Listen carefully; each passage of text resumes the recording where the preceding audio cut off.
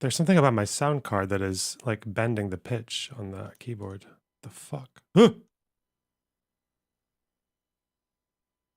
What the fuck? What's happening there? I'm not on the mod wheel or anything. It's just seems fine now. Why was it doing it before?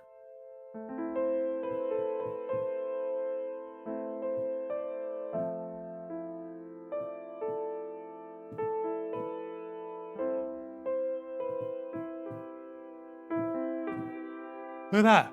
What's that? I didn't do that. Who's that? The fuck?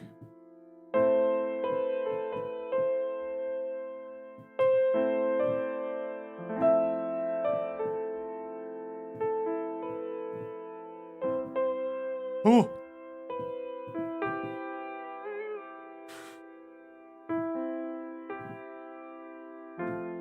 Why is it doing that? Lag on your MIDI connection. This isn't MIDI, this is USB. Maybe that's the problem.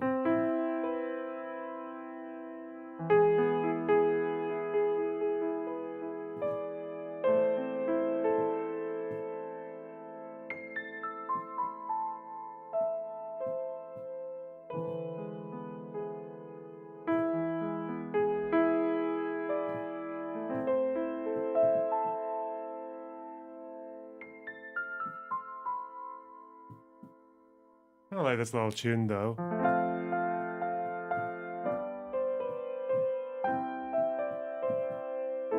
Maybe change the notes on that third bar.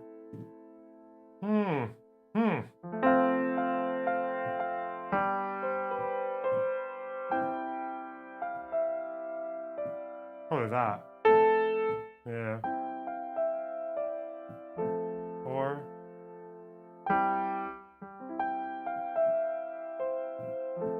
what was that?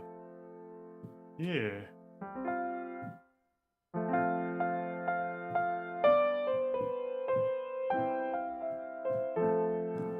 Cool. Although I just gotta time it better, I suppose. Offbeats are better for that kind of thing.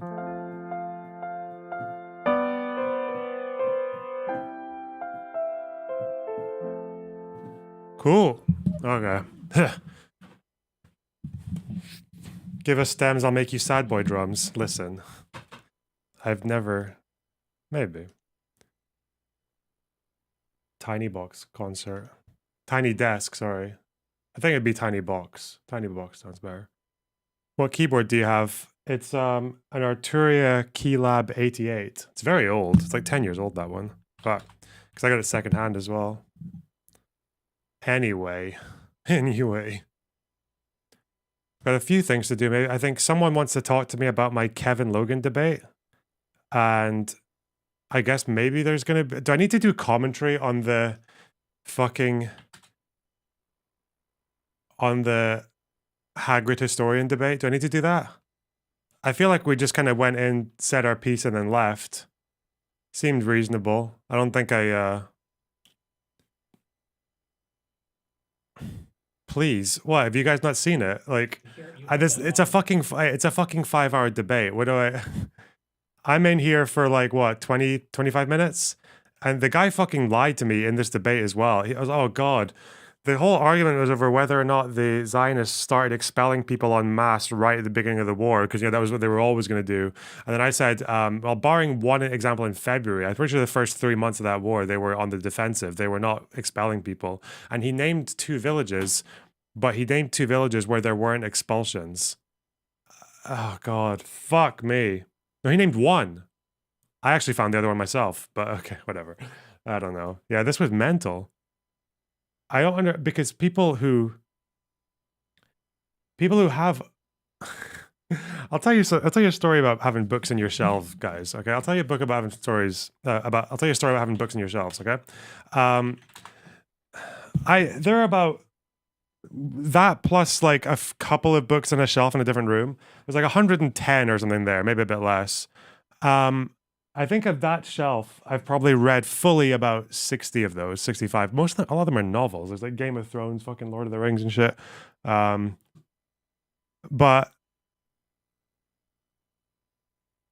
I feel like a lot of them, if I just read them kind of passively and didn't take notes and wasn't like consciously trying to remember particular points and all that, I feel like a lot of those books I couldn't really tell you all that much about what's in them anymore because it was probably quite long ago, and also because I haven't prepared to have a long conversation about fucking Catch 22 or Fearing the Black Body. I can remember a lot of that because I took notes, but for the most part, that was 2 years ago as well. Capital Volume 1. Bro, I read that twice. I took notes the second time. I can't remember fucking shit about that book. I remember what you got: commodity, use value, exchange value, dialectic into socially necessary labor time, concrete labor, abstract labor. You eventually get 300 or 400 books to go into the fact that there's a contradiction between labor and capital, proletariat, bourgeoisie. And then in the workplace, you've got like the fucking where the surplus is extracted, other theories like senior's 12th hour or some shit, senior's last hour, which is a bunch of nonsense. And then you got fucking lots of empirical data on just how society changes in order to accommodate the needs of capital, which is quite interesting, I guess, like branding people for begging and shit. I don't know, but anyway, I'm just saying, like, people with bookshelves behind them, it's a weird move. It's a like, I mean, it's there because that's just where it goes, like whatever. But I mean, like, it's not really. You need to substantiate it, and I just wonder when you have like academics. I think what happens is people get into academia and they get their role as a lecturer or whatever, and I think there's a level of complacency. They don't expect people to challenge them on particular things because everyone there is there to learn from them, like students and shit. And I think people just cut corners and they start to like. The big argument that was being had yesterday, above all else, seemed to be this idea that the Zionists accepted the partition plan 47 with the intent of going to war anyway. Like they accepted it, but they just pretended to accept it, and they were always going to attack regardless of what the Arab leaders did. And he said that it's in all these books. It's in Pape, it's in Morris, it's in Khalid, but it's not. It's not in any, because that's just not what they said. Some of them believed that it was less sincere than others, but again, the proof of that, like him saying that there are all these cabinet meetings and minutes taken and fucking letter correspondences of them saying like we're actually just pretending to accept this plan so we can invade. And they always go back to this quote from 37, which is 10 years earlier, referring to a completely different plan. I'm like, fucking hell, bro. It's just really frustrating. And apparently, this was probably a faux pas to leak DMs, but I mean, I didn't do it. Apparently, the guy DM'd Stephen yesterday and sent him a citation for the claim. They went to decolonize Palestine. And I'm going to assume, but without having read this, they're going to say that there are quotes from people saying they'd like more territory. And the direct thing about saying this partition is only the start, they will have the quote from 37, but not one from 47. That's my guess. Maybe I'm wrong, though. Let's have a look. Decolonize Palestine.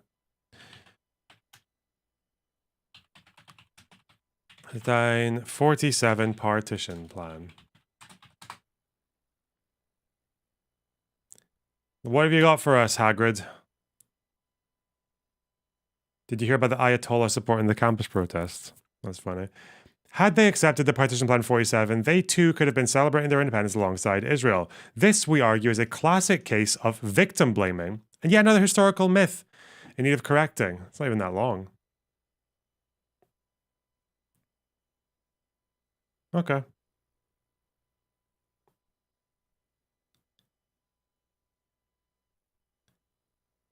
Sustaining this argument requires some glaring lies of omission and manipulation of facts. I believe it is important to scrutinize this claim, and this can be only done by conveying a historically accurate depiction of the debates and context surrounding partition. Before we can talk about partition, however, we need to talk about those demanding partition. Based on the Israeli narrative, this would be the Jewish people. This is a dishonest assertion and is often uncritically accepted by many. The line of thought conflates the Jewish people with Zionism, an ideology finding its origins in Europe in the late 1800s. At the time, the Jewish people were largely uninterested in Zionism. As a matter of fact, many groups were fiercely anti-Zionist. The attempt to conflate the two is an attempt to give legitimacy to self-professed settlers from Europe and portray any criticism of the Zionist project as inherently anti-Semitic. Okay, we're going to get that one out of the way, obviously. Yeah, in the early days, the Zionist movement was astoundingly honest about its existence as a form of colonialism. Okay, we know this, yes. The founding fathers of Zionism, such as Herzl, Nordau, Ussishkin, and Jabotinsky, among others, employed the same colonial tropes and tactics used by Europeans to legitimize their imperialism. Not only was Zionism colonialism in practice, but Zionists openly referred to it as such. Yes, they did. For example, Herzl sought counsel from Cecil Rhodes on how best to proceed with the process of colonization, describing Zionism as something colonial. Again, the question you would ask here is like, just because a movement is colonial doesn't mean they're going to take everything. It doesn't mean they're not going to respond to external circumstances. But anyway. To drive this point even further, the first Zionist bank established was named the Jewish Colonial Trust, and the whole endeavor was supported by the Palestine Jewish Colonization Association and the Jewish Agency Colonization Department. At the end of the day, it was a group of European settlers claiming an already inhabited land for an exclusivist ethno-state, while planning to spirit the penniless population across the border through various means. This is the one quote from Herzl's diary. Penniless across the border.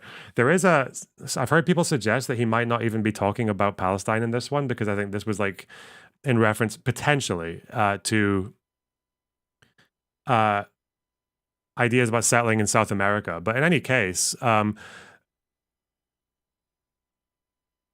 there are a couple of things that are true here, but obviously they're doing the thing where it's a Motte and Bailey.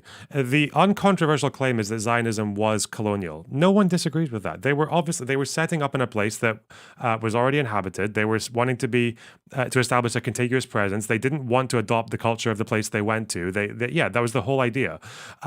What they meant though with colonization in the 18 to 1900s was they were going to buy land and occasionally, they didn't even do it that much until like the 1920s and 30s. Occasionally evict tenant farmers who lived there so that they could replace them with Jews.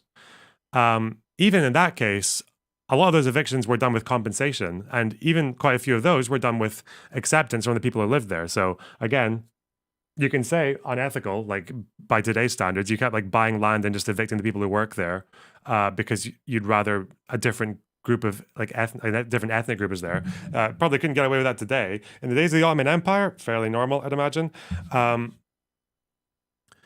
But the people do this because this essay is about the partition plan.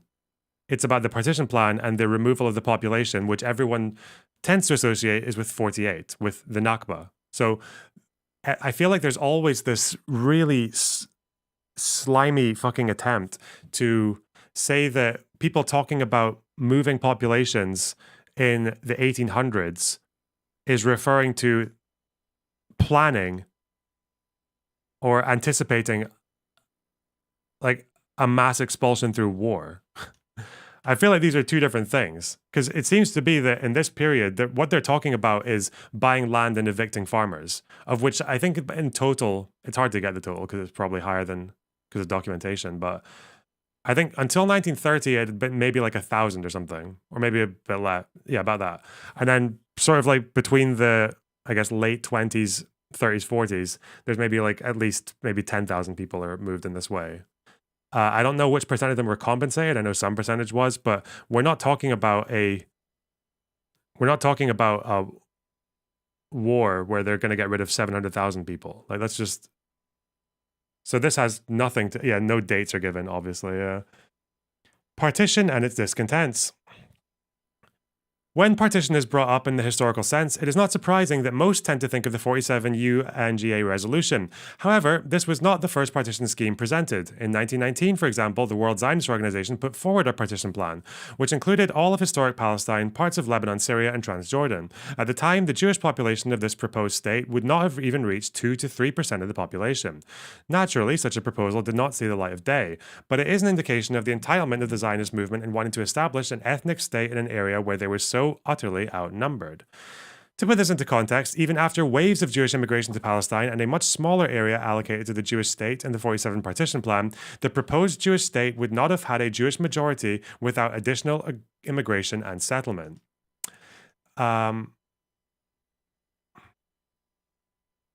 Smaller than the 47, okay. Oh, in the part, so they're saying that they would have had a majority in the partition plan, though. They'd have had a 55-45 majority. And they were planning for immigration, but they would have had a majority. I don't know why they're saying they wouldn't have. Like, it was going to be a Jewish state. Okay. As even on the eve of the Nakba, the Jewish population in mandatory Palestine was less than a third.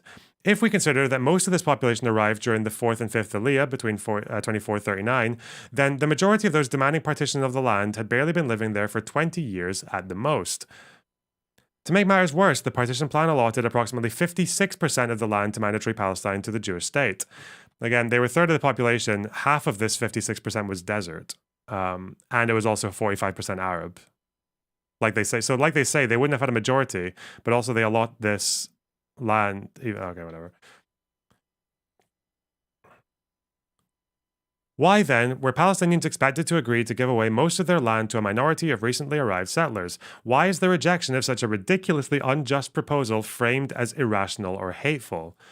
I don't think it's irrational or hateful. It was obviously the wrong decision in hindsight, but the point is that they rejected it, that it was a war, that they rejected it and preferred a war. Jabotinsky understood clearly what establishing Israel meant for the natives. He did not mince words. In his 23 essay, The Iron Wall, he wrote that every native population in the world resists colonists as long as it has the slightest hope of being able to rid itself of the danger of being colonized. Okay? Is that an Arturia MIDI keyboard? Yeah. Keylab 88. It's the old one with the wooden sides or whatever.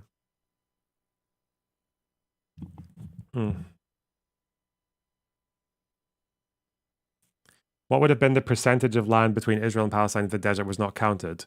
The desert was half of the 56%, so you do the maths. I don't know if I can. What was being asked of Palestinians was nothing short of rubber stamping their own colonization with approval. Nobody should be expected to agree with that. Yet, for some, this is not seen as convincing reasoning for the rejection of the partition. They acknowledge the obscene injustice of what was being asked of Palestinians. Yet, they argue that due to the historical persecution of the Jewish people and fresh off the heels of the Holocaust, this is such a... How could a PhD send someone this after referencing, like, a fucking Beauty and the Beast shelf of books? Maybe we'll see it at the end. Okay. Remember, the argument was that the Zionists only accepted the partition plan in the expectation that they were going to betray it and invade anyway, regardless of whether or not the Arabs accepted it. That's the argument, okay? While such justifications serve mainly to assuage guilt, I argue that there is no practical reason for why accepting or rejecting partition was irrelevant to the grand scheme of the Zionist colonization of Palestine. It is often brought up how the Yishuv agreed to the 47 partition plan, showing goodwill and a readiness to coexist and live with their Palestinian neighbors. While this may seem true on the surface, a cursory glance at internal Yishuv meetings paints an entirely different picture. Partition as a concept was entirely rejected, and any acceptance in public was tactical in order for the newly created Jewish state to gather its strength before expanding. So they link to other things. What's this? This is just a link to a book, probably no pages. Okay.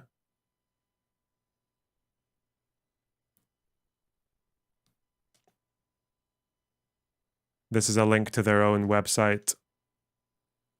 Read more about it. Partition.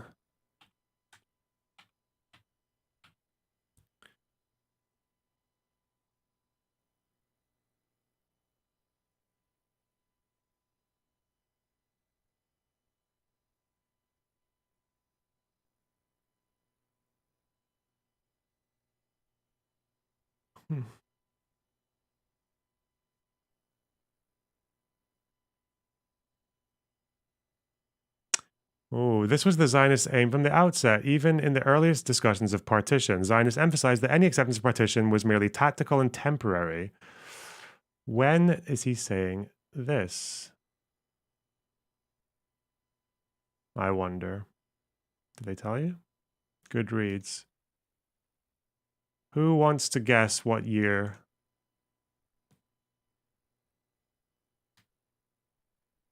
$37.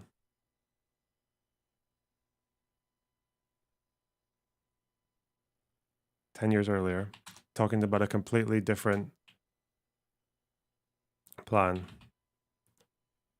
38, Jewish Agency Executive.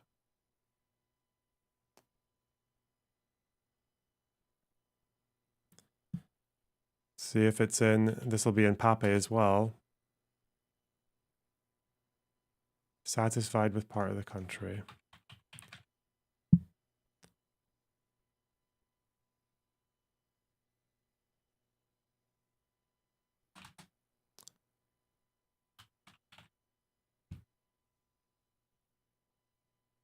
He doesn't actually mention it. Let's see, Benny Morris.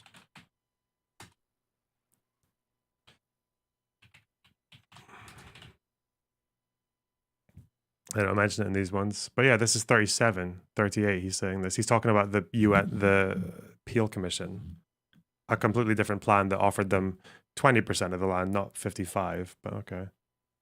No dates. Interesting. This was not a one-time occurrence, and neither was it only espoused by Ben-Gurion.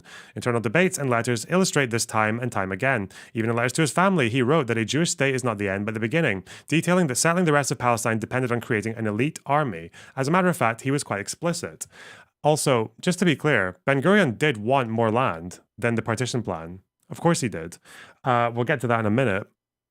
The fact is that he also contended with political realities. One of which could have easily been acceptance of the partition plan. Let's see. When the Arab states finally reluctantly intervened, they arrived for the most part in the areas designated for the Arab Palestinian state per the 47 partition plan. And also in, the international zone, Jerusalem.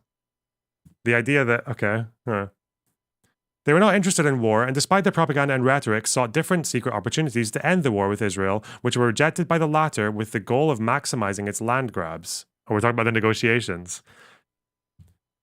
Okay. So we're already off. Okay. We're already off of the, so there's, yeah, it's the one quote from 38. That's what I said. It's always, also, yeah, the Egyptians would have easily gone up to Tel Aviv if they could. They just couldn't. They were pushed back. What's interesting about this idea is that there's a question that you could ask is, Israel had the opportunity to take the West Bank in 48.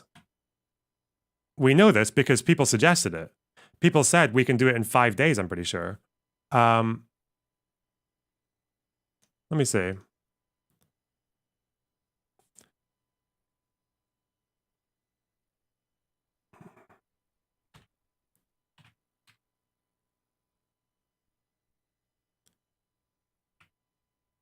I did some reading yesterday through the book that he mentioned, 1948, the Benny Morris one.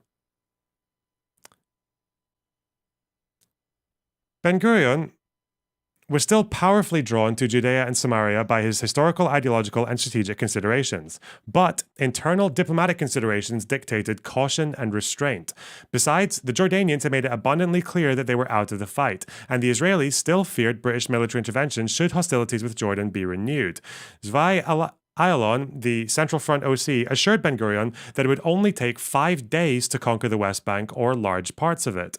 But Israel's representatives at the General Assembly meeting in Paris, Abba Eban and Reuven Shiloah, weighed in firmly against.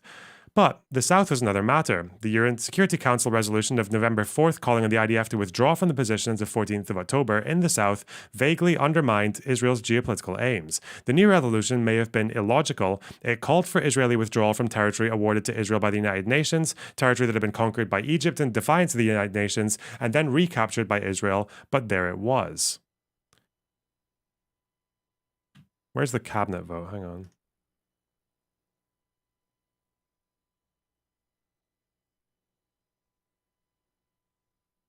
I'm pretty sure the cabinet vote was like 7-5 against this. Let's see, because obviously they didn't do it. Actually, I think I know why. Where it is. Whoops. I think the wiki might have it.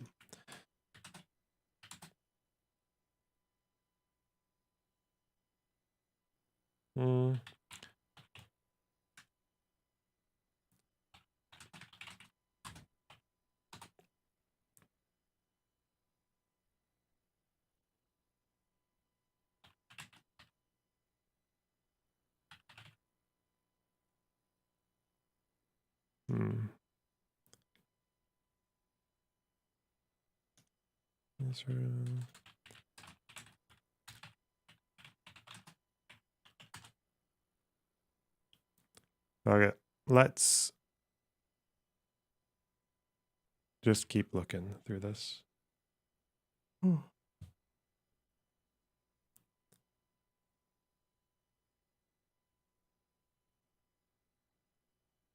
right, let's see. Phone's buzzing.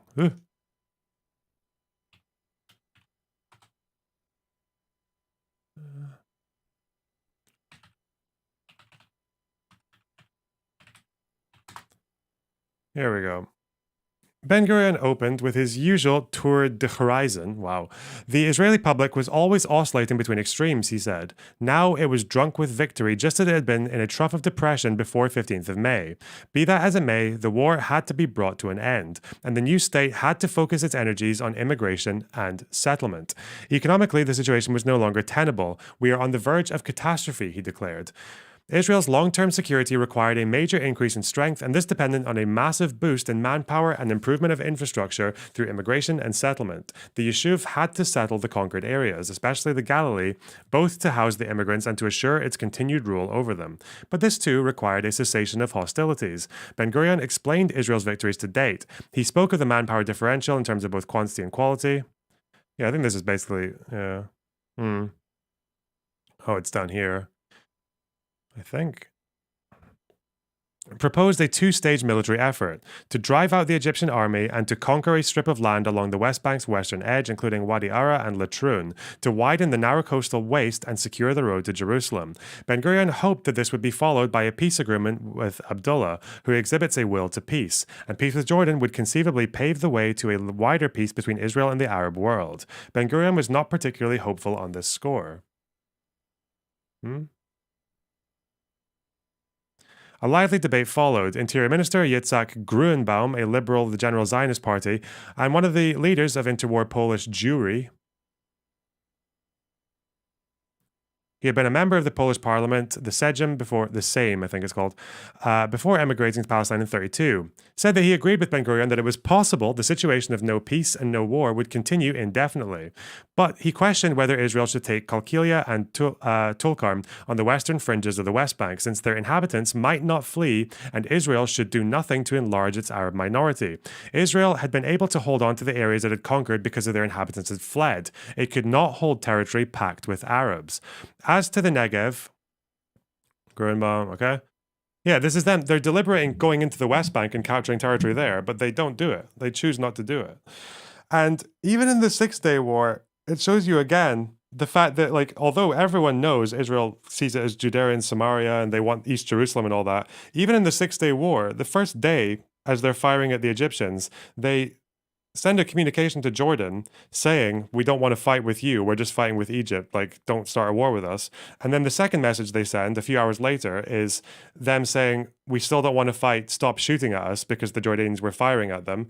And then the Jordanians keep going because of their peace pact with Egypt. And then that's when Israel starts to go into the West Bank. Even when they took the West Bank, they thought it was temporary. Like, they were expecting it to be handed over, apart from East Jerusalem and a little bit around it. They're considering giving it back in exchange for peace. The problem is Jordan wants all of it, including East Jerusalem. Israel doesn't want to give up East Jerusalem, so they just get to a deadlock, and that's where it ends. But they couldn't defeat the Arab Legion. You might say that, Sandana, but that's not the reason they gave. I'm pretty sure they were assured that they could do the West Bank in 5 days. It seems to be the reason they said no was one, because there was fear of the British, two, because they weren't sure if the people living there were going to actually flee, and they didn't want to do, again, like they never wanted to commit to a policy of general expulsion. So, and this is the same in the Six-Day War as well. There were people in the cabinet in the Six-Day War who wanted to expel everyone from the West Bank and take it all and annex it, like the whole thing. But again, I don't even think that one reached the cabinet because people just thought it was such an atrocious thing to advocate for. But it just shows you, the point is that like these colonial aspirations of Israel, like they are there. They've always been there, but they also do contend with real life circumstances and real world circumstances. Anyway. Okay.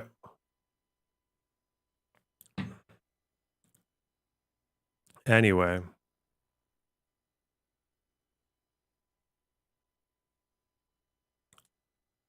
Jordan made proposals for the West Bank.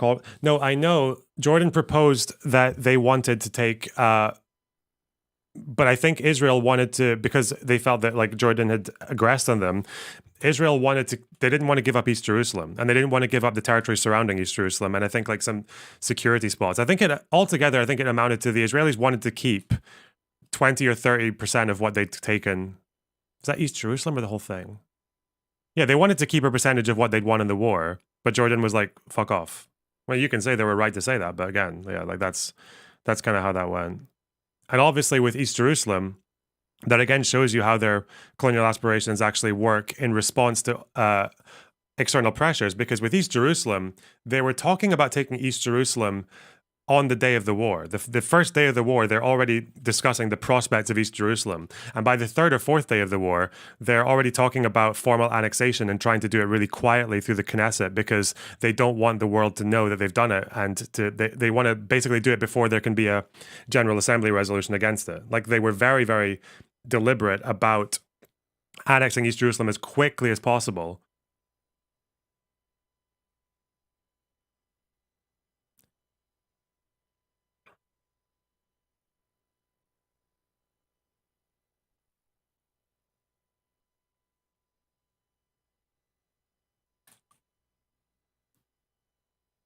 They only wanted to give back small areas. I'm pretty sure it was 30% they wanted to keep, which is still a lot. And obviously, the first settlers were not government sanctioned. That was like Moshe Dayan, but obviously he was part of the government. So, but the point is, I'm just saying it wasn't like a government plan to secure and hold the West Bank for like indefinitely. I don't think that was like what the plan was. There were definitely right wingers in the government who tried to make sure that went that way, but I'm pretty sure the expectation for most of the cabinet in '67 was that it was temporary. Apart from East Jerusalem and the points that they considered strategic along the Green Line. But anyway, here. There we are. VC. Yeah, maybe.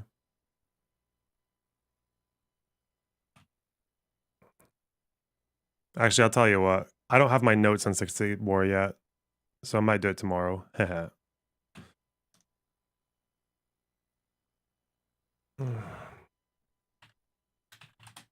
Because if we're going to have to mention particular proposals and plans and things like that, I don't have those at hand right now. Let me see. Diane was a funny guy. Yeah. Or negotiation.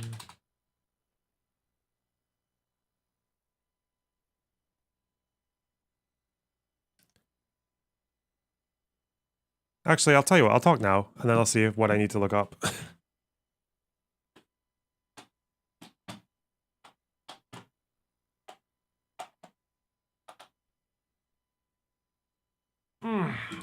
We can't run. You know, there's no way we're doing that. Whoa. 1 second. Let me change my bar, and then we'll go into it. Okay. Fuck.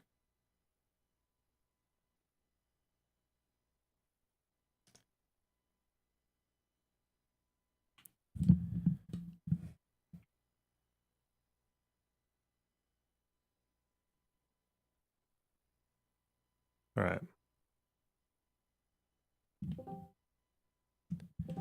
Hello, hello.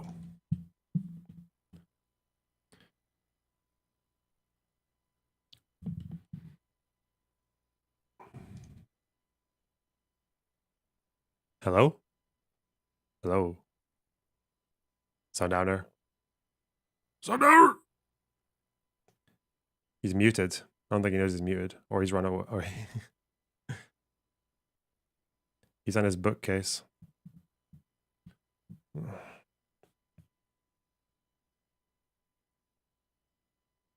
Diane lost his eye storming Hamilton Hall. When did he lose his marbles? That's what I want to know. Ah! Where'd you go? Hello. Oh, hello. Can you hear me? Yeah, hi. Yeah, so I'm a bit of missing the point. We were discussing whether Jordan actually attempted to make peace with Israel following the 6 Days War. Okay. Yeah, all right. Yeah, you can just tell me about it because I don't know too much details about this. Well, just specific generalities. But yeah, go on. like they actually made some proposals. Like there was not really a proposal, but some plans. None of them were applied generally. There was the Alon plan. I don't know how it's pronounced in Hebrew. I will send the link, anyways. Yeah. It's in stream chat, but like this was not a serious plan. I think you can look at the map and see it as such. Okay. They basically divided the West Bank into two parts, demilitarized, with a small corridor that would be from Jericho. The plan was simply to take every part relevant from the West Bank and only give back the urban population centers that would be useless to them. Oh, so the green, yeah, the ones they're giving back are all like dense Arab populations, right? Like Jenin, Nablus. Yeah. Okay, yeah. All right. Okay. Like it wasn't a serious plan. Is this what But people you can refer look to at when they say the 70% thing? 70% of what? Is this 70% of the West Bank that they're giving to? Is this, yeah, because I've heard people say that the line I hear is that Israel wanted to keep 30% of the West Bank and give 70% back. Is that what this is referring to? I'm trying to figure out by looking at it, but I can't tell. I'm not certain, to be honest. Okay. I'm not sure about this. I'll just see if there's something else then. Okay. Yeah, like there was, but King Hussein actually made multiple proposals. He made extensive negotiations. There was the Federation Plan. He like made it in 1972, and Okay. from what I see, that he actually made plenty of effort to get the West Bank back and make any peace agreement. And he also actually signed an agreement. It was officially signed in 1987 to get the West Bank back and make peace. However, this agreement, I think you have read about it. This agreement was cancelled by Shamir. Like after it was signed, he cancelled it. Is this does this one have anything to do with the talks with Sadat? Because I feel it was in 1987. Like Sadat was dead. Oh, it's not just called the Jordan Plan. Fuck, I feel like I know what you're talking about, but I can't remember the name. There's some fuck. Is it the Jordan? There's I feel like it had the word Jordan in it, but I don't remember. Okay, we'll just say 97 plan for now. Okay. Yes, it was the London Agreement called. London Agreement. I will send it. Send it in the stream chat. Okay. Paris Hussein London Agreement. Is this the one I'm thinking? I feel like there's another one that what's the one that Jordan? There's a name for Jordan giving up their claim to the West Bank. When was that? Was that in the 90s? It was in 1988, 1 year before this, 1 year after this agreement. Okay. It was in reaction to the PLO declaring independence. So they recognized the PLO and gave up the claim. Yeah. Okay. It is the disengagement. Okay. And okay, so the plans are they offer a federation plan, then there's a London Agreement, which Shamir fucks off, and then there's Jordan giving up the claim because of the PLO and the Intifada. Okay. All right. Where are we on the idea that so as far as I know, unless you have any alternatives, because I just want to see if I can just read more things. My understanding of the 6 Day War regards to Jordan is that Israel sends 2 communications to Jordan on the morning of the war. One is, we don't want to fight, don't shoot us. The second one is, we don't want to fight, stop shooting at us. And then Jordan just keeps going because of the deal with Egypt. Is there anything more I should know about there, or? Well, there is some elaboration I can make. Yeah. First of all, Jordan, the Jordanian army, like 1 week before the war actually started, replaced the commander. The commander before the war started was Field Marshal Habs al-Najadi, who commanded the Jordanian forces in Matron in 1948. So he was a highly celebrated war hero. However, he was replaced by an Egyptian general. If you know much about Egyptian general, overall, they are not really that competent. Okay. Yeah, so when the war started, the plan which was laid out for Jordan was that they would actually give up parts of the West Bank and attempt to conquer West Jerusalem. Okay. In hopes that they would have negotiations where they give back West Jerusalem in exchange for the parts in the north where they gave them up. Okay. Didn't know about that. Yes. What's the significance of the... It was like somewhat of a rock and a hard place, because Jordan had a pact with Egypt. If Egypt was attacked, they had to defend them. Like, there was no other way around it. But Jordan didn't also want to launch an all-out attack that would result in retaliation. So they kept some pot shots. They made incursion towards West Jerusalem. They made artillery strikes on the airfields, but overall kept their actions very limited. Okay. What's the significance of the field marshal being replaced by the Egyptian general? Was that just because of how it affected their military decisions, or? Yes, because the field marshal, he was overall regarded as a very competent person. But the Egyptian commanders were unable to communicate. They changed the plans last minute and didn't actually provide the plans for the commanders. Eventually, like by the second day of the war, the local commanders in the West Bank actually cut off communication with the higher command and started operating independently, because the command was fucking idiotic. Mm-hmm. One of the stories which are most famous from the war was when Israel first attacked, the Jordanian radars in Ashdod managed to detect the Israeli aircraft and warned Egypt. The Egyptian general said, no, those are Egyptian aircrafts attacking Israel. The Jordanian commander of the Air Force, his name was Ahsan Shubdum, of Circassian descent, I believe. He said that they should attack the airfields as the Israeli planes were refueling. The Egyptian general refused. But after a huge dispute, he, like on his own, disobeyed the order and attacked, only to find that the Israeli aircrafts were up in the air already and bombing Jordan. So when he came back to the airfields, there was like one squadron of Fokker Hunters that Jordan had. So he came back to the airfield, found it bombed, and continued his way to Iraq. Oh. Where would I read about all of that? Well, I would try to dig up the sources for it. Okay. That sounds interesting. Yeah, so generally it's blamed that the major failures in the command are blamed on the Egyptian general. And I think it's a fair assessment, because he fucked everything up. Because there was an actual plan for the defense and he changed it all without properly studying any of the any scenario for the war, or actually assessing the military capabilities, or engaging with any of the military commanders, which is why he's a highly distributed notion. Do we, we're not just saying this because of Jordanian patriotism, right? No, I sit in Jordan all the time. It's okay. Is there anything from what you've read about Egypt telling the Jordanians that they were doing better than they were in the beginning of the 6 Days War, projecting victories to Jordan to influence their military decisions, right?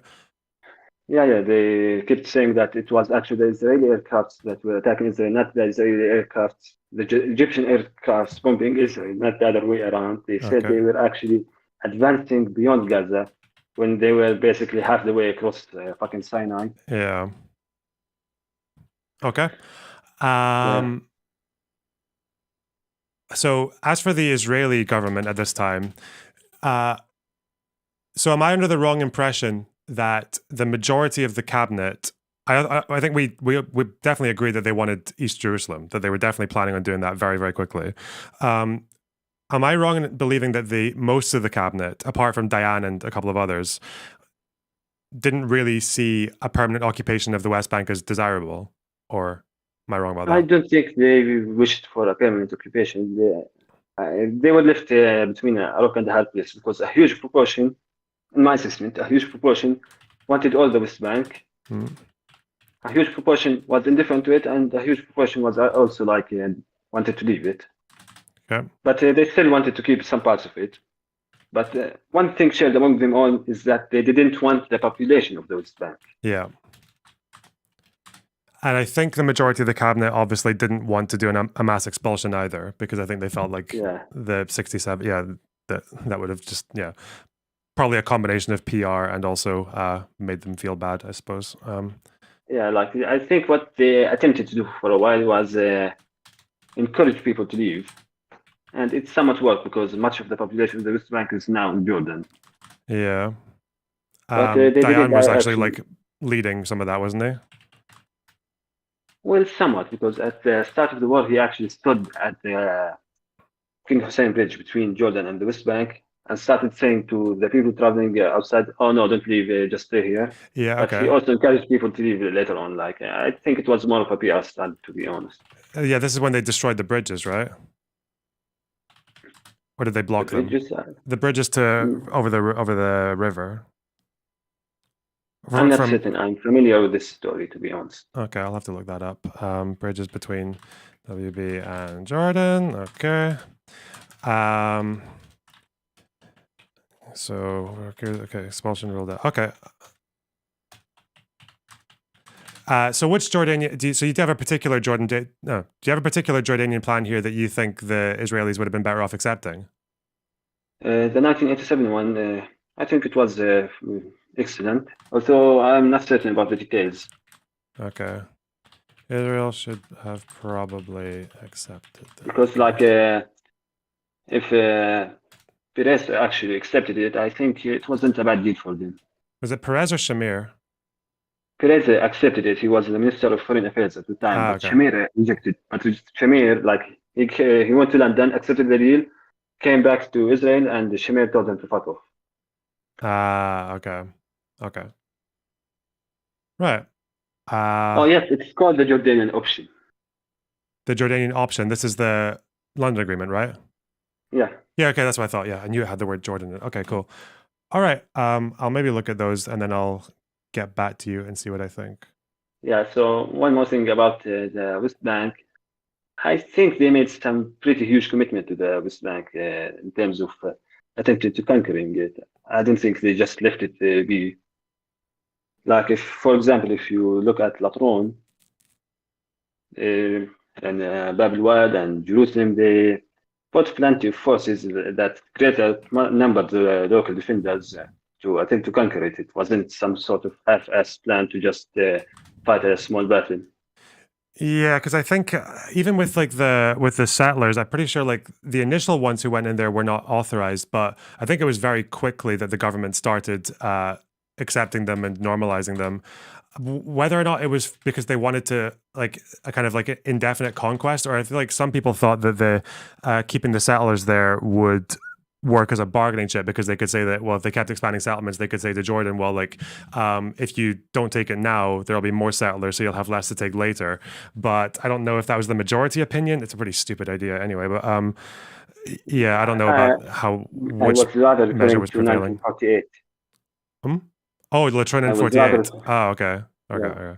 Because like for example, a great controversy arose for Ben Gurion, because during the Battle of Latron, most of, I believe there was about 8,000, 6,000 Israeli soldiers fighting off approximately 1,500 Jordanians. Mm-hmm. And they apparently took so many heavy losses. And because most of the men who died there from the Israeli side were in fact Holocaust survivors, it caused a great controversy for Ben Gurion. Okay. I don't believe that they actually didn't want to invade the West Bank during the war was seriously their position, but rather that they couldn't, or if they wanted to, it would be so costly for them that it is not worth it. That's what I need to know more about, because I know Ben Gurion said it was like a big regret and it was like a missed opportunity or whatever. I think he did want to go further, at least, or he regretted not doing it. But I'm trying to. I feel like I heard there was a cabinet vote that went 7-5 against it, and I can't It remember. wasn't against invading the West Bank. The vote, if I remember it correctly, was they had to choose between attacking Egypt or attacking Jordan. And since Egypt was seen as like on the backtrack, they were being defeated, it was seen as a more vulnerable target and a more achievable goal. At least that's my assessment of it. Maybe I'm incorrect. Yeah, that's what I need to find out, because I know there's, again, it's one quote, but there's one guy saying that we can do it in 5 days. But I'm just single quotes are just not good enough anymore. To be honest, I don't believe so. But by the time the peace agreement with Jordan was being made, Israel was being pushed off, and actually, do you know Glob Pasha? Pasha. Yeah. Whatever, the Secretary General. Yeah. Not the Secretary General, the commander of the Arab Legion, the British dude. Oh, Pasha. wait, what? Commander Arab Legion. Glub. Yeah. Oh, I thought you said Pasha for some reason. Is that his name? Is Glob Pasha. This is how they refer to it. Okay. Yeah. I just know him as John Bagot Glub. Yeah. The guy with no chin. Anyways. Yeah. Okay. The commander of the Jordanian forces in Jerusalem and the commander of the forces in Natron both attest that he actually restricted ammunition to the forces there to prevent them from attacking the Israeli side, not that they were in fact being overrun by Israel. Okay. Because like at the first, I think it was very difficult for them, but later on they managed to actually, both in Natron and in Jerusalem, to overcome the Israelis, and eventually he didn't want them to expand furthermore. Yeah, this is what I'm not sure about, because even here, first of all, I remember people saying that Ben Gurion had said he regretted not taking the West Bank, but now I'm reading on the wiki that it's like Yigal Allon apparently is proposing to conquer the West Bank and Ben Gurion saying no. And then they're saying, although he was aware that the IDF was strong enough to carry out the conquest, feared reaction of Western powers. What are these sources? Yeah. This is biography. For Ben Gurion, it's very mixed up for me, because like do you know the Severs Accords? The what Accords? The 1956 Severs. I'm probably butchering the name. It was before the 1956 war. Okay. In it, Ben Gurion officially laid out a plan where he wanted to conquer the West Bank, South Lebanon, and parts of Egypt. Oh, the Protocol of okay, I got you. Yeah. Yeah, I think he had ambitions there, but he also didn't want to push it too far. Yeah, and I think the idea of going to Lebanon up to the Litany was usually contingent on having support from the Christians, which I don't think they ever properly got. They just got murmurs. Yeah. Okay. Yeah, I think Marina supported him for a while, but it soon turned around. Okay. I've got a lot to look at. So overall, from what I know about how the 48 war went, conquering the West Bank wasn't really an option for them. I don't believe they could do it. They practically lost every single battle in the West Bank. I mean, it makes sense that the Arab Legion was the most competent army on the Arab sides, but I'm just wondering why I'm seeing so many people saying that they could have done it, but they chose not to because they were afraid of the British. I'll just have to look into it. I'll just look at more. It's weird to me because after the 48 war, the Israelis had a reputation for the Arab Legion being practically undefeatable. They had a word for it. I forgot what it was. Don't know. I don't really believe they thought they could do it. Okay. Yeah, I'll see what different people say about it, because I think so far I've just got one quote, but that's not really enough. Just because one person thinks they can do it doesn't mean they could do it. I mean, and also you had Ariel Sharon before the 1973 war in a week saying they could conquer all the way to Khartoum in Sudan within a week. So I don't take this quote seriously. Okay. Cool. Anything else? See you later, I guess. Get a bear mic. Okay, I will. Okay, bye-bye. Whew.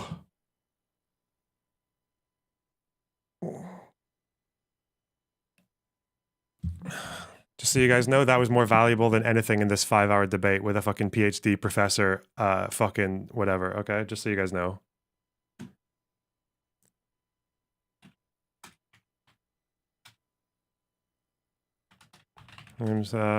Did Israel really think they could take the West Bank in 5 days? One quote, not sufficient. Two, fear of British reprisals. Anyway, I'll put this into my Obsidian.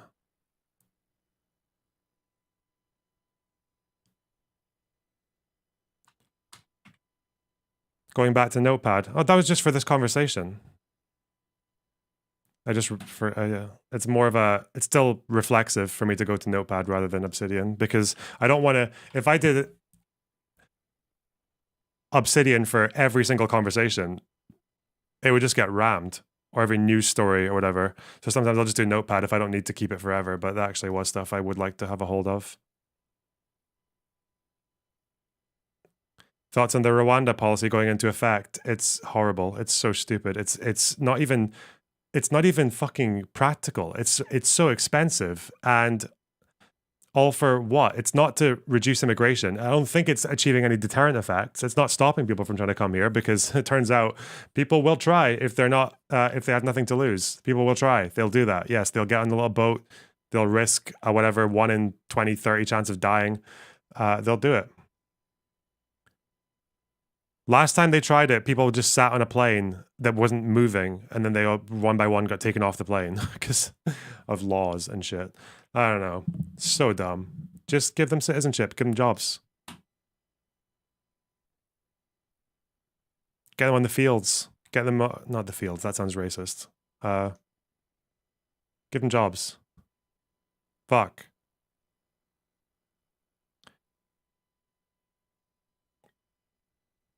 Ugh.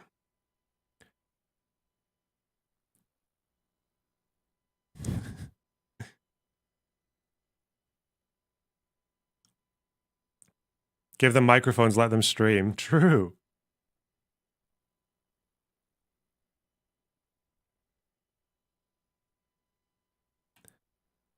Bro, this fucking conversation... Fuck me. Kill myself. Oh. Got more conversations to have.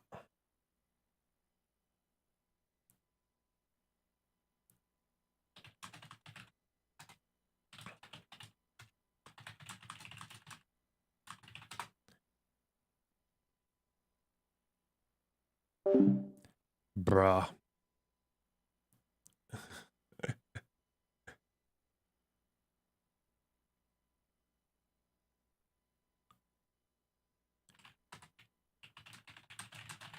Sorry, I might have another conversation. Ah!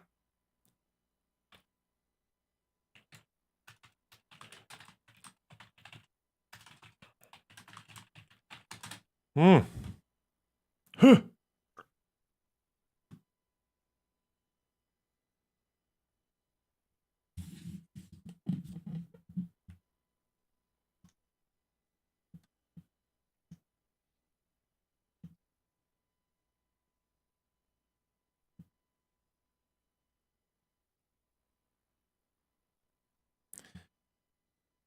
What is this? The phrasing of Zionist circulating this video is so dishonest. She literally said the opposite. She doesn't expect the university to bring food or water. She's saying that food or water should be allowed in. Not surprised people are electively cutting out words to rage bait. Well, first of all, we're saying that they're obligated to provide food to students who pay for a meal plan here. But you mentioned that there was a request that food and water be brought in, unless I misunderstood. To allow it to be brought in. I mean, well, I guess it's ultimately a question of what kind of community and obligation Columbia feels it has to its students. Do you want students to die of dehydration and starvation or get severely ill, even if they disagree with you? If the answer is no, then you should allow basic, I mean, it's crazy to say because we're on an Ivy League campus, but this is like basic humanitarian aid we're asking for. Like, a glass of water. The fuck, bro. So when we occupied a part of a very small part of campus when I was at uni, we just bought food from the fucking shops, preferably stuff that lasted a while, and just sat it on the table. Basic humanitarian aid, mate. The fuck. Okay, look, I don't. People want to wear the keffiyeh. That's fine. You want to wear a Hamas bandana. That's fine. You want to have a Hezbollah flag in front of your little Wonderwall fucking busk. That's fine. Like, free speech. Okay. The LARP can only go so hard.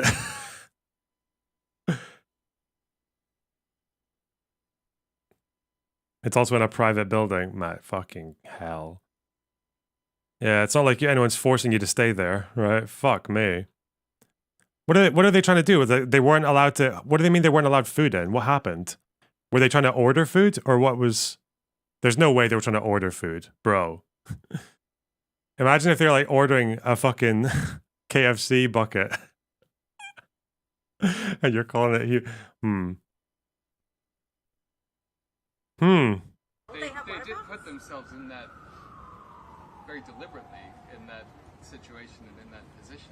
So it seems like you're sort of saying, we want to be revolutionaries, we want to take over this building, now would you please bring us food and water? And Nobody's asking them to bring anything. We're asking them to not violently stop us from bringing in basic humanitarian aid. They're stopping the delivery of food. We are looking for a commitment from them that they will not stop it But violently. they haven't stopped it yet. Wait. She's not going to commit to saying that they have stopped it. Or deliveries. These fucking Uber Eats, bro. There's no way that they're Uber Eats. She's not calling. No, she can't be doing it. She can't be calling. You can't be calling fucking Deliveroo or sorry, DoorDash. You can't be you can't be calling that humanitarian aid. Maybe I should, bro. Humanitarian aid budget.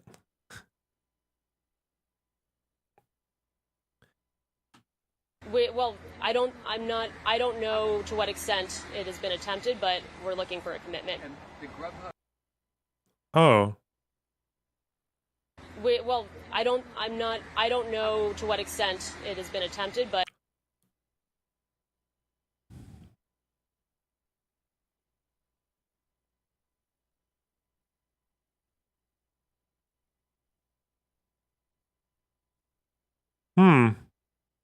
So they've occupied this private building and they're probably ordering food to it, or people are bringing food from the outside. And that's humanitarian aid. And she's saying people are blocking it, or she wants them to say they won't block it, but she doesn't know if people are actually blocking it. You'd know, because the people in there would just leave if they were literally being smoked out by blocking of Deliveroo. If we can't get our Deliveroo, bro, I'm becoming a boomer, man. The youths, This lady is inciting my hatred of LARPers and must be arrested by the 1984 Polish SNP police state. Thanks for the £10, Swanstar. Disavow, they have free speech, which means they are allowed to occupy private buildings for as long as they like. You know what? We'll talk about this in a minute after this conversation I'm about to have. But the cops have reacted to this. It seems to be like they're going on fucking gun-ho. I feel like if these guys didn't fight back, they would actually have a pretty good case on their hands in terms of PR. They'd actually look pretty good. The problem is they're not very well disciplined. That's why they've got someone publicly saying that their deliveries of fucking food are humanitarian aid. Second, they don't really seem to know how to get arrested peacefully. Like there are people resisting like all over the fucking place. Which again, you make that choice, you are fighting with the cops, right? Like which again is not very civil rights movement-y. It's not very MLK. It's parts of this, there were riots there, but it's not very MLK, would say. And also, I feel like people in the center or the center right, or even like maybe even some center, I don't know. I feel like people in the center or people the undecided ones are probably going to be a bit more understanding that the cops are being quite jumpy because you have protesters literally waving the flags and chanting the slogans of organizations who are known to do pretty nasty things, like you're waving the flags of people who do suicide bombings and targeted attacks on civilians and international terror sometimes, I guess, with Hezbollah. So, and you've got leaders of the movement who are preaching these things, and lots of people who have been caught online talking about bombing Tel Aviv, or Al Qassam make us proud, or Hamas we love you, or no Zionist deserves to live, and it's or go back to Europe. It's like people have to. The police are going to treat that like any other domestic threat, right?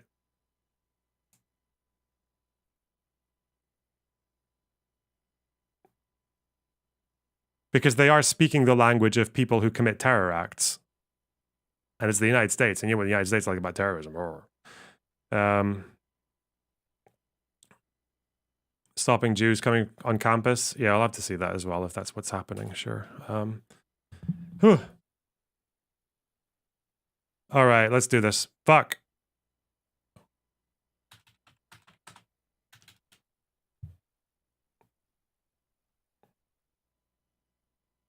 Most anti-war protests don't argue that one side has no civilians.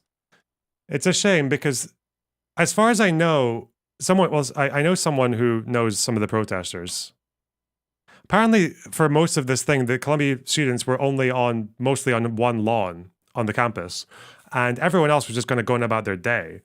I feel like the kind of potential they had there to have a ceasefire now protest, you know what? If Finkelstein was in charge of these guys in terms of just your messaging and tactics, I feel like they'd actually be fine.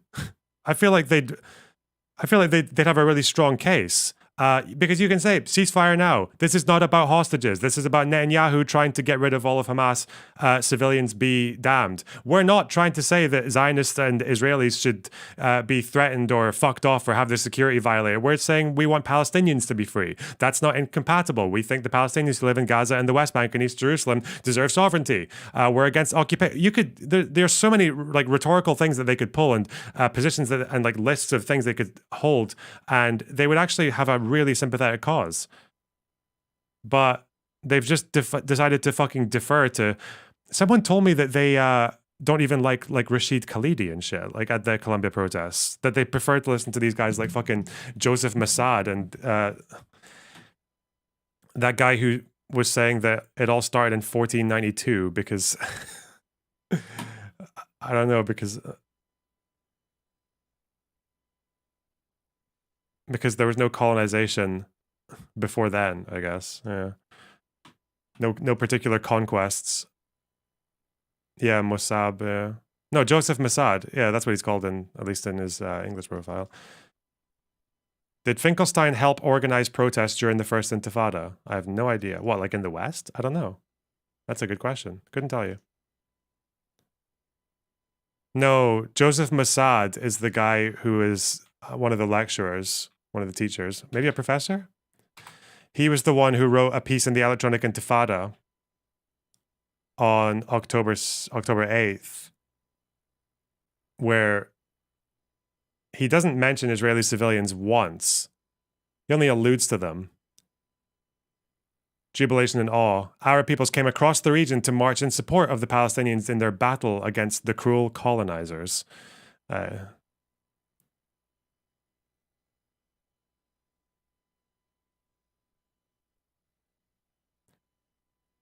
The only time we learn about the human toll is when they talk about strikes on Gaza. Massad, not Mossad, Massad. Anyway. Okay. Anyway. Weird. Very weird. Hello. Hello. How you doing? Pretty okay. It's been like 10 years since we've spoken to one another. It has. Or thereabouts. So first of all, I do regret not being able to do this Holodomor conversation as early as I'd hoped to. Still, exactly, the great hunger. I keep getting fucking caught up with other things, and it's like there's actually so much to read about this that I didn't even know about. So it's like, yeah, it's going to take me a while. I don't even. Myself on. Yeah. How do I even do this? You want your camera on? You mean? I guess you could. Yeah, I can do that. I'm Let's on. put you here. I'm on. See, Okay. HRT did wonders to my hair. Oh, cool. There you go. It's true. It used to be much thinner. This is the thing that I'll use in our debate. See, Okay. it's Wielki Głód w Ukrainie. It says na Ukrainie here, but the language changed ever since the full-scale invasion. Who wrote that one? It's not a book by anyone. It's just primary sources and documents. Oh, fuck me. Well, It has an intro, a historical intro, okay. and it also has intros by both presidents of Ukraine and Poland. It's not a new book, so it has Lech Kaczynski, who died in the Smolensk catastrophe way Okay. back when, the Polish 9/11. And then you have Mr. Hold on, who was the president of Ukraine at that time? Viktor Yanushchenko. Okay. Cool. So you got this. Is that easy enough to find in English? I'm afraid not. It's been published by the Polish. It's been co-made by the Polish and Ukrainian governments. Well, that's It's just not been fair, is it? sent- It's not fair. It's been sent to my father post-mortem. Okay. Well, means I'll need to do my work. Anyway, what did you want to talk about today?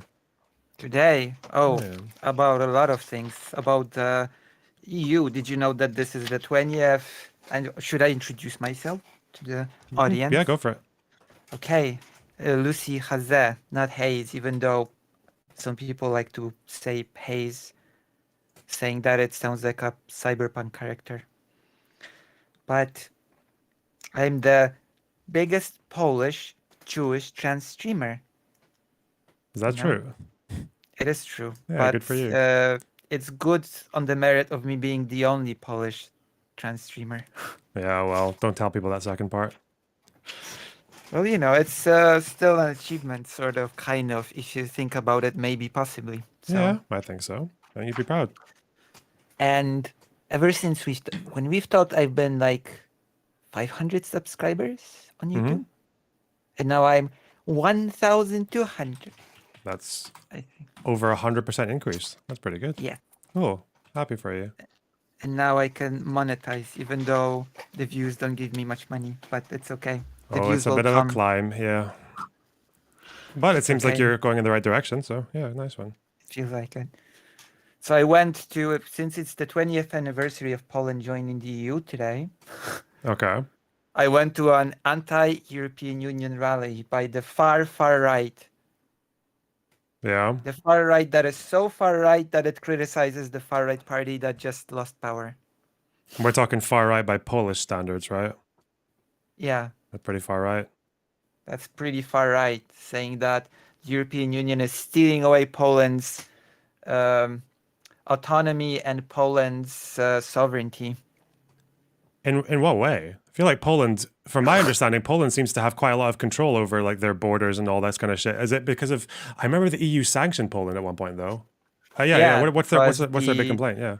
Because there were no concrete complaints. It was just it was just a lot of nonsense, basically. It was just a lot of very broad, very vague nonsense. That's just plus conspiracy theories. The only talk I managed to have was with an elected politician Okay. from the Confederacy Party. They're called the and- Confederacy Party. Yeah, the Okay. furthest right party in Poland. Wow. And she told me that if she was given the okay to go to, she would go to Putin and she'd negotiate peace, no problem. Okay. That is a very popular far right tactic. It's always just to say I could end the war because if you don't have any power, Yeah. you can say that. Yeah, it works. They say, wait, do you think that Putin's like a guy that you'd like to have peace with? She said, yeah, of course. Like, I know you've probably heard about it. She told me, you've heard about the peace talks that almost happened. Zelensky was on the brink of signing the peace treaty, but Boris Johnson, The dastardly Boris. Yeah. Boris Johnson torpedoed it. And she asked, you heard about it, right? And at that point I said, yeah, I've heard about it. I've heard it was nonsense. Oh no. Yeah, the timelines don't really match up, and it also just doesn't Because make sense. she saw Yeah. my Ukraine thing. Okay. So she spotted it, and then she sort of soon after ended the conversation. But she said she had to proof check the Boris Johnson claim that it was nonsense with her far right circles. Oh, that's Yeah. something. So yeah, basically, she could end the war, and she said that there's a European army incoming that will be actually ruled by Germany, and then Germany will just enter with its new army into Poland and never leave. Oh, really? Okay. Yeah. And that we need a Polexit. A Plexit. Polexit. I Like feel. Poland and Oh, they call exit. it Pole Exit. Okay. Yeah. They could just shorten it to Plexit, surely. Like, no one's gonna But that sounds ask like questions. some, I don't know, Plexit sounds like some construction material name. I mean, they all sound stupid, don't they? Like, because Candace Owens had Blexit. Brexit was fucking stupid because half the politicians would accidentally say breakfast when they were saying Brexit. What? Yeah, Breakfast. yeah, and then there was Legsit. Legsit. What the fuck was Legsit again? Oh, that was left wingers who supported Brexit because they thought that they could use it as a springboard for some socialist international or some shit. I don't even fucking know. Yeah. And of course, I recorded a lot of it. I'll translate it and upload it. The organizer screaming about the degeneracy and the fags and the transes. So, and about everything, basically all the conspiracy theories under the sun you could think of were at this thing. It was pretty pathetic as well because very little people showed up. Yeah. Very small amount That's of people showed up to this thing. We have that in was it? Scotland as well. Like we have the SDL, who are the Scottish Defence League, but because immigration's just never been much of a problem here, it's always just like 5 guys in the rain looking sad. And they just have their signs. But there were and then more they than leave, 5, yeah. but you could see very clearly the beginning of the march and the end, which normally in big events isn't something that you can clearly just, Oh, wow. And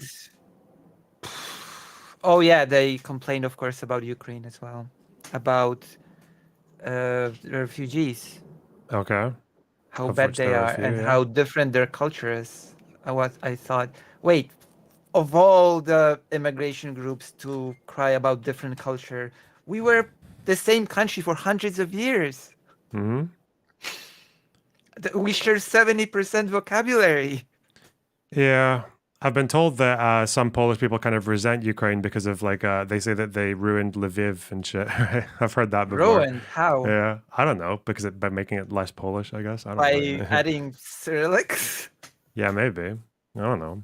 There was this very famous Polish politician, Jacek Kuroń, who was born in Lviv, and it was this weird situation in which some relative of his in marriage was at the head of the Ukrainian army when there was the Ukrainian-Polish war, and the other relative was at the head of the Polish army. Okay. It was very wild, very famous Polish politician, and he clearly came out and say, "I'm pretty happy that Lviv is Ukrainian." Well, there's no going It was back, I hope. There's a complicated thing, the whole Lviv thing, especially after World War One. I think we've talked about it last time. Yeah, it's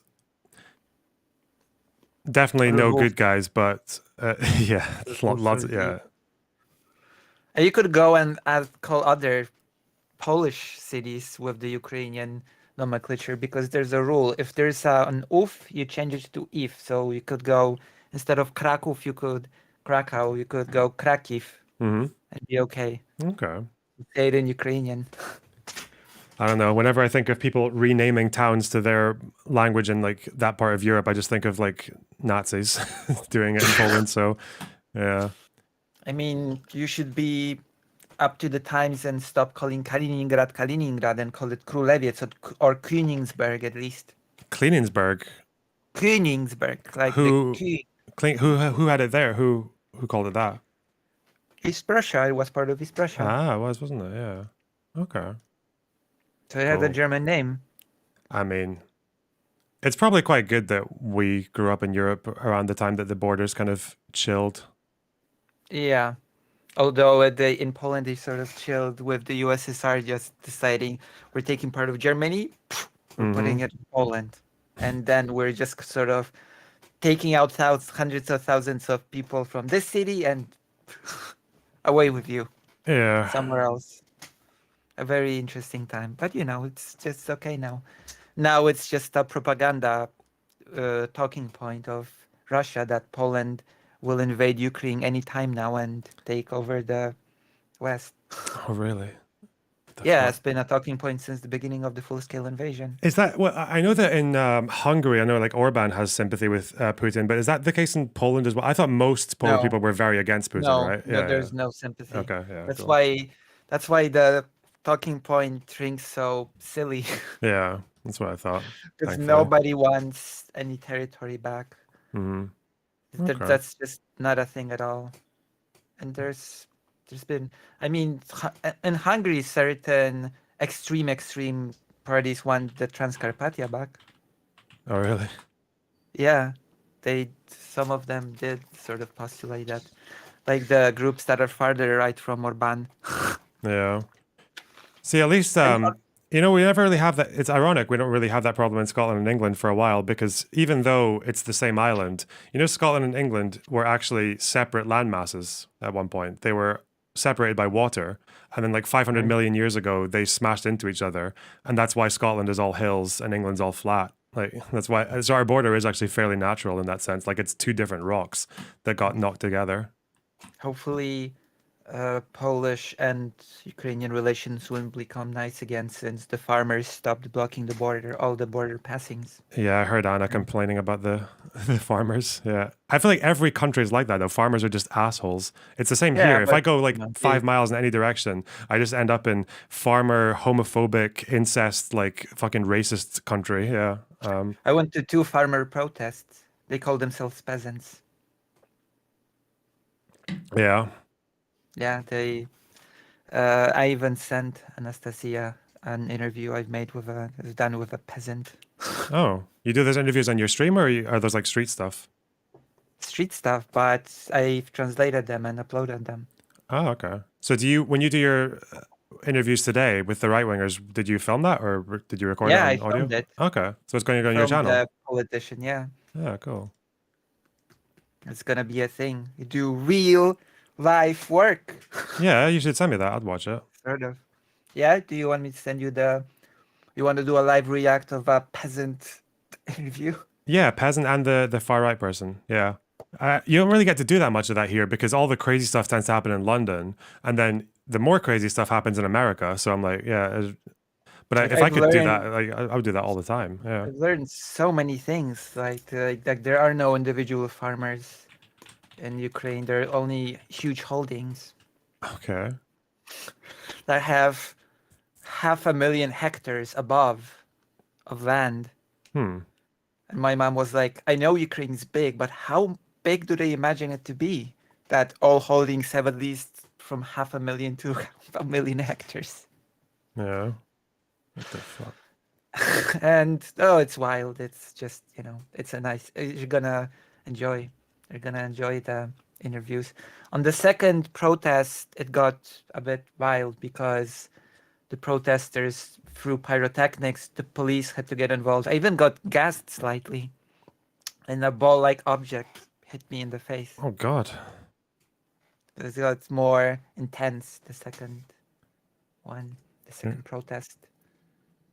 And it was very strange because a week earlier, I interviewed this peasant/farmer guy. That's one of the interviews that I uploaded.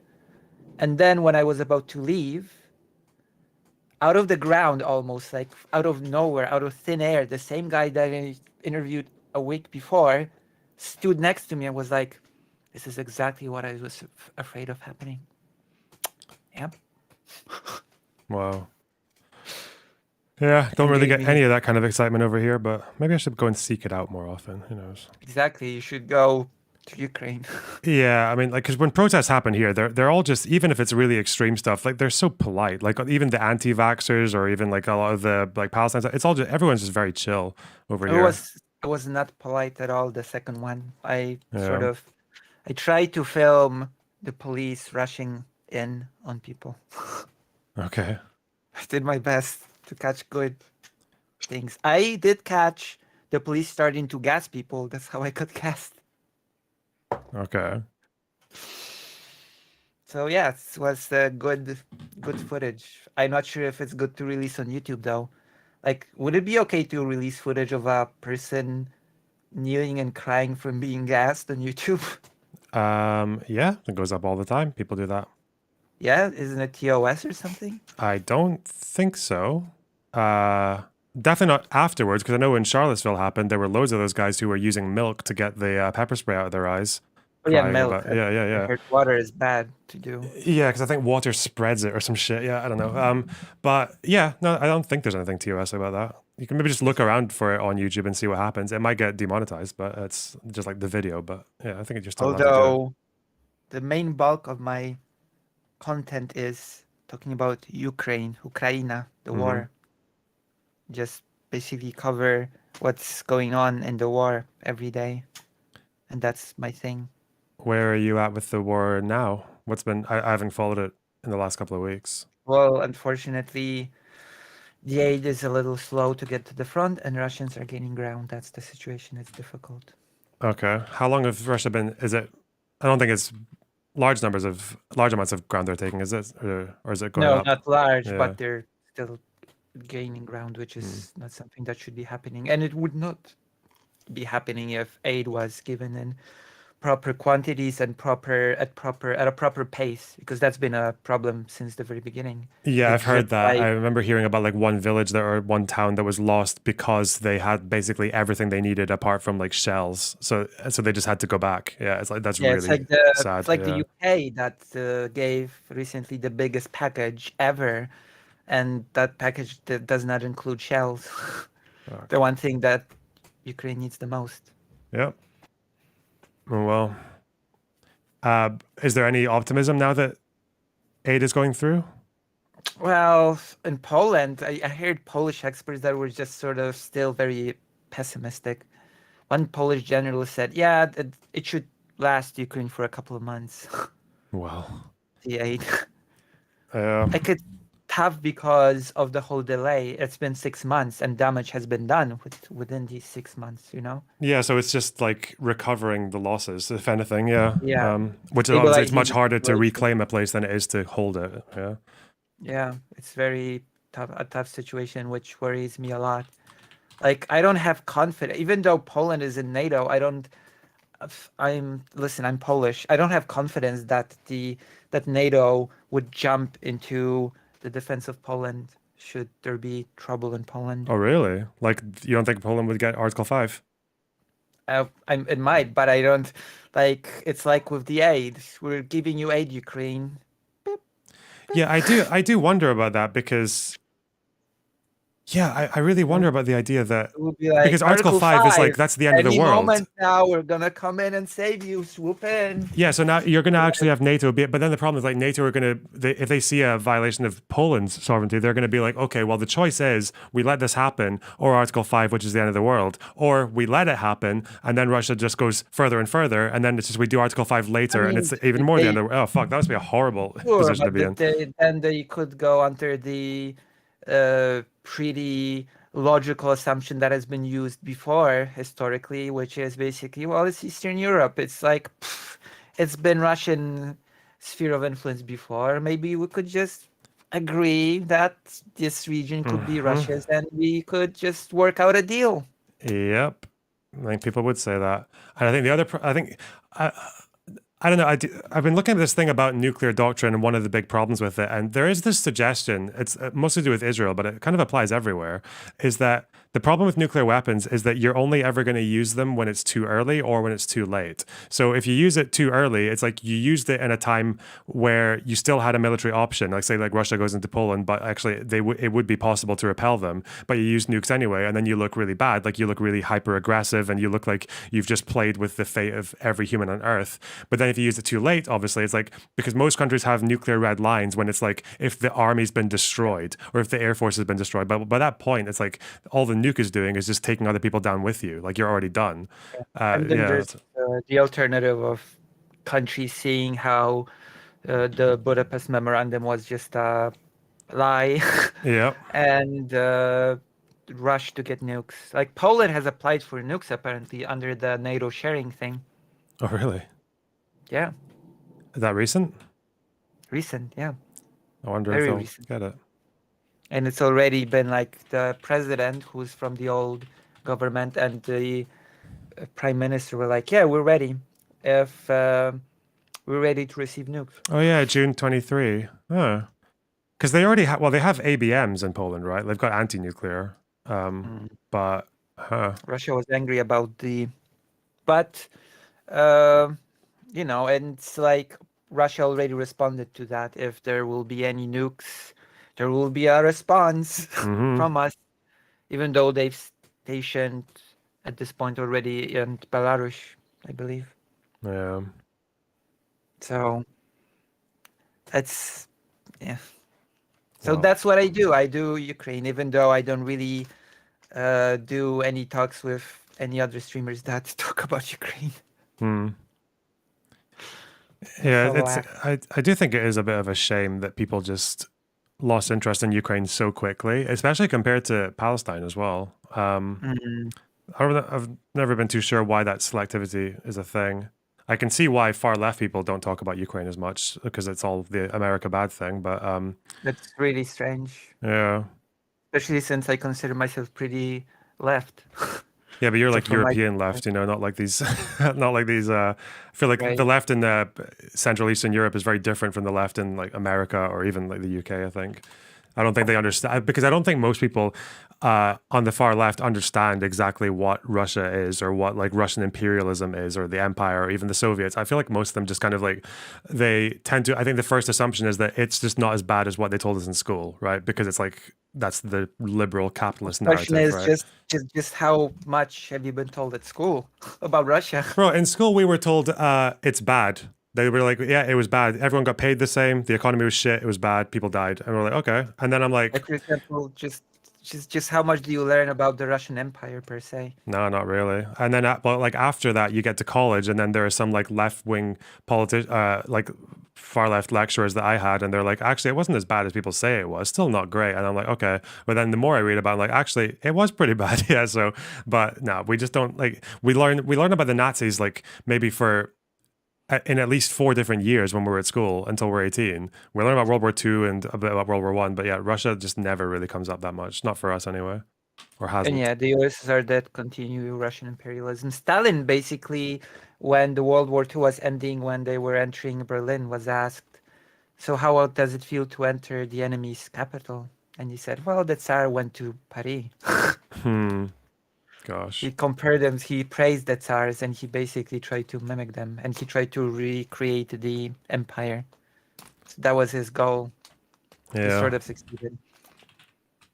So yeah, I suppose it's not taught in the West much about I suppose, like the Polish-Lithuanian Commonwealth, the partitions, and how that whole thing went. Which is a pretty important thing when you discuss how the inception of Ukraine. Yeah. It's considering that Ukraine, technically speaking, Ukraine and Poland has been a single country for longer than Ukraine was a part of Russia. Yeah, I suppose it has, hasn't it?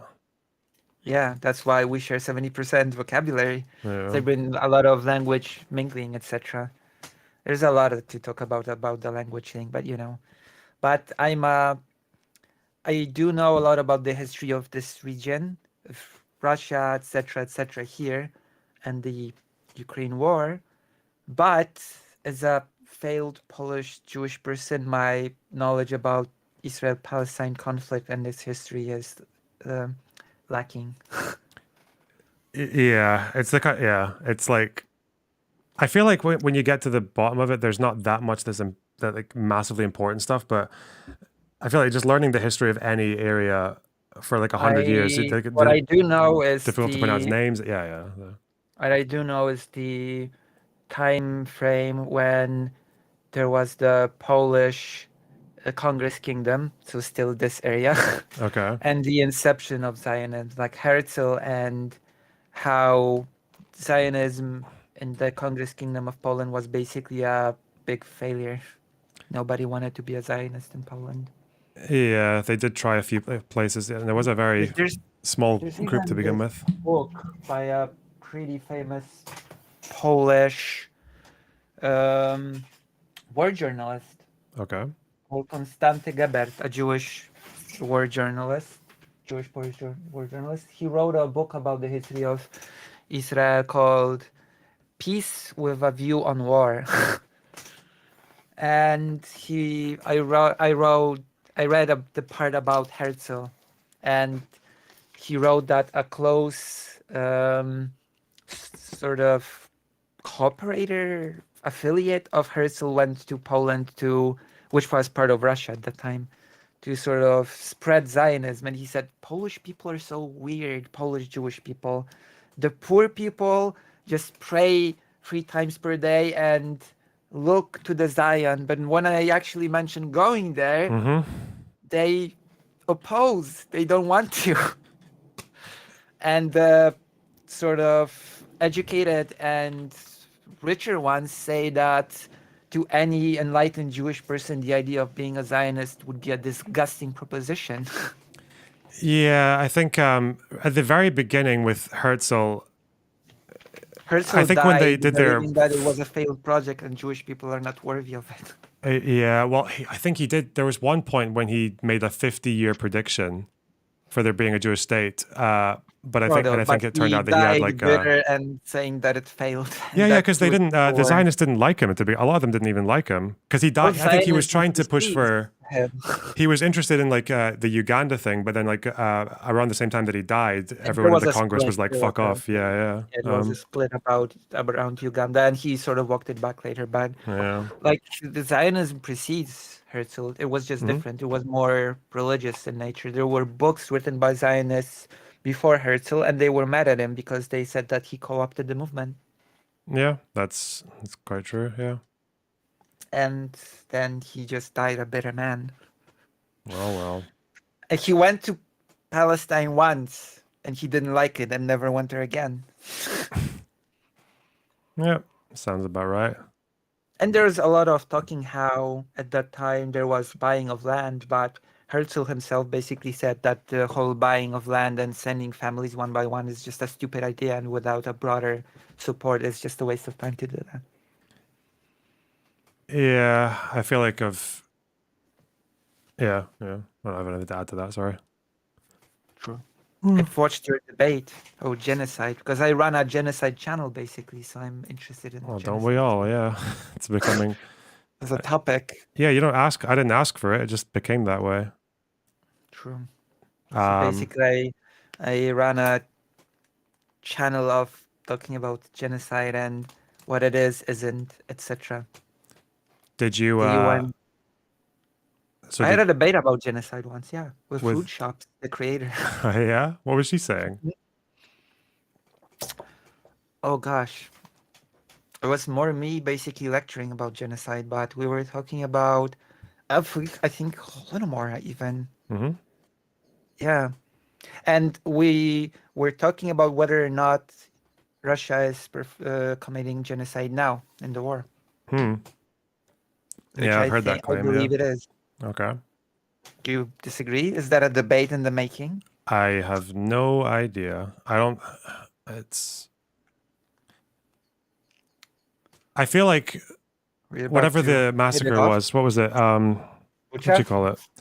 Bucha and what's the other one? There's the other one. Izium. And the one there was a third. I think it wouldn't be surprising to me if we saw what those commanders were saying before that happened, that those were genocidal acts. The whole war, I don't know. It seems like it's a war for territory, but it depends. Yeah, I don't know. Well, there are a lot of factors that combine together create a genocidal picture in my mind. There was this great conference in Poland in the Polin Museum. I will read it. I think you're familiar, I hope. The Polin Museum? No.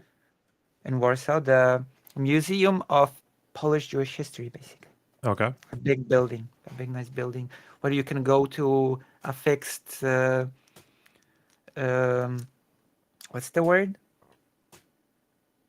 The word is exhibition. Okay. Fixed exhibition where you can trace in a really well prepared way the beginning of the presence of Jewish people in what is now Poland to today Okay.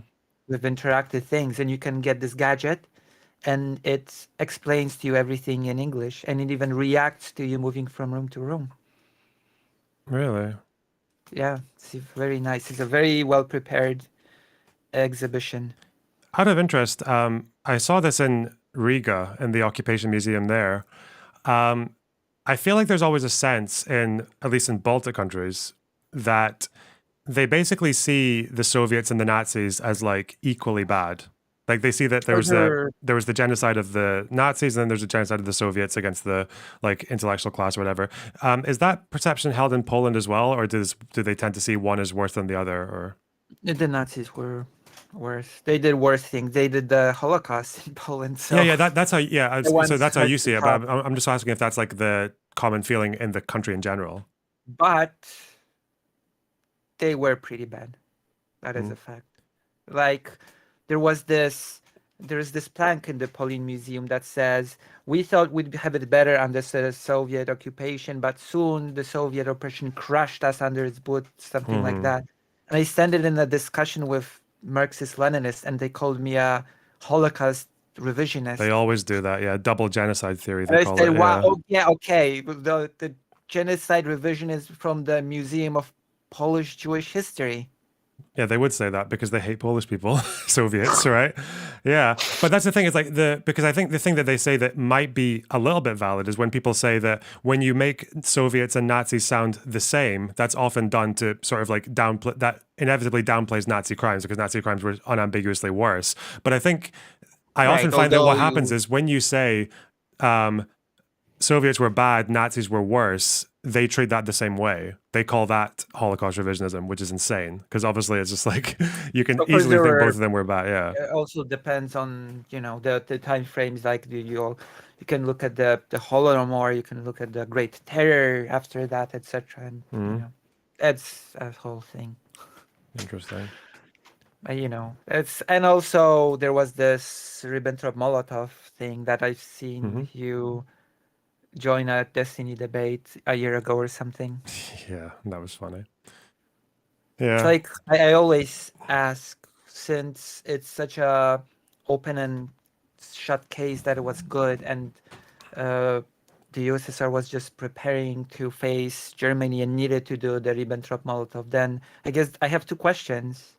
One, what was the point of purging the entirety of the higher-ups in the army then? Why do that if you're preparing for an imminent German attack? Why kill all of your generals and officers? Well, I feel like that's because I hear that argument when they say that they needed to do Molotov-Ribbentrop because they were not in a position to fight. And I'm like, yeah, that is kind of true. They weren't in a position to fight, but that's because Stalin spent the whole of the 30s murdering his best guys. Yeah.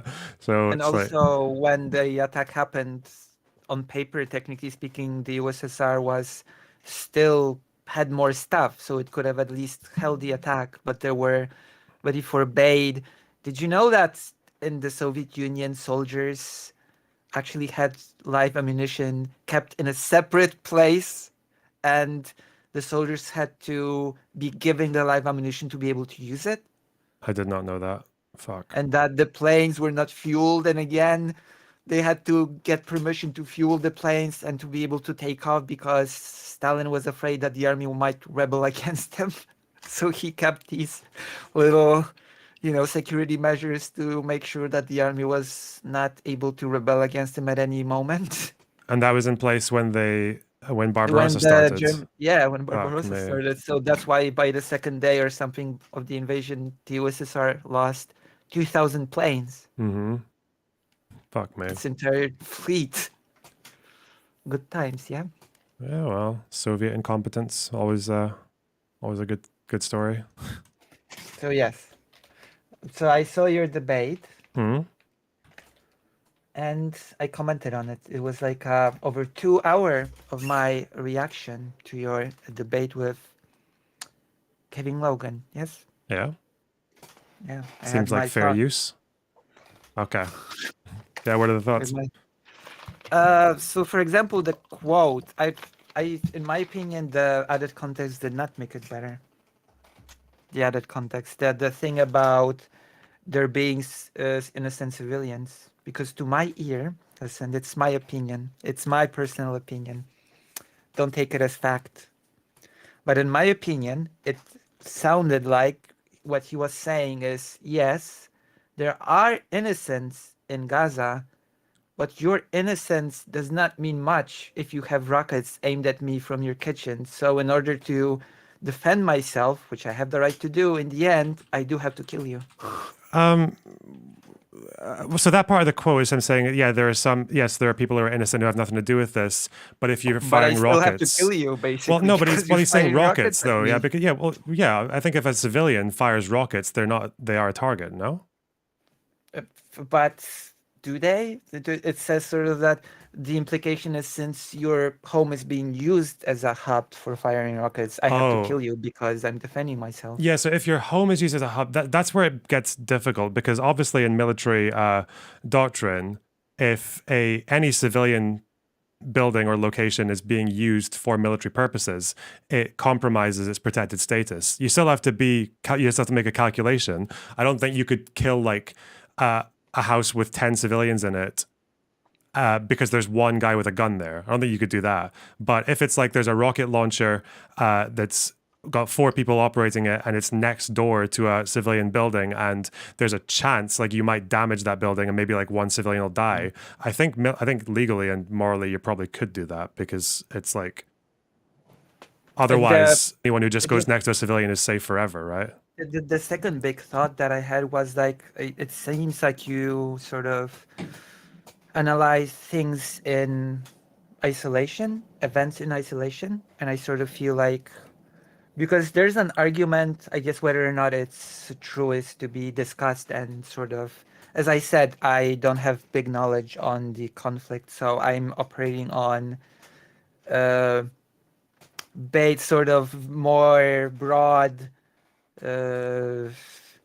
theoretical thing of what genocide is and isn't. So I would say that there is probably a case to be made that if you take certain things, certain individual things, and sort of put them together, so water being taken away, electricity being taken away, with the bombing, with the food thing, which I have to look into more, with as well with, if you take these factors and group them together, then you're starting to get a picture of what sort of environment the Palestinians are in. And this could potentially tick the box of creating an environment that makes it impossible for a group to live in. Okay. Within the convention. So the reason because I think I was accused of doing this yesterday, was getting too hyper-focused on details of particular things. The reason but I mean, that's good to do, but you also have to see how these particular things interact with one another and how they work as a group thing. Yeah, of course. You have to do all the three things, right? And but the problem I run into is when I've got someone listing like 10 things at me, or say someone like, I think if someone wants to talk about like the water situation and the electricity and the food and the quotes and the proportionality and the I think kill zones or whatever's brought up, like if we got that, I kind of think, well, we do actually need to look at and if I think that all 5 or 6 of these things have been either mischaracterized or not quite summarized in the best way, then I kind of just have to pick one at random and go into it. And then it's like, but I do think that that's more or less where I stand, is that the quotes, for example, even like the one you mentioned, even with the caveats of him saying that like, no, we don't mean they're all military targets. We're just saying that like, they support Hamas and some of them are going to have like rockets going off near them. So like, if they're saying that, it's not even that. It's not even saying that. It's not even saying anything about supporting or not supporting Hamas. It's basically saying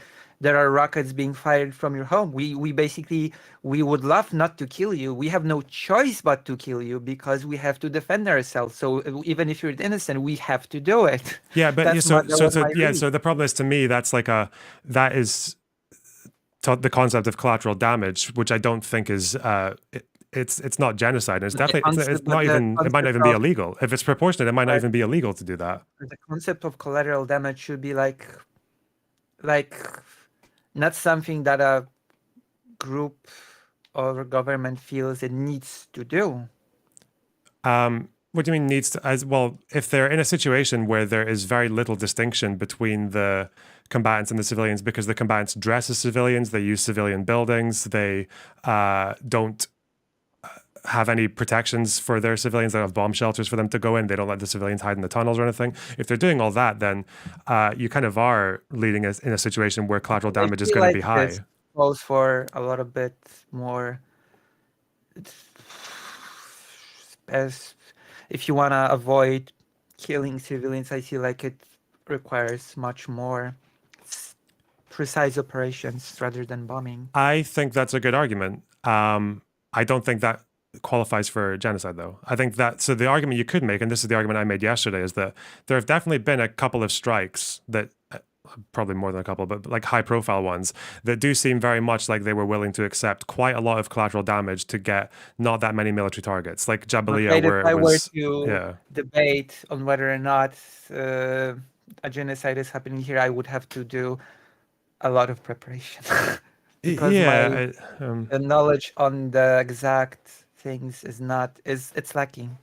I could do fare a lot better on debating on whether or not Ukraine right now is a genocide. Well, I think the case for genocide in Ukraine is much stronger than it is for Israel. So yeah, I probably wouldn't even fight you that hard on that. The clear-cut case of children being transferred from one group to the other forcefully. Yeah. So that already takes the right off the bat. It takes it. Yeah. I feel like the issue I have, and I definitely had it in that debate yesterday, is that I feel like when we get into that particular debate over genocide, I feel like the word genocide isn't really being used in the way that it's supposed to communicate. Because I feel like it's being used as I sort of said when reacting, that we're entering two different conversations, sort of, because what is and isn't a genocide is not necessarily the same question as what will be recognized as genocide by law. Right? And fundamentally, because at the beginning, Kevin Logan asked, what is your definition? What definition are you using? And I sort of said, well, the truth is every single streamer just goes with the UN convention because that's the thing that has any weight in law. And that's basically the only definition that most streamers know, even though in academia, technically speaking, there are 50 different definitions in circulation. But this one just happens to be the only one that has any grounding in law. But it also is important to remember that the UN convention itself has its problems and limitations that we need to take into consideration when analyzing whether or not if we perceive something to be a genocide. Like, the easiest thing to point out is that certain groups were just crossed out of the convention because the USSR intervened and was very strongly against it, along with a few other countries like Saudi Arabia, and that caused the groups to be crossed out, like the political group and social group. They were crossed out, and that would make a lot more cases for genocide, legally speaking, a lot simpler. Yeah, I agree with that. I have no idea why, for example, you can't genocide people if they're gay, right? Of course you can. Of course it should be the case. That would be a social group, yeah. Yeah, it would be a social group, yeah. So I agree with that. Obviously, I don't think that changes things for Gaza in particular. There would be different measures you'd have to change for that. That would be a whole different... But that's why I think... I'm just saying broadly that it's important to see the limitations of the tools that we're working with, especially since the USSR sort of complained about it because it knew that if the group stayed in, then they were basically doing it. But of course, there's the whole issue of, because at the end of the day, even if the Holodomor, it is mostly accepted as genocide in my opinion, but even it doesn't matter at the end of the day, because we have this one of the most basic rules of law, that law does not work in retrospect. So even if those certain things that were done were genocides, they could not be tried because law is not a thing that works in retrospect. It works forward from the moment that is introduced and put into practice. So, and the Genocide Convention was agreed on and ratified after those things happened. Although the US had its problems with ratifying the convention during Lemkin's lifetime because there were certain racial tensions that the US was worried would be classified as genocidal. Yeah, and I guess the problem you end up in is that at the end of the day, the UN Convention as it stands now is the only definition of genocide that's actually enforceable, that you can actually take it to Yes. the ICJ. And I feel like I run into this problem Well, where and if the I'm ICC arguing with as people, well, yeah, and yeah. And I feel like the problem I run into with people is that they talk about how is that they'll say it fits within the convention, but then they'll say, oh, it's because of this X thing. And I'm like, well, that thing you're describing isn't actually quite what you're saying it is. It would actually be downgraded to this. And they're saying, oh, well, if that doesn't fit the convention as we understand it, then it should. And it's like, okay, so I feel like we're having two debates at once, but I don't know. Fuck. Sort of, I guess. I mean, as Lemkin said, if you want the thing to happen, you have to make the law. You have to make the law. And also Lemkin, much like Herzl, died basically thinking that his genocide convention was a failure, which unfortunately, in some aspects, he was right. I think that's true, to a degree. Because it meant there are countries that can sort of get away with these things and not face any consequences, like China, for example, through its connections and through its certain economic relations and through countries being dependent on China. They sort of, it's not genocide, like the Arabic states, I believe, sort of, are like, it's not genocide because they were sort of dependent on this relationship with China. Yeah, and well, the good thing about laws, at least, is that the interpretation can change and new precedents can be set. For example, although I don't agree with the Israel one at all, I actually don't even think it's close. I do think it's a good thing that the ICJ put in those provisional measures. I think it's a good thing that they specifically for other cases as well, set a deliberately low standard for plausibility because they don't want to be the body that missed a potential genocide ever before it was too late. So I think that's actually a very good thing that they do that.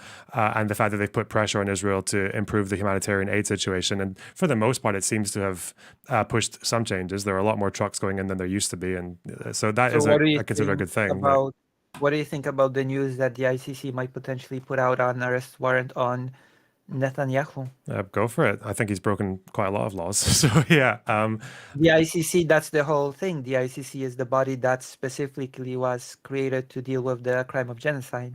Is it just genocide? I thought the ICC can do other things as well. Can they not do you for war crimes? It's the ICJ is the thing that International Court of Justice. That's the thing that deals with crimes, and the ICC was specifically created for dealing with the crime of genocide. I thought the ICC was individuals and ICJ was states. Can the ICC only do genocide? I mean, I'm not sure if it. I know that it was created solely for that. Google ICC real quick. I might be wrong as well. What can the ICC arrest people for? Let's see. Let's be a Destiny and do the. Listen, it's the best way. Prosecutes those accused of war crimes, crimes against humanity, and genocide. So it's like the big three.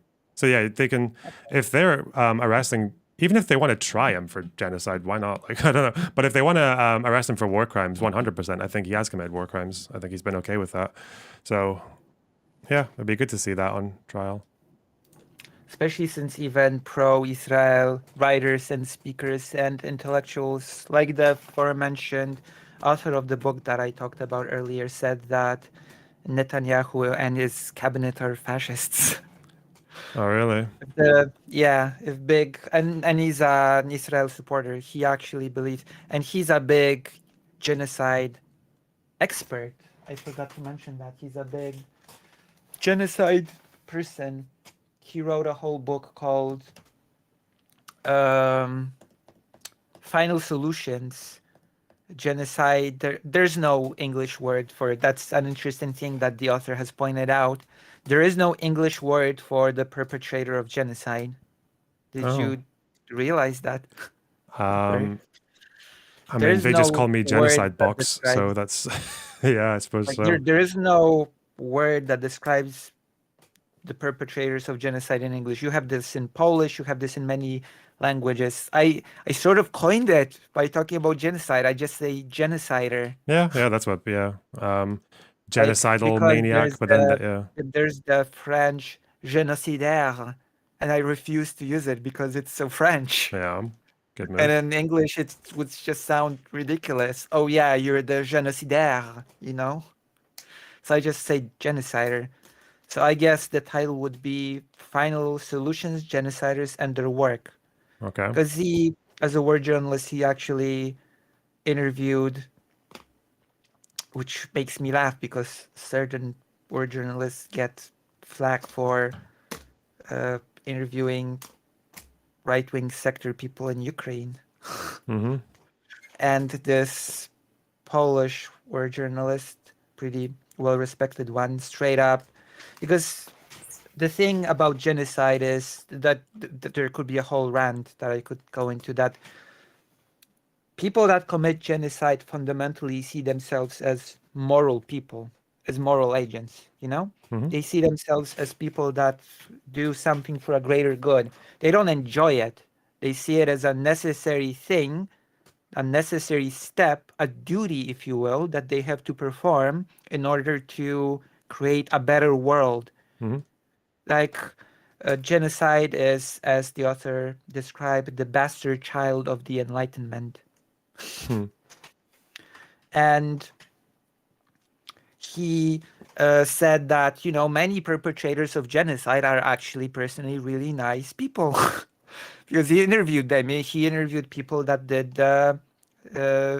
genocide. He interviewed people that did the Rwanda genocide. A person that would go out, take the machete, and chop people to bits. And he told this author that, you know, a human being is a big animal, and it is hard physical labor to go and chop someone to pieces with a machete. But you know, I am a serious person, and I cannot just stand aside and let other people do the work. I am a responsible adult, you know? Yeah, I I've can just stand aside. heard the story about Reinhard Heydrich from the Holocaust and how he would do his work in the day and then he would go home with his friends and they would listen to like Beethoven's string quartets and cry at how beautiful the sounds were and shit.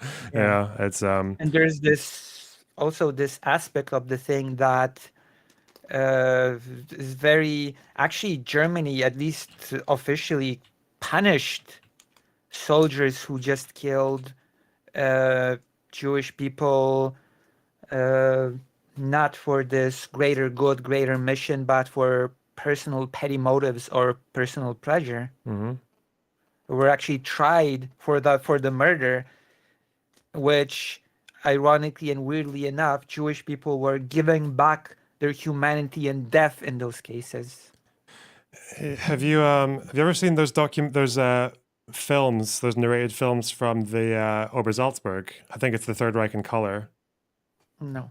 It's the Obersalzberg, the resort that the Nazi leaders would meet in outside of Munich. They would go to this really picturesque German area in the mountains, and they would just be like drinking tea and having their kids there. And like the narration is literally just like this is Hitler walking around with his with one of the military generals, and they're just like playing tiddlywinks with these kids. And it's like half an hour from this clip, Hitler's about to sign a order to murder 30,000 Poles. Like, what the fuck? Right. Yeah, and they're just Like strolling the- on this little balcony with the beautiful mountains in the background, and there are kids playing. It's like it's so haunting. Yeah.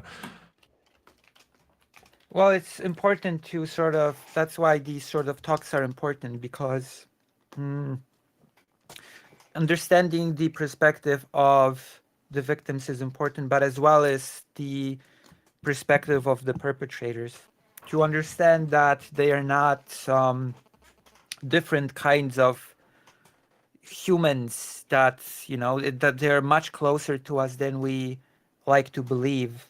And if we understand that, then it helps us in the very important task of the UN Convention, which is prevention. You know, if we understand how the perpetrator of a genocide thinks, if we sort of, and this is again why it's important to, it's not a bad thing to talk to people like this, to get to sort of interview them, etc. It's not, because I listen to enough opinions that it's quote unquote platforming. It's very childish view of the topic. Yeah, I think so. It's very important to get these perspectives, to understand, as again, how a perpetrator thinks, because if you know that, then you know what to look for example, and you know what preventative measures you can take. Mm-hmm. It's a very big and important thing. So yeah, Interesting. yeah, I'm a genocide. I'm becoming a genocide expert, Well, which is why I say that I run a genocide channel. I wouldn't call myself that, but it's definitely a topic of interest. It keeps Because I coming keep back. reading about different genocides and about like the Herero and Namad, which is because I had a few points of not necessarily agreement with you. Like you said that, and that's not even about genocide. That's about a war crime. That you said that the electricity thing was not necessarily a war crime when it comes to Gaza, right? As far as I remember. Yes, but there's a bit of a problem with that, no? I guess it raises a question. I guess I'm not gonna super make a hard stand, but it does raise a question that I would pose to you. Because electricity is crucial for running hospitals, and hospitals have life support systems, and without electricity, all that goes kaput and people just die. Should that be considered okay to do? Morally, I feel like you would need to have a very good reason Should for that it. even be Like, considered the, okay the under only law? the only way that it would be considered okay, I International, I think, mean. would be that if you can show that the enemy military is using that electricity to support their war effort against you, and it is doing so to a degree that is a sufficient threat to you and your soldiers.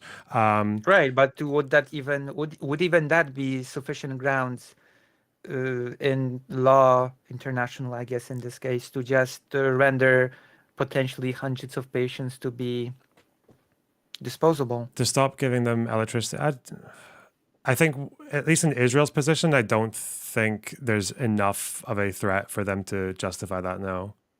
If you were getting invaded by like the Wehrmacht or some shit, I feel like cutting off electricity is a way to slow down their Right, effort. You because kind of have no I choice, right? remember there were many reports in the news, including Polish news, of just patients just dying because electricity was cut off from them. I don't think it was because electricity was cut off. The problem there was that, first of all, generally in any war, it's No, going to be... the news specifically said of like life support systems not being able to function, incubators not being able to function, and etc. etc. Yeah. Those exact cases were sort of, Yeah. And I think that sort of crosses the threshold of a crime, no? I mean, it probably does for a crime. But as far as the hospitals go, I don't know if like because I think this is talking about crimes. So I think so when it comes to Nasser Hospital, apparently I think there was like electricity cut. I think for Al Shifa, I think electricity was still allowed in there. The problem was there's a lack of fuel. But even when the IDF was surrounding the place, they were to some degree bringing fuel in. They were actually like giving like fuel to the hospital and for generators. But again, the issue is that I'm happy to accept that like it seems like there would definitely have to be some investigation into whether or not they crossed the criminal threshold with doing that, because they quite possibly or very likely did. The only problem is that there has to be, if you're going to do that, and like the ICC has got warrants for Hamas as well, is that it does have to account for the fact that that hospital was not a 100% clean like civilian area, because it had militants in it. It's been used by militants for decades, or at least 1 decade. Even Amnesty have got reports about them using Al Shifa Hospital to torture dissidents and shit like that. So I think that's where you get into a bit of an issue. Yeah, but there was a second big disagreement that I had, but I just failed. Like it just vaporized out of my mind. I'm trying to remember what it was. Water, food, proportionality. I feel like there were quite a few things that came up. Oh gosh, where was that thing that also raised a question from me? But I'm trying to remember. It was an over 2-hour react. It was a big react. I'll try to remember. In the meantime, we can talk about different things. It's my Polish brain. It's okay. It's the Slavic mind. I don't know. There were a lot of things brought up. Not really that much time to respond to all of them. Yeah. I'm the Eastern European representative of the quote unquote space. And Jewish, for that matter, Polish Jewish, which makes it embarrassing that I know so little about the conflict. Is this a new disagreement, or is this one we've already covered? And you Okay. just don't remember what it was. Something about hospitals, something about Ah. removal, something about I don't know. There was quite a lot. It was something. I'll try to remember. I'll try to remember. You know If what, I I don't always wanted remember to- by the end of the conversation, I'll just DM or something. Or you can watch my reaction, which Okay, is oh 2 God. hours 30 minutes long. Listen, this is no insult to you. This is an insult to the debate that I just don't want to think about again. I mean, I'll put the segment up, but yeah. It's just, let me find this. I want to see. Wow, I can't believe I put up a segment about me reacting to it before you even put it up as a segment. Yeah. Well, I've got a huge backlog of segments right now. How many hospitals are? I remember this claim that people saying the hospitals are all out of order right now, but I think what's the actual number? I think it's like think that we were- there are 35 for hospitals in Gaza total, 36. Only 10 are functioning right now, and this was 3rd of April. Okay. Yeah. Okay. Whatever. Something that we talked about, and then I thought that I had a disagreement. But Aid supplies, quotes. quotes. I only focused on that one quote that was actually provided. That's what my understanding of it was. Yeah, someone sent me a video. Apparently, there's a whole bunch of stuff missing from it, but we'll see. Yeah. Yeah. I already talked about how the aspects should be sort of looked as well, like how they sort of create a wider environment, in my opinion. I mean, I think that's probably why the ICJ went with plausibility, though, right? Because I think at least the justification for one of the judges who voted for the provisional measures was he said he doesn't think they've shown good enough evidence that the war itself, that the military campaign is plausibly genocidal. He said it wasn't even plausible. But he did say that some of those quotes do leave open the plausible option that things could escalate in that way. So I think that was one of the things that was Right. I considered. mean, Yeah. prevention is, in my opinion, the more important role of the UN Convention. Since Yeah. punishment means that a failure of prevention. Yeah, and you do have to, and that's why one of the provisional measures was that they need to show that they are criminally prosecuting people who are openly calling for genocide as well. And I think they said that I think some civilians in Israel have been under investigation for that. I don't know if any politicians are in trouble yet, but we'll see. Yes. So as you can see, a lot of things have been happening. I'm slowly trying to grow and do thingies and cover the war in Ukraine and other political things and history. I'm trying to do more history. Mm-hmm. What's your new history project that you want to do more of? Polish-Lithuanian Commonwealth. Okay. Everything goes back to it. I mean, it's very topical when it comes to the current conflict. I've been reading books. I've been listening to Timothy Snyder a lot and reading Timothy Snyder's Bloodlands book. Okay. Yeah, I've been meaning to look at that one for a while. And there's a series of Yale University lectures by Timothy Snyder about the history of Ukraine. Yeah, I've watched a few of them for sure. Yeah. Very good. Although to me, as a Eastern European, it sort of feels like it's missing steps. Because when you learn about the history of this region, like in Poland, you begin with the Slavic tribes and how they united, and then you go to the conversion to Christianity, and Timothy Snyder sort of begins with the conversion to Christianity. Okay. The history, but that's understandable because we have a lot less material on the Slavic tribes because there were no real written records, so we have to depend on other things to talk about it. It's like a whole thing, like oral history. Yeah, and That's the always fun. difference. It's very interesting to sort of hear Timothy Snyder says, "Oh, there are those wonderful things that Slavs have, like all the little rituals that come from the old beliefs that were there, and we could talk about it. And actually, a lot of those small rituals just became part of like festivities, like sort of that a thing that you sort of do as part of the tradition. Like when I was small, we still sort of did the whole Marzanna or Morana in different languages. We Okay. would get this dough, we would burn it, and we would throw it to the river, and that would indicate that the winter has ended and the spring has begun. That sounds like fun. I feel like And we the don't do doll enough stuff like that these represents- days. Yeah. Yeah, in Poland there used to be a thing that we would do, especially when I was a child. That's cool. It represents the killing of the goddess of death or something. Nice. Representation of death.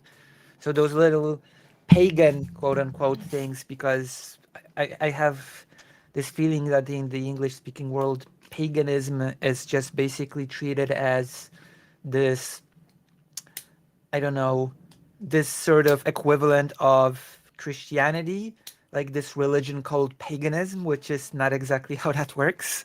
You know, there's no unified church of paganism. It was just like a bunch of different beliefs, a bunch of different rituals, a bunch of different things that sort of people did that was sort of just bagged like under the umbrella of paganism because it was not Christian.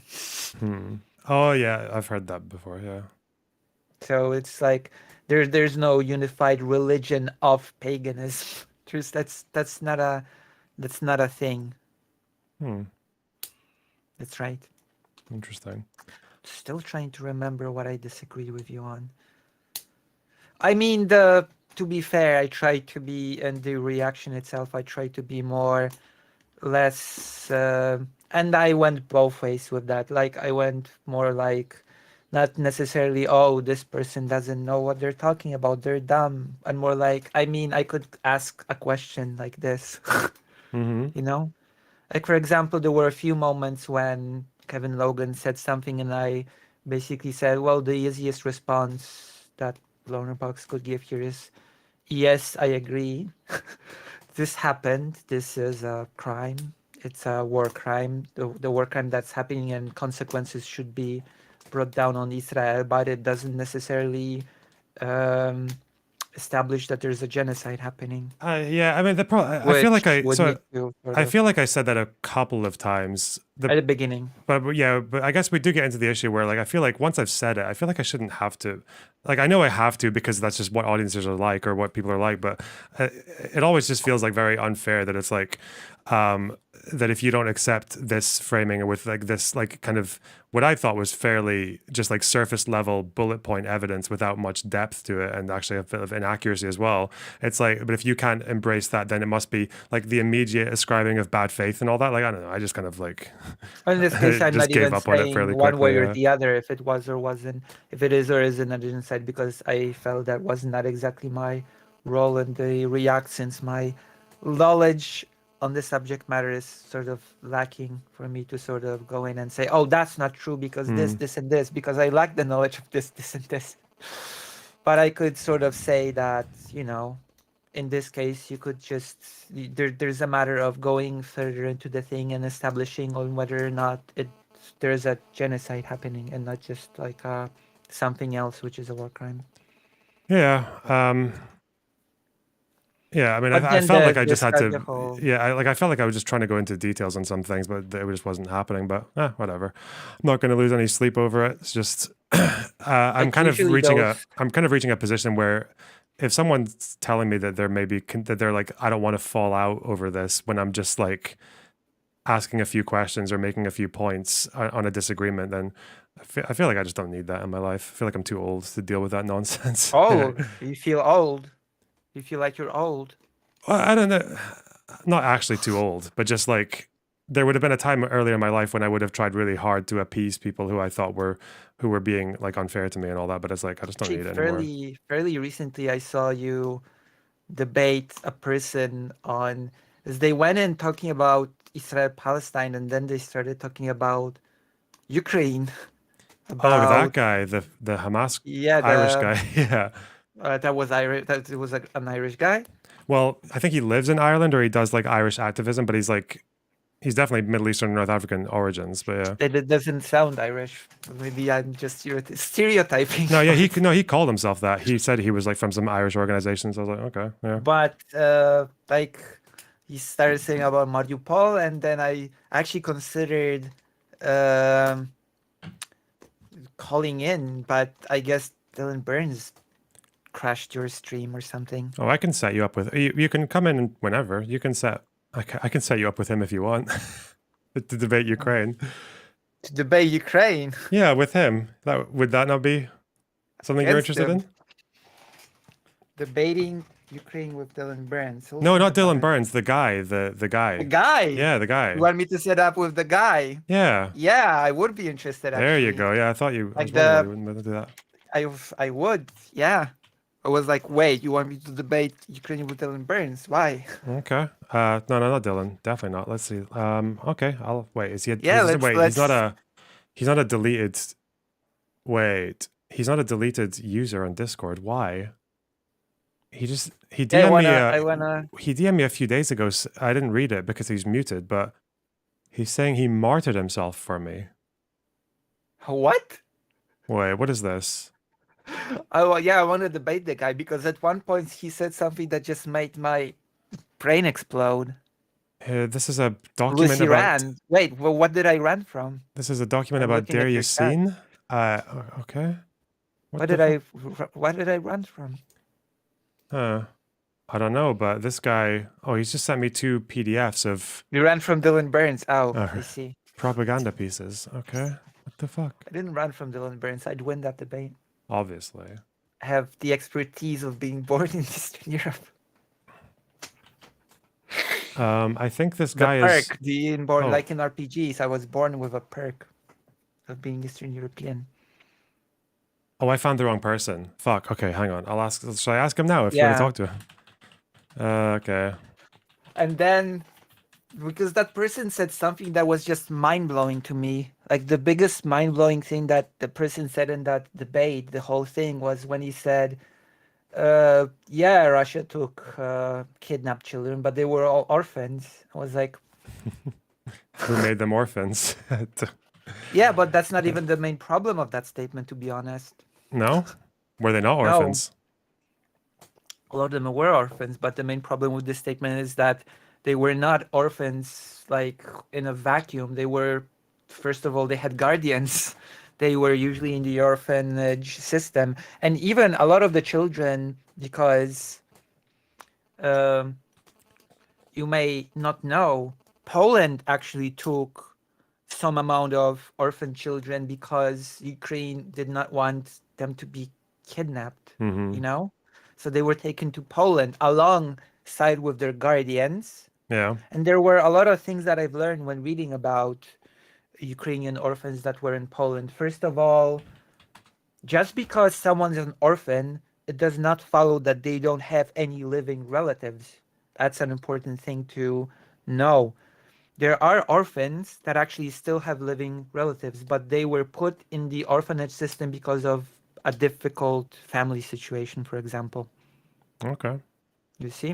Yeah. And there's like there's whole difficult aspect to it that and it puts the whole topic What's into happening, yeah. perspective when you read how the children in Poland, the orphans, were given very sort of a good environment in which the people that were taking care of them, their guardians, alongside with the staff in Poland, were trying to recreate their schedules as they were in Ukraine, to the times when they were doing things, providing them with a life as close as possible to the one that they had in Ukraine. And still they sort of had trauma. Still they missed their friends. Some of them even missed their family members that they were sort of still had contact with, even though they were in the orphanage system, and many other like traumatic sort of things, even though they were giving us sort of best environment as possible considering the circumstances. And now imagine children that would undergo trauma in pretty good conditions that are just kidnapped. Russia, bam, we're changing your nationality. You're Russian now. Forget about your life, and we're actually possibly even changing your name. Mm-hmm.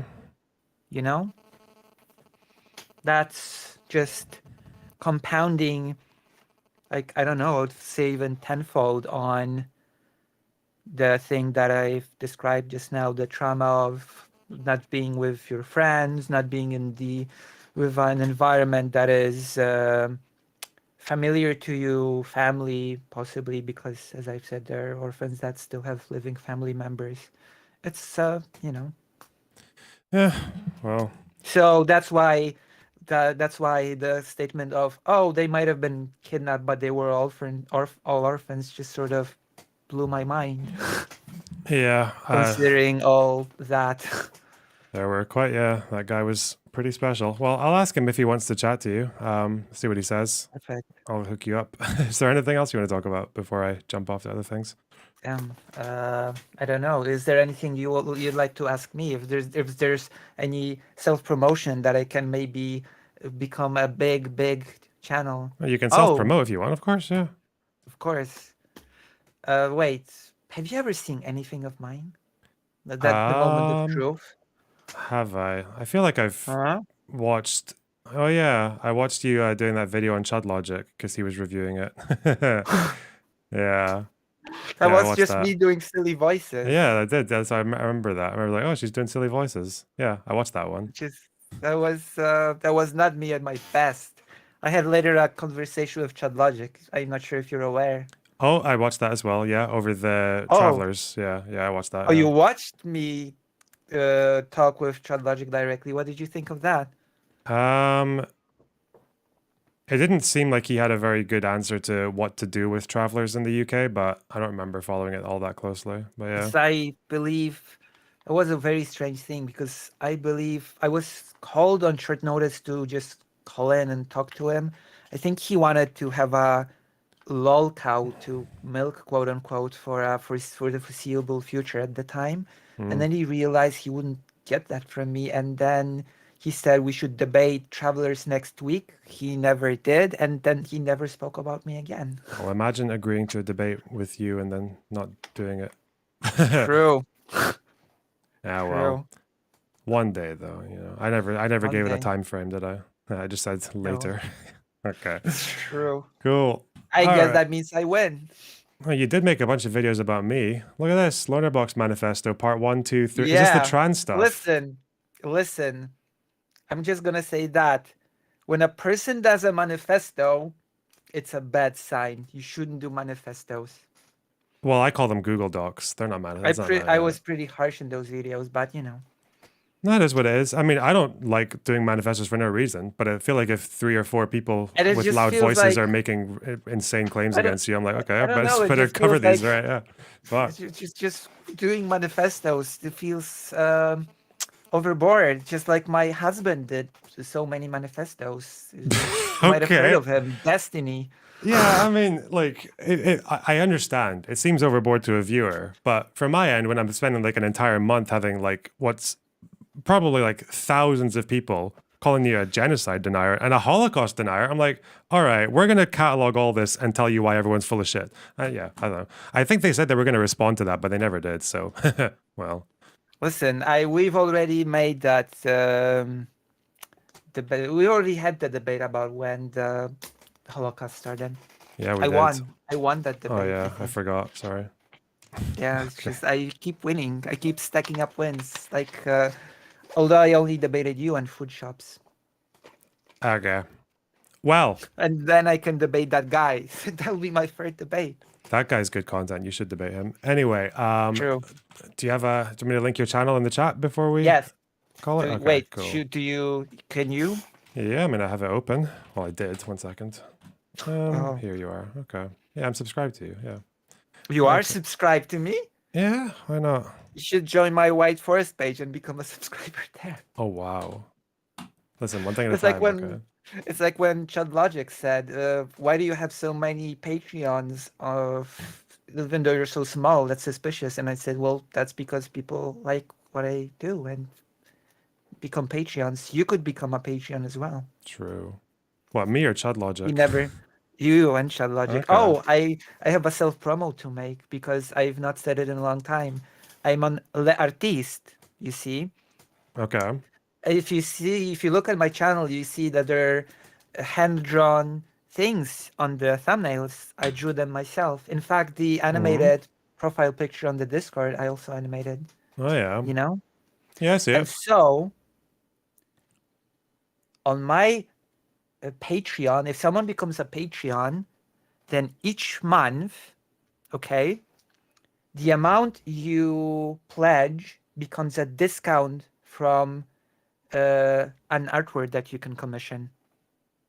Interesting. Oh, so that's how you get your patrons in. You got little perks. Cool. Yeah, that's the big perk, that if you pledge an amount, each month you can use that amount as a discount from an Discounted artwork. from 1 commission per month. Hey. Yeah. Cool. Okay. Well, cool. All right. Well, Yeah. it's been Thank you nice chatting too. to you. I've linked your channel True. in the Thank you. description. Thank you.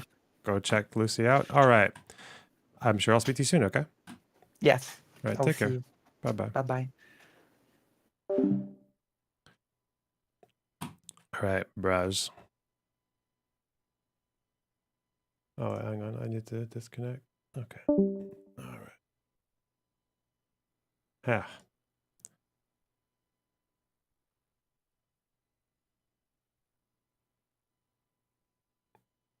I like her a lot. Yeah, she used to really hate me, but it's yeah, seems all right now.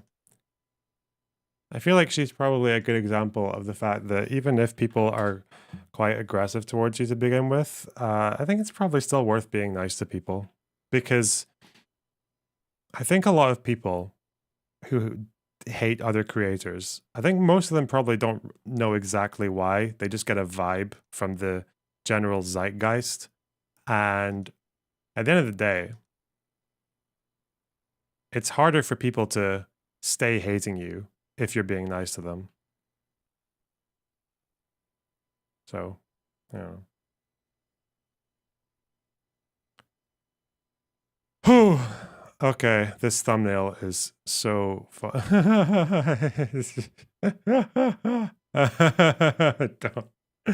Book! So much book.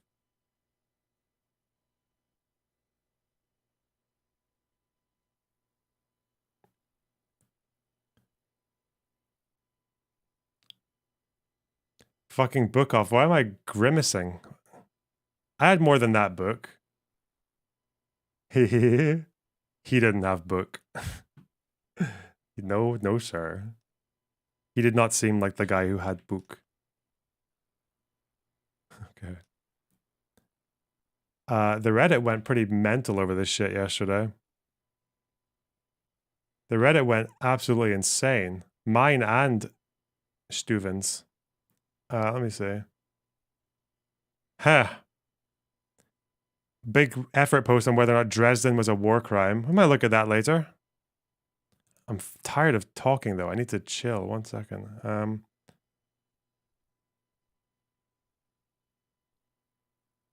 What the fuck, man? This Willie Mack guy woke up craving corn on the cob. People care more about corn on the cob than a literal genocide in Palestine. Fat fucks can't even stop eating for a single second to stop a literal bro. I guess it's because other people say you care more about this than... Okay. That just seems very out of nowhere if you don't know any context. The historian wasn't a professor. I heard people say that he's actually a lecturer, not a professor. Yes, I heard that, yes. Still, if you're a lecturer, bro, you should fucking know. What the hell? Do they just let you teach whatever you want in these courses that don't lead to employment outside of academia? Hassan pulled up my debate with the D word. Oh! Ooh! Shit! That means Hassan's going to see me defending Stephen of Zion.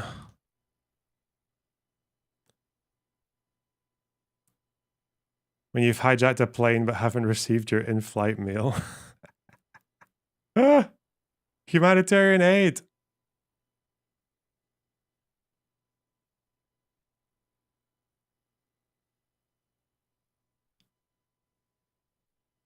You, the shelf she tells you not to worry about. Okay. What's this? I think this is what I got sent on Discord. Even if the partition plan is accepted, that would be easy to find in 2 or 3 seconds. There's a reason everyone always cites the 37 partition quote. It's because the 47 one is not fucking there. Next one, when you're talking about the aggression, I'm sorry. This was about this. Was this Spider? Is it Spider who's always putting the fucking vine booms over me talking? Okay. Zionists being like the aggressors militarily in November, December, January. Are you fucking kidding me? I'm going to read you a quote again, like talking about how that's just not the case at all.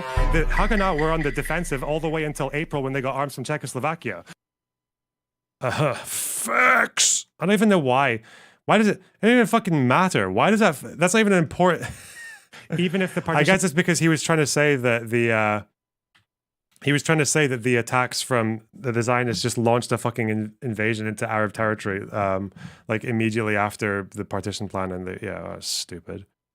Anything that just takes a little bit of the fucking edge off, right? Like anything that just softens the story a little, even in this most infinitesimal way. I'm using that word, vosh. Okay.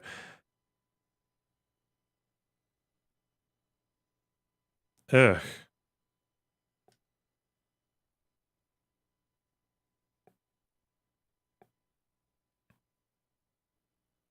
Anyway.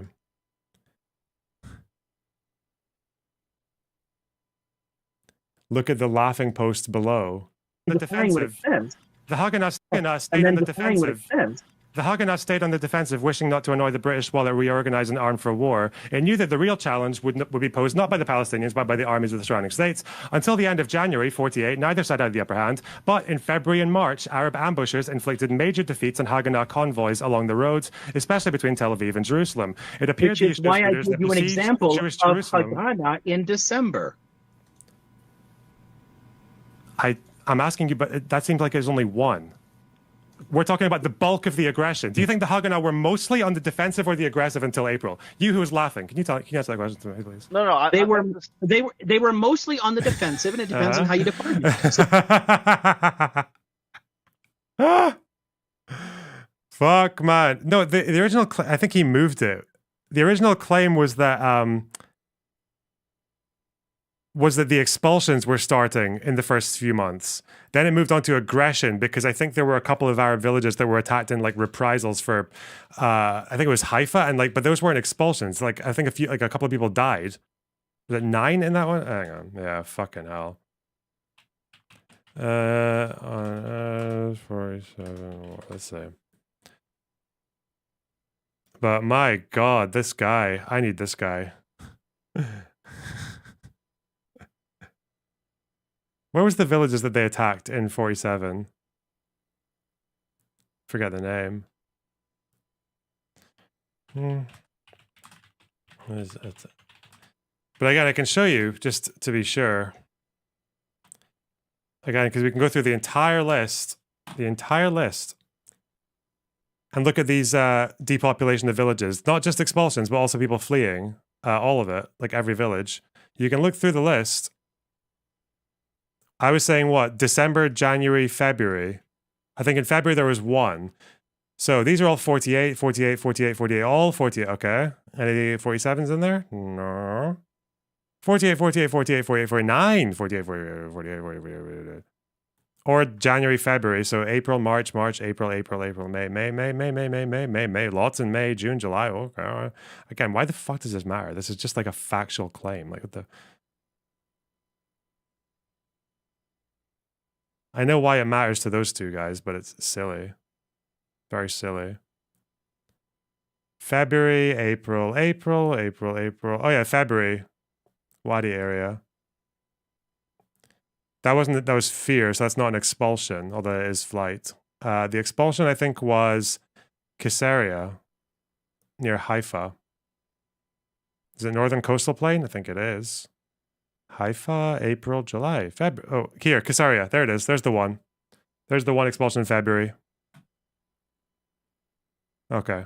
Fuck, man. These fucking guys. These actual cunts. I'm asking you, but that seems like there's only one.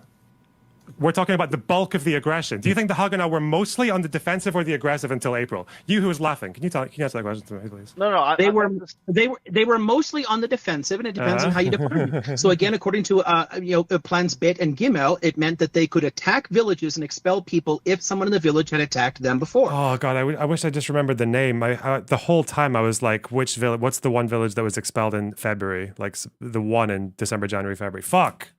So if someone had come from there and shot up a convoy, then they could attack and expel the people in that village. If someone had attacked them before, yes.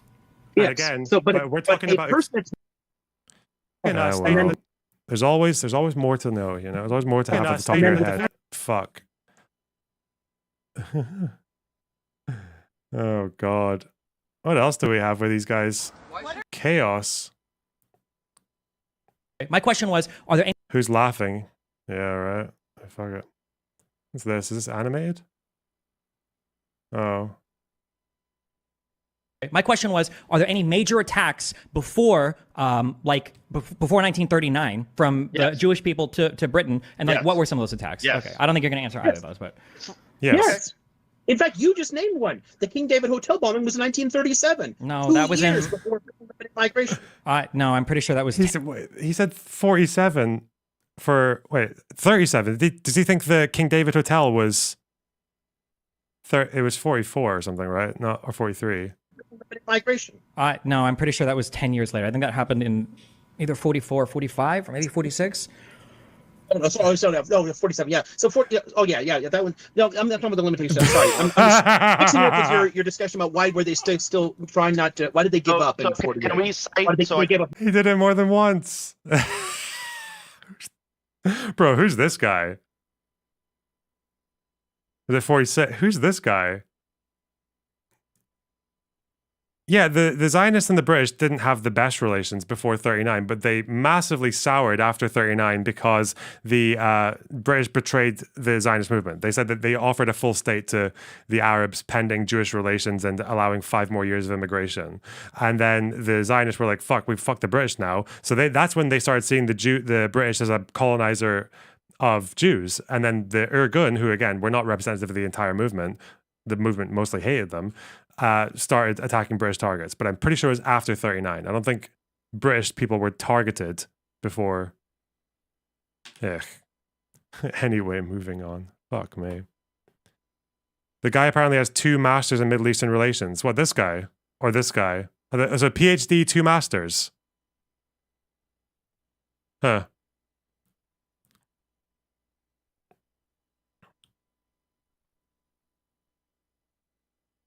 I'd be so embarrassed I would fake my own death.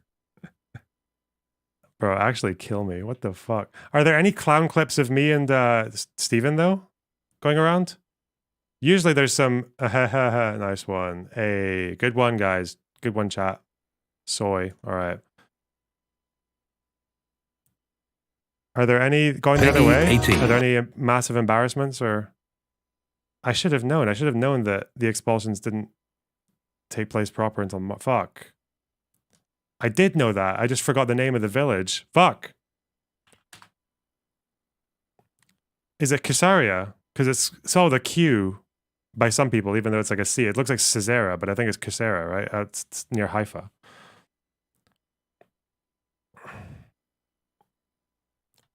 The professor tweet on Ukraine. Huh?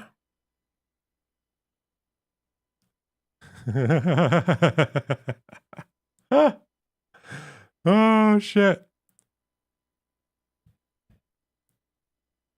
Don't get too bogged down in shower arguments. No, it's fine.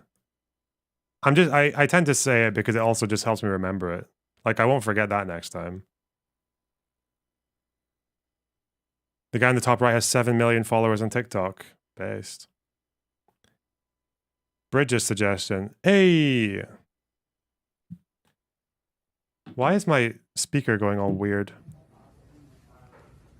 Okay, this is old. Fuck it. Ukraine?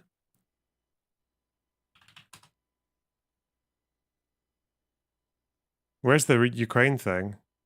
Comments? I can't see the Ukraine post. You can put it in Discord.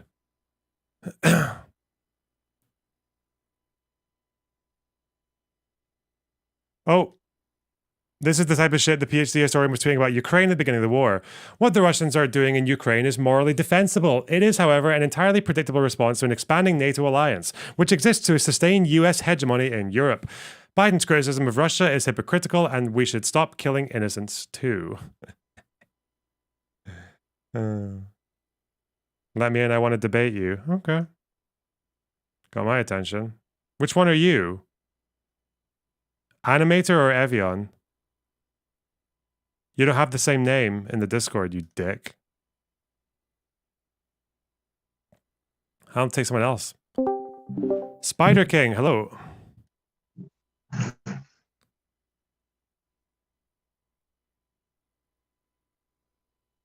Hello? Hello. Hi.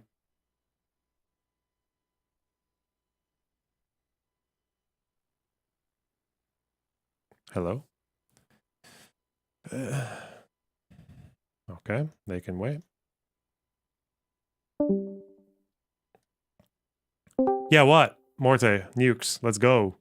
Hey, hi. Just quickly on the thing you went over with Article 5 means world ends basically because nuclear annihilation. Okay. It's not that easy. Every country except the French have a reactive nuclear policy, which means they agree that they won't first strike. Sorry, only the French have like this very ambiguous doctrine of, if you try to fuck with us, we might nuke you as a warning shot.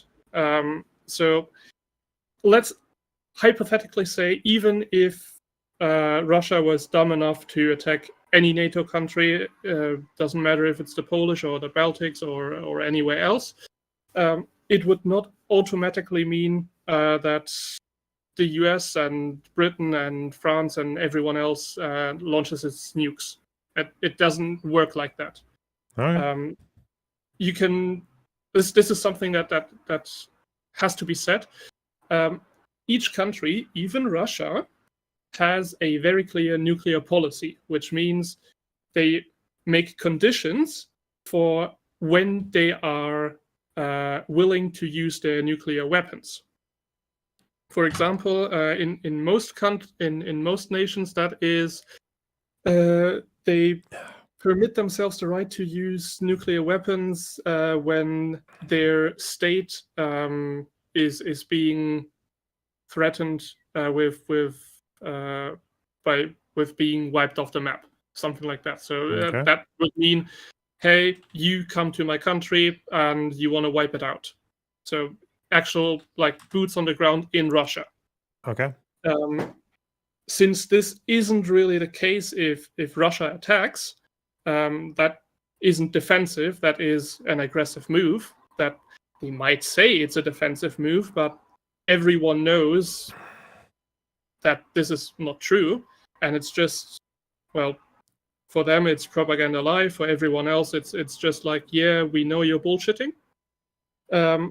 So everyone knows this. This is also why, for example, they announce every time they move their nuclear weapons. For example, they made this big fuss about, we will move nuclear weapons into Belarus. Or, right, I think a couple of weeks ago, they announced that they are moving nuclear weapons from, I think, around some storage facility near Moscow to the new border, or the new NATO border up with Finland. And they make this public so that everyone understands, hey, this isn't something we want to do behind your back. We are very transparent with that. So it might seem to everyone else, hey, this is saber rattling, this is concerning, this is something that we don't want. But actually, saber rattling is very good because you openly declare what you want to do. Mm-hmm. So in a lot of cases, I don't know do you still remember in the early days of the Ukraine war? I think like after the big push to Kherson, when they took like a lot of land in the south. Can you still remember that the Russians threatened to actually detonate a nuke over the Black Sea? Yeah. Do you still remember that? Yeah, I remember the threats. Yeah. Yes. In response to that, the US stated, "Hey, if you do that, we hold ourselves the right to sink the Baltic Fleet and the Black Sea Fleet." So they say, you do that, you break this silent international law that everyone who has nukes has agreed on, that we don't just use them for posturing or for actual like aggressive stuff. It's more like you can't attack me, because if you do, I wipe you out and you wipe me out, so nobody wins. It's like everyone loses. So nukes will never be used in like an aggressive manner. That's never gonna be the case. Nukes are, it sounds really, really, really retarded, but nukes are actually the ultimate defensive weapon, because you ensure whoever is trying to attack you won't, because the second they step foot on your land, or they actually want to take land off of you, you can say, hey, this is threatening my existence, therefore my nuclear doctrine says I can now strike. You have crossed that red line, which was very, very clear, and now I am able to do this. And all the other nations would then refer to your nuclear policy and would actually go, wait a second, yeah, we have reserved ourselves the right to retaliate, but it's not directly hitting us, and somebody has done something so fucked up that it actually warrants a strike, a nuclear strike. So it's not the case that if you Article 5 on Russia, that means the first thing you do is bring out the nukes and fire everything into Moscow. That's it. No nation would do that except the French, but even they won't do it. It's just like they have this nuclear thing is more like a don't even try to fuck with us, because we hold ourselves the right to actually nuclear first strike you as a warning shot. Okay. So it's just to keep that in mind. Article 5 does not automatically mean nukes are flying. Article 5 in the case of Russia attacking Poland, or I made a comment earlier in chat that there are two scenarios. If Russian weapons fall onto Polish soil or Baltic soil or any NATO country by accident, because Russian weapons are kind of shit, then you could Article 5, which would then, for example, you could, or NATO could reserve themselves the right to say, hey, we are going to move into the western parts of Ukraine with a lot of the NATO equipment. So, for example, that all the troops stationed in the Baltics or in Poland or in Romania could all pack up their air defenses and move that into the western parts of Ukraine, which would free up a lot of the Ukrainian personnel that is in that region. They could also set up like repair shops and all the medical facility, and a lot of the Ukrainians could then be transferred into like the hotter east and don't have to worry about the west, because that is now under the actual cover of NATO, or in probably going to be Polish and a lot of Americans. And as a second thing, they could also enforce a no-fly zone, because Russia is boasting that, oh, they are so advanced in everything, but their Su-57s are a pile of shit, and they get ass blasted by everything that, well, basically every other country has. So yeah, they could actually then secure air dominance over either the whole of Ukraine, or just also focusing on like the western parts, because if nothing gets through the western part, nothing can get into Poland or any other NATO country. So Okay. it's not as simple as Article 5 means instant nuke everything. There's more nuance. Right. Yeah, Okay. that was everything. Cool. Well, thanks. Yep, no problem.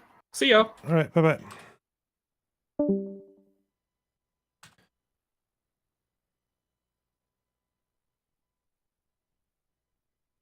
Hmm.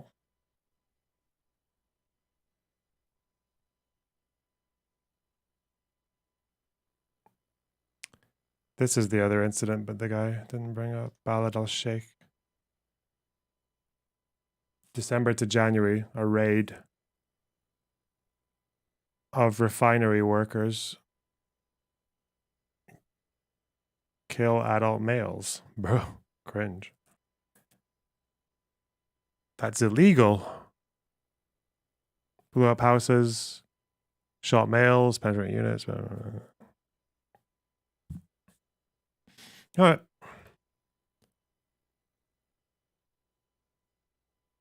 Who did this? Was it the Irgun? Yeah. No, they attacked laborers. Then Arab refinery workers attacked Jewish workers. All right. Oh. Yeah.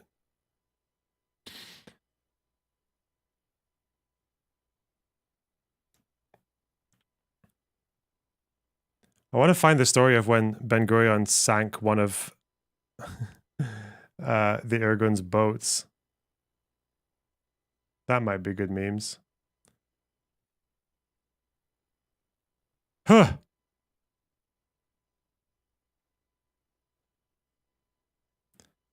All right, what the fuck are we doing? Protests. Should we do the protests? God damn, 890 viewers. Hello. I got a bunch of new subs yesterday as well. I was like, oh no, I wonder why. Listen, guys, if you're like a right-wing Zionist and you think you're coming here to get taken care of, you know, snuggled in, listen, okay? I have sympathy for the Jews, okay? They also do some mad shit in the Middle East, and I don't support all of it. Actually, I think a lot of it's pretty fucking reprehensible, and and I think non-violent resistance or non-lethal violent resistance in the West Bank is probably justified. Wait, all right. Okay, just to be clear.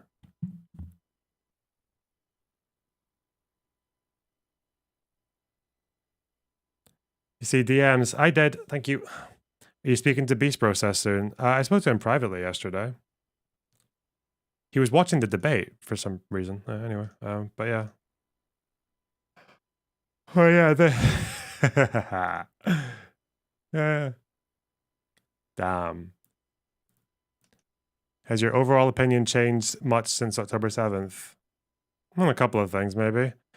I used to hand wave the Israeli sort of like liberal / right argument about security before October 7th. Obviously that changed. Now I can kind of understand why they get very jumpy about building equipment and shit like that going into Gaza. I can see why they get jumpy about people approaching the border wall. Yeah, I can see that now. I feel like I downplayed it a lot before that. Otherwise, I don't know. Think I'm a bit more critical of, well, I'm much more critical of Arafat's stance in the Oslo Accords and the negotiations then, particularly Clinton and Taba.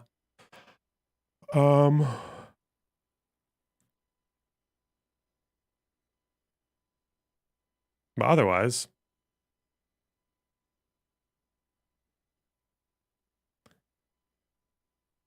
did you see what the professor tweeted on October 7th? Nope. Did he say something crazy on October 7th? Oh no. Those deals were not good for the Palestinians. I don't know if they were good, but they were probably the least bad thing they were going to get at the time, I would say. Where's the guy's tweets on October 7th? Let's do that, and then we'll forget about him forever, probably. I think that's the last I'll see of him. Do you want to talk to Kevin Logan again? I mean, I read the art. Like, no. I don't think he didn't seem to really want much of a conversation. He just, I don't know. Shock. Yeah. Even if the partition plan, I feel like, fuck me. I feel like if we're talking for like what seemed like maybe an hour, and he's giving me like 10, 15 things to respond to, and I tried to just like pick at, just to dissect like one or two of them, and then he gets annoyed by it. Like, what the fuck's the point? Yeah, I don't know. Are there any other pro-Palestinians you suggest aside from Peace Process? Let me think. I still think Khalidi's got his head in a good place, or his heart in a good place. Sundowner. Sev. Someone actually recommended a tweet to me on my Reddit about one guy who had apparently a good take. Let's see. Vine Boom. UCLA. Oh no, is it not here? Where was the Mark Lamont Hill? I don't know. I don't know much about him. Not the Kfar Qasimite radical. Where was the thing? Fuck.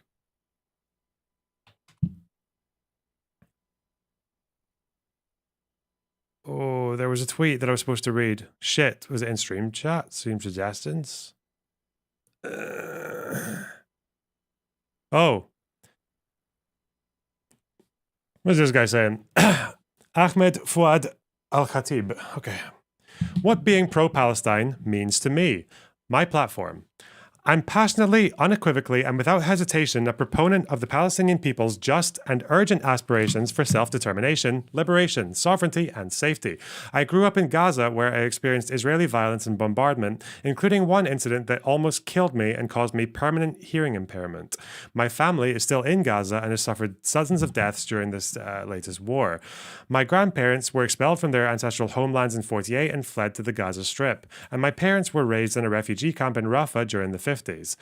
This background informs and influences me and speaks to why I care about the Palestinian issue and consider myself pro-Palestine.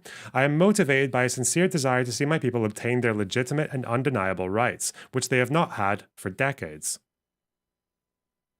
Yet I and many others, especially those who are silent or forced to be quiet, struggle with finding a political home in today's pro-Palestine movement. Increasingly, it feels as if pro-Palestine activism is dominated by maximalists, wanting all of historic Palestine and other zero-sum positions and approaches. Slogan-driven voices and narratives. There is a lack of pragmatic and humanistic ability to hold multiple truths at once, and to advocate nuanced and color-rich positions and views that are not black and white depictions and understandings of the Israel and Palestine conflict. Here's what, to me, an effective and meaningful pro-Palestine platform entails. Supporting the right of Palestinians to a sovereign and independent state living in peace side by side with Israel. Condemning Israeli government actions, policies, priorities, and decisions that kill, harm, undermine, or oppress the Palestinian people. Criticizing and decrying the conduct of the war in Gaza, the military occupation of the West Bank, and the Israeli government's disregard for Palestinian civilian lives and the destruction of property and cities. Rejecting, denouncing, and exposing the theft of Palestinian lands in the West Bank and the sprawling settlement enterprise and settler violence. Supporting highly targeted, specific, and effective sanctions against individuals, groups, and entities that are enabling the unjust and illegal occupation of the West Bank and harming Palestinian civilians. Damn. This guy, my spirit animal. Denouncing and combating the dehumanization of the Palestinian people, or the denial of their existence as people with the right to live on the land they called home for generations. Acknowledging the tragedy experienced by hundreds of thousands of displaced Palestinians from '48 and giving them and their descendants the right to return to the lands of a future Palestinian state in the West Bank and Gaza Strip. Oh, so he's very Clinton parameters pilled, this guy. Understanding past and contemporary mistakes that have set the Palestinian people back by decades and made them pawns in ideologies and geopolitical programs, agendas, and designs. Developing a pragmatic and realistic framework for recognizing Israel's existence, right to exist, and the inevitability of its continued existence, all of which should inform how a solution is approached. Dispensing with the delusional and destructive elements of the Palestinian narrative and acknowledging that there will not be a full liberation of all of Palestine, that there will not be a right of return to what is now mainland Israel, and that Israel cannot and should not be confronted militarily or through any form of violence. Damn. He's more lib than I am.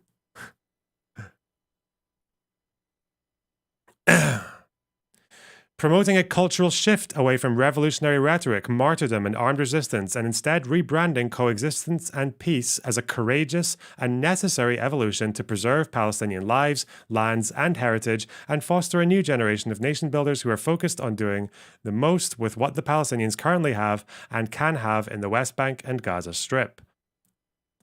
Denouncing and rejecting anti-Semitism while also acknowledging that Zionists and Israelis are a diverse group/people and that the Palestinians have to work with all of these segments to have sustainable coexistence and peace.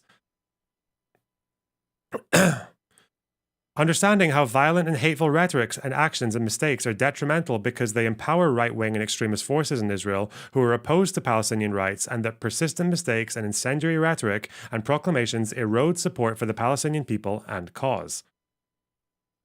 Recognizing Palestinian agency, responsibility, and accountability when taking actions that have the negative consequences and outcomes, and acknowledging that whilst there is an asymmetry of power dynamics, Palestinian leaders, political groups, and prominent figures should make rational and responsible choices to optimize for better prospects.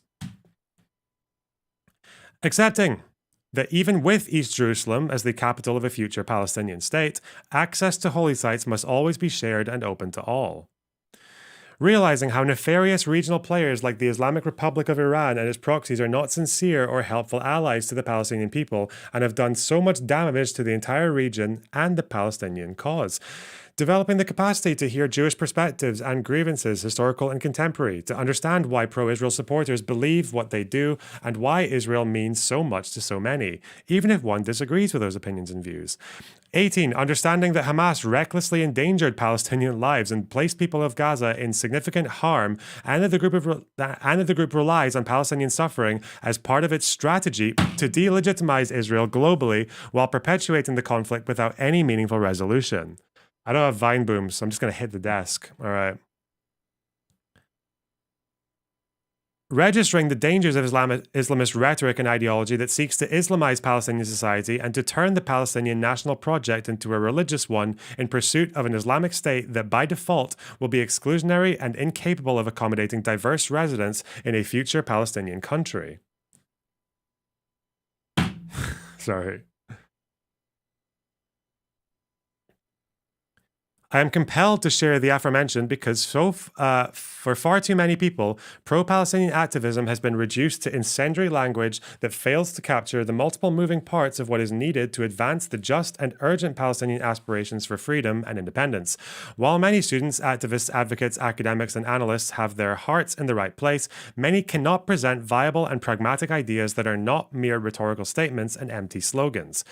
I know that many strongly disagree with my views and opinions, and that's entirely fine. Still, many more are eager to see a recalibration of pro-Palestinian activism to actually help the Palestinians achieve statehood instead of inflaming division and fostering hostility towards supporters of Israel and the Jewish community.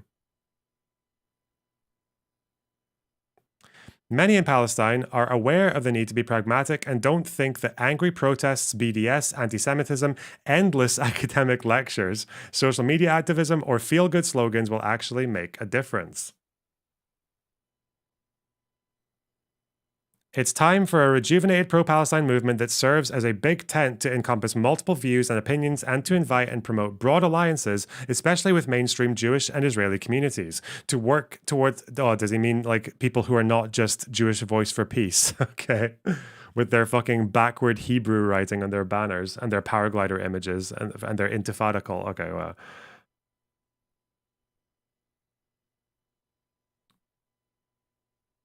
I think Columbia University wanted their divestment and their sanctions on Israel to include standing together. Wasn't that a thing? I was told that by one of the people there. Might be wrong, but...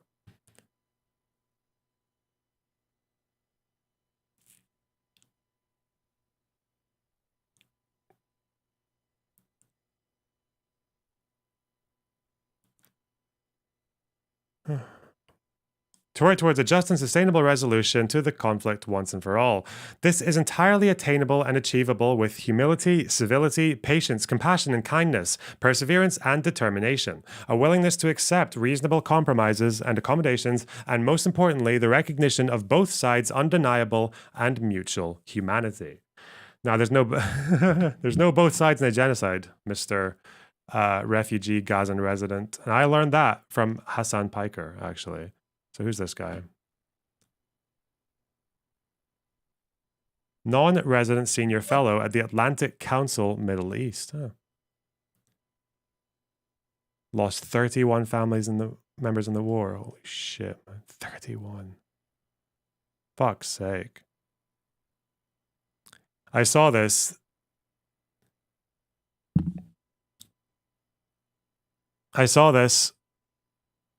That I think this is from yesterday, that apparently some Israelis actually managed to get a truck and started fucking throwing the flour bags off. Fuck me.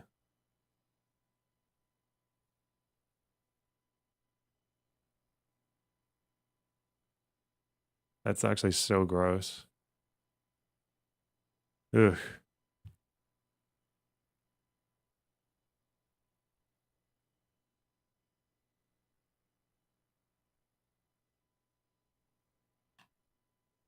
Guess it's 69 trucks a day now. Hey, good one, Sev. This is from April 22nd. Okay, it's not that old.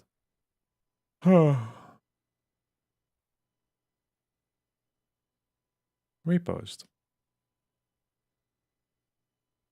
Don't agree with everything in there. The violence thing. I think I'm actually a bit less Libby than he is on that. Less of a Gandhi. What did the professor tweet on October 7th? Okay.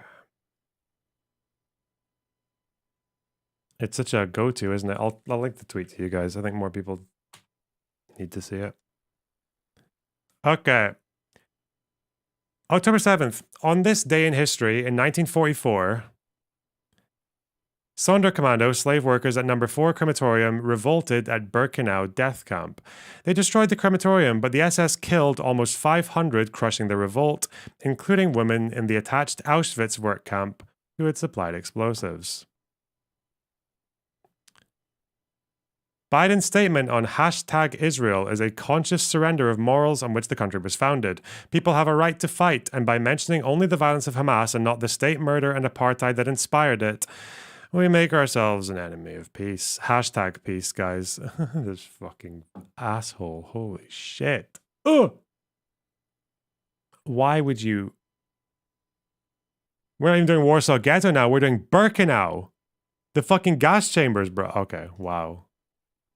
Fuck me. He was like, Finkelstein, hold my fucking crack cocaine. Hold my crack pipe.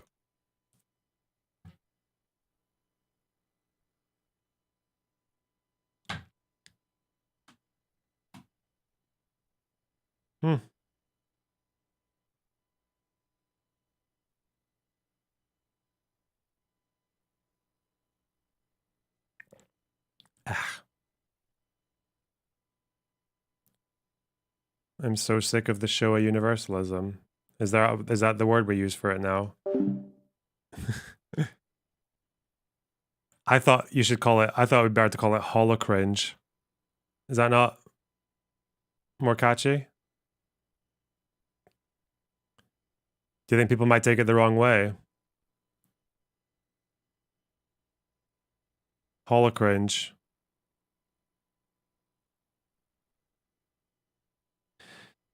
Hassan interviewed Bassem Youssef. Don't care. Don't give any of the fucks. I saw XR. Thank you very much. We'll look at that. Oh. My mouth is so dry. Fucking Vyvanse. Ugh. I just want to watch something for a minute. God, I want to watch something and rest my throat. Oh, what's this? This is Herzog's actual statement about the civilians thing. What did he actually say? Let's have a look. Apparently a lot of it was taken out. I wonder if it changes much.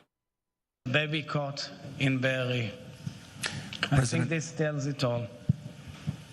President Herzog, Raggy Omar from ITV News in the United Kingdom. You spoke very passionately about saying that Israel was not retaliating but targeting with regard to the operations in Gaza. But even President Biden, who spoke so personally and passionately with regard to what was happening in Gaza, spoke about the importance of the laws of war and the humanitarian situation within Gaza. So with that in mind, what can Israel do to alleviate the impact of this conflict on 2 million civilians, many of whom have nothing to do with Hamas? First of all, we have to understand there's a state in a way that has built a machine of evil right at our doorstep. It's an entire nation out there that is responsible. It's not true. This rhetoric about civilians not aware, not involved, it's absolutely not true. They could have risen up, they could have fought against that evil regime which took over Gaza in a coup d'etat, murdering them. I will say, no, despite the fact that I don't think this is sufficient for the whole, like, he means to genocide them, but, like, yeah, this sentence is horrible. It's a really shit thing to say. It's really... Yeah, it's just not, there's no context that really gets you out of that part, but let's see what he carries on with. Family members who were in Fatah. There's a short memory in the world. Israel evacuated Gaza unilaterally in order to show that it's willing to make peace. I was a member of that cabinet. Do you agree with his statement about BDS divestment? Yeah, I think...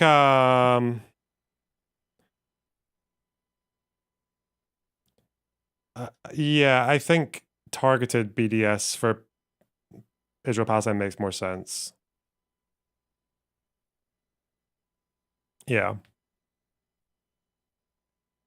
Said to our nation, this will be Hong Kong of the Middle East. Well, reality has turned into a tragedy. Okay? Is he wrong? What, the Gazans should have risen up to get rid of Hamas? Mate.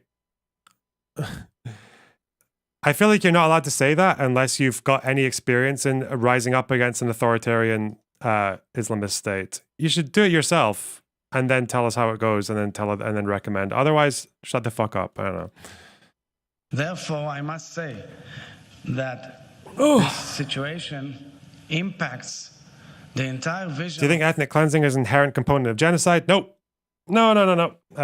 It's not a subcategory. It never was. Like, since the Genocide Convention, it's never been. Like, removal is its own thing. It's different from genocide, sorry.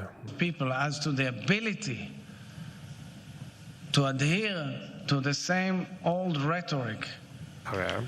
We are operating militarily according to rules of international law, period. Unequivocally. Okay. But we're at war.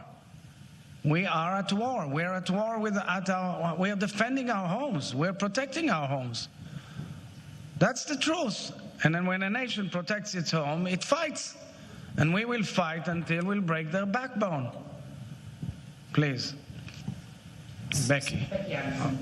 Yeah, so the way they clipped that in the ICJ case, that whole part about rules of war, South Africa just puts in ellipses. What a fucking... Bro.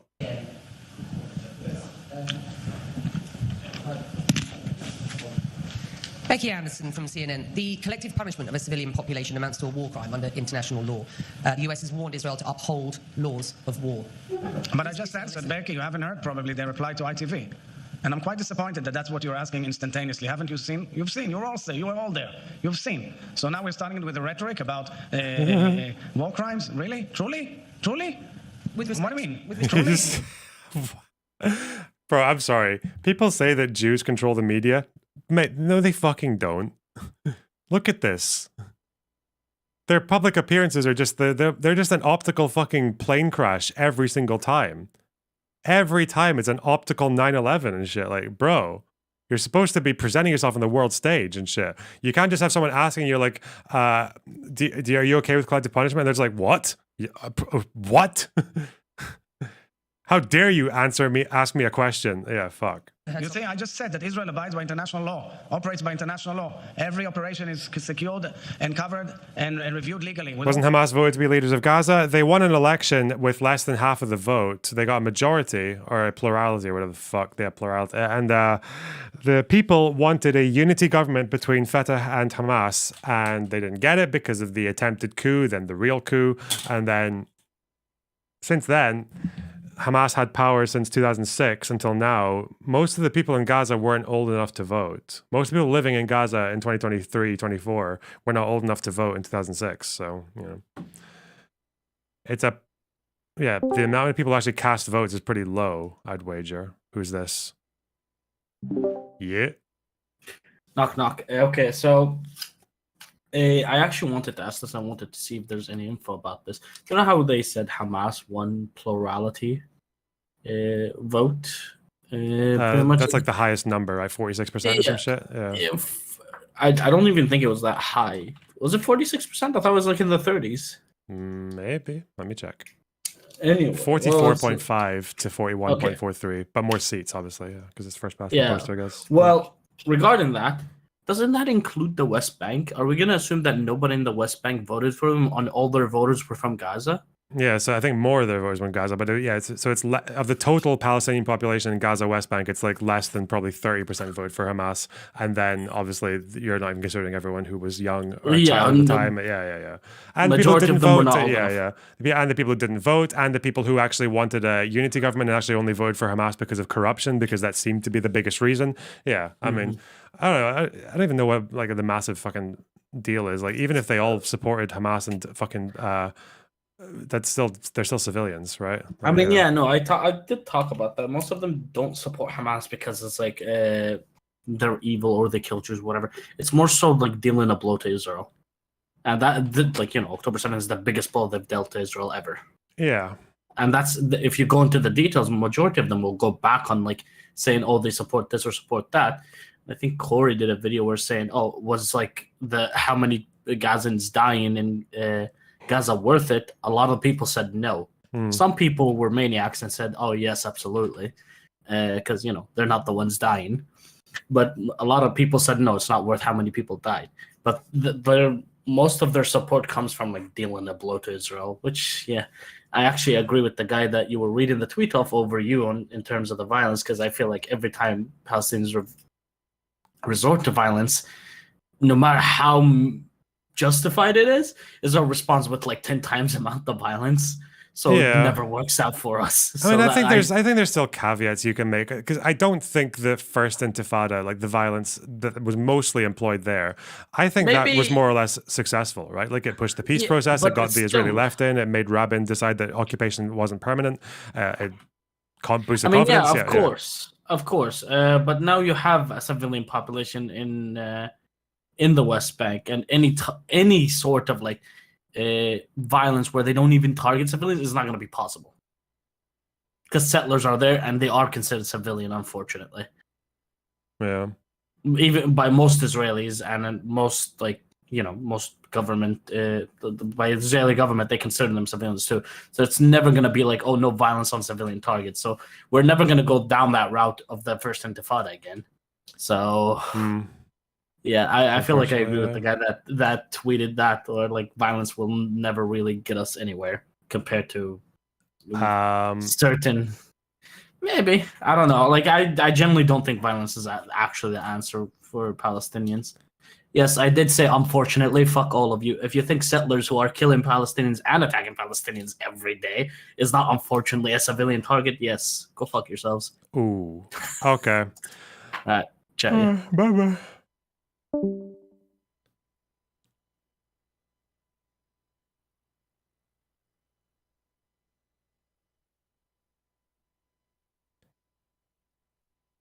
I need a good picture of Nasrallah.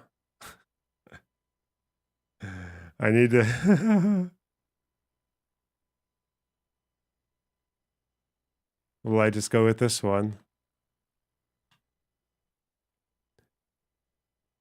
Will this jeopardize my potential trip to Israel?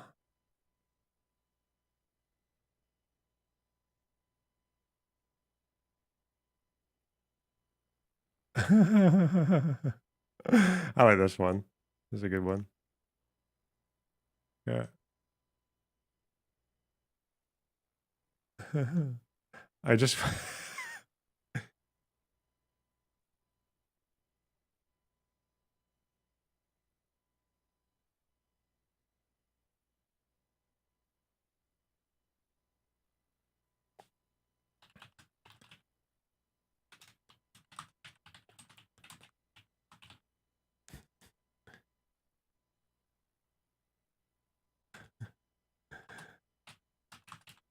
Do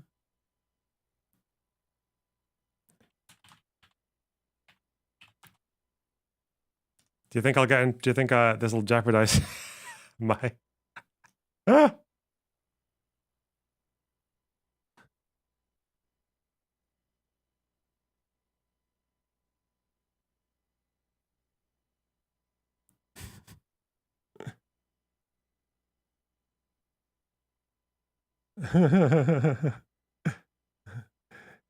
It's fine. It's only going in replies. We're not making it. We're not putting it front page. Okay, chill.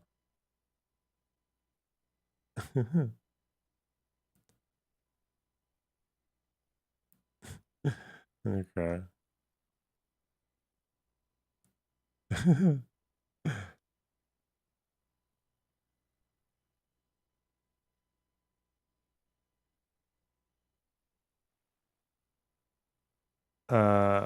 Hang Nails, thanks for the $2. Why do other Arabs have beef with the Lebanese? Because Lebanese people have beef with Arabs. Always have done. Lebanese Christians, anyway. All due respect, I truly believe that it comes totally out of context. Please. CBN. Julie, CBN. Julie Stahl from CBN News. So I know people have asked you, but how do you think that this is going to, how are you going to be able to mitigate this?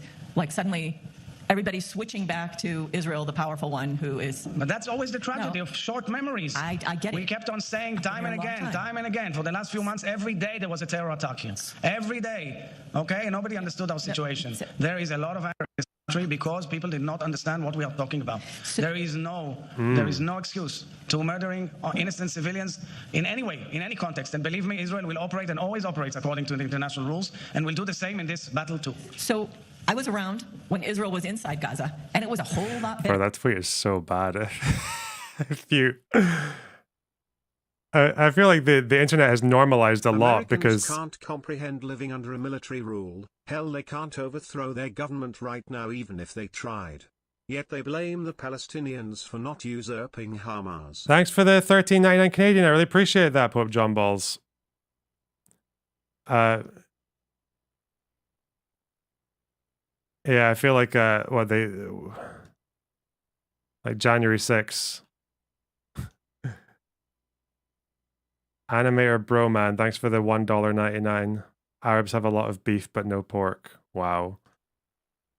Because the problem is I'm thinking about this from a Western security perspective. It's like, this is the kind of shit that fucking... This is soft, but this is the kind of shit that like pro-terrorist people would say. Don't fuck me. It's a joke, obviously. It's not a joke. Nasrallah survived, even though the goal was to deactivate Hezbollah. For the Gazans when Israel was there. Do you foresee any scenario where Israel will go back into... That guy lives in a bunker. Yep, alive. Yeah. Joke's on you. That's why he's so happy. That's why he's so well fed.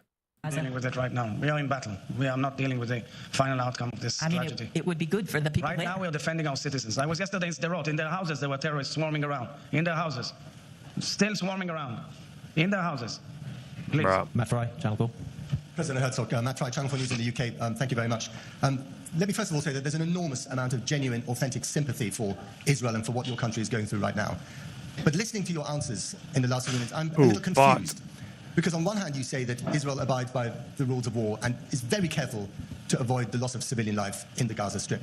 But at the same time, you seem to hold the people of Gaza responsible for not trying to remove No, well, I'll tell you. Let me finish. Do you hold a missile in your kitchen, in your living room? Can I ask my question? A missile that is sent on our head here, and if there will be a siren, it's a missile from that kitchen. My question is this, if I may.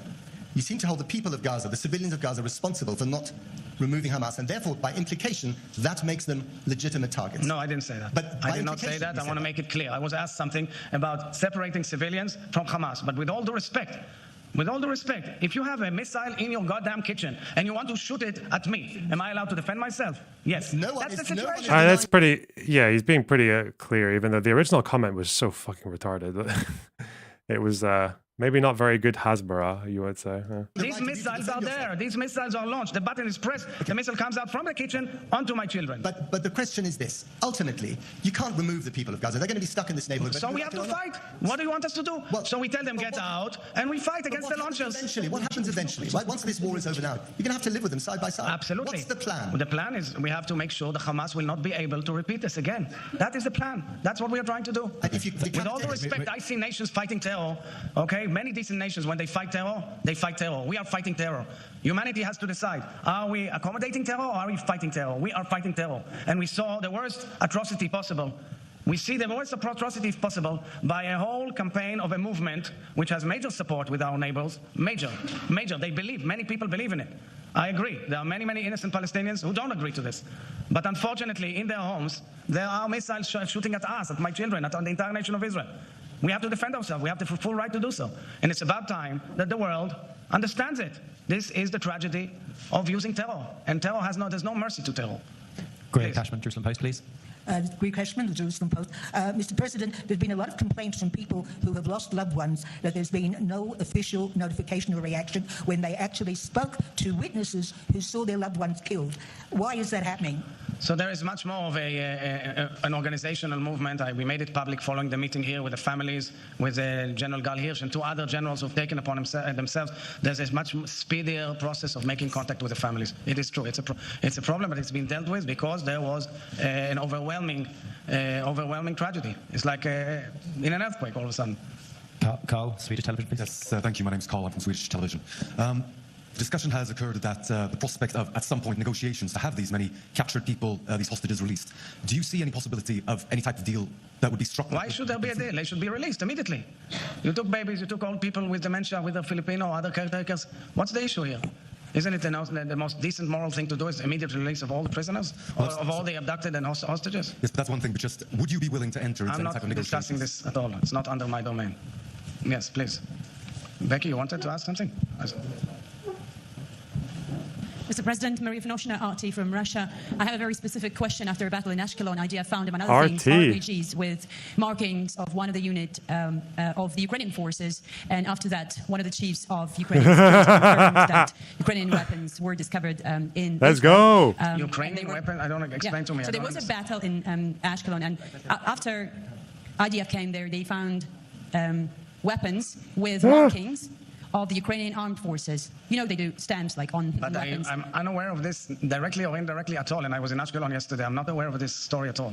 And there is also a video circulating online where Hamas is thanking the Ukrainian government for providing them with weapons. Of course, it's really hard to verify independently. I don't know. I'll be happy to receive it. Do you have any information about Not Ukraine known to me at all. None of this is known to us. Never heard of it. Okay, and also following up. We can check it. Thank you very much for that. And also you said that international media is supposed to show to the world the atrocities done by Hamas, but we see kind of selection here, unfortunately, because, for example, our channel was not invited to any of the scenes like Kibbutz, Kfar Aza, Obirei, and our requests Jason, you'll check it? Okay. Yeah, thank you very much, because we would love to show what you would love us to show. Thank you.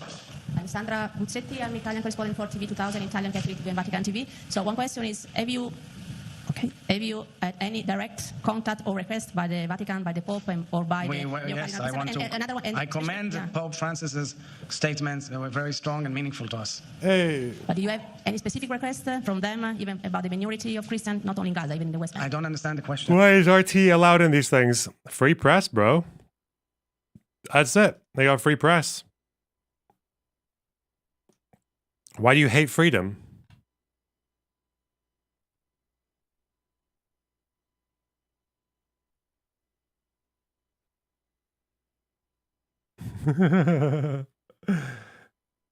Bro, I shouldn't have given my numbers because I feel like I feel like people more often than not lie about the books that they've read.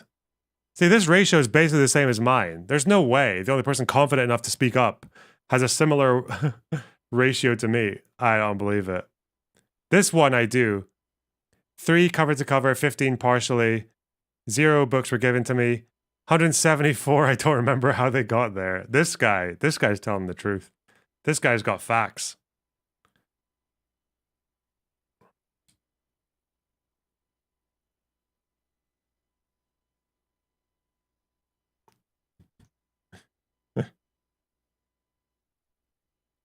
Pope John Balls, thanks for the 2 Canadian 79. Thoughts on the Netza Yehuda and their war crimes?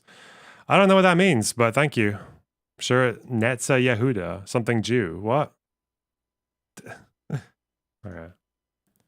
And I can't hear you. You have to repeat the question. Yes. Did you have any direct contact with them, with the Vatican, or with the Cardinal Pizzaballa? Did you receive any specific requests from them? No. Thank you. Right now, I'm informed about 2 heavily wounded people in Sderot by rockets. Yes. Why did Hamas attempt a coup when they managed to get some power after the election? They couldn't form a unity government because they couldn't agree on terms of how to deal with Israel. And because they couldn't agree, Fatah and the US, I think, were planning to overthrow Hamas. And Hamas they did a preemptive strike. Hamas did a 6-day war and threw the Fatah guys off of rooftops in Gaza and consolidated their control there. I think that's what happened, no? They went to war. Becky Anderson from CNN. Sir, does Prime Minister Benjamin Netanyahu bear responsibility for this situation at present and this colossal failure of intelligence? We're at war. I'm not dealing with this issue at all until after the war. Naturally, you follow up Israeli discussion and discourse, but I'm not dealing with it right now. God. Okay? Finally. He's so stern. I didn't know that. No. Okay. Now you know. We have seen many cycles. I guess you know Vivian Silver. Of course. So you want... Oh, it's the sanctioned Israeli battalion. Oh yeah, they sound crazy. Fuck them. Thanks for the $2.79 Canadian. I think... appreciate the donos. I think...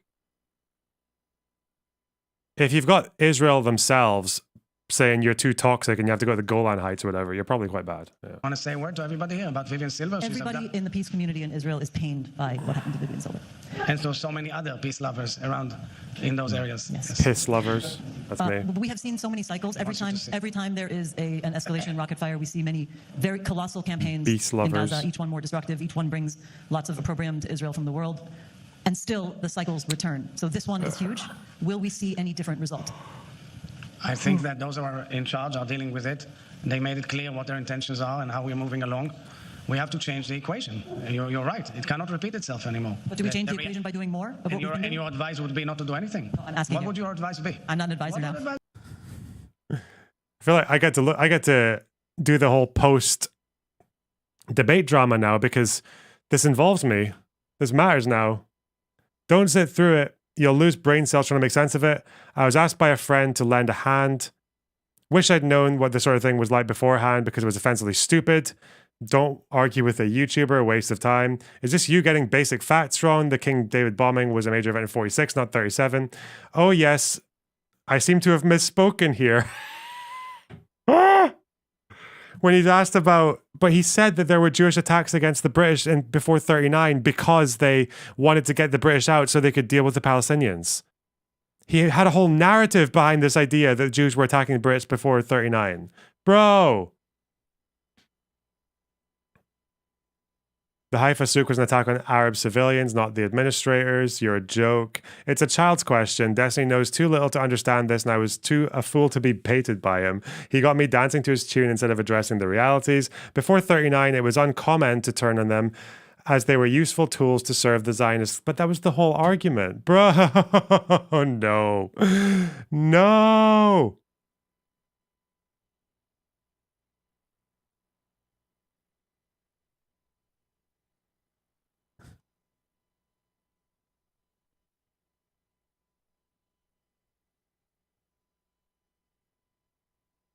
That was Destiny's argument that prior to the change in immigration policy, the Zionists were not generally outwardly attacking the British. Yeah. Yeah, he's right for after 1939 for a very small minority of the Yishuv, but he wasn't. It's a shame he didn't make that claim. He said it was happening before 39 and tried to say that the King David hotel bombing was what, 37? Fuck me. Kill me, bro. Eh. What do you mean? What is there? I mean, what? Allow the mob to take over the city? This is the intention of the mob. They want to take over the city. Bro. This is much worse than the mob. Thank This you all guy. very much. Yeah, final question. So this is HJ. My name is HJ from Korean news agency KRM. As of last night, actually, Korean Christians donated about $450,000 to help Israel. That's nice. And for right now, we're in the middle of the war. But what are you expecting the international countries to really help? What can we help? How First can of all, we we're getting international support in the international community. We are a strong country, a strong and resilient nation. World Jewry has been fantastic with the huge solidarity. So many of our friends, many of our Christian friends around the world have shown immense solidarity. Leaders all over the world, parliaments and special heritage sites have all portrayed our blue and white. I hope and I... 1,000 viewers, guys. Hello. Thanks for sticking around, even though we're not even doing that much. Hey, like the stream. It doesn't cost you anything. We're going to go into Colombia after this. I'm going to finish this. I'm going to go to the bathroom, get a sandwich, and then we're going to do Colombia. Okay, chill. Request that this support continues for a while. Why are you watching an old press conference? Someone told me that the full clip is even more... softens the context even more than the article, but yeah. The equation in the Middle East is very clear. Yeah, he said something very, very stupid, but it doesn't sound like it didn't sound like he was justifying attacks on civilians, like targeting of civilians. Like to interpret it in that way, you have to be looking for it. Like, yeah. There's an empire of evil who's trying to derail the entire process of inclusion, of peaceful dialogue, of normalization. Peaceful dialogue. There's an entire empire of evil who's trying to do that. It's a historic train that has moved out of the station for the last 50 years to have the inclusion in the relation between Jew and Muslim in this region. It should be a region of peace. I've been portraying this region as the source of energy for Africa, Asia, and Europe. Together, we must not let this train be derailed, the train of inclusion and peace in the region. People want an answer to this on the Reddit. Okay. So in the context of the protest, the first instance of people violently attacking others on a somewhat large scale was from pro-Israeli people. Oh. Yes, seeing people be pro-Hamas is disgusting and could possibly incite violence. But why does no one discuss how constantly saying this is actually Germany in 38 for Jews right now? True, maybe. This statement comes from Shai David I. Okay. One of the biggest faces of the kind of protests, widely repeated in those circles, could also make people paranoid, which could lead to them to take drastic actions like beating up or even killing those they perceive as pali-Nazis. Was there, Josh Murphy, was there violence at these protests on a large scale against other people before yesterday? I don't remember there being much fighting, physical fighting, before yesterday. We're talking about a single campus protest. There were the cops, they resisted arrest.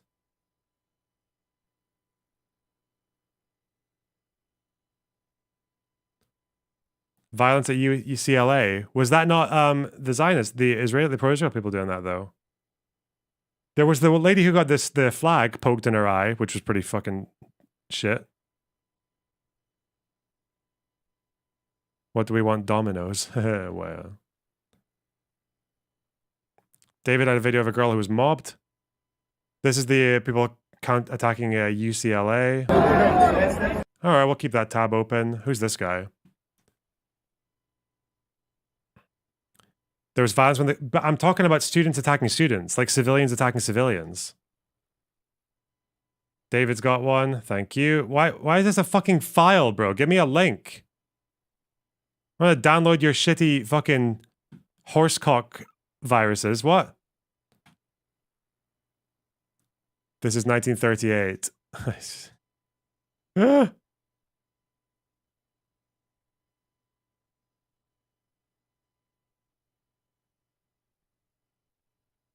An assistant professor. Damn, he got mogged. Credential mogged.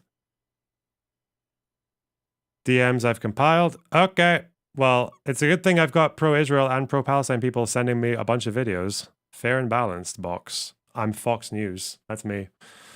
Okay. Ugh. Maybe here's some Zionists you can yell at? Yeah, let's go. Let's go. All right. We got lots of sources now. Lots of infos. Okay. Well. Box Daily. True. So facts. You need to ethnically cleanse your curls from your glasses.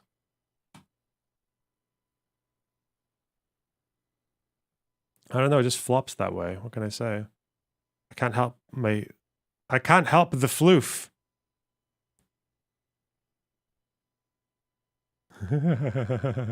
Yes, this is where you separate the men from the boys. I streamed a couple of times at a library that had 800 books behind me, and I read one, maybe two of them.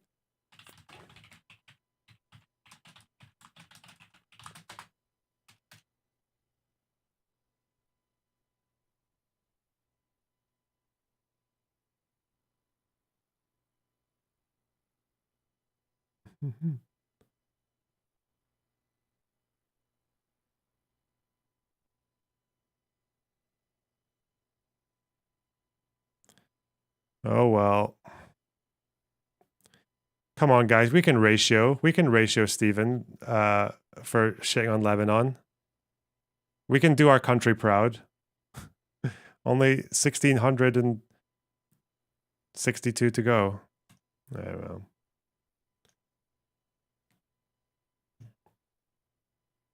All right. Okay. Oh, Dove Waxman, he's got interesting things to say usually. Let's see. Legal trouble? Uh-oh. Oh, no. Let's see. All right, be right back. I'm going to go bathroom, get a sandwich, and we're going to go fire in. I will give you something to watch while I fuck off. You're going to watch the No Justice vid? Yeah, possibly. Yeah. I already watched some of it when I was streaming. We'll do Cass after Columbia, okay? Chill. Calm your fucking beef. All right. Let's see. Shall we watch Finkelstein or ICJ? ICJ. This was such a... I can't believe how...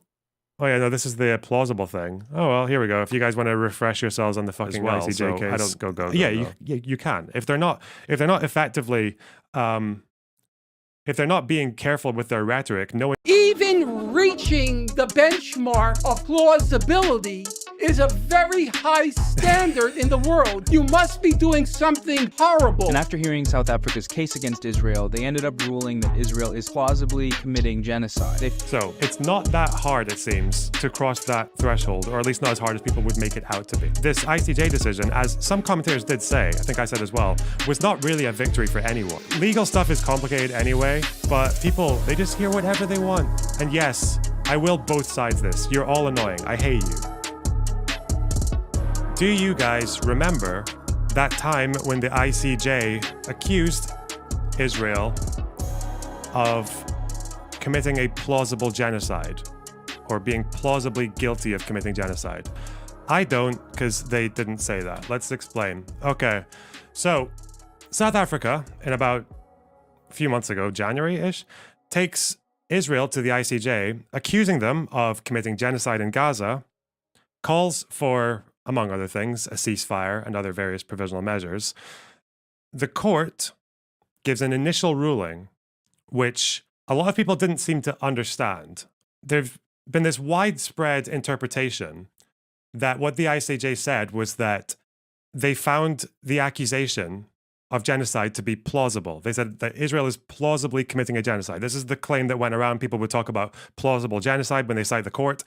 But some people noticed that that's not actually what they said. There's not actually any direct mention of plausible genocide. Now, what they did say was, this is where we get into the weird legal stuff, they said, at least some of the rights claimed by South Africa for which it is seeking protection are plausible. Now, what does that mean? It means quite a few things. A few of them are formalities. One is that it means that Palestinians are a national group that have a right to be protected under the Genocide Convention.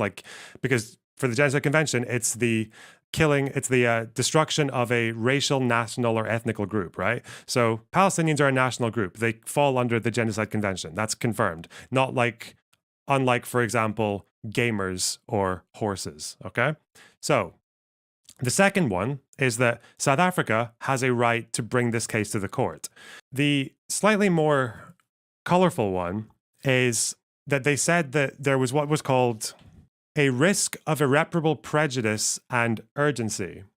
So what this means is that some of the rights, they haven't said which ones, but you can guess, the right to not be genocided, that there's risk of irreparable prejudice and urgency under the Genocide Convention, which means they're not saying that Israel is plausibly committing genocide. They're saying that there is a risk that acts will be committed that will be genocidal. There's a risk.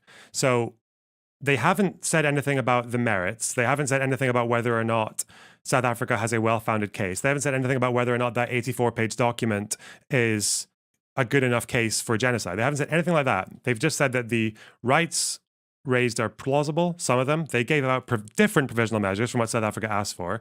They didn't go for a ceasefire. They did call for improving humanitarian aid. They called for Israel to effectively prosecute people who are inciting genocide. That's one thing that they did.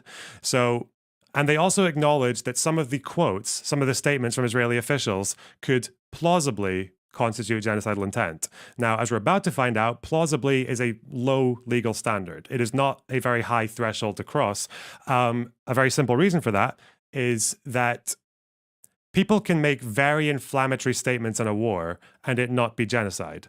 Think the Arabs in 1948. The Arab leaders in 1948 said very inflammatory stuff about massacres akin to the Crusades and the Mongols. They spoke about total war and killing anyone in sight. They spoke about that. But if you look at how the actual armies operated and what they were trying to do on the ground, and a little bit from captured documentation, it doesn't seem to be like any of them actually had a genocidal plan. It seemed to be like they all had very different goals, really. Lebanon wanted to do not that much at all. They captured like one village. Syria didn't seem to do that much. Egypt clearly just wanted territory. Jordan clearly just wanted territory. And also Jordan, it turns out, kind of wanted to avoid fighting the Zionists for the most part. So that's one side of it. You can have insanely inflammatory quotes, but not a genocidal plan actually be in place. And on the other end, you can have very ambiguous, unassuming quotes that are actually calls to genocide. Think Rwanda cut down the tall trees. That's a euphemism. A euphemism can be a call to genocide, though. So it makes sense that there is a low threshold for the quotes. So this is the statement from the court. The court is saying that South Africa has a right to bring this case. Palestinians have a right to protection, to not be genocide, because they're a national group. And some of the statements, and also because there's a war, because people are dying, there is a risk that the Genocide Convention might be crossed. It might get crossed at some point. So that's where they left it in January. But obviously, because it's legal terminology, people translated that into Israel is plausibly committing genocide. And obviously, the meaning of the word plausibly, people just, I guess, some people with political leanings decided to assume that plausible actually is a high standard, is a high threshold, that it basically means that something really bad is happening and it seems quite likely that they already agree with it, that they just need to go through the formal process. But, okay. Hi. How's it going? Let's go. Okay.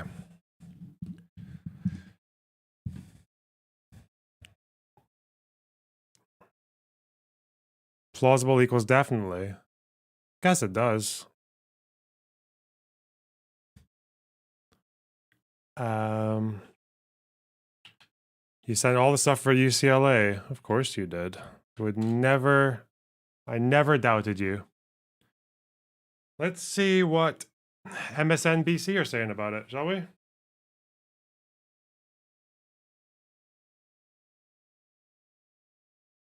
Ugh. What kind of sandwich? Like ham, mozzarella, tomato? Ugh. Plausibly, definitely. 1 minute.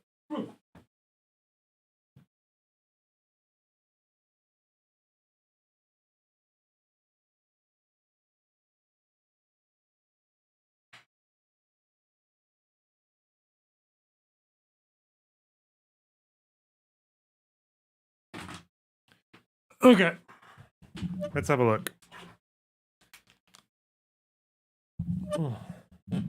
He's gone again. I know. Horrible. Okay, what we got? MSNBC. NYPD officers in riot gear descend on Columbia University campus to clear protesters. Fuck! Students have been told to shelter in place. That only came out about an hour ago. Some of the students tell me, though, that because Bro, of... look at them. The fuck? And I guess what the students have done here is that they have occupied this private building, and I'm guessing they didn't leave when they were asked to, and people threatened to get the cops. Now they got the cops, and now we're going to see how the cops deal with. So I think they were barricading themselves, weren't they? This what... I guess we're going to see what a special forces operation looks like, eh? They're sending in special forces. You can't take that away from them.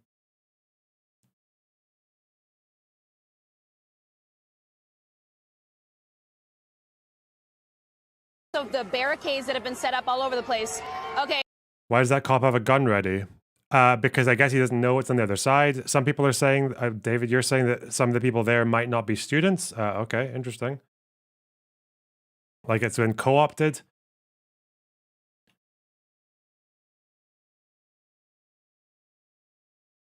To be fair, if people are waving flags around and chanting pro-terrorist organization things like Hamas and fucking Hezbollah, like militant organizations, I feel like cops might be a bit jittery.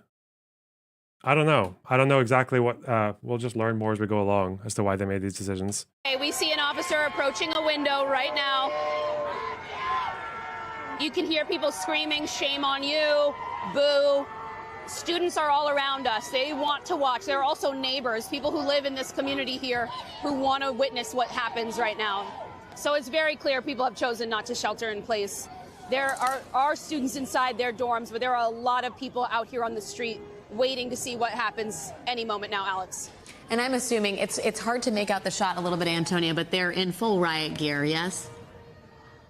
Full riot gear. One of the officers has a shield in his arm. They have flashlights, and it looks like they're trying to find a way to break into that window that goes right into Hamilton Hall. All day long, you could get glimpses of the people who were barricaded inside. Occasionally, they would pull up a shade, unfurl a new banner that said something like "Free Palestine." They would, one even went up to the roof at one point to wave a flag for a while. And the NYPD had drone operators here who flew drones overhead to sort of monitor for quite a while before this all began. But now they're clearly trying to make an entrance through that window right there at the corner of 116th and Amsterdam. Just for context, encampments at the University of Connecticut, Yale, and the University of North Carolina at Chapel Hill were cleared out. About 4 dozen encampments on college campuses remain across the country, but the initial one, the first one, and the one where the situation is clearly the most tense and has escalated to the highest degree is here in New York City at Columbia University, uptown in Manhattan. Antonia, I don't know if you can make this out, but are they trying to speak with the protesters who've locked themselves inside? Is that what's happening? We certainly can't hear the officers who are right by that window, but it does not look like there is dialogue. I can't actually see another person on the other end of the window, but that's because there is a shade that has been blocking any visibility into the building all day. So that's some of the instability, the concern here is one thing we do know that happened when they entered last night around 12:30 a.m. is that the first thing protesters did was wrap trash bags around security cameras. And so they may be walking into an unknown whenever the officers open that window or breach one of the doors. Okay, we hear some noises. It sounds like they're oh, an officer is going through the window. The first officer has entered the window. People are screaming on the street in response. What the fuck, man? Okay, here they go. So what we're witnessing is NYPD officers in full riot gear entering Hamilton Hall on Columbia University's campus in New York City.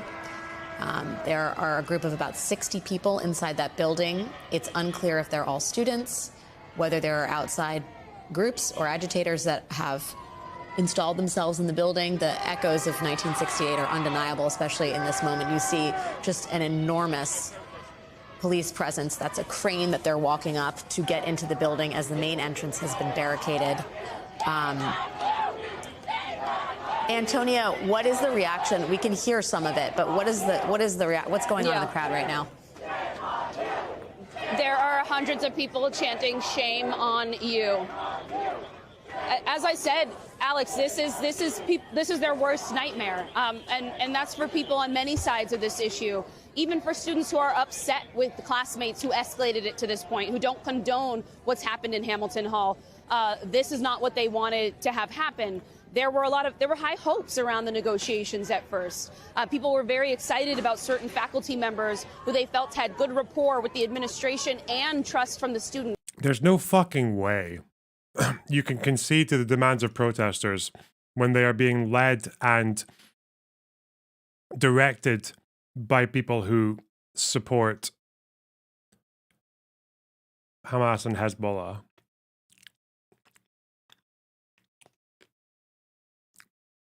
Who support attacks on civilians, who paint an entire civilian population as targets. You can't do that. Imagine if the concessions were made to the people here in Colombia after the way they've behaved. Fuck me. Among the demands was full amnesty. Obama.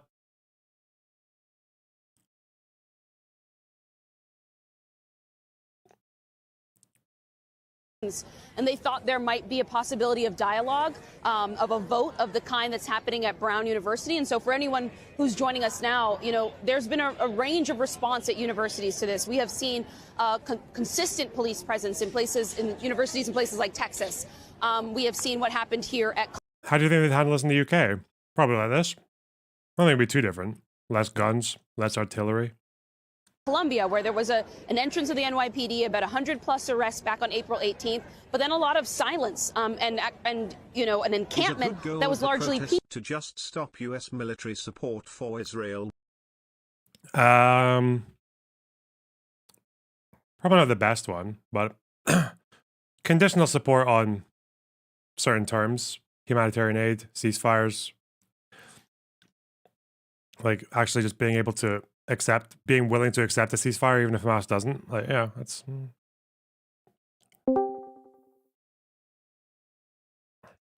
Yeah? Hi. I just have a couple things I have to get off of my chest. Uh-oh. Okay. So, the reason that the civil rights movement, particularly like the lunch counter sit-ins, were so effective is because it wasn't just random protesters protesting from the safety of their air-conditioned dorms and getting DoorDash. It was the actual people who were being harmed by Jim Crow policies going to Jim Crow places to clearly illustrate what was wrong there. Like, if they had just been a bunch of white kids sitting in their college classrooms, refusing to leave and asking for DoorDash, the civil rights movement would not have succeeded. So, I'm sorry, but the next time I hear somebody compare this to the civil rights movement, my head is going to fucking explode. Well, I think some of these students are Middle Eastern, right? They're just, the white people are allies. What'd you say to that? And it is actually very much like the civil rights movement. Even when the Middle Eastern people are doing it, they're doing it from the safety of America. Like, what made it effective was they went into the danger of the Deep South and confronted them head on, using their own policies to demonstrate like how evil those laws were. Like, this is not that. Like, if they were going to Israel to protest, like the disparities in the legal rights or whatever term you want to use it there, that would be productive. But like sitting in a building in Colombia, just like bitching about something that's going on half a world away that has zero impact on you, and then like crying because they're asking you to leave private property, like you're just at this point in time, you're just like trespassing. You're just whiny kids trespassing. I don't know if it's reasonable to say that they should just go to Israel and square go with the IDF or the government, right? Like they're unhappy about their university supporting Israel, right? Like by having connections to Tel Aviv University and shit, right? I'm saying that would be the correct analogy in this, right? Okay. So like it would be analogous to say like if they went to Israel and confronted that danger head on, that would be the civil rights analogy. To make it analogous to civil rights, okay, yeah. Yeah, this is not anything. It's literally just pointless. And if anything, you're detracting from what's going on in Gaza, because now we're looking at a bunch of rich white kids in the States getting pulled out of a dorm room or a classroom or whatever the fuck they've locked themselves into. I think they're trying to compare it to is it the 68 protests at Columbia? Was that a civil rights thing? I think so. Is that the one that might have been the that wasn't. It was a civil rights thing. But it was also an unproductive civil rights thing. Like the Freedom Riders were the ones that were, Vietnam. It was Vietnam War, I think. The Freedom Riders were the ones that were productive. That was the one that got shit done. And it was not done in comfort. It was not done free of consequence. A lot of those people did end up going to jail. Like, these kids are just like, I want my DoorDash. And also, I want to feel good about myself. So free Gaza. You mean humanitarian aid, not DoorDash. Right? Excuse me, humanitarian aid. Mm-hmm. Like, instead of getting the milkshakes dumped on their heads, they want them delivered into their hands. Like, that's not how this shit works. All right. What else? That was it. I just needed to get that off my chest because, oh my God, this is so frustrating to watch. Thanks. We're going to keep watching, okay? Okay, bye. Bye-bye. Peaceful for days and days and days. Then at Brown University, they closed their encampment down. And that is because the protesters were able to come to an agreement with the university to take it to a vote so that the board of governors, essentially, of Brown could consider the students' concerns and questions and then take action themselves. And the students felt like that was a good enough middle point that it made them feel like their voices had been heard. And so the question for many people has been, why couldn't something like this happen here at Columbia? And it's because the negotiations, the conversations seem to have failed. Antonia, we're gonna go to Tom Winter now, but please stand by. Obviously, this is a kinetic situation. Joining me now on the phone is NBC News' Tom Winter, who's been in touch with police as we're watching this unfold live on air. Tom, what can you tell us about how the police are approaching this situation and any directives or requests they've gotten from Columbia University? Yeah, so as NBC News was first to report about half an hour ago, Columbia University transmitted a letter to the city of New York authorizing the New York City Police Department and the city to enter its premises to make any sort of arrest that they deem appropriate or assist them in any way. Columbia University is obviously private property in the city of New York, so the NYPD just can't go on there for, whatever reason. Just because they feel like it. They either needs to be a crime in progress or a complaint, or they need to be asked on for the they need to be asked on.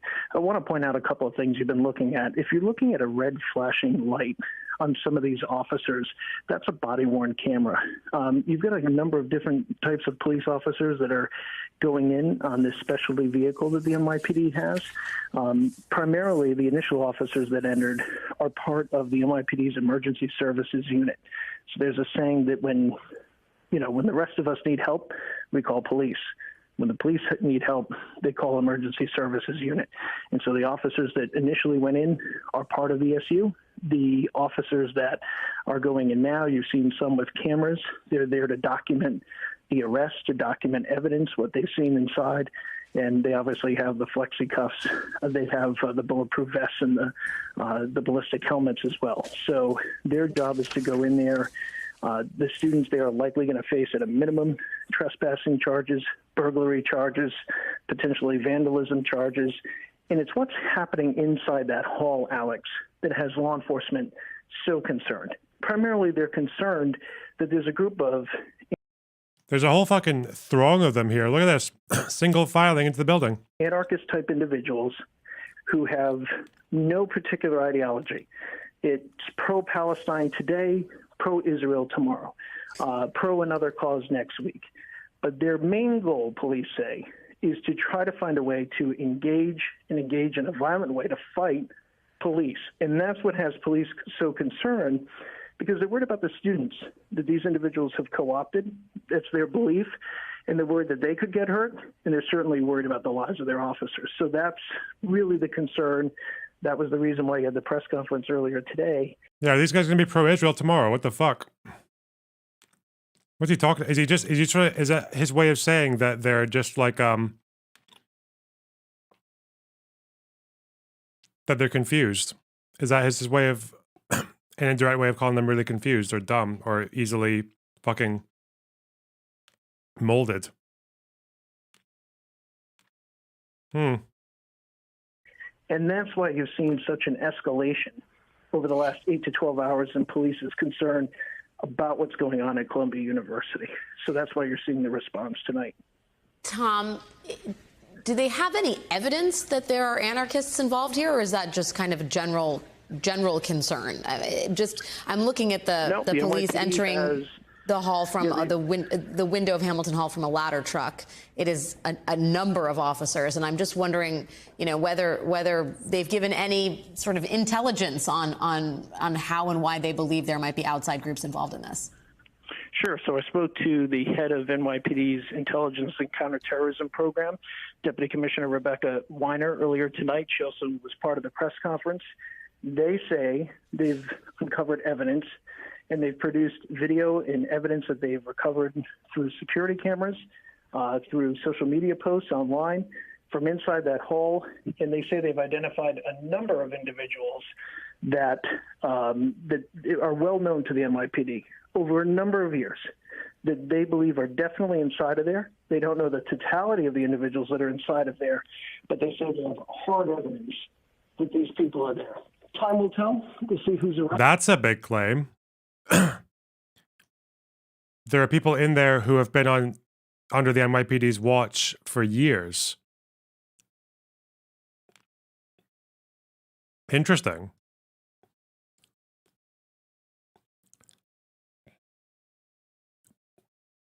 Very interesting. Known agitators. Okay.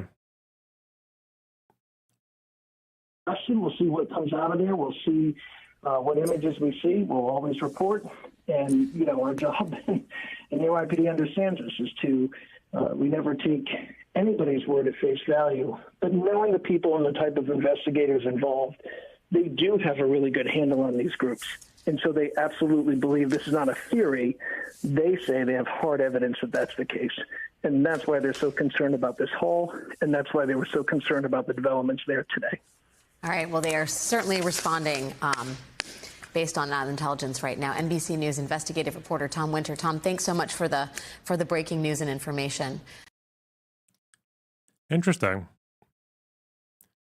Who's organizing these? I don't actually know, because one of the student leaders, when they say leader, I don't know if they're leading because if you're a leader, you could be leading like a subsection or like one of the groups that does one of the tents or does one of the stalls, or you could be leading the fucking Tuesday, Wednesday, and Thursday afternoons. Like, I don't know what they mean by leaders. I know some of the lecturers they invited, who obviously give them a lot of the inspiration for their ideology, are professors at the university, people who work there, or people who are invited from other universities. But I think or SJP, that's the student organization, right? Columbia Students for Justice for Palestine. So, brutal NYPD crackdown hundreds of What? That's true. That's all facts. What? Hang on. I don't know recent news items about this.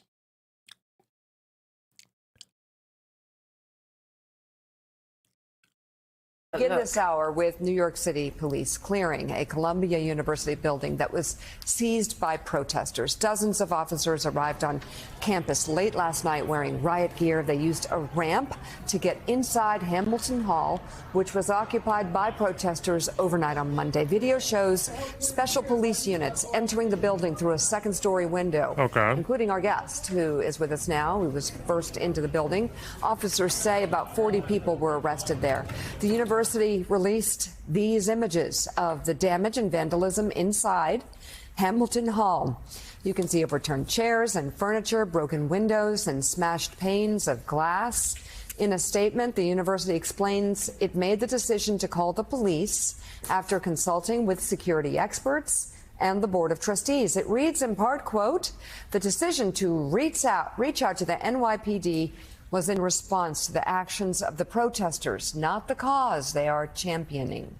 We have made it clear that the life of on campus cannot be endlessly interrupted by protesters who violate the rules and the law.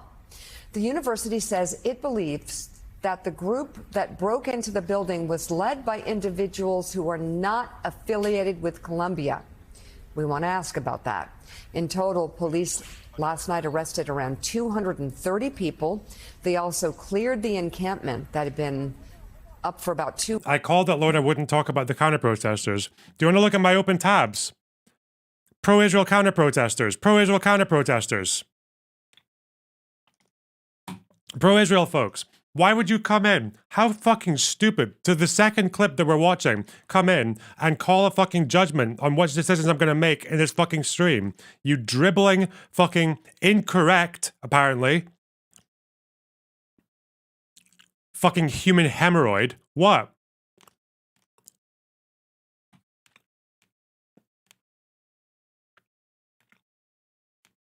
weeks. Now the university is asking the NYPD to stay on campus until May 17th, which is just 2 days after Columbia's commencement.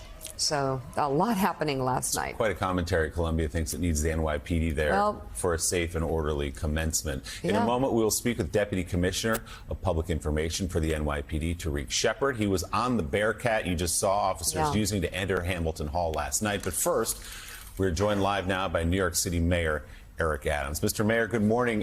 Can you talk to the series of events yesterday that led Columbia to ask you and the NYPD to step in here and help out with the situation at Hamilton Hall? I know it was a last resort probably for you, but also for the university. What brought you there?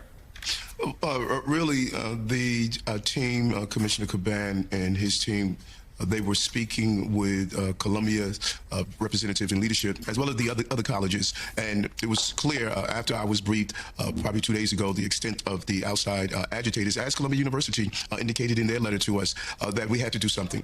And I really encouraged them to look at this for the safety of the students, for the facilities. And then after breaking into Hamilton Hall, I think that the leadership at the school realized that our concern was actually materializing, and we had to really move in for the safety of those children and do it in the right way. And I see the independent observers saw how the police department deploy and use precision tactics with minimal amount of force, because these were children, to make sure that we could really eradicate the problem that we were seeing. At what point, Mr. Mayor, did you and the NYPD view this as something more than a student-led protest? You mentioned the outside agitators. Columbia talked about them in their student. They said it became clear to them. They're not telling you anything about those agitators, are they? They're not saying what their ideology is or like where they might be. Yeah, there's not really anything about that, or what they want to do, or what they've done in the past, why they were being watched by the NYPD. And that it wasn't just students inside that building. At what point was it known to you that this was something more, and that there were people who maybe had plans for it worse than what some of the students were up to?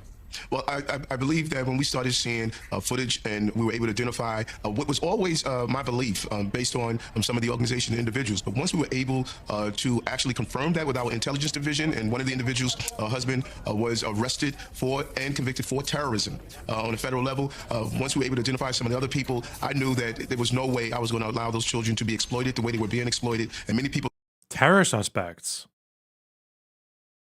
thought that this was just a natural evolution of a protest. It was not. These were professionals that were here, and I just want to send a clear message out that there are people who are harmful and are trying to radicalize our children, and we cannot ignore this. That these outside influences, I don't know if they're international. I think we need to look into that as well. But there's an attempt to radicalize young people in this country. The person who led the group that has been occupying the hall was actually Nasrallah. This is where he's been. Bro, imagine if it was Nasrallah as his hiding place at Columbia University. Because he wouldn't really get noticed there, would he, with the shit he says? He wouldn't stick out at all. That's where I want to turn to Deputy Commissioner Shepard about that, because as you told us when you were walking in, you were part of the operation last night. Tell us what you discovered along the way. I know you brought in a pretty staggering visual. And then what do we know about these outside agitators? That were they very connected with these students? Did they know each other? How did this turn out the way it did and culminate in such a, I mean, I'm glad it was peaceful, but how did it get to this point? Right, so the first thing is, as the mayor just said, once we realized that and expected that the outside agitators would step in, we started to prepare for anything and the worst case scenarios, which is their job. They're not coming in to try and unify anybody or to actually protest. They're coming in to create discord. Right, they really wanted that moment where police and they, had that interaction, and maybe there could be video of them being dragged off, and, and you guys did a pretty good job of containing it inside the building and just walking them out. I'm sure that's not what the plan was. People are saying that, oh, here it is. No, this is a website called Christian Post. Why am I looking at that? No, why are people saying that the Ayatollah praised the protesters? Where's that? Someone can send me that. Yeah, our cops did a phenomenal job last night of staying calm, organized, and really a precise operation last night. Tell us about this change. Oh, precise operation.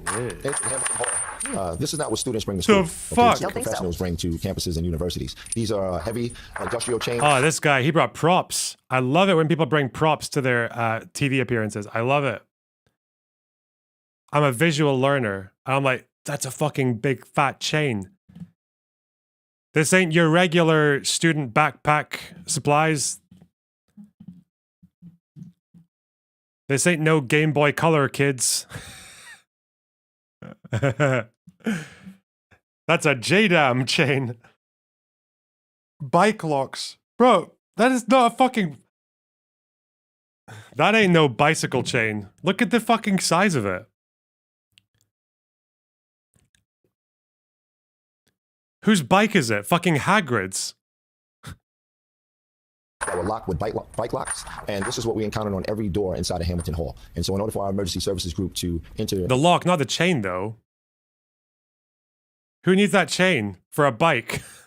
Into the building, they had to first cut through these chains, but also get rid of debris and barricaded doors that were barricaded with refrigerators, vending machines, chairs, you name it. They pushed it up against those doors to try and stop us from coming in. But our guys would not be stopped. They did a fantastic job of entering into that location. Yeah, that's the bike lock. This chain has nothing to do with a bike lock. Oh, okay. And taking people into custody without incident last night. They took about 40 to 50 people into custody inside of the lobby of Hamilton Hall last night. So, Mr. Mayor, those 40 or 50 people that were taken into custody last night, what are they going to be charged with, and when are they going to be charged? Well, it is a series of items. Number one, a form of burglary, trespassing, criminal mischief. Cameras were damaged. Methodologies that were used for typical actions like this, professionals use. Clearly, these children were trained on how the barricade location, what type of locks would be used. All these methods we saw in our videos of the type of training that they were being issued by these professionals. And so they're going to be charged with those crimes. And those who were on the lawn area, the goal is... The chain is a common size for bike locks, so grinders can't cut... Wait. Let me look. I thought you just used the lock, generally. Hang on. Normally the lock is fine, because there's something that the lock can latch to, but hang on. Bike lock chain. Are you kidding me? Bro, a bike lock chain is like this. Standard, this is like a heavy duty one. Unless this is just scaled down incredibly low.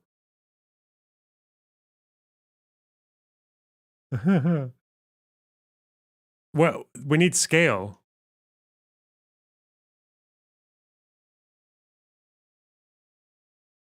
Is that the thing? Is that the thing? Is you bring in the scale? Hang on. Bike chain padlock. Okay. No, it's just a scale thing. Sorry, you're right, guys. It could actually be. Because what we don't have here is the reference, okay? But once you stick in the reference...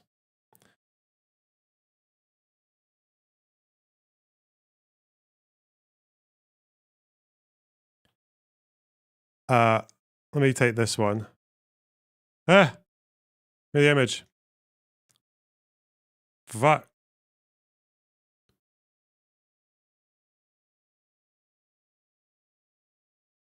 You need the reference, okay? What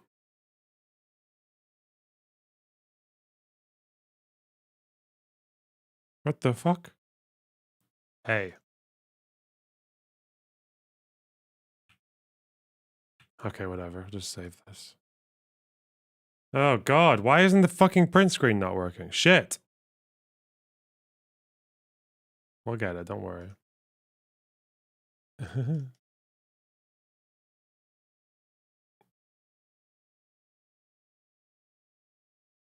Alright, look. Oh my god.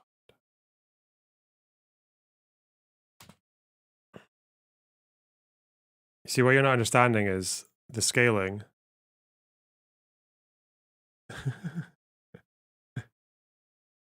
It's not gonna let me do it, is it? Oh god. That's it. I need to get him next to the chain.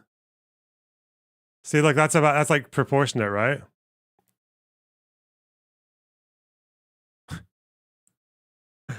It won't click and drag him. I'm sorry. I'll do it like this. Okay, look, to scale that chain is actually more like that. Yeah, it's pretty big. Okay, fine, good one. For those students, it would be summer school offenses, but we want the schools across the city to be clear that the property of the schools are for the students, not for those who want to come in and be disruptive to our way of life. Can I just clarify, the 40 to 50, are they people that you know to be professional agitators? You just referred to them as children. Are they students? So just so we know, how many of the people that you arrested last night were professional agitators who had no affiliation with Columbia University, and how many of them were students who... See how the students reacting to the verbal opposition to Israel. The American students aren't chanting slogans about destroying anything. They haven't killed anyone, or they haven't set anything on fire, but they're being treated like that. Is this actually the Ayatollah's Twitter account glazing the protesters in Columbia? Okay. Wow.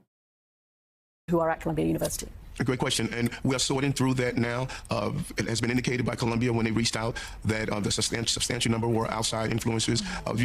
When you look at the wearing all black, covering your faces completely, those methodologies, our intelligence division study this type of behavior across the globe. We just had a team that just returned from overseas looking at some of the methods that are being used with these actions. There's no coincidence that you're seeing these young people across the globe being trained with the same type of individuals, and that is our concern. It's more than just Columbia. It's more than what we saw at City College. This needs to be a clarion call for our country. These are our children, and we can't allow them to be radicalized like children are being radicalized across the globe. New York City Mayor Eric Adams. Mr. Mayor, thanks so much for your time this morning. We really appreciate it. And Mr. Deputy Commissioner, in terms of physical resistance, once you got in the building, you talked about the barricades, you talked about the vending machines and the refrigerators. Did any of the people inside the building confront police physically? Were there any altercations? There was very minimal confrontation once ESU decided that we were going to enter that building. They did have to deploy a distraction device on the first floor of Hamilton Hall. That made some of the resistors sort of retreat, and then ESU was able to push through, cut the chains, get through the debris, and then we took them into custody without incident. So no injuries last night? No injuries as of now. We're still sorting through all of the prisoners that we took into custody, but as of now, what we saw was just a calm, precise operation. ESU did a phenomenal job last night based on what they were dealing with. Yeah. As we said a minute ago, Columbia has asked you all to stay on campus through graduation and even a couple of days after. How do you envision the NYPD presence now for the next several weeks at Columbia? You may have arrested some of them professionals last night, but there will still be protests, not just on campus, but in the area. Right. How do you see your presence there? And so the police commissioner and the mayor will stay in constant contact with Columbia. However, we're partners in this. We don't want to see this return to what it was last night or before. However, Columbia does have to take some onus and make sure they secure their campus, but we'll be there as a partner to make sure that it doesn't return. But what that looks like, we haven't decided yet, but we'll stay in constant contact. I think the question about who the outside agitators are, how many there are, that's a longer investigation. And staying on campus could be helpful.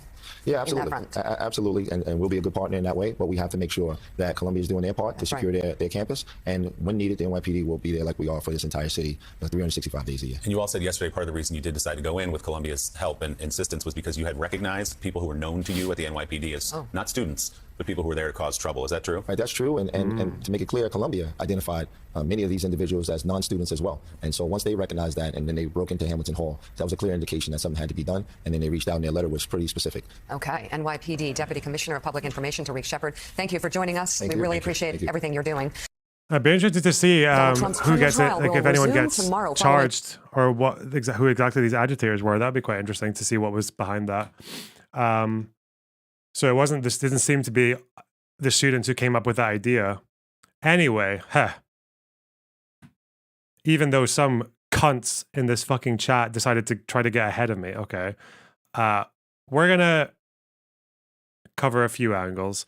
I was asked not too long ago, and there'll probably be a segment soon, how you would oppose protests like this, because the fact is, these Columbia protests, I imagine most of these students have their hearts in the right place. They see the suffering, they want it to stop, whatever.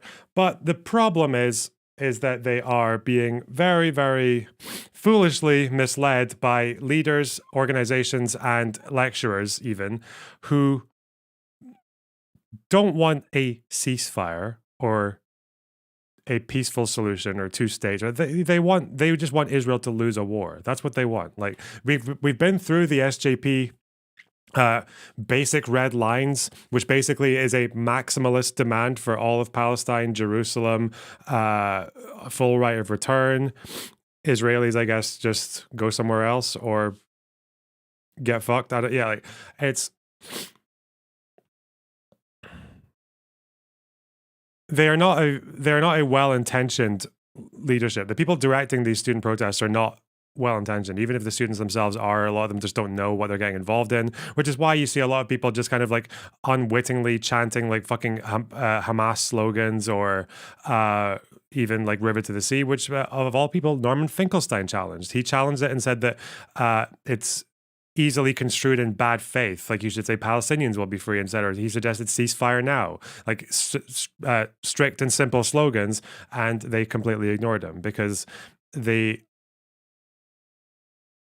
protests are not about international law or peaceful solutions or coexistence. They're not about that. They're not even really about justice. They're just about, they don't like it that there's a Jewish state in the Middle East, and they don't like it that there's a strong presence of Jewish people in the Middle East, and they want them gone. They consider Zionists and Israelis to be colonizers, and usually people who are colonizers people tend to justify kicking them out. That's why you've been seeing signs going around these protests saying things like "Go back to Europe" and shit. So the problem is, I was asked, like, how would you oppose this then? If you support Palestinian rights and you support and you have lots of critiques against the state of Israel without wanting to punish the entire Israeli population, or you actually want to push for things that are actually achievable, like plausible stuff, then what do you do? Well, I originally said, I called this very, very quickly, turns out I was right, is that a pro-Israel protest is not the way to answer it. Because a pro-Israel protest, if you have that maximalist stance on one side, if you counter that with a pro-Israel protest, you are only going to attract like the most far-right, hawkish Zionist shitters. And then you're also going to see maybe some American conservatives who just hate Muslims. That's probably what you're going to get, I would guess. I feel like the only alternative you could do to these like protests in Colombia would be to try and push for a more pro-peace and a more reasonable, politically viable option, and just try to encourage people who care about that from both sides to get involved, like a standing together kind of thing. Anyway, if that's what happened, I don't know. Maybe there's some dissent, but let's see what happened. Maybe there's context for all of this. Who knows? David, I swear to God, just calm the fuck down. You calm the fuck down, okay? If there is context that comes before this video, I will see it, okay? Who do you think you're talking to?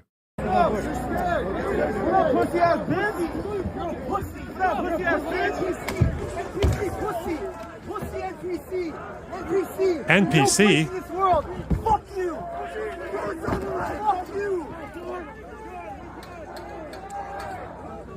This is UCLA, by the way.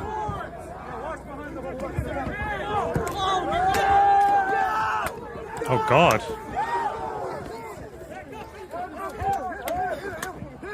Hey, stop!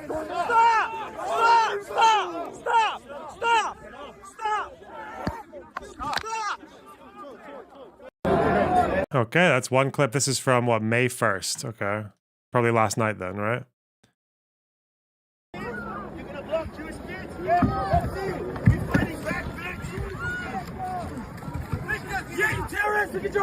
What you describe the protest organizers want sounds dangerously close to anti-Semitism. I mean, it is. If you want to say it's not, in the charitable way, it's just it's covering for and supporting some of the most anti-Semitic organizations in the world. It's one of those, right? It's either it is anti-Semitic or it's just not, but it's unwittingly supporting and vocally supporting anti-Semitic. Yeah.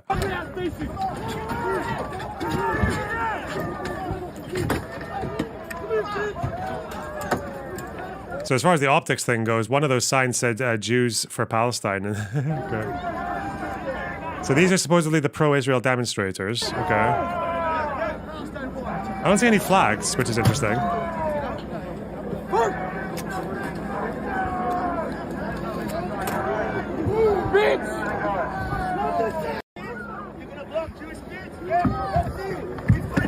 What did he say? You're going to blow up Jewish kids? What? You're going to blow up Jewish kids? We're fighting back, bitch. Okay. Terrorists.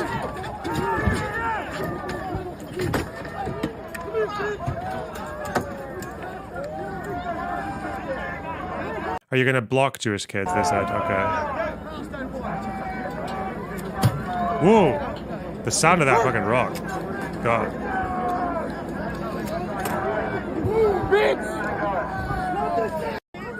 Okay. Earlier today, Columbia University refused to let me onto campus. Why? Because they cannot protect my safety as a Jewish professor. This is 38. Okay, well, hold on. This is same UCLA.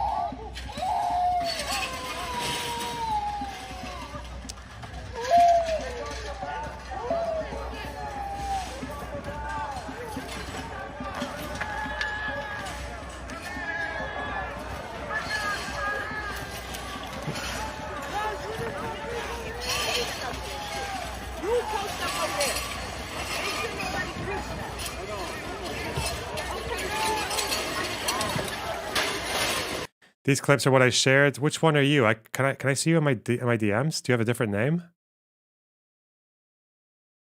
Where'd you send me that?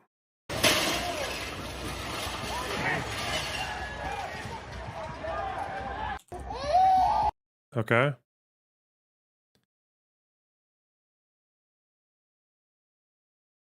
So this is all UCLA. Let's see what this guy has to say about it. I feel like I trust this guy. I think he's a Jewish member of UCLA, director, YNS, Nazarian Center for Israel Studies, chair of Israel Studies. Okay. I did see people talking about Jewish people getting blocked. Let's see. Last night, my campus at UCLA became a battleground. I'm appalled and heartbroken by the violence and mayhem that took place for hours with only belated intervention by the police. I didn't personally witness what took place, but reporters on the scene have described how some counter-protesters laid siege to the protest encampment and violently attacked it. While there is no doubt violence from both sides, the videos of what happened indicate that counter-protesters, most likely not from UCLA, instigated the trouble. LA Times. Waiting room is so skibbity. Fuck me. If the argument is going to be that they were blocking Jewish students, and this is why people came and attacked them,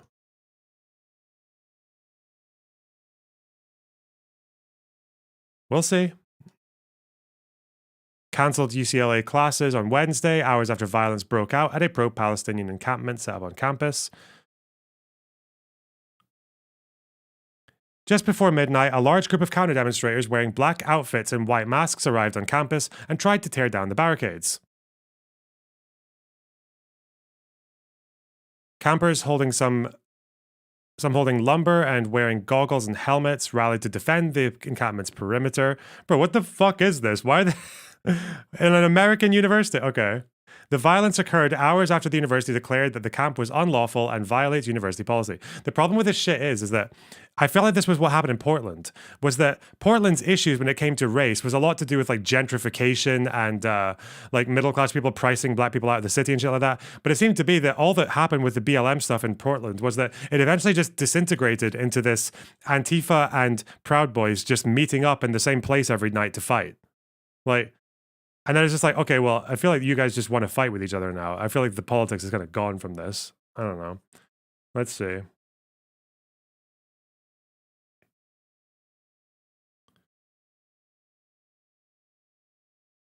Fireworks being set off, at least one being thrown into the camp. Wood, metal barrier, camp fights repeatedly breaking out. The violence is the worst on campus since counter-protesters who support Israel set up a dueling area near where the protesters were camping. Almost like they do in the Middle East, eh? What the fuck? Okay. Some tried to force their way into the camp, but the pro-Palestinian side used pepper spray to defend themselves. Security guards could be seen observing the clashes, but did not move in to stop them. One representative of the camp said the counter-demonstrators repeatedly pushed over the barricades that outlined the boundaries of the encampment, and some campers said that they were hit by a substance they thought was pepper spray. Some people in the camp were being treated for eye irritation and other wounds. Okay. 26-year-old man suffering from a head injury taken by hospital. Officials decried the violence. Oh, okay, wow. UCLA, police arrived with riot gear, line of officers. Some on campus said they were stunned it took so long before officials stepped in to stop the clashes.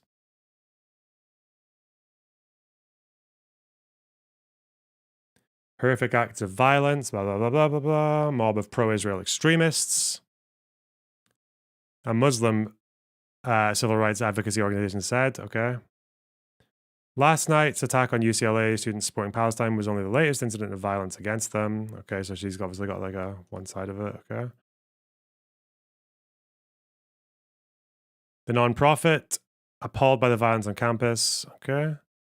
So it does seem like there was this Palestinian encampment, pro-Palestinian encampment, that got challenged by a pro-Israeli, apparently, encampment or placement. Although it seems to be that there was... We'll have to find out what the people at the encampment were doing to make people so angry. Because I don't think it... Have any other of the student protests happened where they've had this kind of response?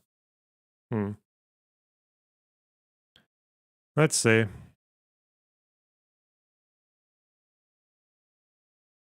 Watch the clip. Wait!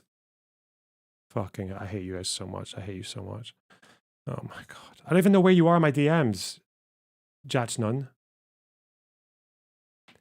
It's like, the dumbest proxy war ever. Yeah, well. UCLA's action, flexible, guidance. Did they mention blocking here? Incidents have put many on campus, especially our Jewish students, in a state of anxiety and fear. High levels of fear have also been reported by pro-Palestinian students, which Block did not mention. Moralizing.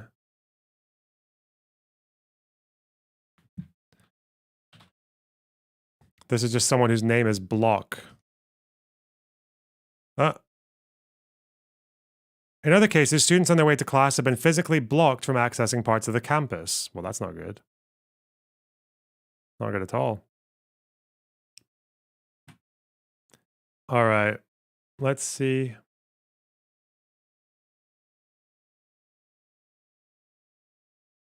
Who are these people?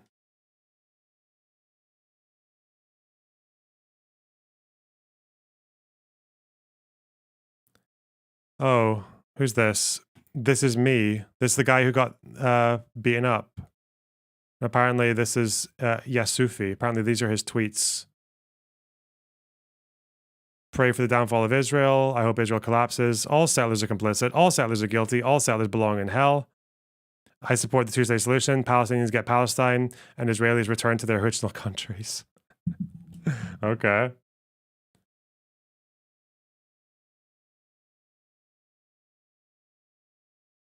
So, what exactly am I looking at here?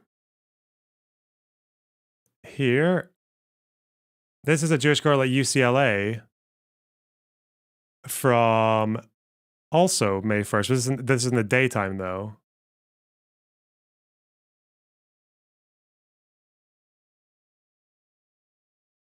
Medical student at UCLA.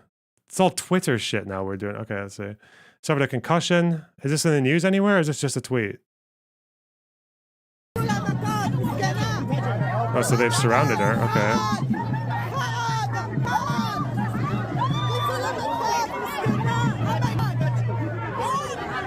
This from the 28th.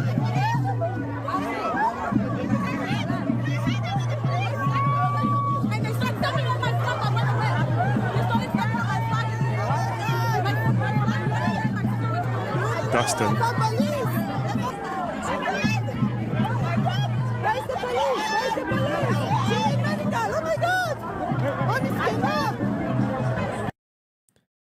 So I guess people got the news of that, and this is why they got messed up. Okay.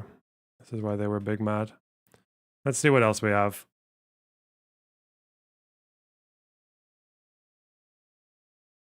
Apparently one of the protesters did it, but we'll see. What's this? This is one of the videos of the incident. We got someone literally trying to run away. What the fuck? What was he doing? Okay.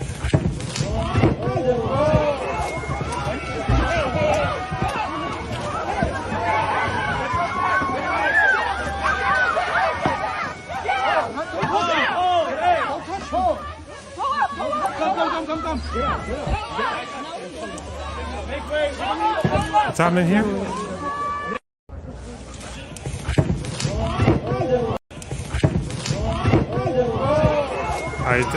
Okay. Bro.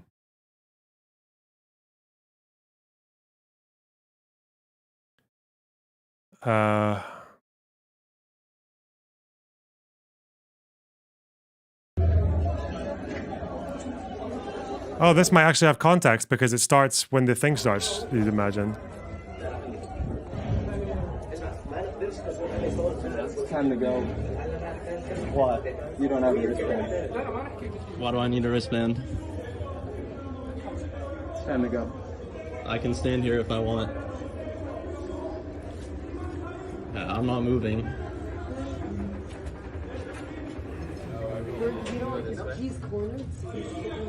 Okay, they're now cornering me. I'm not moving.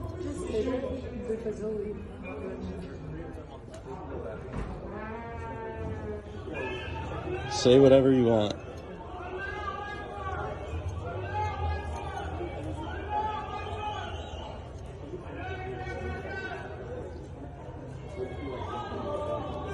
Of course I'm Zionist.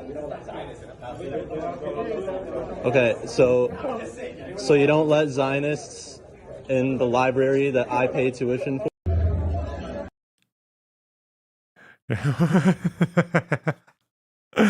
Oh, these fucking clowns, man. What the fuck? Not so erudite. What's she saying? You guys have closed the entrance. We are UCLA students.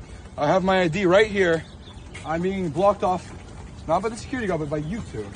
You three. Oh, look, they're making their burger while I'm going this way. Excuse me. This is what they do. Everybody, look at this. Look at this. I'm a UCLA student. I deserve to go here. We pay tuition. This is our school. And they're not letting me walk in. My class is over there. I want to use that entrance. Why can't they go? Will you let me go in? This can be over in a second. Just let me and my friends go in to class. We're not engaging with that. Then you can move. Will you move? We're not engaging with that. Okay, we're going. We're going. I'm going in. I have my hands up. I'm not hurting more them. people. Okay. You guys have closed the entrance. We are UCLA students. I have my ID right here. I'm being blocked off, not by the security guard, but by you two. You three. Oh, look, they're making their burger while I'm going this way. Excuse me. This is what they do. Everybody, look at this. Look at this. I'm a UCLA student. I deserve to go here. We pay tuition. This is our school. And they're not letting me walk in. My class is over there. I want to use that entrance. Why can't they go? Will you let me go in? Okay.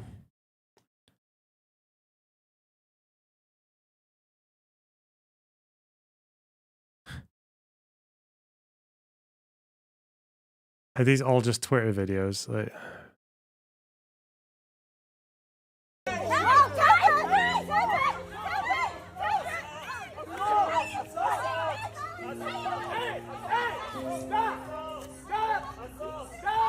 it's called a checkpoint. Get used to it.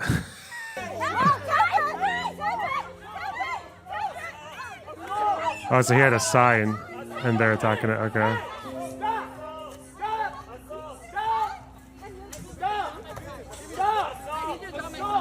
Wait. What the fuck happened? This is Cam Higby. Oh, this fucking guy. This PragerU guy. What am I watching?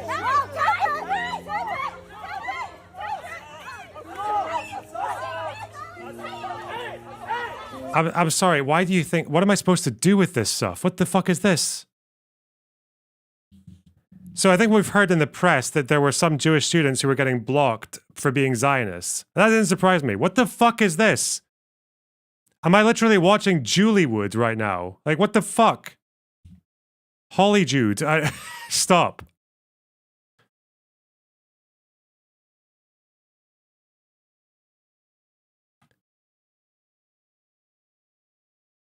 They're trying to grab the sign, but I don't know if did the guy take the sign first or was she trying to get it back? I don't know what the fuck happened there.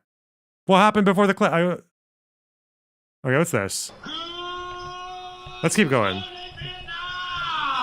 Hey, this is not a test. This is rock and roll. Time to rock it from the Delta to the DMZ. Does that sound like an Elvis Presley movie?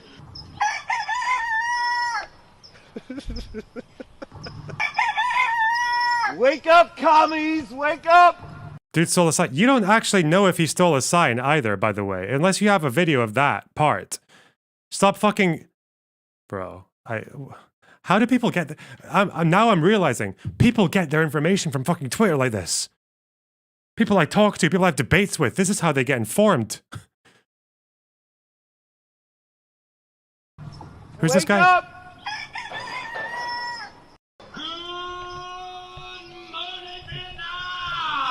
Hey, this is not a test. This is rock and roll. Time to rock it from the Delta to the DMZ. What the fuck? This is Colombia. Okay. Wake up, commies! Wake up! Wake up! Commies. Okay, so this guy's just attack. Okay, what's this guy doing?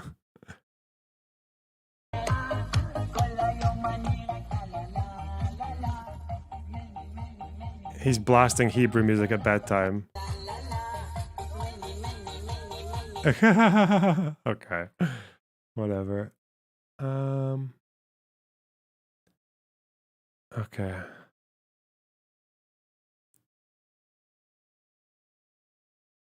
Colombia, Jewish students being assaulted, apparently according to open source intel. Blockade. Ready? Circle blockade around these three. We're gonna move them out. Let's go. Another human chain. Get someone. Wrap around. Get inside. Red, back up. Red, back up by the center door. Red, back up by the center door. This isn't how you do that. Come on. That's not a Yes, it is.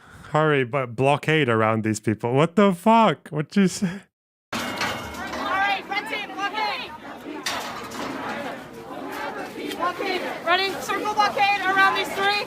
We're gonna move them out. Let's go. Another human chain. Get someone. It's funny how they've got like checkpoints, blockades. Are they just, what's going on here? Is this like a do unto others as they do to you? What the fuck? Wrap around. Get inside. Red, back up. Red, back up by the center door. Red, back up by the center door. This isn't how you do that. Come on. That's not a Yes, it is. It's 100%. I got it all on video. Red, back up. 100% Sir, this is 100% assault. You get them to chill out. This is 100% assault. Chill out. Anyone. It's just Is too someone much recording this? agitation. Are you recording I this? got it. This is 100% assault. What is your name? What is your name? All right, walk out. What is your name? Red team. Free Palestine. Hey. Chill. Can you wrap around that side? Please, everybody. You don't need to do this. Can we get back up behind us? Red team behind us. It's too much. Circle up and red team behind us. Let's go. We got it. Let's go. One at a time. Are you physically assaulting red team? We got it. Are the people seriously linking up and surrounding this guy and saying, fucking, are you assaulting me? What the fuck, man? Red team, let's go. Hold on tight. Watch out. Be safe. Move slow. Be safe. Come on. Why, surely. Why are they saying form a blockade? Why would you? Where's the? Ah! Oh God!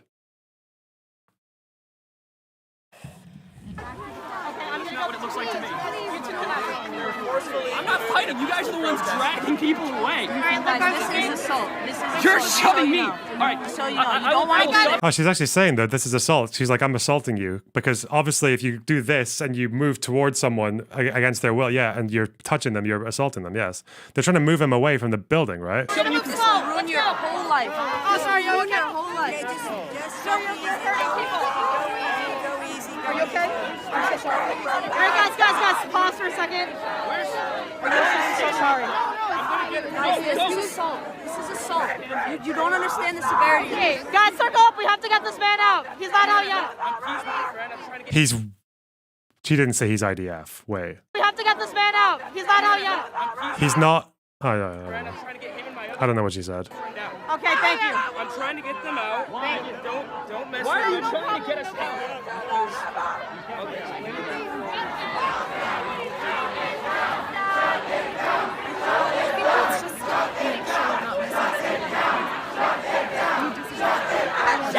He's not out yet, yeah.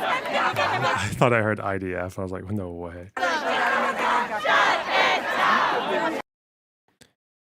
Jesus. Where? This is Colombia. People call these guys peaceful protesters. This is so... You kidding me?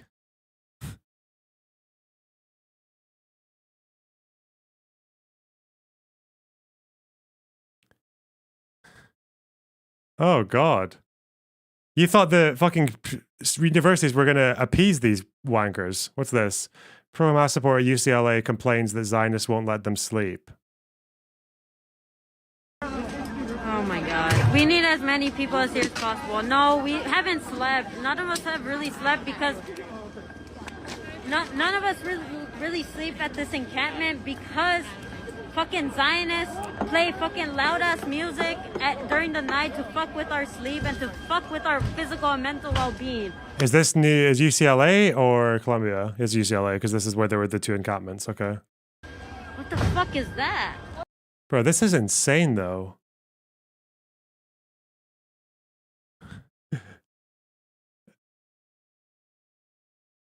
So it's still, I will say, it still does look like most of the actual like physical like fighting and shit like that is being done by those counter protesters in.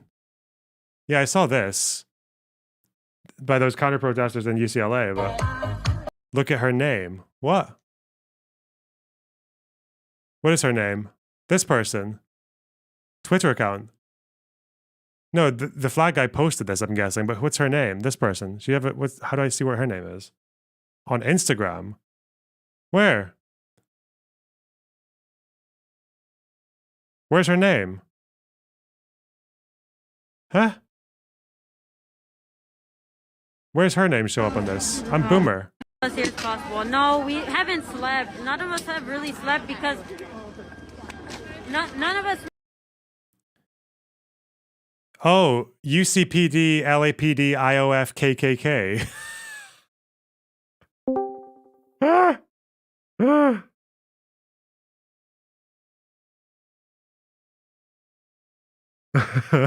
What? What? Hello? Did you find it, you fucking retard? Yeah. Get out. All right.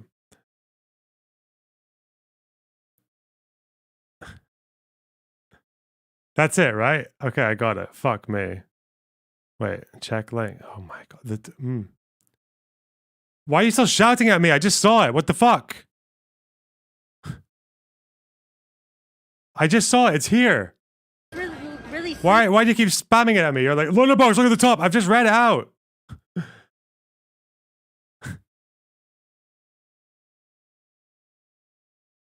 Okay. It's because of this guy, right? I'll tell you why, because you have actually a really long delay on your stream for some reason now. Ah. Yeah. I wonder why that is. Yeah. My latency is on also, ultra low. What the fuck? Okay. I don't know why, but I do want to ask something. I've seen some people trying to talk about the dude's tweets or reposts on Twitter that got beat up, right? Yeah. Do you expect me to believe that any of the people beating the shit out of them knew what he was posting on Twitter? No, they don't care. Yeah, of course. They beat him up because they were big mad, and I think probably the people who attacked them probably one, Islamophobic, probably two, they saw those videos that were put up on Twitter and they got outraged. Right? That's basically it, right? Yeah. So why is people linking his fucking tweets? What does that have to do with him getting beaten the shit out of? Oh, I don't know. Someone just sent it to me. I guess it's like a fuck around and find out joke, like whatever. Yeah. Interesting. All right. Yeah. Chat. Bye.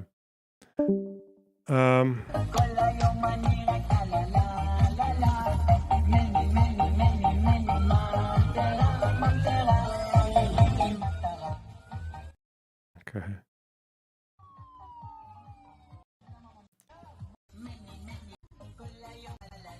Does this person think that it's Arabic music?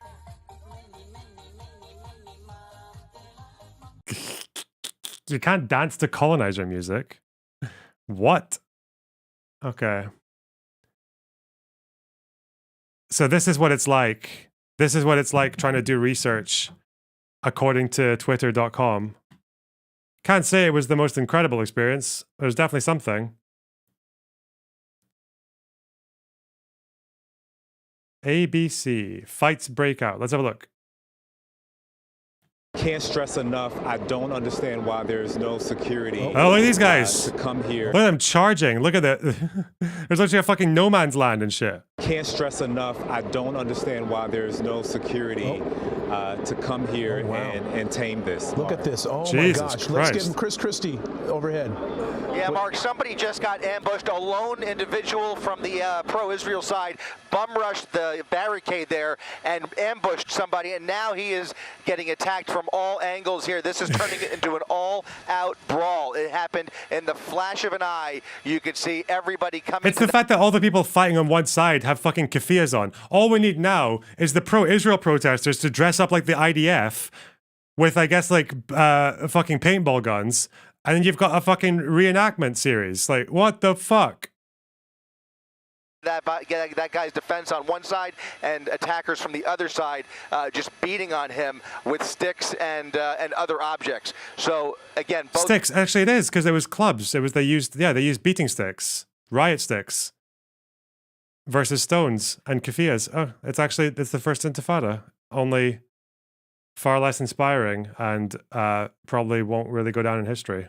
Okay. both sides once again coming together. More fireworks exploding in the middle of the tents. More fireworks being thrown over the barricade into the middle of the tents. More smoke coming from the tents, and now it looks like, and this has now been proven to be like a cycle over the last 10 minutes where you have confrontations, you have interactions like that, and then everybody kind of retreats, and then it happens all over again. We did see at least one ambulance being pulling into the campus here, presumably to tend to one of the injured from earlier. But right now it looks like everybody's backing down once again slightly, and you can see still some smoke coming from that latest firework. Again. Hello, I'm Mark Brown. Get more great ABC7 content. Okay, there we go. This is the protesters actually breaking into the building from Columbia. So we're back to Columbia now. It's also, I can't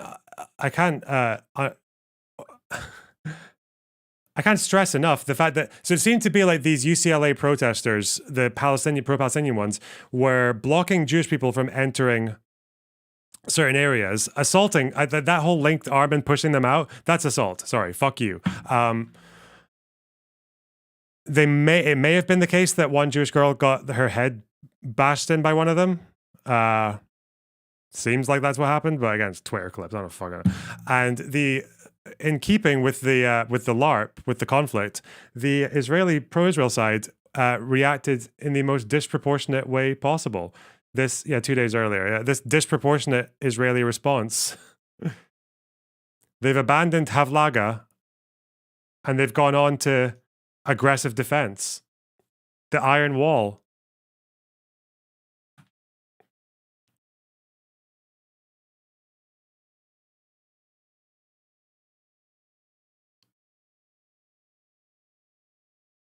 Anyway.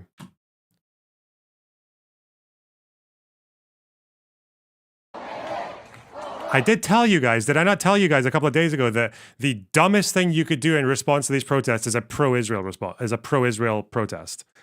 Because then you're just asking for a fight. And you're asking for all the crazy partisan loudest shithead voices to come onto your side. I've seen the clips, I've seen the context. It's still what happened. It's exactly what happened. Fuck you. So this is Columbia. Back to Columbia. Apparently, the people who were led by agitators from outside of the university. That's what the police are saying. This is them breaking into the Columbia building. Okay.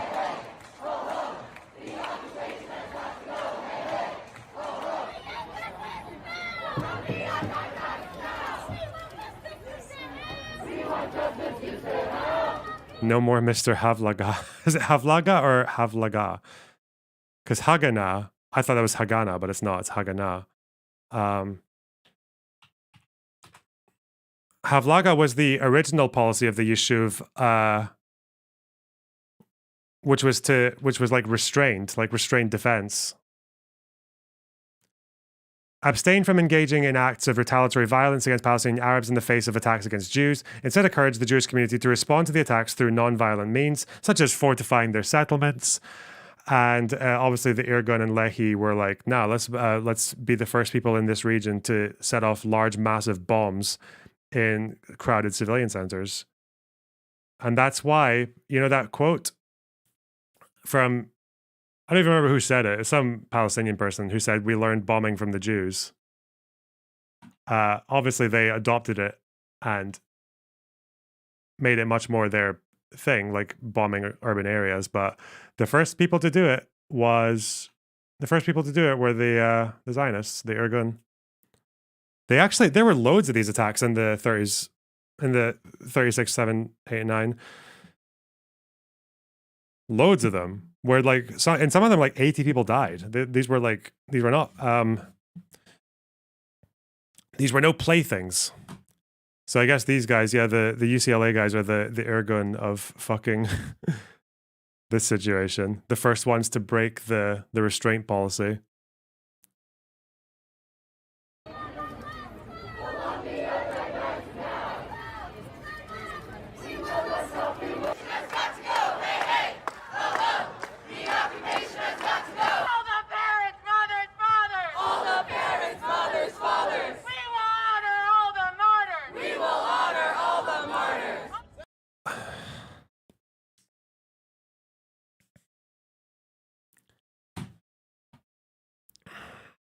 So to be charitable, a martyr is just anyone who gets killed by the IDF, even if they were just a civilian in a house. But all the martyrs, obviously a lot of the martyrs are people who blew themselves up or died trying to attack civilians or died trying to attack, like, to stab fucking random, like, security soldiers, like, or soldiers in Jerusalem. Like, yeah, fuck. Anyway. All hands in favor? Period. We are staying out here. Thank you.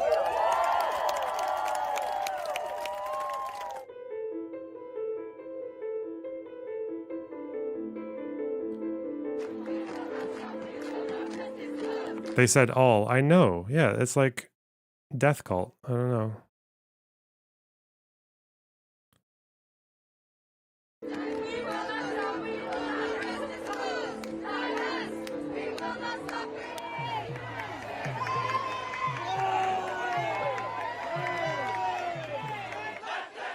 Hey, that person went floppy. But apparently in America, that's resisting arrest. Okay.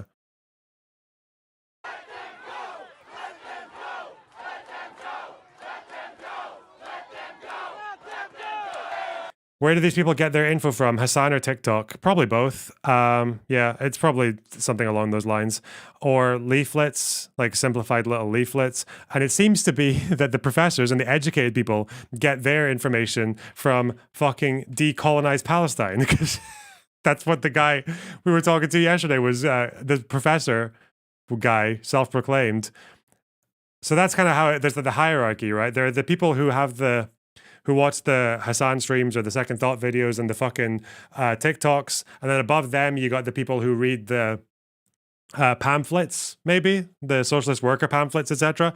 And then above that, you've got the professors who have a bunch of books behind them, but they're actually just regurgitating articles from decolonizedpalestine.com and the Electronic Intifada. All of them, by the way, sneer at you if you read a Wikipedia article to get started. That's how it works. Yeah, that's right. That's just the world according to Lonerbox. True.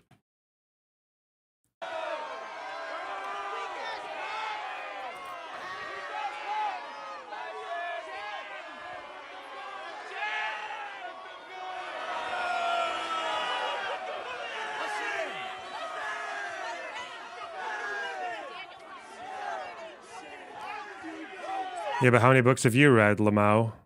None.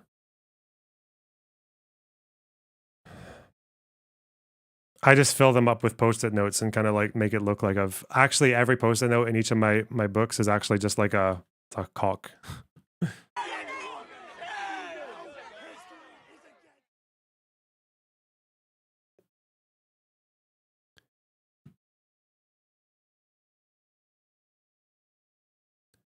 Okay.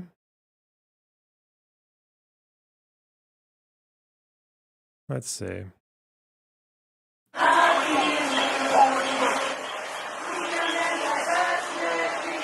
This is the raid.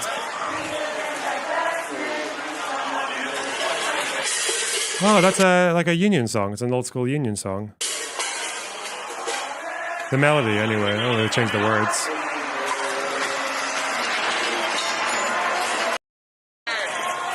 Okay, let's see that. So the police said no injuries. Did they say that? They said no one was hurt? No injuries. They arrested a few people.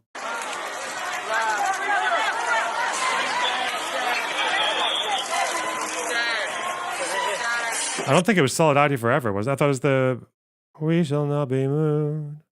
We shall not be moved. Was it not that? Oh.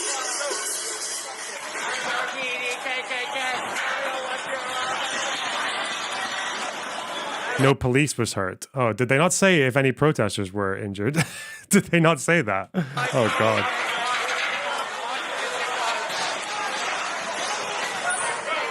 They're really still trying this, like, linked arm bullshit to resist arrest. Okay. Just because I never really know which one of these are going to become segments, we're doing it again. MLK, but MLK rolling in his grave right now, okay? But thank God. Listen, MLK, I got you, okay? I'm channeling. Okay. Your soul entered me after you died. That's just how it works. Okay. Or after I was born. There was a gap. Don't worry. I hope you are able to see the distinction I'm trying to point out. In no sense do I advocate evading or defying the law, as would the rabid segregationist. That would lead to anarchy. One who breaks an unjust law must do so openly, lovingly, and with a willingness to accept the penalty. I submit that an individual who breaks a law that conscience tells him is unjust and who willingly accepts the penalty of imprisonment in order to arouse the conscience of the community over its injustice is in reality expressing the highest respect for the law. And that's where Olive has the quote in a kind of like live, laugh, love font with MLK and me reading it out with and it like overlaid over a video of people resisting arrest. Oh God, people will get so mad. It'll trigger the libs.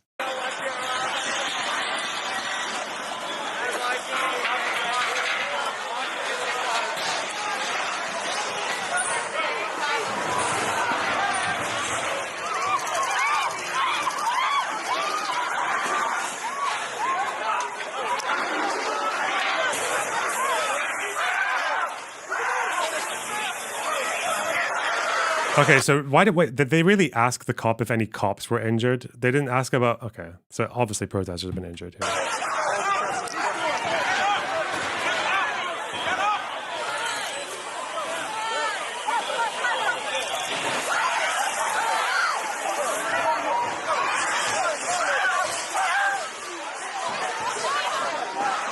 What the fuck?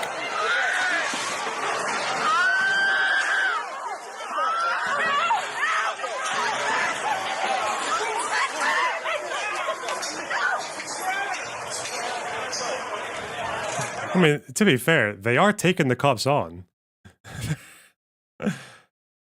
Some of them are just like getting a bit scrappy with them, aren't they?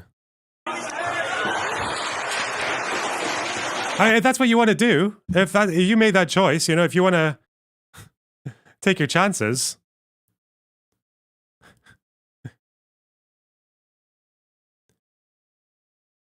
If you want to play 3 rounds of man versus car.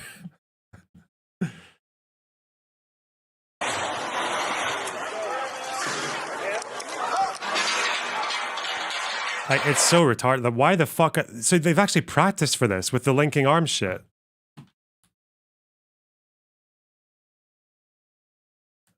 I'm trying to think. I know civil rights protesters did the linking arms thing when they were getting hit by, what would you call it, by Klansmen and shit. Let me see. I don't think I've ever heard MLK talk about the actual strategy of them linking arms, because they used to do this in the marches. But I'm pretty sure when the cops arrested them, their whole shtick was to just get arrested and walk quietly. It might be to force more arrests, yeah.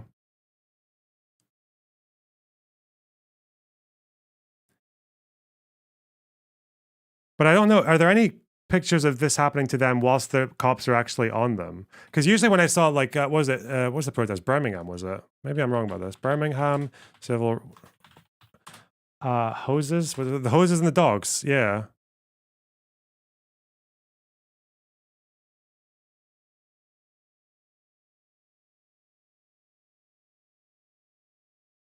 Part of nonviolence was accepting arrest without resistance. That's what I always thought, yeah. That's like the whole do so lovingly, as MLK was saying. Yeah, and this, when the cops got violence, they're just like literally just standing there and like taking it as a fucking dog is biting you. Fuck me. I know that what they would do as well is when they were doing the marches, they would have seasoned veterans at the front. They would have seasoned protesters at the front because they were more experienced to absorb, and they were more willing to absorb the attacks. So if people started getting hit, it was the people on the outside who were like the strongest or the most willing or the most experienced who would take the hits, while the middle of the protest was more was kept safe.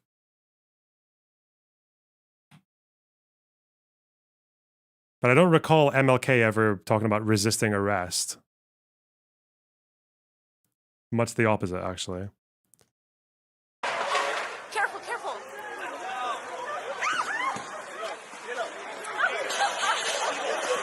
To be fair, though, if the strategy from these guys is to do that, because if you're just linking arms, it doesn't look like you're being aggressive, right? Even if you're moving towards them to push them out of somewhere, even though that's assault, and if you're resisting arrest, if they actually did practice doing that just to aggravate the cops and make them more aggressive, then that actually might have worked. Because I feel like if you came out of nowhere right now, like the cops might actually look pretty bad. They might look pretty disproportionate.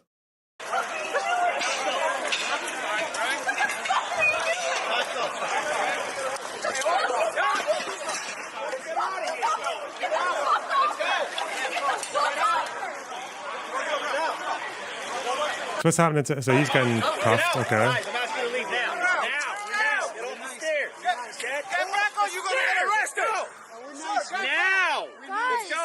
We're credentialed press. Let's go. Guys, clear this out.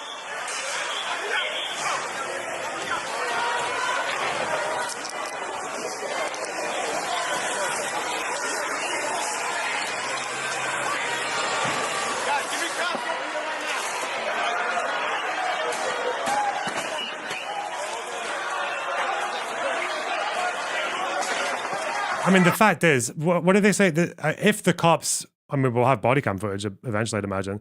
I'm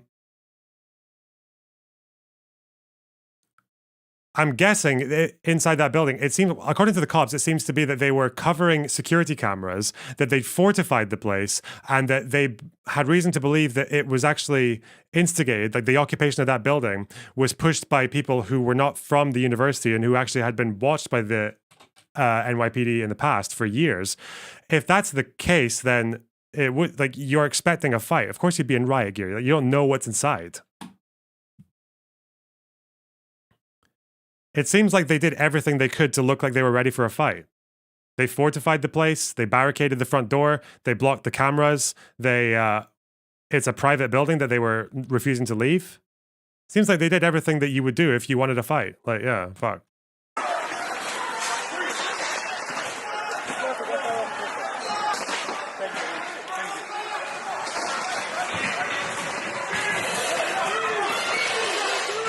Thoughts on non-students protesting on campus? Yeah, you can just do that. Why not?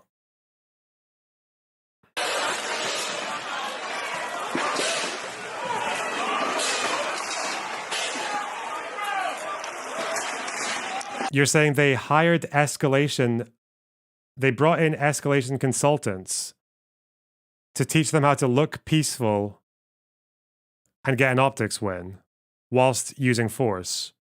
If you can show me that, you can show me that. That's fine. Yeah, go for it. But I don't, yeah, I need a link for that. Sorry, I need a source. I need a source.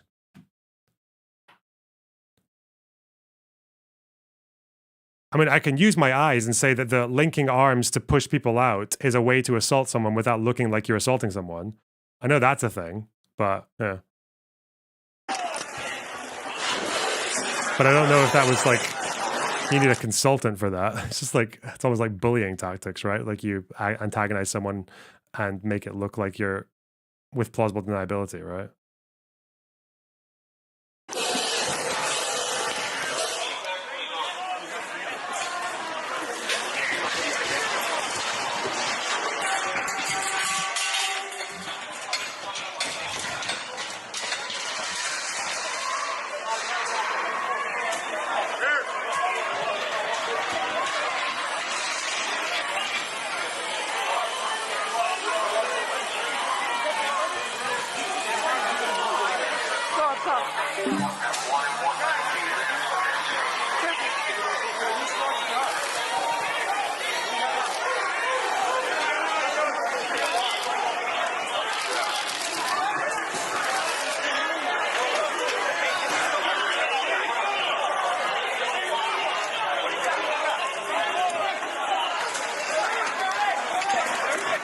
I still can't believe how many people are running around in keffiyehs. It looks like I just can't get the reenactment shit out of my head now.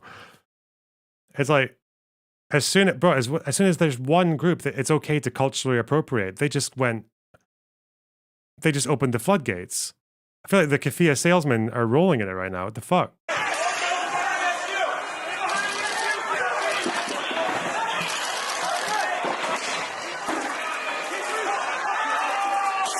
Someone right now is smelling those dirhams. Okay, I'm just saying. Someone out there is sniffing those dinars.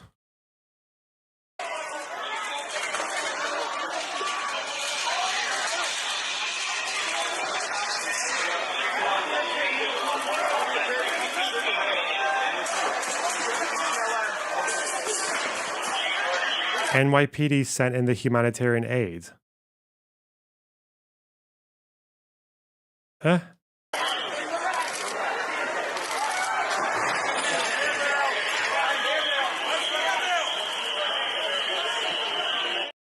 Is that what this is?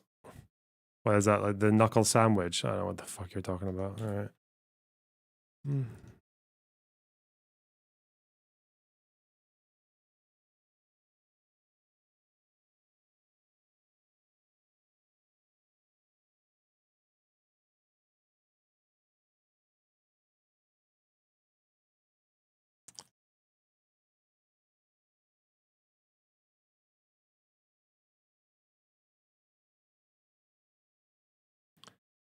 All right.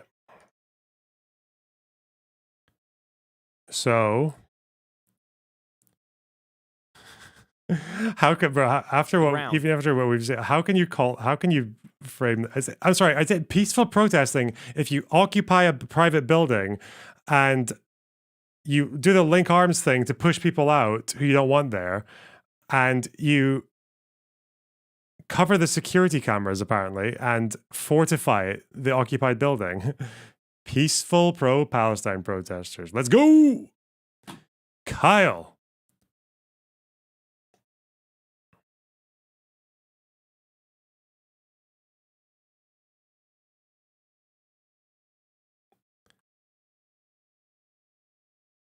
The ones sniffing the dinars will be the Chinese companies. Yeah. I don't think you can wear a keffiyeh if you're an Arab living in Israel, can you? Not publicly, can you? Is it like a legal thing, or is it just like a massive social consequence or whatever, or like it'll get you beaten up or fuck.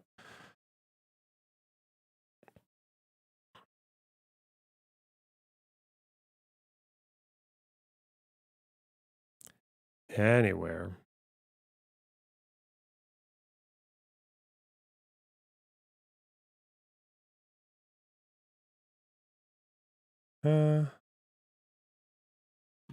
Okay, if I got more links, I must have more links. These guys are relentless.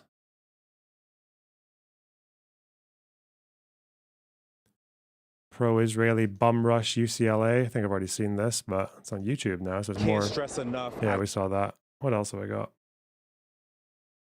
Oh, yeah, the firecrackers. This is What we're UCLA. witnessing right now, Colleen, is there are fights breaking out all over this plaza here. We've got barricades that have been thrown over. There are a number of chemicals being sprayed. There are people that are actually getting physical altercations. JDAM. And as you see right now, Molotov cocktail.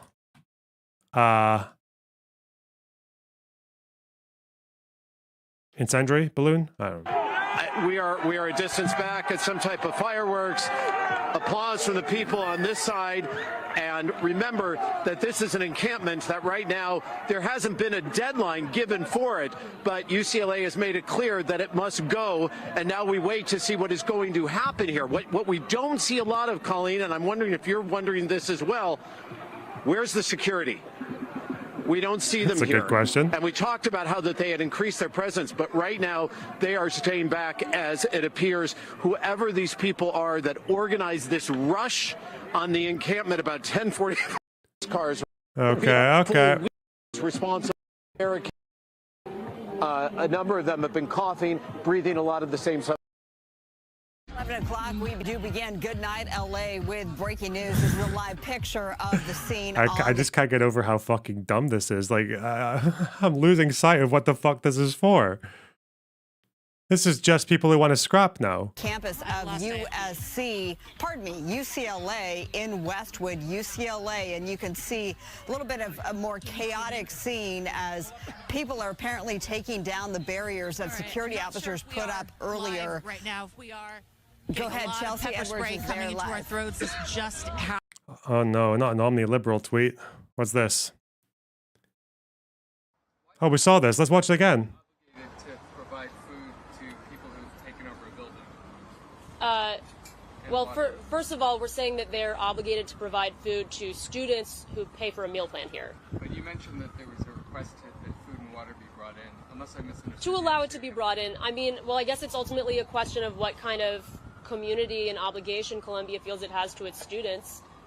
Do you want students to die of dehydration and starvation or get severely ill, even if they disagree with you? If the answer is no, then you should allow basic... The evasiveness. We disagree with you. I thought it was because you were occupying a part of the building that you're not supposed to.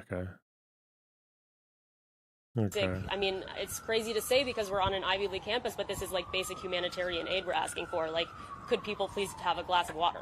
But they did put themselves in that very deliberately in that situation and in that position. So it seems like you're sort of saying, we want to be revolutionaries, we want to take over this building, now would you please bring us food and water? And Nobody's asking them to bring anything.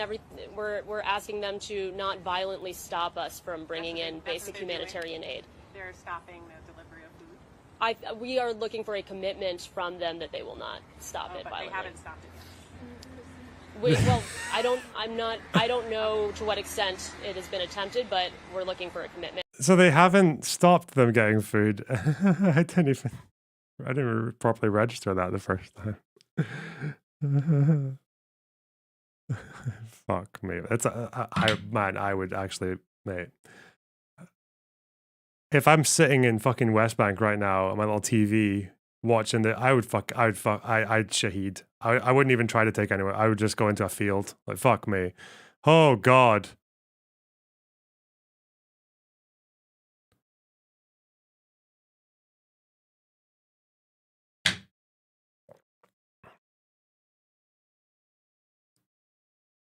I would switch sides.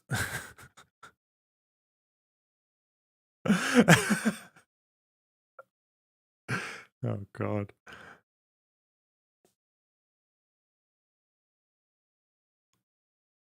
that kind of hyper reality is actually insane.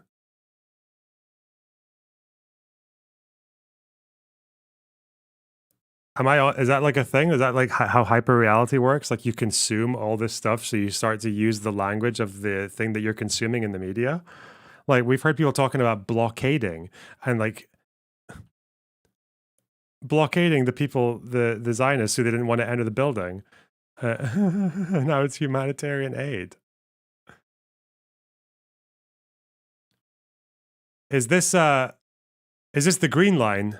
This is the green or the blue line. Oh, it's one of the fucking lines. This is obviously standard. We've already gone over this. This is not Havlaga anymore. This is standard aggressive defense, iron wall, disproportionate Israeli response. There are firecrackers going off to simulate, I suppose, Molotov cocktails. There's stone throwing. There are these big barricades. There are a bunch of people running around in fucking keffiyehs throwing shit. Yeah, the Irgun has entered the chat. This is 1937. The Irgun's entered the chat. What the fuck am I watching? The people who are trying to occupy this private building and apparently are fine getting food, but they're saying that they're not getting a commitment that they'll keep getting food delivered to their occupied building. And they're calling it humanitarian. They're DoorDash deliveries. What the fuck? Or was it their meal plan? So they pay for a meal plan. I don't know how that works, but I guess the university, you pay for a meal plan, you get food taken to your, like...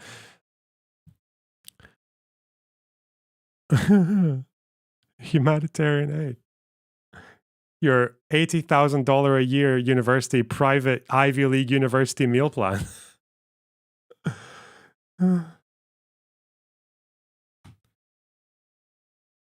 What's the fucking point, man?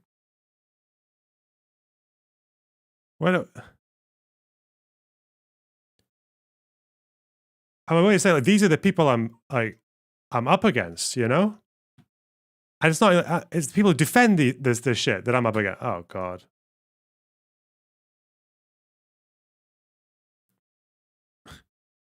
Oh, no, did I get clipped again? Uh-oh.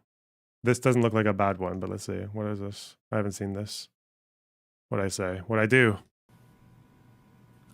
I'm asking you, but that seems like there's only one. We're talking about the bulk of the aggression. Do you think the Haganah were mostly on the defensive or the aggressive until April?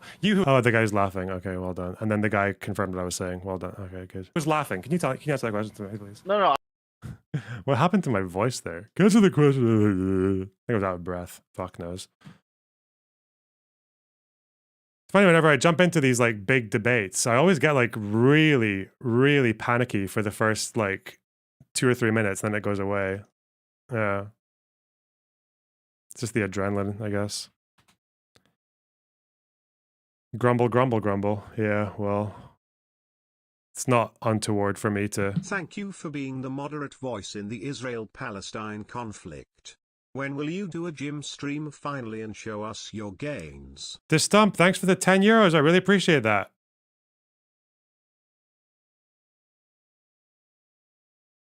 Probably not anytime soon, sorry. But thanks for the comment. You who's laughing. Yeah. It's because I the fact that he did it more than once, I didn't even notice that. Apparently afterwards, people clipped him that he had done that before as well. He laughed because he thought a dunk had happened, then he realized it hadn't, and he just kind of shuts down.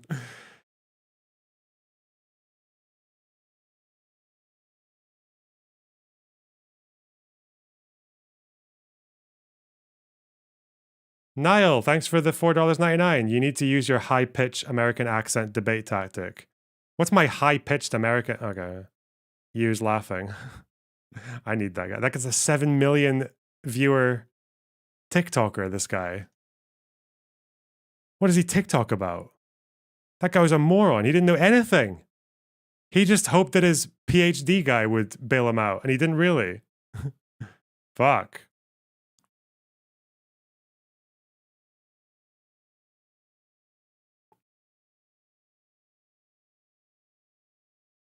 Eek. What do you think? I think he probably just looks at other TikToks and does the wavy head thing with the pointing. Look at this guy. Hey, hey, hey, TikTokers. Woo. I think that's what he does, right? That's the whole thing. He claims he has two mate, I don't think you understand. Do you know how easy it is to get a fucking master's degree in the humanity? Like, it's not even a thing. It's just like, yeah, you got a master's. Okay, that's like, it's like you've told me nothing. We're starting fresh.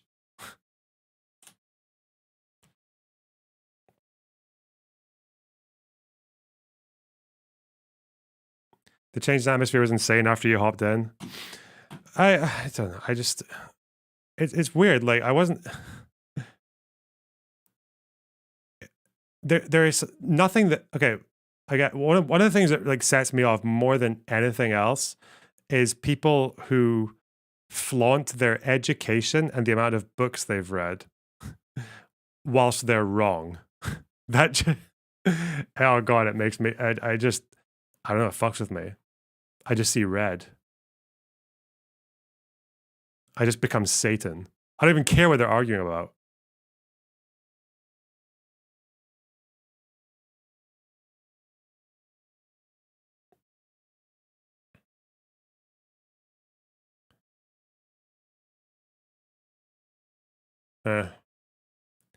Have some humility, Lonerbot.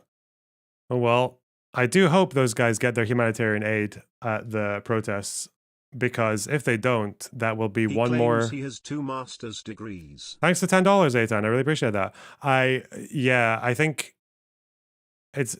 I hope these guys do get their humanitarian aid flow uninterrupted, because if they don't, that will be just one more genocide that I've denied. As a music teacher for troubled youths.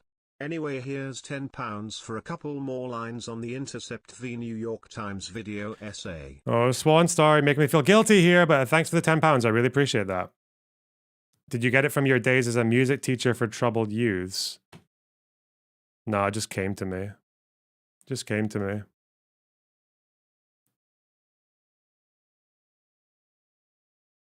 I guess that's the idea, right? Where you improvise a little bit every now and then. You hope for some good moments. I don't know why people like that so much. It's just like, I didn't even properly refute the guy's point. The fact that we were talking about expulsions and he just brought up an example of a village that was raided as a reprisal attack. I didn't even get the full comeback, you know? But I guess the idea was we got the point across, you know? Grumpy teacher energy. Okay. Eitan, thanks for the $5. It's true that a master's doesn't mean much. Even MD and PhD doesn't necessarily mean much. I have an MD and I know some dumb docs. Well, there you go. I think it depends on the degree. I feel like there are some things that if you get a degree in it, it's probably because you know a bit about it, like dentistry or general doctor stuff. I feel like junior doctors are fairly smart because they're just there all the time and they are drilled to fucking death to be good at what they do. Music degree? Nah, you can get a music degree and be fucking useless. Computer stuff? Probably. This guy is so dumb. Why did I like this guy? This guy is so stupid. It will come to a realization now that we're already at 99% Hitler versus this is actually Holocaust revisionism. I'll do it. I'll do the tanky thing. Were you comparing this shit to fucking Hitler? You are downplaying the Holocaust. Sorry. Fuck. Peaceful protest.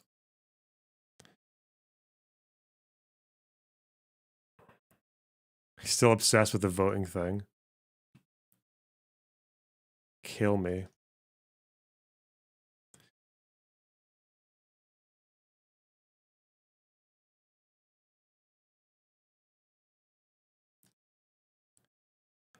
How do I have 1,300 viewers for this shit show?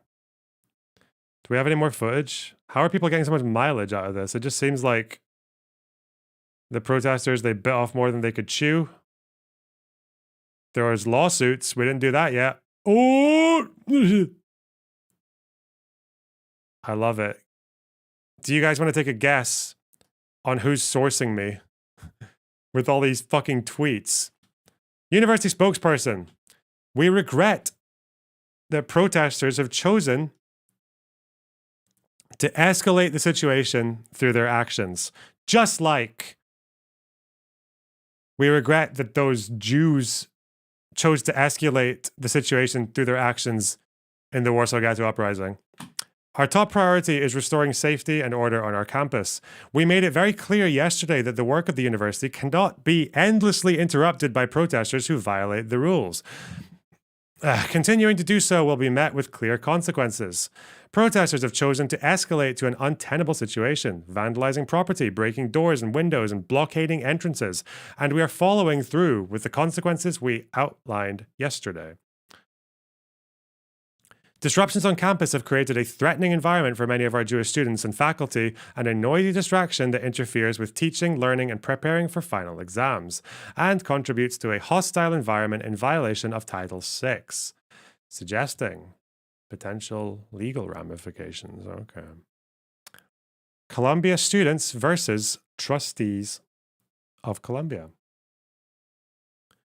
Our friends at Edelson NPC initiated legal action representing Columbia students who were forced off campus due to the university's inability to ensure their safety. Wait, this is students who feel that they were that the university didn't keep them safe from the protesters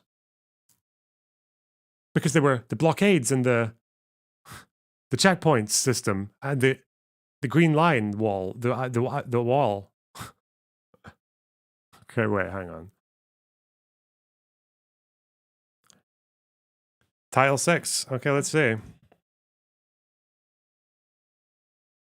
The plaintiff, individually and behalf of others similarly situated, brings this class action complaint against defendant, the trustees of Columbia University in the city of New York, doing business as Columbia University, and alleges as follows upon personal knowledge as to herself, as to all other matters upon information and belief.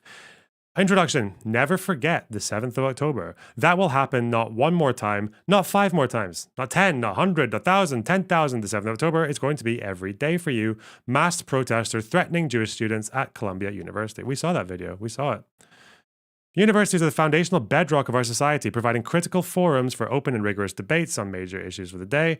Engaging in free and spirited debate is uniquely American value and significant part of the education university students receive as they learn to analyze a range of viewpoints, develop positions, and then advocate for them. This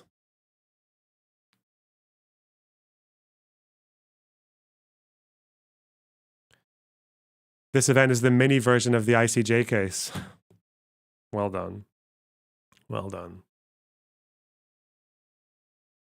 Debates are so critical to our society that they are constitutionally protected. This commitment to free speech is robust disclosure, is what this country was built on, and is central to our identity. It's 22 pages long. Bro. Facts.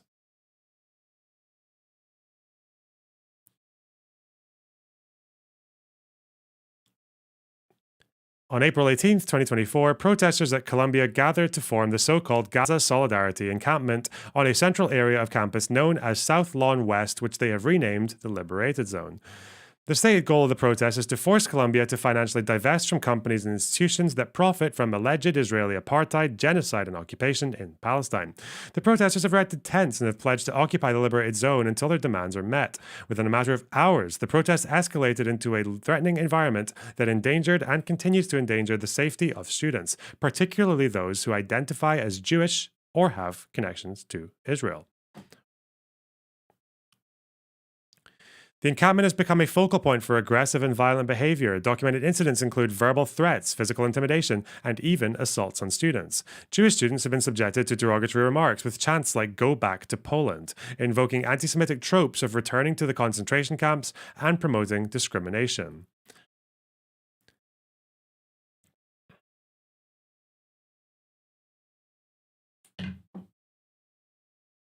Do we think this is going to go somewhere? First Amendment, apart from the assaults, obviously. Yeah, I know they. Yeah, we saw the go back to Poland and go back to Europe. Yeah, of course they said that. Yeah.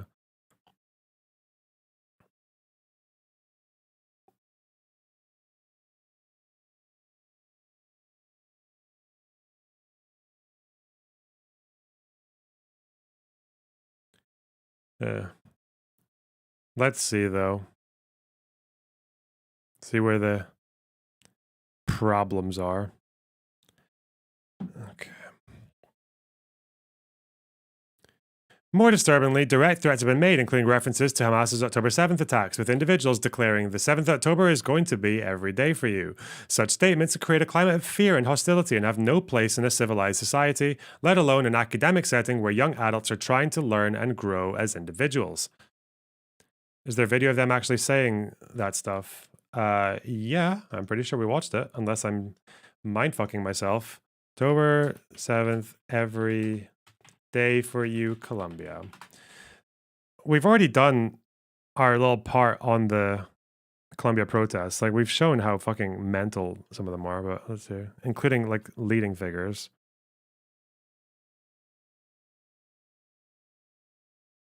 I can't remember where that quote is, though, that video.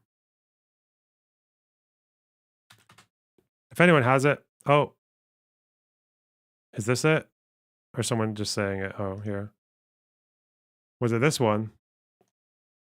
Yo, remember you fucking piece of shit. Hey, remember the 7th of October. Never forget the 7th of October. That will happen. Never forget the 7th of October. Not 1 more time. Not 5 more times. Not 10 more times. Not 100 more times. Not 1,000 more times. No, 10,000 times. Ready? 7th of October is about to be every day. Every day. Bad Bunny. It's Bad Bunny. We've identified. I can't. That's. I'm joking. I'm not actually implicating Bad Bunny in a crime, but well done.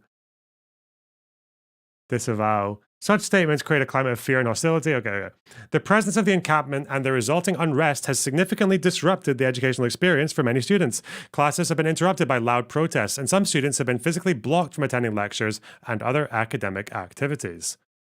Colombia's response was to give the encampment an ultimatum to vacate by midnight on April 24th, with a threat to involve the police if they refused. However, when the protesters ignored the ultimatum, President Shafiq relented and did not follow through with her promise to remove them. Colombia admits that its campus is no longer safe for Jewish students and has effectively cancelled in-person classes for Jews for the remainder of the semester. Instead of taking action against the students, faculty, and outside individuals who are harassing and intimidating Jewish students, Colombia's administration has taken the unprecedented step of shifting to a hybrid model of education for the remainder of the academic year. This drastic move signals the administration's inability to control the encampment and maintain campus security, further highlighting the severity of the disruption to education and student life. By implementing a hybrid learning approach, the university fails to address the underlying safety concerns while creating a stark divide in the educational experiences of Jewish and non-Jewish students. Colombia's decision to cancel mandatory in-person learning underscores the severity of the safety concerns on campus. By shifting to a hybrid model, Colombia acknowledges that it cannot guarantee or has taken no or at best insufficient steps to ensure the safety of Jewish students. This response reflects a troubling reality. The campus environment has deteriorated to the point where the risk of violence and harassment is too high to maintain normal academic operations.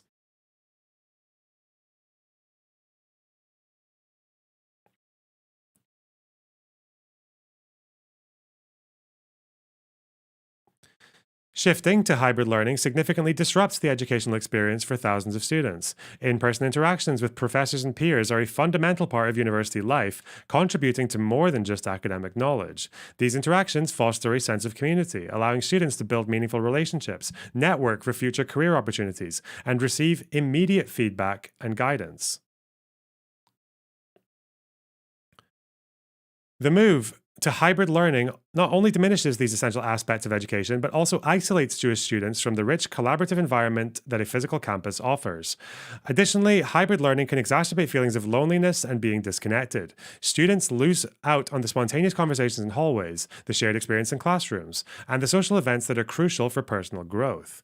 The lack of face-to-face engagement with faculty and peers can lead to a reduced sense of belonging, making it harder for students to stay motivated and engaged in their studies. The shift to hybrid learning also sends a troubling message that violence and threats are effective in disrupting the educational experience and will not be met with immediate consequences, if at all. By moving classes online instead of addressing the root causes of campus unrest, the university risks normalizing dangerous and disruptive behavior. Excuse me. It creates a precedent that safety concerns can lead to significant changes in the educational structure, allowing those willing to engage in aggressive behavior to gain leverage over academic institutions. Ultimately, this impacts the quality of education and deprives students of the holistic university experience they enrolled to be part of. It also has the potential of devaluing the degrees that these students have worked hard to obtain. It also has the potential of devaluing the degrees that these students have worked... Oh, Jesus Christ. ADHD. Okay. May limit their job prospects and career paths after graduation. Okay. So where's the criminal part? Are we the fact that they didn't ensure safety? Yeah. And instead recommended that people just stay home. Bro, that's just like Kristallnacht. I'm joking. Jesus Christ. That's what that guy said, 38, though. Because I think... This is me being Vosh, by the way. This is my Vosh impression.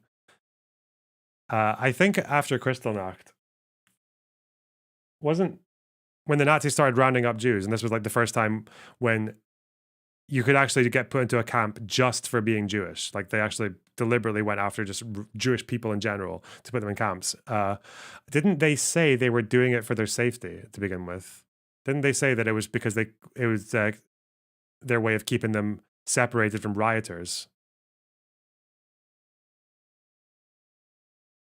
I don't know if that's true. I just seem like I remember it. I can't remember though. I can't remember for sure. Pinch of salt. But this is basically that. That's what I'm saying. Same thing. Fuck me. As part of the shift to hybrid learning,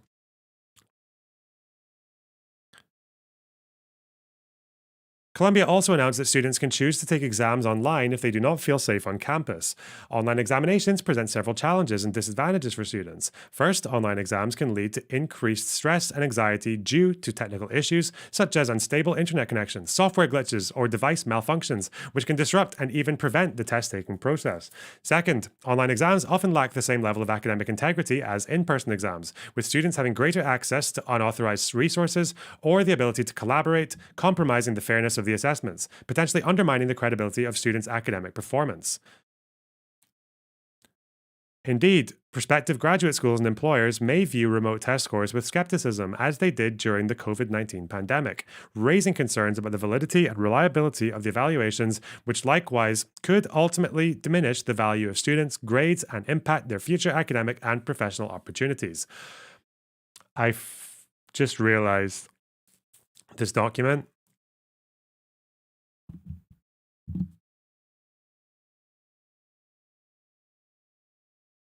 That's not single spaced, is it?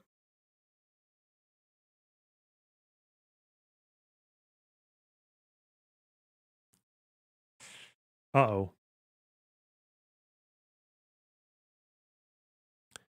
Moreover, there's something inherently comforting about taking exams with others in a classroom setting. It's a communal experience where students can gauge the pace and reactions of their peers, picking up on cues like whether others are also struggling or breezing through the test. What? This shared environment fosters a sense of solidarity and support, with students offering encouragement to one another before and after the exam. The shift to online optional examinations removes this communal feeling, isolating students and depriving them of the reassuring presence of their classmates during a stressful time. Overall, these factors contribute to a less reliable and more stressful examination process, impacting students' academic outcomes, learning experiences, and ultimately prospects for future employment. In addition to these, some Jewish students were unable to complete their final examinations altogether and were forced to extend their semester into the summer to complete their courses.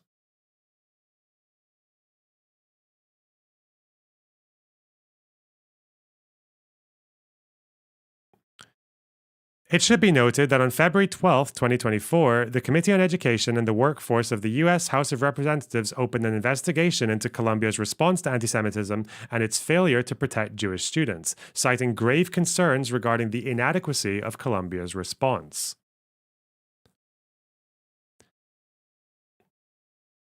Columbia breached and continues to breach its policies, promises to provide students with a safe learning environment.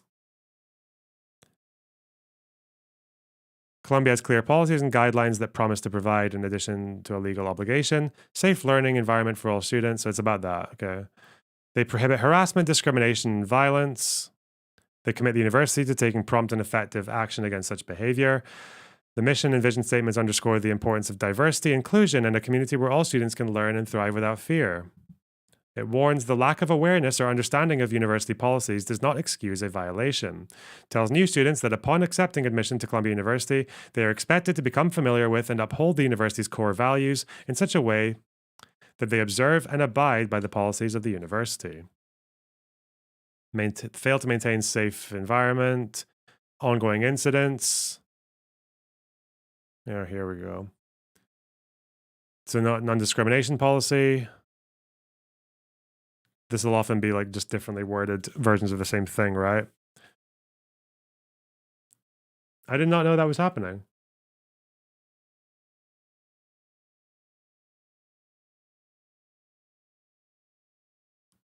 That's really sad.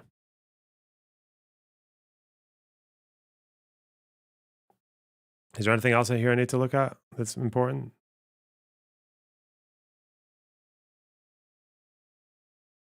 Specific to plaintiffs. April 18th, the level of hostility escalated dramatically.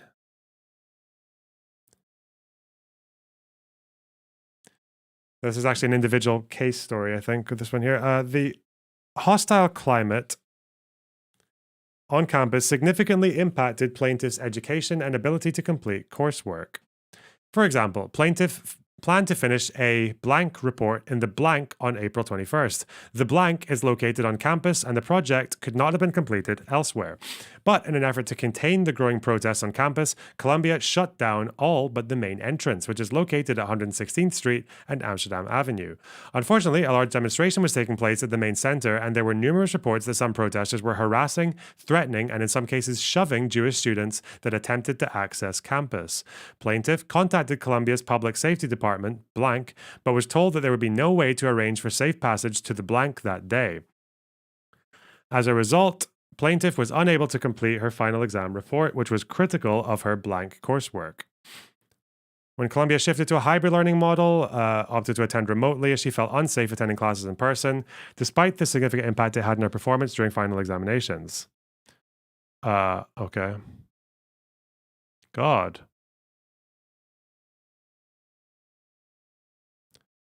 So apparently this legal firm has had quite a lot of success in similar cases before. So interesting. We're gonna have court drama over moron protesters with TikTok slogans.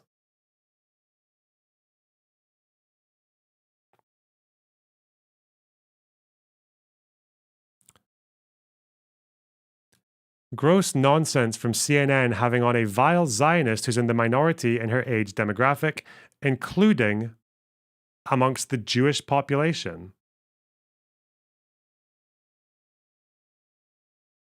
Which she claims are just like blacks for Trump. Wait.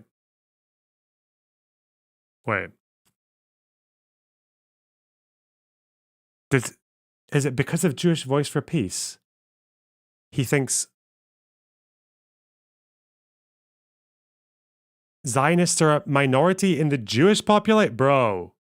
Hyper reality. Like, I guess because I told you this is what happens. By the way, I told you that when motherfuckers like Owen Jones and all this shit are only interested in Jewish voices that agree with them on Palestine, they're going to start thinking that's the majority of Jewish people.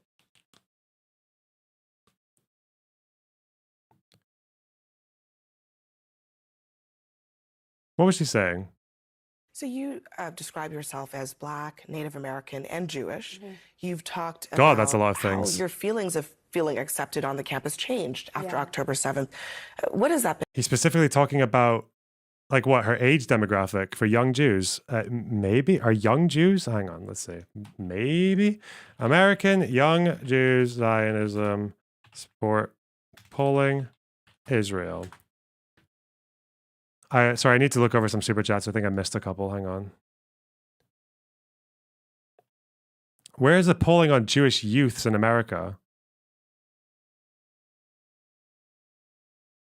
So this is from Pew.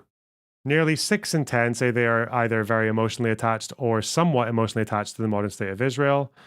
Adults, do they have it for young people? Oh, age demographic.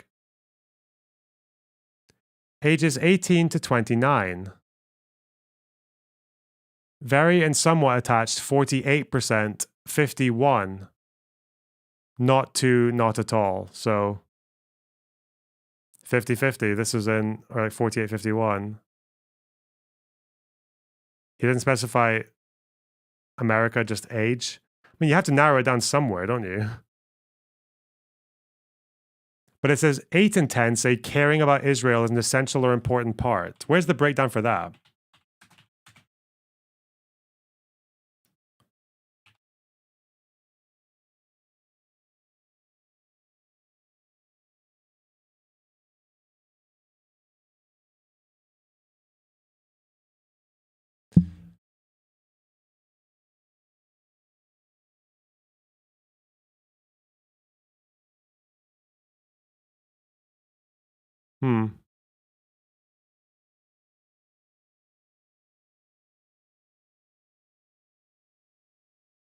Chapter 2.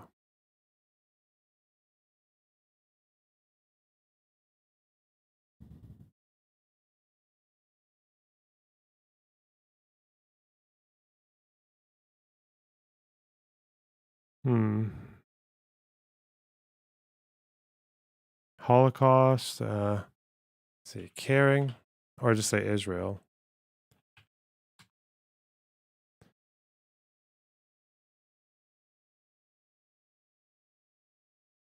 Jews of religion.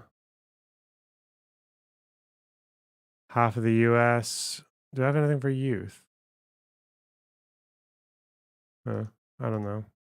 Maybe. Been like? It's been really difficult. Again, I went through a lot of this grief process and primarily experiencing this issue in the first semester. That's when I learned that the community that I felt previously so accepted by, specifically because of my identities, all of this was actually conditional, and the one condition is my Jewish identity, which I assumed was also another reason why I was so uplifted, because the Jewish people are a significant minority. One of the things that your classmates will say is that they are protesting Zionism, which is specifically this movement to create... Wait a minute. We have Pew Research from after October 7th.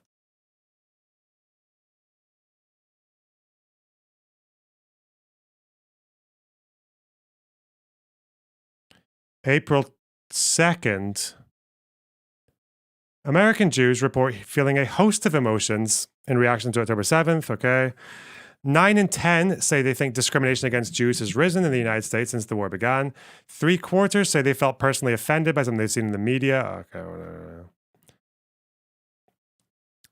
An overwhelming majority of Jewish American adults say the way Hamas carried out its October 7th attack was unacceptable. But Jewish adults under 35 are divided over Israel's military response. 52% say the way Israel has carried out the war has been acceptable, whilst 42% call it unacceptable, 6% are unsure. That's age 18 to 34. More American Jews think the military operation is acceptable. So most American Jewish youth are pro-genocide in Hassan's eyes.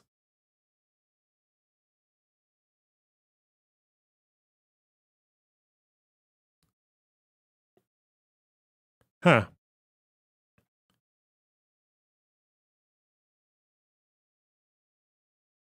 Most Jews say Israel's reasons for fighting Hamas are valid. Okay.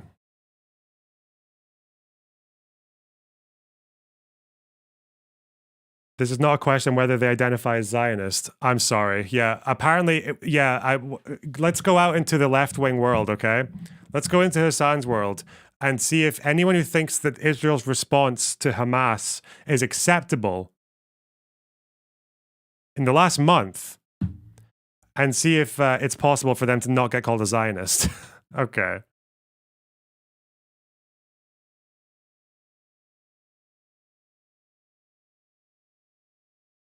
Views on the Israeli government. Thinking about the situation with Israelis and Palestinians these days, Jewish Americans who have a favorable view of each of the following.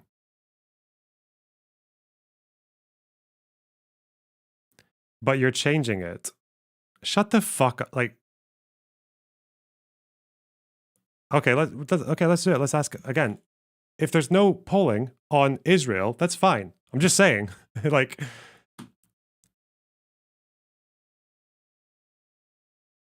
you cannot hold this opinion and present that to the far left and then not call you a Zionist. That will make you a Zionist in their eyes. But anyway, fuck.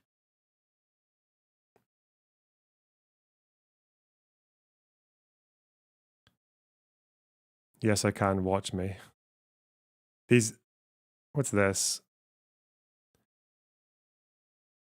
Oh, actually it is, yeah. This is from 2020. It might have changed, but... So this is still most of them saying important but not essential, caring about Israel.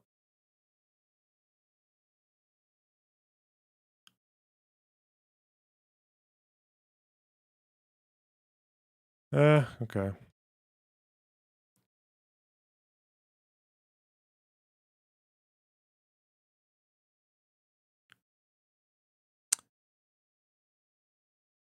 Okay, where the fuck is the last thing I was looking at? Where'd it go? I was just reading that whole thing. Where is it? Where'd it go? What? Here. Was it here? Bro, where's... Okay, hang on. We're going history. The fuck? Too many tabs. Too many tabs. All right.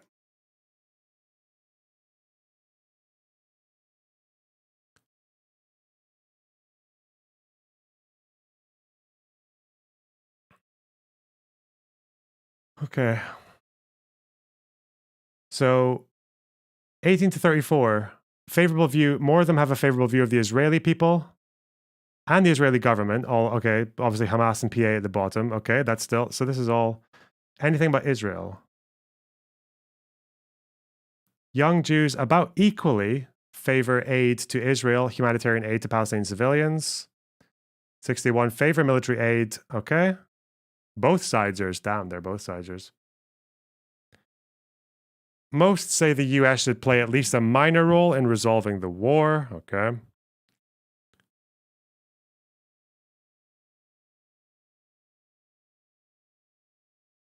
Favoring Israelis too much. Only a lot of young people think that, it seems. Okay.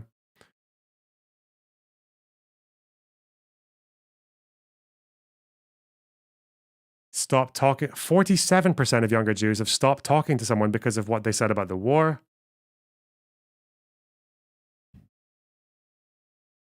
Nothing about polling on their feelings about Israel, though.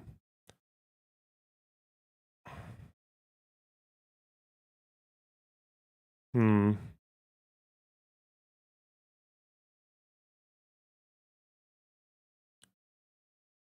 right, what's he saying? Developed to support a Jewish state. Is it legitimate, in your view, to protest Zionism specifically? Absolutely not. And there are many different ways you can look at this. But number one is that Wait, what did she say? Makes adult previously so accepted by, specifically because of my identities. All of this was actually conditional, and the one condition is my Jewish identity, which I assumed was also another reason why I was so uplifted, because the Jewish people are a significant minority. One of the things that your classmates will say is that they are protesting Zionism, which is specifically this movement to create, to develop, to support a Jewish state. Is it legitimate, in your view, to protest Zionism specifically? No, she says no. Absolutely not. And there are many different ways you can look at this. But number one is that Zionism makes the Jewish people, 80% of them identify as Zionists, potentially more. I would have to check the statistics, but I know it is at least 80%. Wait, what'd you say there? Specifically. But number one is that Zionism makes the Jewish people, 80% of them are identify as Zionists, potentially more. I would have to check this. That would be the American polling. I think saying that you feel some connection or some like that's an important part of your identity or is part of your identity, I think that would count as Zionist to anyone. Yeah, like the actual meaning of Zionism. But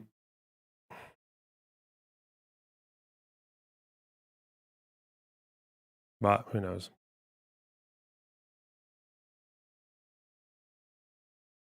But I know it is at least 80%. More than that, though, I can't explain the 20% that don't identify with that, and I won't try to.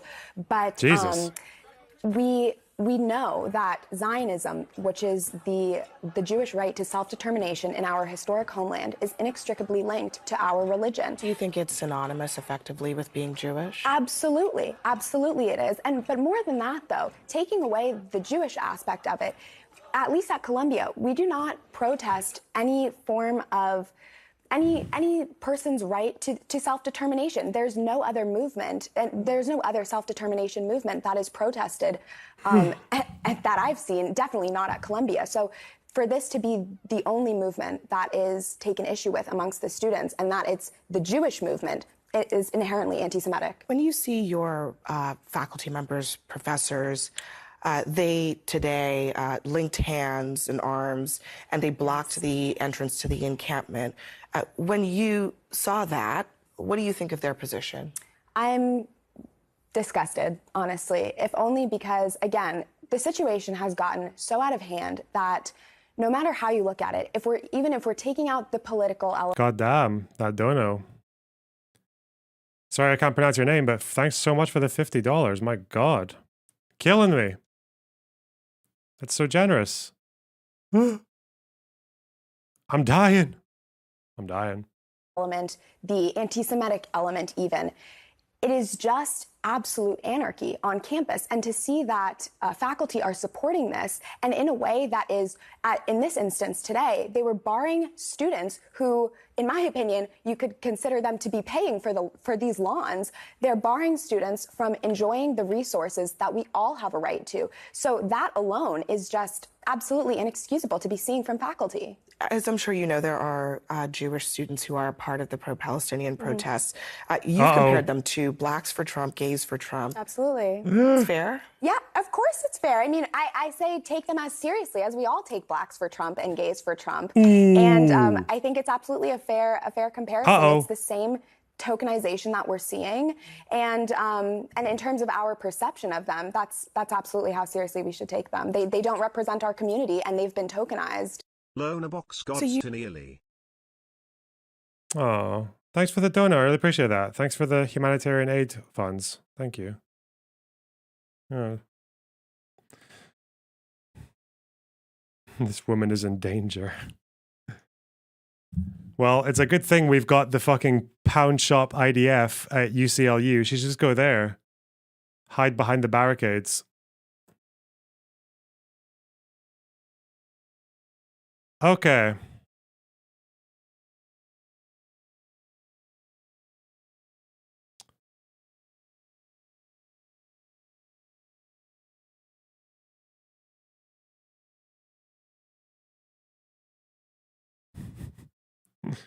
Bro, like, sometimes the liberal left fighting is quite funny to me, just as a spectator. So Brianna Wu, get your retweeting the post-millennial and Blair White on the same day. She's just a conservative. Oh no, she failed your personal purity test. Guess she's now immoral, evil, and bad. Oops, sorry, I meant conservative. In the past month, she praised the Daily Wire, non-oppositional interaction with Shapiro, Tim Pool, Lauren Chen, retweeted far-right outlets, focus her rhetoric on the need to compromise with Republicans. She's also consistently advocated for trans rights, people who vote for Biden, supports ceasefire. Stream, it's free. Girl X's, thanks for the $10. I really appreciate that. It's also a really good idea. I do like the stream. It's very free.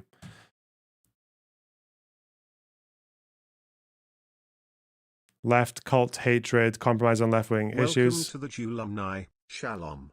Built in, thanks for the $50. I really appreciate that. The Jew alumni, eh? You know, if I do go to Israel, I'm not really going to beat the allegations that the fucking Hasbro department paid for it, am I? Hasbro. Signal boosting Blair is actually brain dead, though. Yeah, I wouldn't do it. But who else? Should have donated in shekels. Exactly. $50, that's like 8 million shekels. That's... Okay. What are we doing?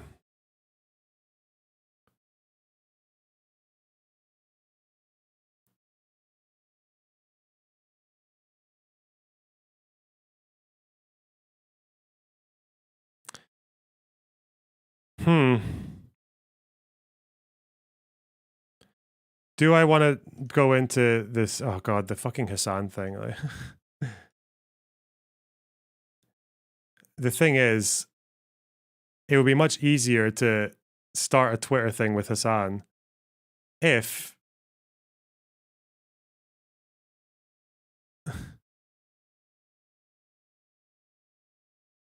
hang on. Hassan thing. I know Olive likes a good Hassan thing.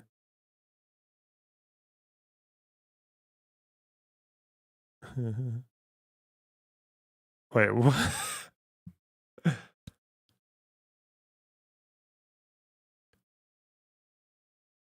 These are Hamas locks.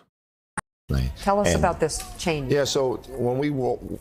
They're being sold on the university's public safety website. Is that true?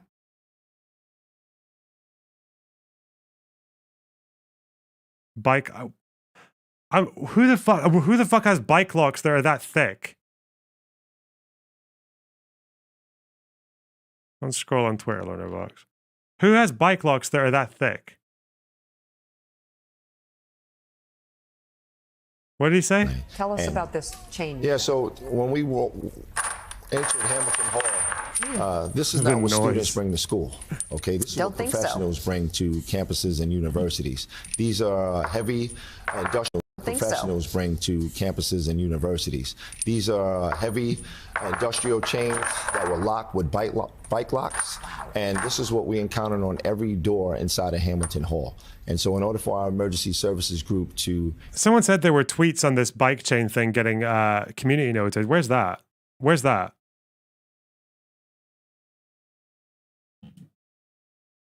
Trap leader. Thanks for the $10. Really appreciate that. Bone Man get me bricked up to fuck right now. Oh, nice one. Yeah, it looks like a heavy fuck, doesn't it? It looks heavy as shit.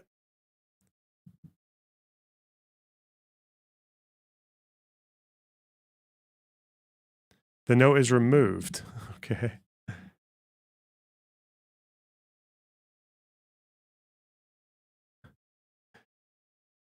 Is this guy trying to say that this is the bike chain? There's no way. That's a troll. This is an absolute troll.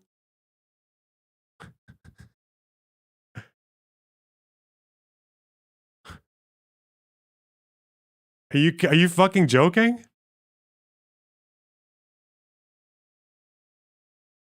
Tell us about this Hang on, change. maybe... Yeah, so when we entered Hamilton Hall, this is not what students bring to school, okay? Huh. I'm dying. I'm fucking dying, man. The scale and the noise as well of it jingling.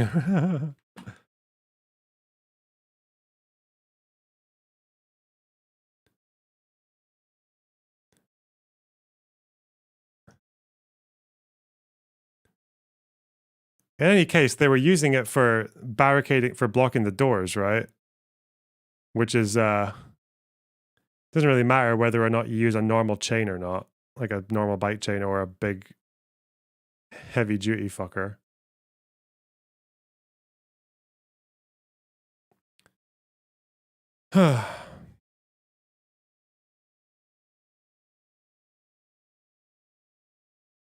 Bone Man getting me bricked TFUPIN.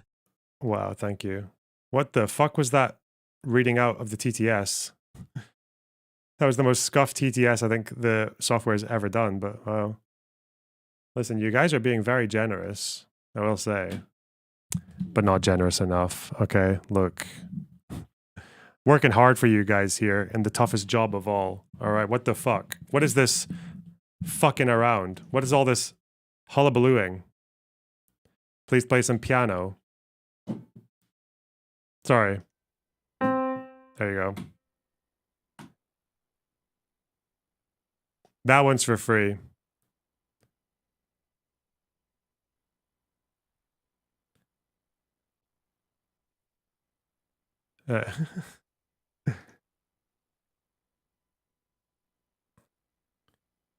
Humanitarian aid requests from UCLA are coming in hot.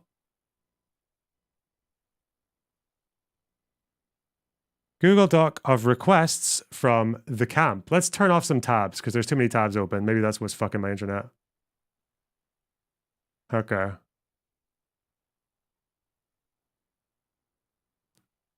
Was that a C?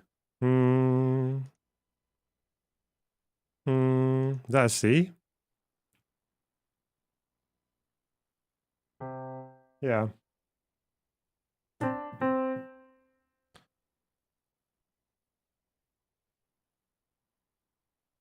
Just gonna close my tabs. Upstate Trash, thanks for the $5. Super chat. Oh my god, you guys. Fuck. Oh my god. All right. Apparently, the humanitarian aid runner. What do you even call it? All right. Okay. Okay. Okay.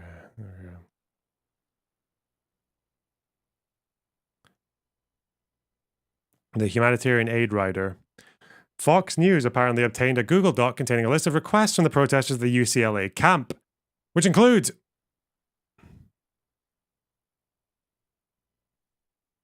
why is it such a cunt? What?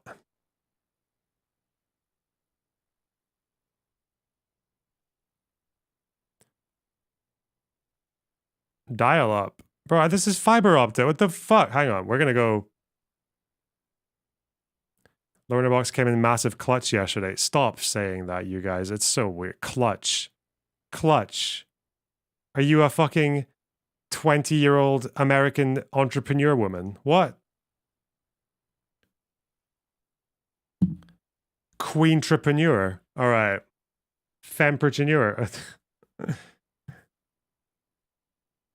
Please ensure the donations are BDS compliant. No coke.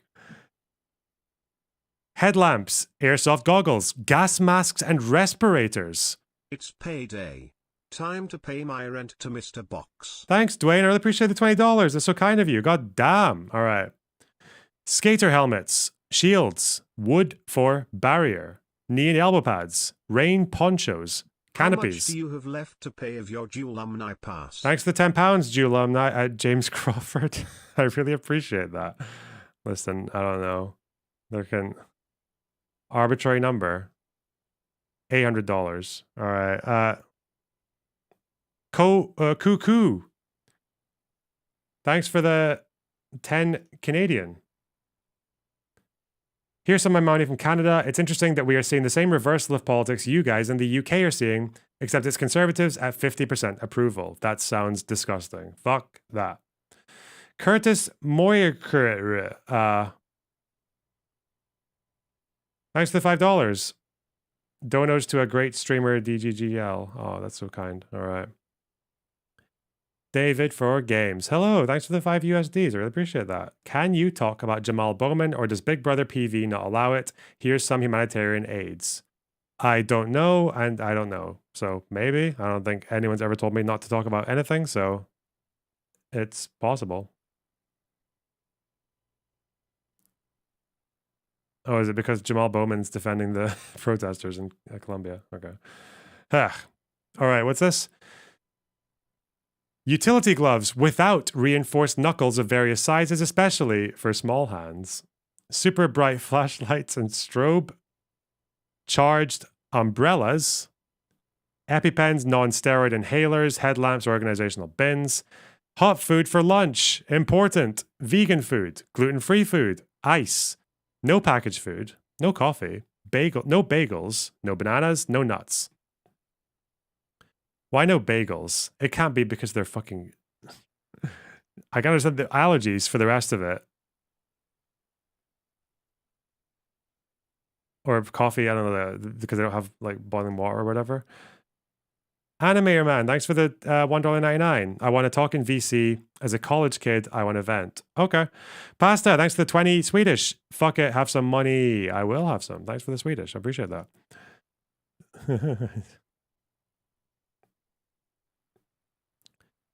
Sleeping pads, AA, AAA, C and D batteries, rope, zip ties, generators, lotion, Aquaphor, no sunscreen. I would just send the knee pads and lube. Jesus Christ. People are... I remember thinking on October 8th, this was like, I've never seen the internet this bad. What the fuck is this now?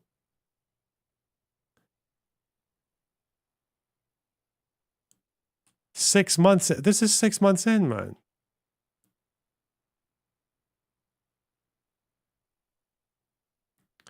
Bruh. Fucked up. When race trumps reason by the Kamal guy. Taxes, real estate, international. Oh, he's a premier. Business planning. We got financial, economic. This guy's done a couple of videos. He's kind of funny, isn't he?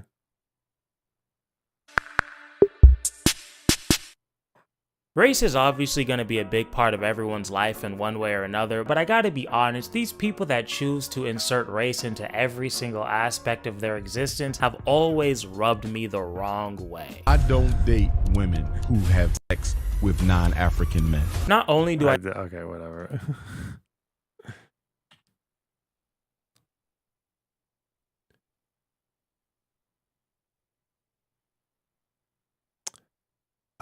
Okay, so are we talking about whether or not Jewish people are mostly anti-Zionist in the American youth?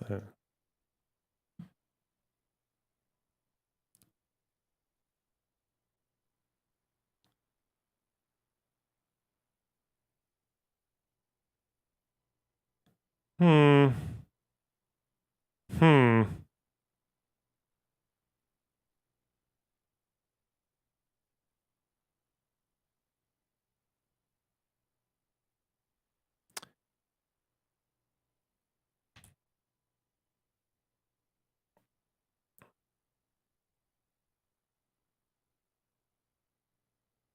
God, stream chat is really delayed on YouTube. Why? I upped my settings as well, and it's on low latency, like lowest latency. I wonder.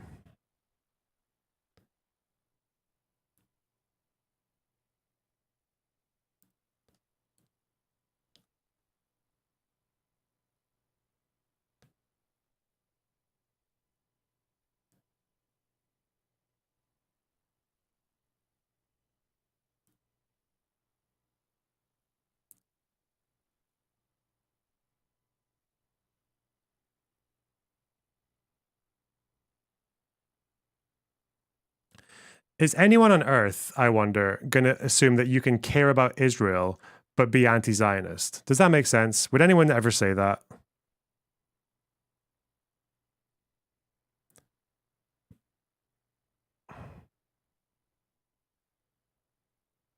I know people will make anything mean anything, but... where was the fucking poll about today, though? Oh, God.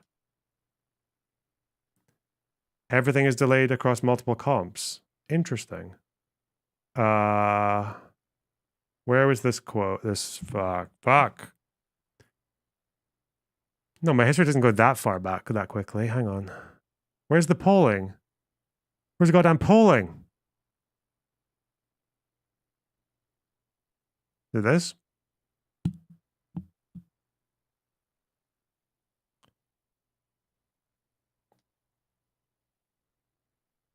No.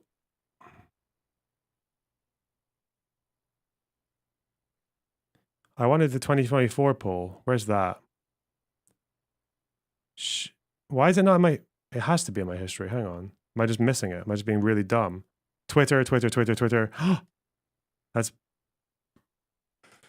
Is this 2024? No, it was a Pew one. Hang on. Where'd you go, Pew? It was a Pew study. It was Pew Research. Okay, this one. Okay. Give me a moment.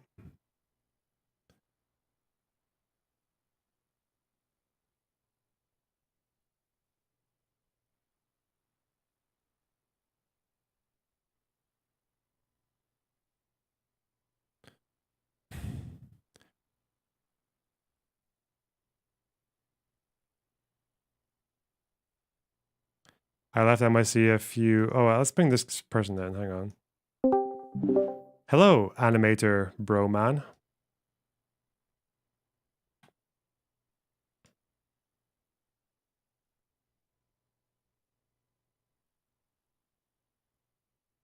I'll give them a minute to mute this stream and all that. Oh, pancaking on. Thanks for the £2.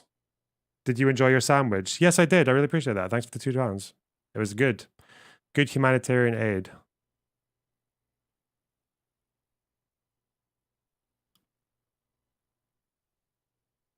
Okay.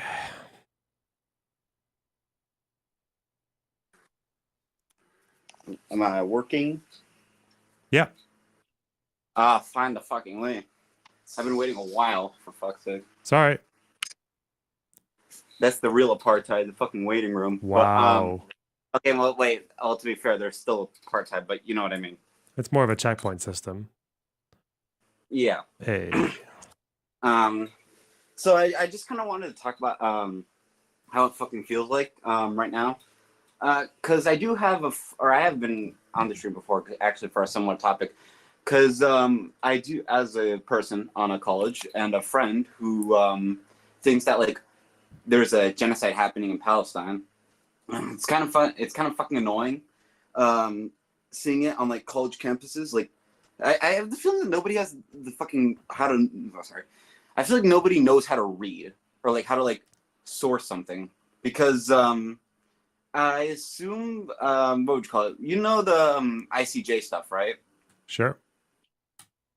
Yeah, my friend, when we had a conversation about this last night.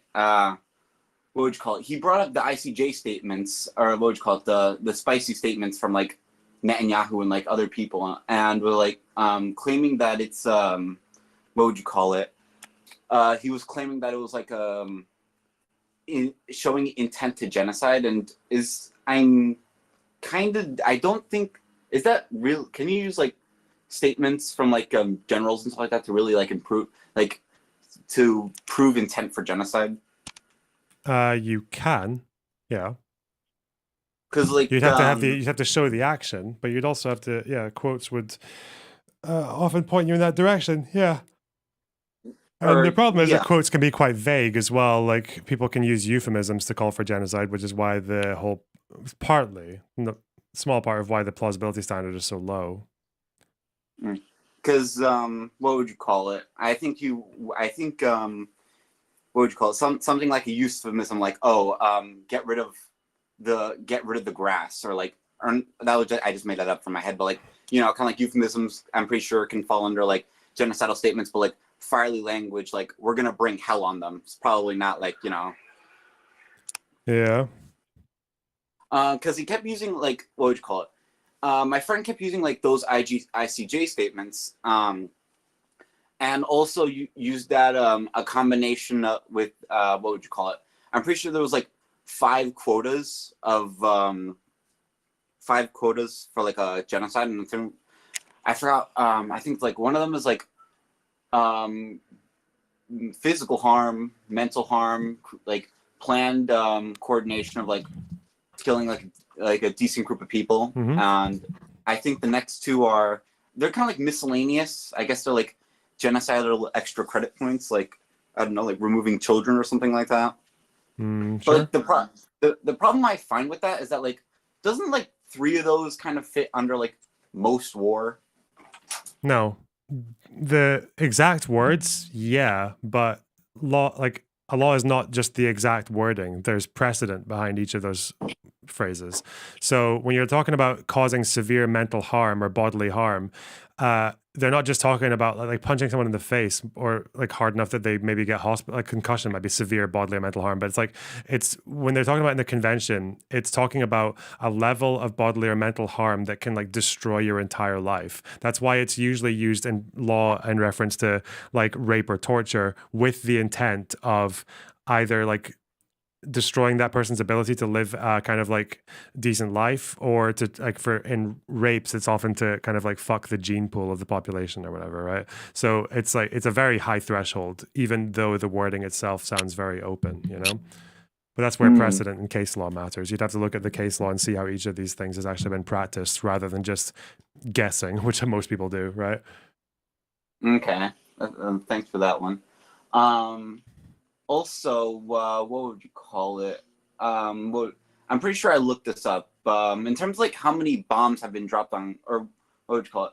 Some people use numbers, like, you know, like I'm pretty sure I heard like Kyle Klinsky say like, I don't know how to do the Kyle Klinsky voice, but just imagine if you were here. Like the whole like 40,000, 41,000 kind of dead Palestinians. And I don't know why like people kind of use or like just one set of numbers, because like if we wanted to play the numbers game, couldn't I just be like, well, Israel dropped 45,000 bombs. Like if they were trying to genocide, they're pretty bad at genociding. You know, Loner, I think you could genocide better than them. Thanks. Yeah, but that does matter, especially since Hamas managed to kill the amount of people they did in what, like 2 days, 1,200 people. So yeah, or most of it was in like the portion of 12 hours. So I feel like most of it was very early with it. Yeah, so that's a higher death rate than Israel has ever done in history, I think. Actually, maybe 6-day war, they might have killed more Egyptian troops in one day than that. But like if we're talking about not just army against army, then yeah.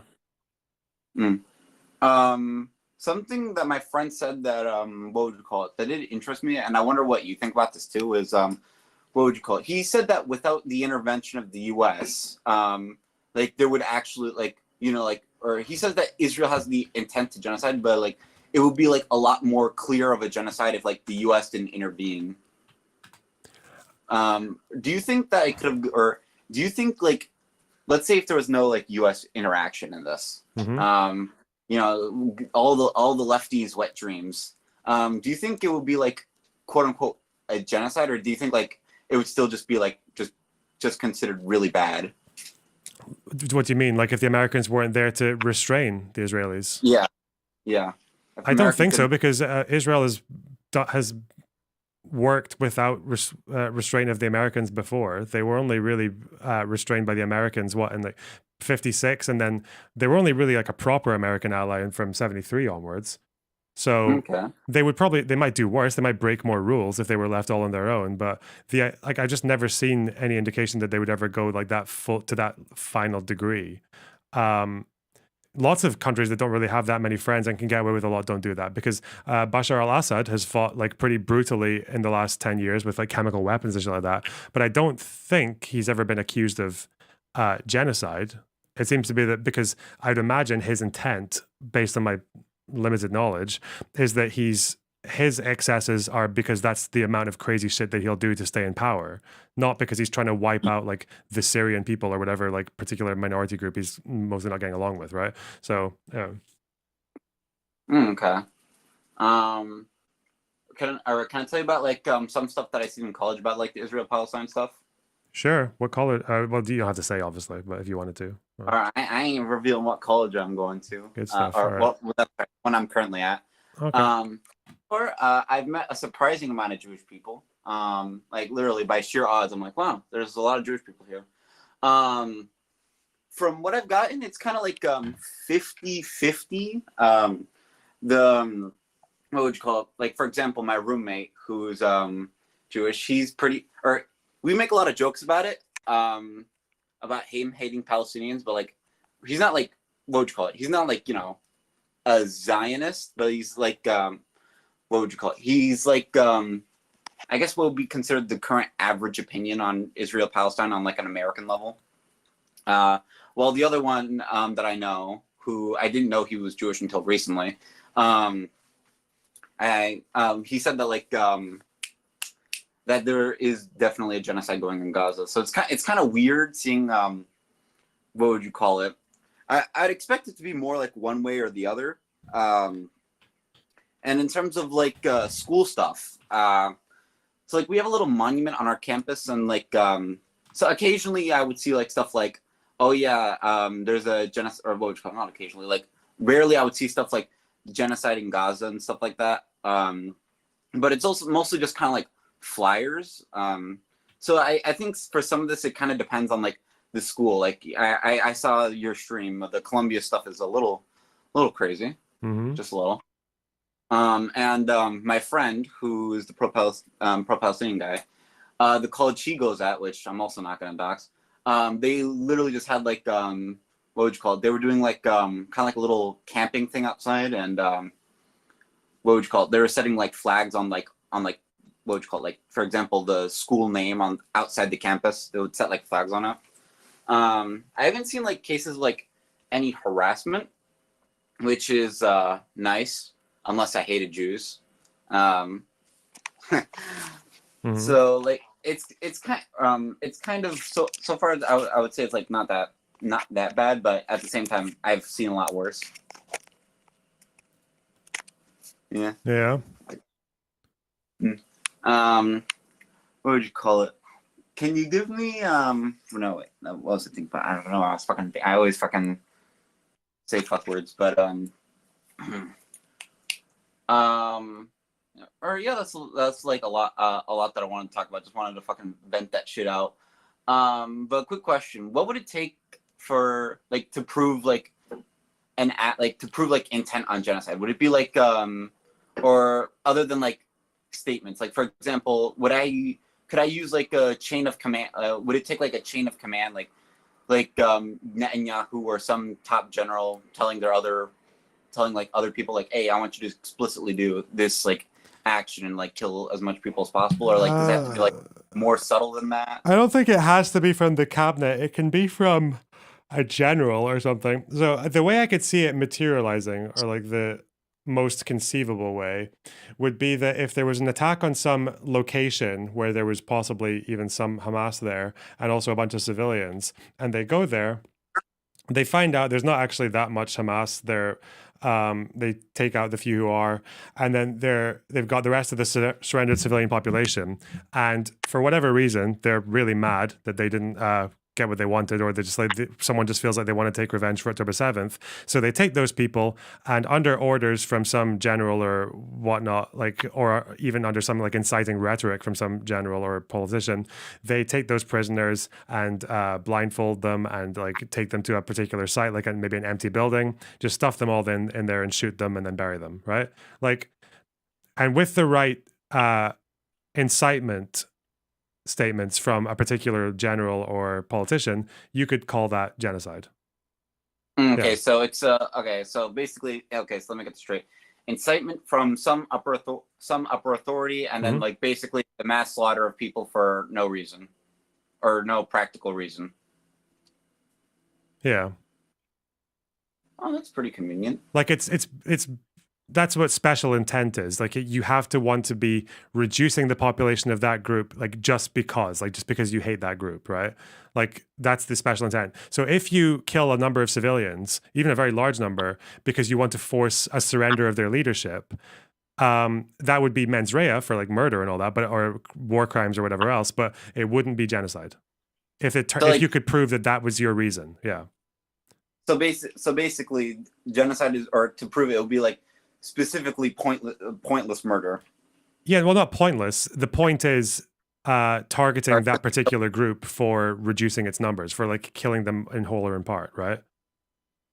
So that would be the reason, yeah. You could have other reasons. Like you could be, like say, for example, you were like nuking fucking Moscow to end the war. And let's say you actually did think that it would end the war, but you also just really wanted to get rid of a few Russians. You just think the world would be better with like 100,000 less Russians. That would probably still be genocidal intent, yeah. It's not, it doesn't have to be exclusive, but it has to have that special intent in there somewhere, yeah. Well, I should probably tell my roommate that. He's also Ukrainian. Okay.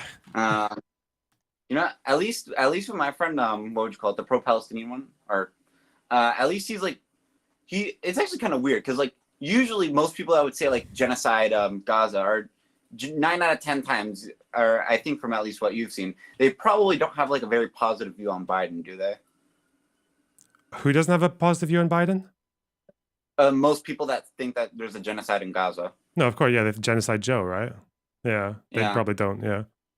Which is weird because my friend thinks that, or my friend, what would you call it? He's heavily supports Joe Biden because, or you know, there's half of a brain there. You know, he thinks that like, or because he acknowledges the good stuff that Joe's done. But that's kind of really weird. Or do you think, or actually, I wonder, do you think like a lot of these people, or they just don't know about like what Joe Biden has done, or do you think it's just like moral, or for specifically for the commentators, do you think it's like something like moral grandstanding, like I would never support a guy who even does anything about genocide because I would never genocide a group of people? Sorry, I'm not quite sure what you asked there. Do you think the people that are like all Genocide Joe and like are planning not to vote for him, do you think it's like for the commentators, do you think it's like do you think they're just not knowledgeable, or like for them the differences don't really matter, or like do you think it's like moral grandstanding? I can't get into their heads. No, I generally think most people believe what they're saying as a first priority. I think like lying is just so much harder publicly to do than just saying what you actually believe. Yeah, I think they believe it, but I think to most people the problem is that when they think genocide, they're not thinking about what the word actually means and its historical context and the precedent behind the phrasing. I think to them genocide is just a proxy for bad, and they see all the suffering and they're like, this is really bad. So what's the word for things that are really bad? Well, we use genocide, like lots of dead bodies and shit like that. So yeah, I think for most people it's not really like an honest interaction or an honest engagement with the contents of what they're saying. But I don't know. It's hard because people also like to say things like they're intentionally like they go more concrete. They'll say they're intentionally starving the people in the north, or that they, by the quotes, they want to wipe out the Arab population for good and shit like that. Or the settlements, they want to clear them all out so that they can make room for themselves. So it does feel like there's a kind of like intellectualized reasoning for it. But to me, it is all just, it's very much not that much information. Generally, what I gather from people is like quite low information and just lots of embellishment and poetry surrounding it is kind of what I notice. Yeah. Because like what would you call it? Maybe it's because for a lot of people it's like very easy to like think the worst of other people, but or because like what would you call it? I tried explaining to like, or I tried explaining I tried to explain like some things that Joe Biden has like done for like Palestinians. Might have sourced your video, but okay. But what would you call it? But like for a lot of people, it's like they just kind of think that like at the end of the day, genocide is genocide. I wonder if they just think that like maybe it's like an American brain thing where like they just think it's like Holocaust. Everything is the Holocaust, or when it comes to genocide. Yeah. Because when you think of the Holocaust, that's probably not a good thing. Yeah, it's not. It's just like the Holocaust a good thing. No, the Holocaust isn't a good thing. I had to think about it. Okay, so good. Just checking. Yeah, I don't really. It just baffles me. I think for a lot of people there is. I used to think there was a justification for what you would call activist language versus academic language, or accurate language, right? And activists will often hyperbolize because they only have people's attention for so long. They have to do sound bites and things like that. And that's why I used to think it made sense to talk like that, because it grabs people's attention and all that. But the problem is that people take the activist language and then commit to it like it's a fact, like it's like, and then they'll try to make the factual arguments around it, and that's where things get really difficult. But at the end of the day, it's thought terminating. It makes the world so much more simple, because any of the actions of Hamas or the Palestinian leadership or the history or the Arab leaders surrounding, it all goes away with genocide, right? Because there are no both sides in a genocide, right? And also, what would you call it? If you're using like activist language and misrepresenting the problem, you're not, usually people have like specific solutions to specific problems. So like If you say the wrong, it's like giving a wrong diagnosis. Yeah, you look for the answers in the wrong places, which is why now everyone wants to destroy Israel and get rid of all the and divest and boycott and sanction as much as possible to achieve it, right? And also support Hamas because they're trying to destroy Israel. And why wouldn't you support them? Because they're trying to stop the genociders, right? They're trying to end the genocide because that's what.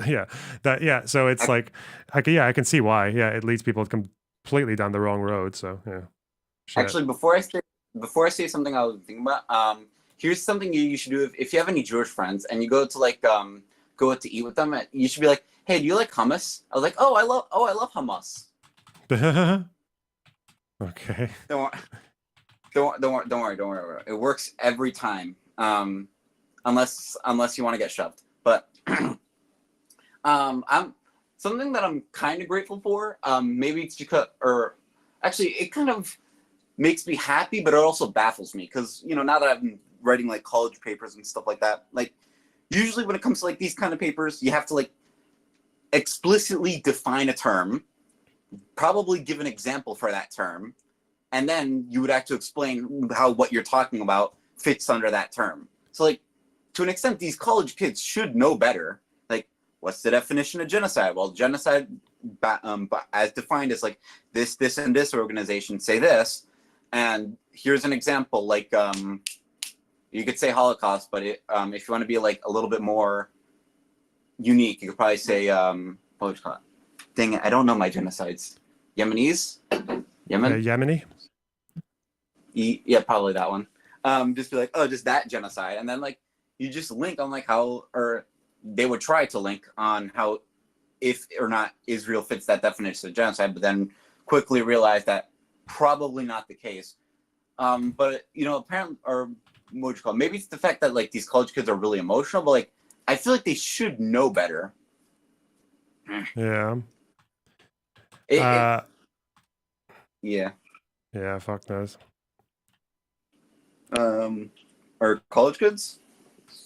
What about them? What would you call it? Or have you seen Destiny interview like two of the, or like what you call it, some of the college kids? Like he posted a video about it. Yeah, I did. Yeah. Something that I noticed from that and from my own kind of personal experience is that like a lot of kind of like college kids, or specifically like younger people, especially like people that are kind of like new into politics and they just kind of get their politics from like word of mouth. I find that like their positions are not really that set in stone. Like they hear something from their friend and they're like, oh, okay, they probably believe it. And then they use whatever factual, what would you call it? Instead of getting a set of facts to lead to that one answer, they use, they get that answer and pick certain facts to fit that answer. Like, example in the Destiny one, I think what would you call it? One of the guys was like, oh yeah, did you know the ICJ? They said that there's like a plausible genocide. But even though they haven't like ruled on that yet, or maybe that I don't think as of now. Like, is it like Sorry. What would you call it? Like, it's kind of like the best way I could describe it is imagine the best way I can describe it is like imagine like a group of people and you have that one person that's like really invested into the group, but if you look at his background, like you realize that he's like, why are you even in this group? Because like it feels like these college people that like they don't have like a lot of knowledge or like experience on like particularly global conflict, but at the same time they're acting as if they're like really invested in a like life or die situation. I don't know if it's life or die. I think people get bored. Or people, I think the problem is as well is that people are. Didn't they say that Twitter is now the most used news source for young people? Might even be for the entire population. Like Twitter is the biggest, and the problem with Twitter and like other like TikTok and shit like that is that the content that is the most easy to spread is content that makes people angry, it turns out. It's like Facebook discovered this a while ago. So if you are sitting there constantly just consuming this endless feed of outrage content and propaganda and like even without the propaganda, just even very emotionally charged imagery, then yeah, it's going to affect you in a certain way. And it just seems like a lot of people have just been radicalized by their content feed, you know? And yeah, there probably are mostly low information because you're not really absorbing that much in-depth information at all on Twitter. Like you're barely anything, right? It's like less than surface level. So it's yeah, I think that's it's a kind of a fairly predictable problem, I suppose. Yeah, but I didn't expect it to get this bad. Yeah. You just reminded me of the fact that online exists, and now I just realized that what would you call it? Have you gotten like doom, or you're looking at like the upcoming 2024 election, right? Yeah.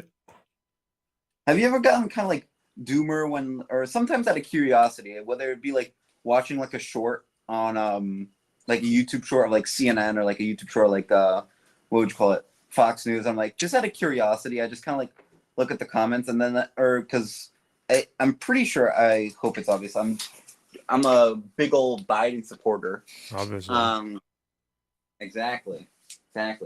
But like, it feels kind of doomer, kind of seeing like just fucking stupid ass comments. Like for example, I think there was this video like, oh yeah, the Trump case is gonna be like not televised, which I kind of get, considering the whole, like, because with court cases, if it's extremely popular, you don't want like Donald Trump, like, what would you call it, like saying certain comments about the jurors or anything. Like it gets fucking kind of mind numbing when you see the same kind of stupid comments like, oh it's not going to be televised because it's a bogus trial, or like just stupid comments like that, or on other news organizations where I'm like, oh, here's a nice CNN little video, and then you just see in the comments, rigged, it's all fake news, stop with your lies. Like I feel like the next president is just gonna get like, what would you call it? I feel like in the next 20 years we're just gonna be reliant on memes for our president. Because like it's just like, oh, you want to say something? No, it's fine. Keep going. Because like every single fucking one, it's gonna be like for especially maybe with if like Zoomers get off their fucking asses and consider voting for once, they're gonna be like, what would you call it? It's basically gonna be like, oh yeah, which one do I see on my TikTok feed more? Which one do I think is more like funny? And to an extent, or on like a baseline level, I kind of get it, because like you're probably gonna vote for the guy you know more. But like at the end of the day, it just feels kind of mind numbing, because like I feel like if Trump were to win the 2024 election, especially considering his current state, it's not gonna look very good. You know what I mean? Yeah. Fuck. Sorry, I'm a bit distracted right now, but I'm just letting you go. Sorry. Yeah, it's probably that one fucking chatter just distracting you. No, I'm doing a tweet about Jewish opinions on Zionism, but it's got lots of research behind it, so I'm just screenshotting the right shit. Oh, actually, you know what? This gives me an idea. Hey, roommate, what do you think of Zionism? Say something. It's my own little Jew. Say something. Something. Okay, he's a fucking... Okay, never mind. Mogged. Okay. Yeah, I'm mogging. Okay, you know what? I'm gonna be his little... what would you call it? I'm gonna be... what would right-wing people call it? All right, not right-wing people, left-wing people. I'm gonna be like... I'm gonna be his little representative, because he can't represent jack shit for himself. Okay. Whoa. He is... Oh, carry on. Who said whoa? Yeah. What would you call it? He thinks Zionism, to put it lightly, is a little cringe. He hates Palestinians, but he also hates some Jewish people. So, you know, it's something. Okay. Don't worry. I think both of them should be genocided in a video game. Well, that's like the liberal position, isn't it? Both sides. Exactly. Now, Second Thought can make a video on this. Nice. All right. Do you have anything else for us? No, I'm good. I hope my minutes on screen was at least somewhat either informative, entertaining, or made you want to consider taking drugs for the first time. Yeah. Okay. Well, thanks for coming on, okay? Okay. Bye, Loner Cube. Bye. I just keep calling you Loner Cube. Forgot to say that. Bye. Yeah. All right, listen, I don't know why you guys are so fucking negative.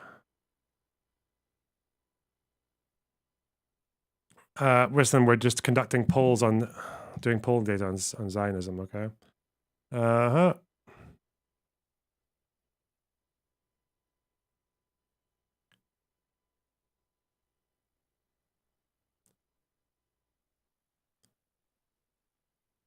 UK.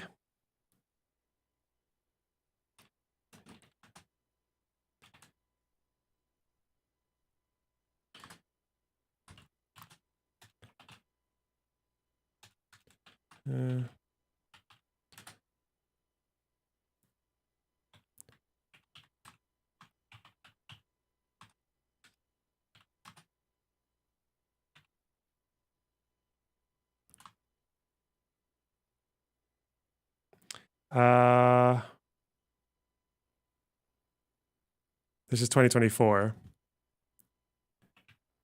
This poll was published. Is it? Yeah. 2024. Down from 72% in 2010. Let's get this one up. I'm just making a little thing for all of the countries I was able to find. Okay. And that's from here.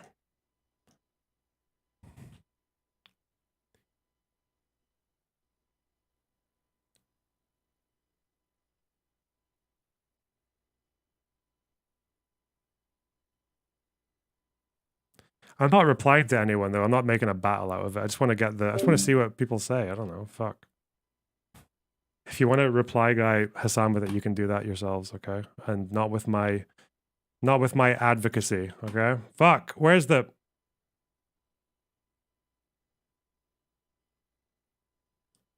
Canada, France, Russia, Australia.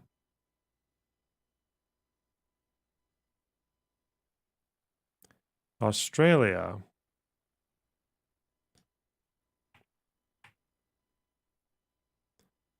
Page 60.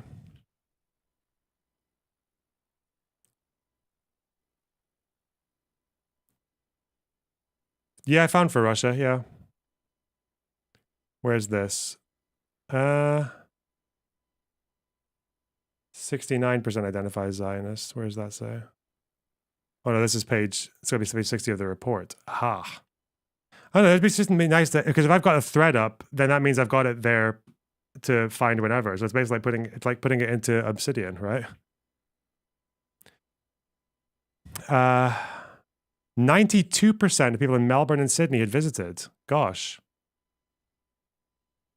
The highest level of identification is indicated by 18 to 29-year-olds. That's interesting. The youth. The youths. Peace process.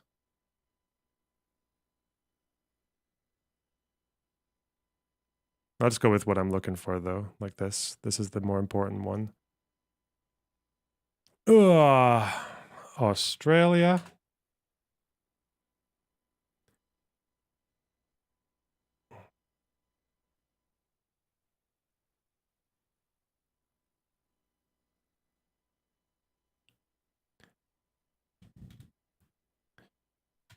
Do like this.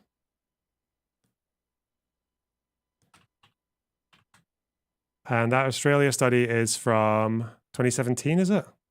Why do I think that? 2018.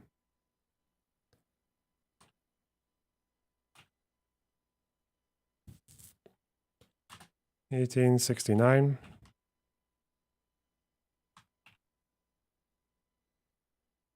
Identifies Zionist. Overseas community finds lower engagement with Israel by age, particularly among young members of the community. Oh, this is identification.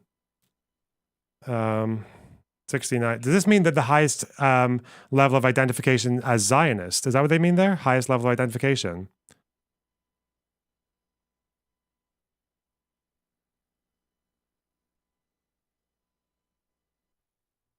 Oh yeah, it's like in other countries it's lower engagement by age, but here it's higher. Okay, so Australia is kind of reverse a reverse to the trend. Okay, identifies Zionist. Zionist, unlike in most countries, highest levels. Asian wars. 18 to 29-year-olds. Ugh.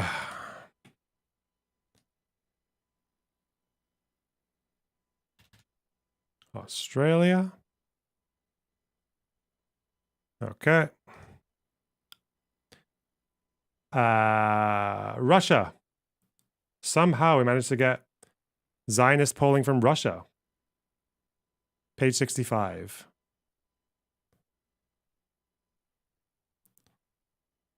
Why are you so fucking slow? Why is my life so shit? Fuck me, man. This is disgusting. What? Something's going on with my computer. I wonder if it's it can't be the keyboard software. That's a different study. What? What are you saying? Your job is so difficult. Yeah, I know. Wait, this is the Australian one. We got to do this. We got to put the link. Haha. Imagine forgetting the link, retard. Okay. Russian Jews. Page 60, apparently. It's... Imagine living in Russia. The Jew alumni got to my PC. Yeah. When they like the content, the latency goes away. Okay. Is this the right thing? I don't think it is. 65.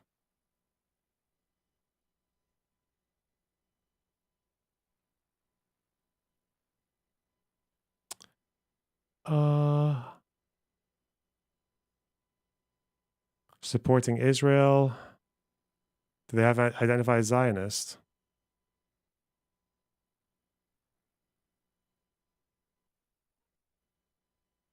%61% say supporting Israel is important. Okay.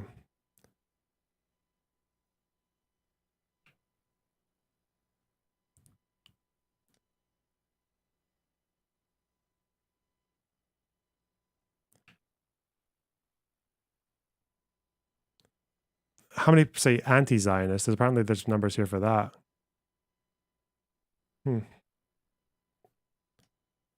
Net neutrality.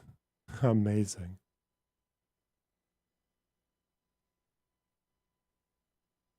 Let's get some marking. Can you make it thicker? That'll do.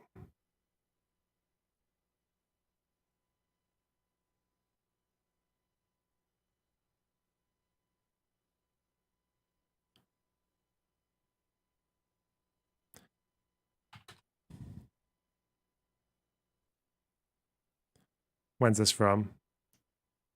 2018. Russia, 2018. And 61%.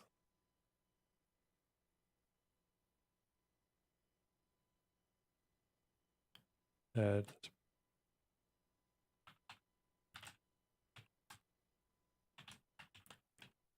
their Jewish identity.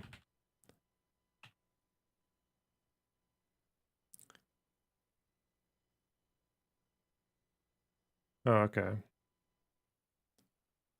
This is it here, right? Okay, and then I'll put this in. Russia, yes.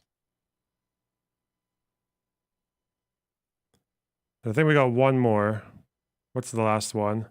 Russia, we did Russia, Australia, UK, US. France and Canada.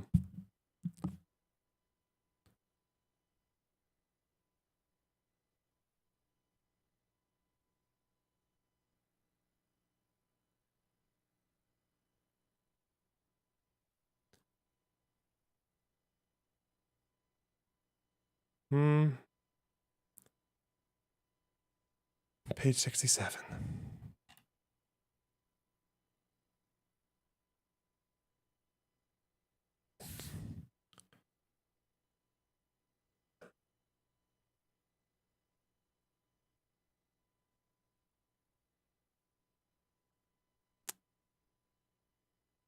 %70 said they were.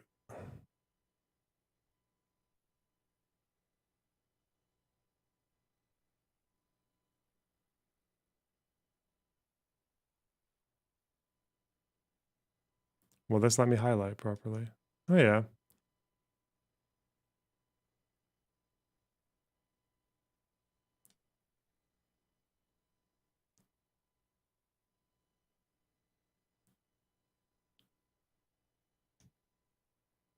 Canada.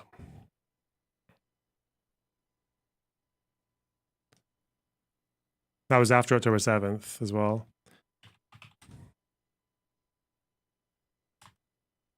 %70.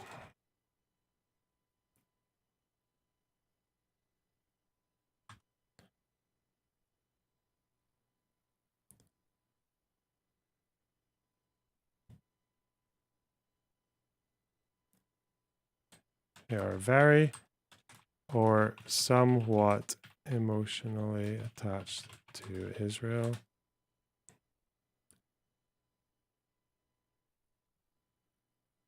Well, down from 77%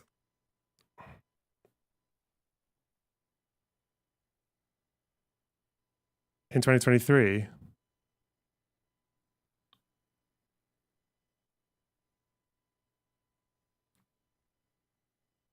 Average in previous years.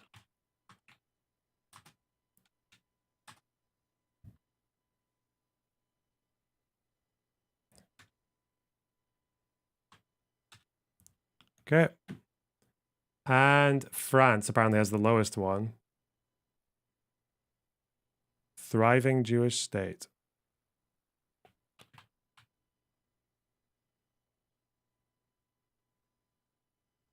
Hmm.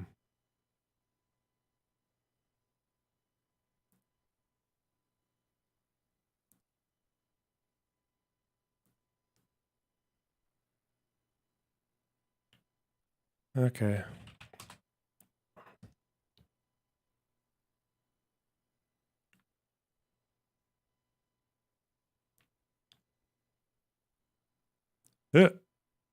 Why is it doing that? Why is it not? Okay. All right. France, 2020. When was this from? 2019.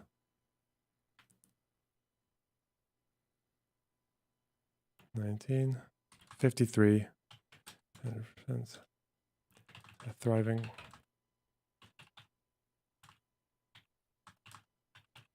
For the long.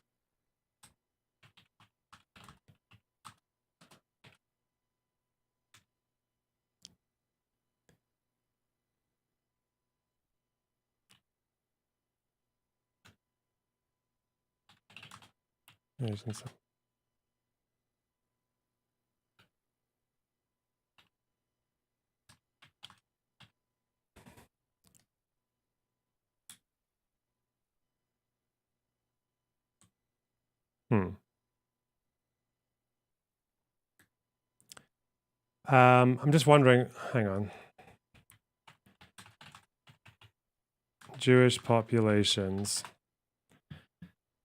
Largest Jewish population countries, I think we got the most of them. US, Israel, France, Canada, UK. Didn't get Argentina, Russia, Australia. We didn't get Brazil, so okay.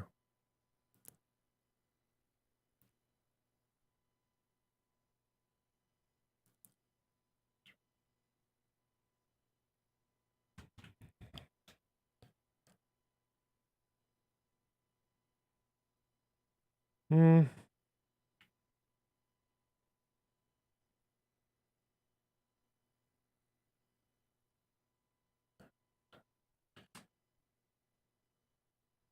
Hmm.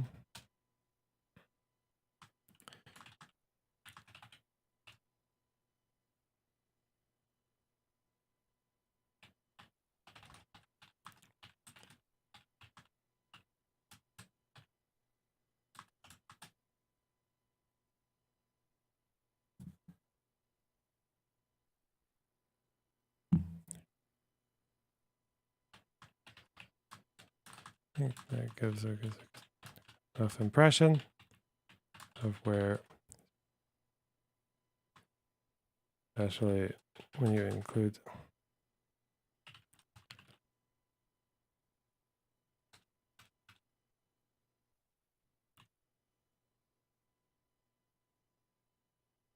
the world's Jewish.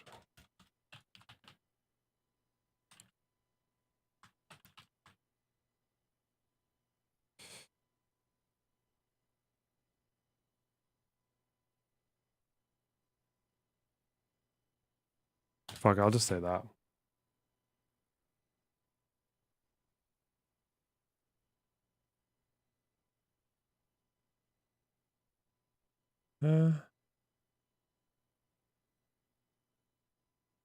Oh, I think the breaking points is done. I'm Israel's strongest warrior. I feel like that conversation went well, but I guess we'll see. Okay. Bricked. Is that the new phrase now? Bricked. I don't know what conclusion. TLDR. Most Jews would class as Zionists to these freaks. I'll just say it like that.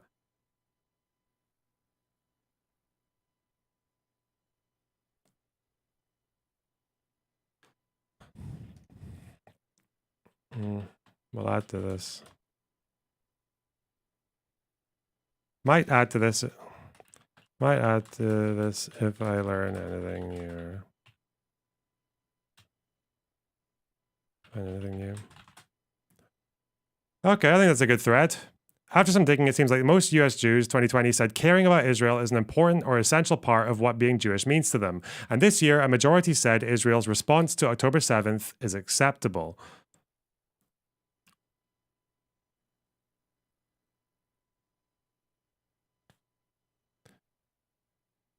In the UK, 63% of Jewish respondents self-identified as Zionists, down from 72% in 2010.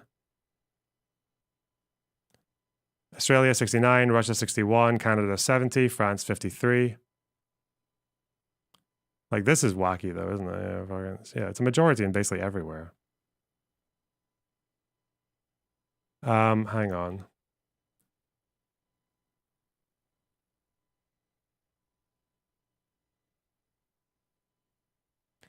If you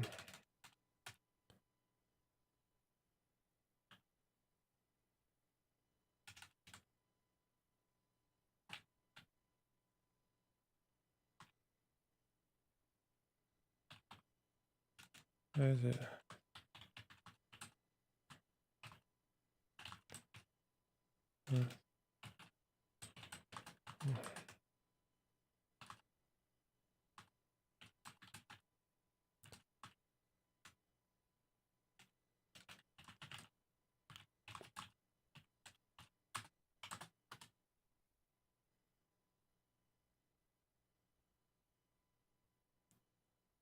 All right.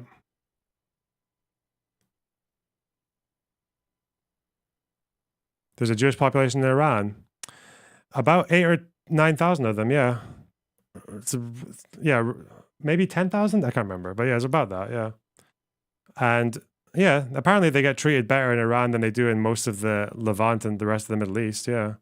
Even though their leader is a Holocaust denier. Like, they vote and shit. Like, there's pictures of Iranian Jews voting in elections and shit for the... Is it their prime minister they vote for? Or yeah, I don't know. Yeah.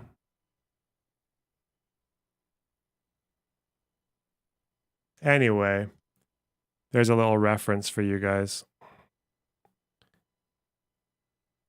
I could have just said book. I could have just said read book, but it's probably better to go a bit more stringent, you know? Now, do I want to order food? Do I? Am I in a humanitarian aid mood?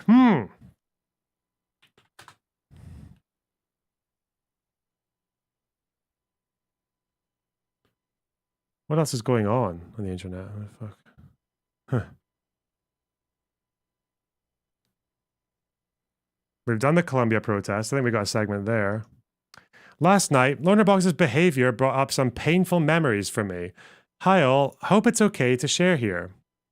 So I was in Edinburgh last year to visit a friend from my university days to catch up.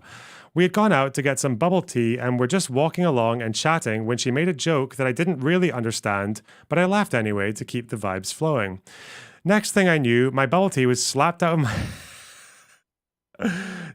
my hands and Lonerbox was up in my face, almost nose to nose with me, demanding that I explain why I was laughing and what the joke meant. Luckily, my friend has read a lot of books, so she quickly covered for me and got his attention off me until he calmed down a bit and wandered off. Needless to say, I was pretty shook by the whole ordeal, and seeing Lonerbox do this again to some poor guy on Destiny's stream really stirred up some difficult memories for me. The Haganah stayed on the defensive, wishing not to annoy the British while they were zoomed in, bro. Organized an arm for war. It knew that the real challenge would be posed not by the Palestinians, but by the armies of the surrounding states. Until the end of January 48, neither side had the upper hand. But in February and March, Arab ambushers inflicted major defeats on Haganah convoys along the roads, especially between Tel Aviv and Jerusalem. It appeared Which is why I gave you an example of Haganah in December. I'm asking you, but that seems like there's only one. We're talking about the bulk of the aggression. Do you think the Haganah were mostly on the defensive or the aggressive until April? You who was laughing, can you answer that question to me, please? No. They were mostly No. on the defensive. I don't. So again, according to the plans. And then he repeated what I was saying. They were mostly on the defensive, and it depends on how you define it. So again, according to the plans Bet and Gimel, it meant that they could attack villages and expel people if someone in the village had attacked them before. So if someone had come from there and shot up a convoy, then No. Bro, what a state. Sorry, guys. I went full phalange. Went full phalange box. Even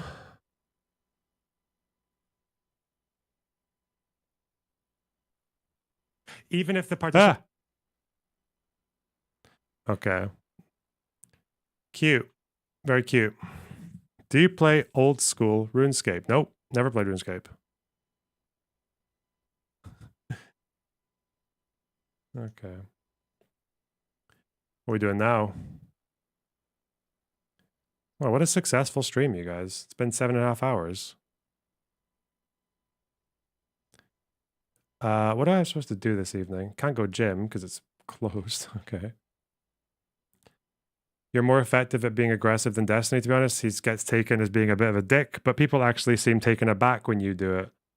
Why? Is that because I'm a nice guy and when I get aggressive it stands out? I don't fucking know. Yeah, no, thanks for the subs. 5 gifties. God damn it. What? What's your ethnicity?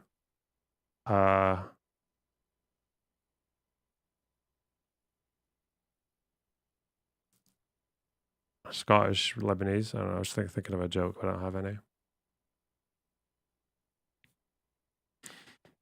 It depends who I'm arguing with.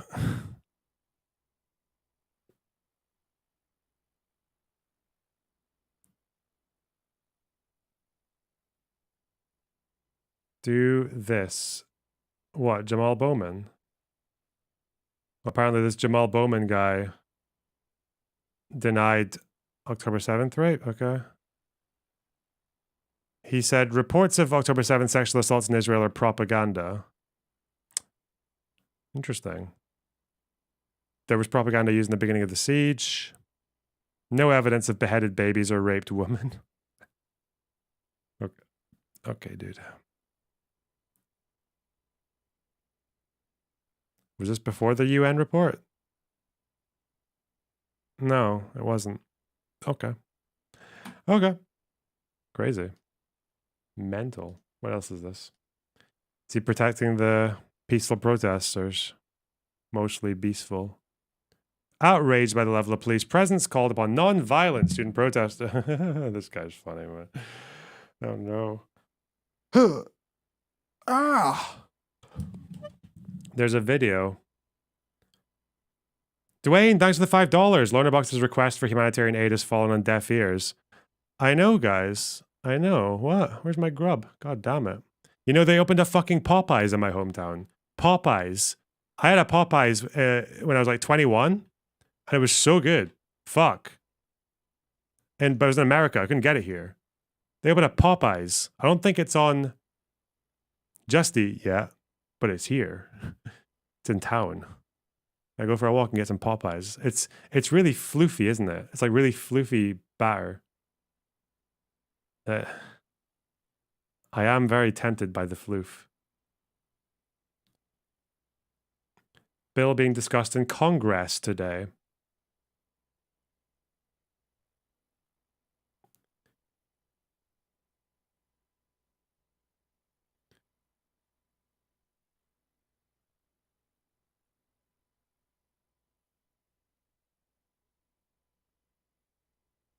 What the fuck is that? Oh, definition of anti-Semitism. Oh. Walk to Popeye's stream. Yeah, right? Real life. Oh, God. No, if I'm doing something else today, I want to watch something. I don't want to read more. My brain. Cast report. We haven't a fucking cast report today.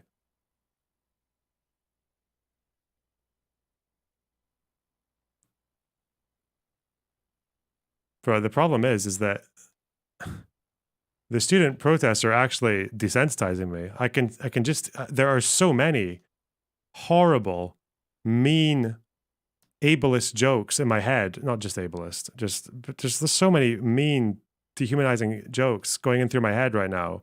And I'm like, I don't want to be that person. Not really. Every now and then it's funny, but fuck me. I don't want to do it to the point that it's like, that it becomes a parasite and sets up shop in my body, right? Which I feel like it might start, it might be doing. Just make me a bad person and shit. Fuck.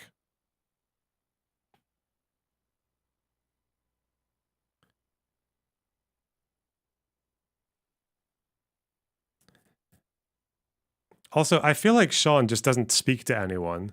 I don't know how many times he can say, like, apartheid Israel needs total, unwavering, unquestioning support because the moment dissent is allowed, when public figures can speak up against its ethnic cleansing campaign without fear of losing their careers or being blacklisted from their industries, it's inevitably what the... Who talks like this?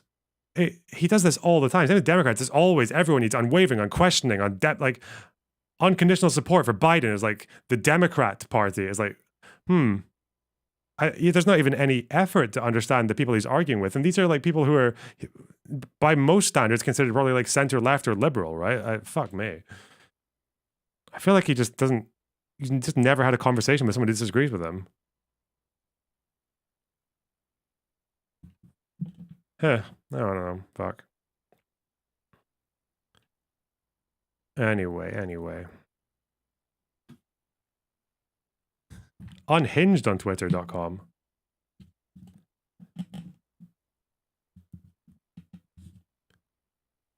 A Twitter maniac.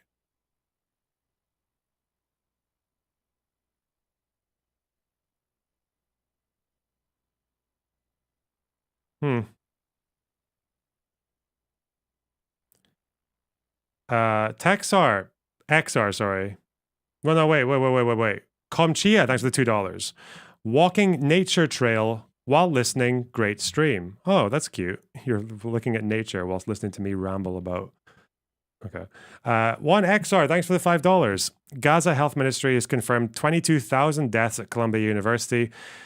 We will need 1.2 million trucks now going there to help students with aid. See, that just seems too far, but I like it. You know, I find it really funny. Am I just becoming a bad person? Okay. Jacob Diab, thanks for the 10 Australian. Towards the food fund. Also, like the stream chat, let's get to 500. True, we're actually 83 likes away from 500, you guys. Apparently that helps. Like the stream, guys. Doesn't cost you anything. Oh. Party are so chaotic. Vote of no confidence in the Scottish government. Oh. divided and dysfunctional that it can't deliver competent government. This is the leader of Scottish Labour, Anas Sarwar. And is failing Scots every single And they seem to be set to become the biggest party in terms of polls. Like they're on the rise in the polls. They're getting close to the SNP. Let's look at the two candidates being suggested, Kate Forbes and John Swinney. Kate Forbes is a transphobe. There are already and SNP anti-abortion. ministers briefing journalists that if Kate Forbes was to become leader, they would actively look to stop her being able to form a government, and that would mean even more chaos. Okay. And John Swinney, the man who has been at the heart of the SNP government for the last 17 years, the heart of the SNP leadership for the last 40 years, the finance secretary that broke the public finances, and the worst education secretary in the history of the Scottish Parliament. Hardly the competence or the change our country needs. And second, it is about the democratic deficit. It would be untenable for the SNP to impose yet another unelected First Minister on our country, especially in these circumstances. And let me remind the Chamber what Nicola Sturgeon said when Rishi Sunak replaced Liz Truss as Prime Minister. She said we couldn't have a revolving door at Downing Street, that the office of Prime Minister was not the plaything of one political party, and that there would be a democratic outrage if it didn't go to an election and for the people to decide. If that's the principle the SNP rightly apply to Westminster and the UK, why do they now hold Scotland and this Parliament to a lower standard? I'm trying to think of the different ways that left-wingers, far left-wingers, can parse this data, right? Like what they can do with it, their way around it. Well, there's two things they could say. One is they could say, well, are you inciting violence against Jews by painting them as genocidal? That probably wouldn't work. There's probably, I feel like what left-wingers could say, and I've heard people say this, some people, like proper third worldists, will say that Jews, most of the world's Jews, have basically been integrated successfully into whiteness. And so actually bigotry against them doesn't matter. Have you ever heard that before? People say, like, especially Western Jews, like, or yeah, Western, which would also include Australia, apparently. Like, yeah. Like European, American, Australian Jews are just so well integrated into the white experience that it doesn't matter. You can just be racist to them. I'm pretty sure it's like black nationalists will say shit like that. White passing.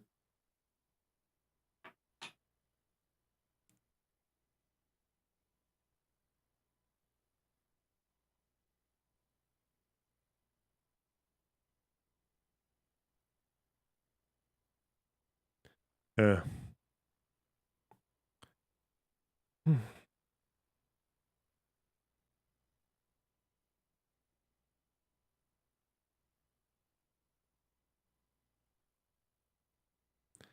Anyway, I think this is a good thread. I'm proud of that one, even though someone else did most of the research for me. But I'm glad I looked.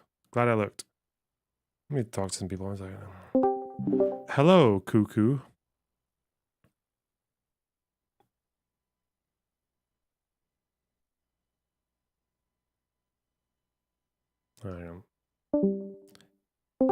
Hello, Evian 1984. Evan, sorry. The fuck? You sound very crunchy. Sorry, let me try.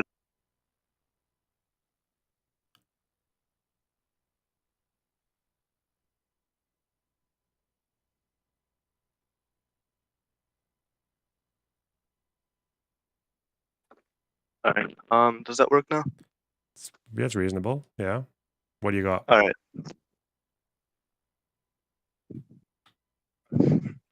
Let me just ask you something not Israel, Palestine, if that's okay. Yeah, sure. So right now there's been for a while now, it's been a huge conflict in Sudan. And it looks like they call themselves the Rapid Support Forces from the western half of Sudan is actually winning, and they're being backed by Russia, or at least the Wagner battalion. I wonder if you have any like specific thoughts on that specific conflict. It's not really talked about on the news. Yeah, I'm afraid I have no thoughts. I don't know dick about Sudan. I'm so sorry. No, sorry. Yeah, that's all I really got. Okay. Well, if I ever find out, I'll let you know. Okay. Thank you. All right. Take care. Bye bye. Hello.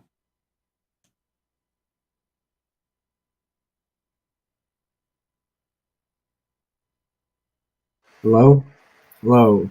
Do you hear me? Yeah. Hi.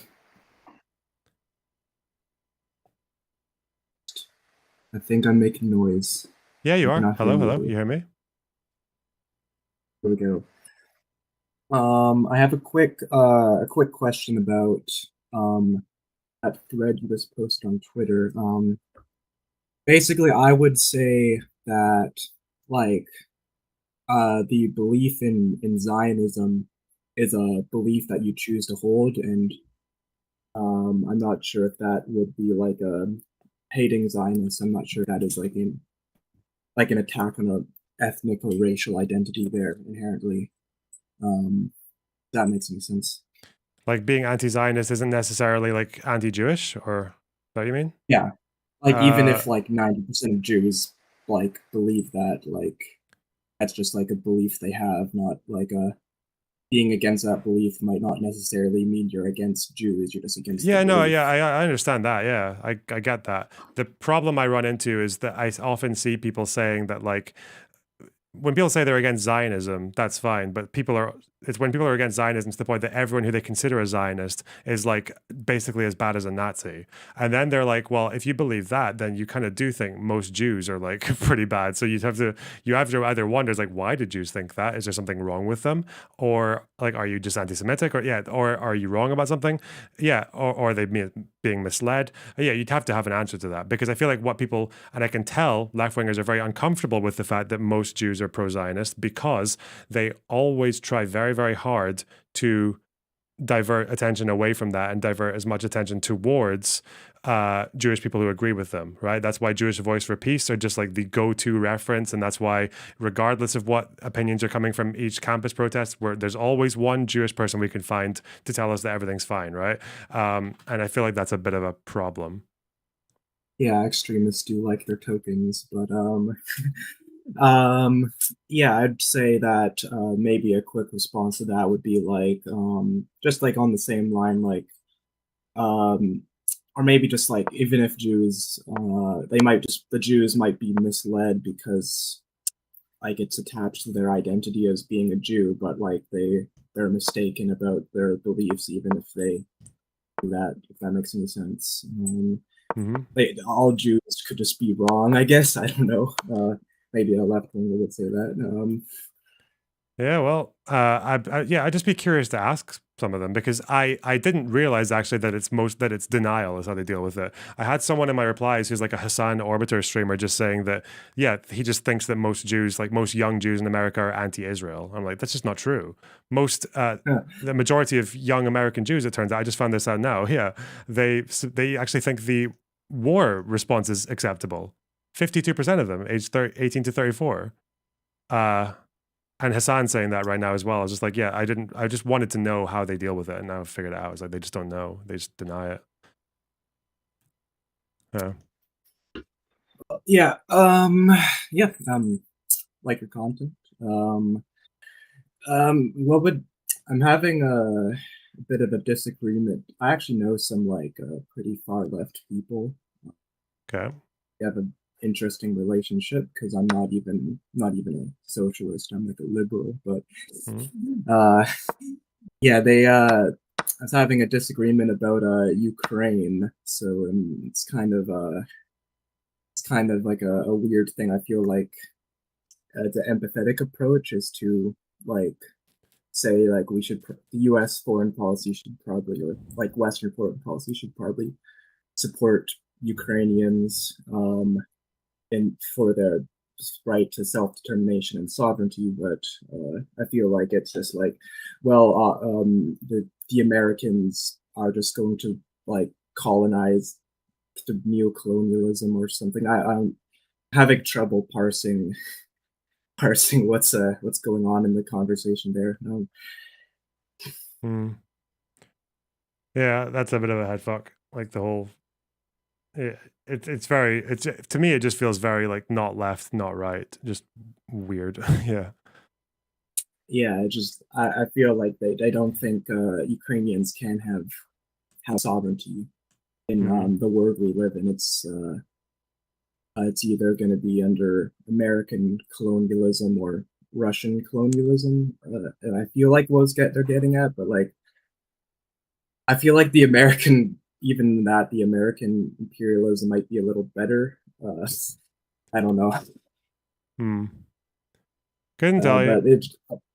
Well, yeah, I mean, of course you prefer the American to the Russian, but yeah. That's all I have to say. Thanks for the quick chat. Yeah. Okay, we'll take care then. All right, see ya. All right, bye-bye. That Dan guy fucked me.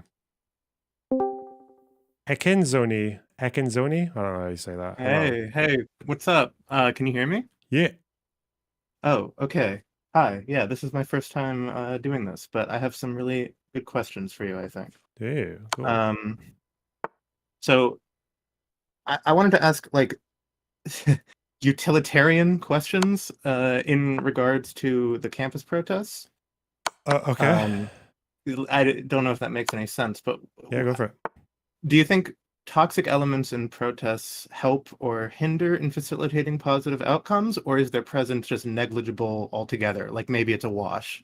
Maybe because there are these toxic elements, but it's not super pervasive. And while we understand there are people that make excuses for them, and that is bad, and we morally condemn it, and of course I do, is it possible that these protests could still affect positive change?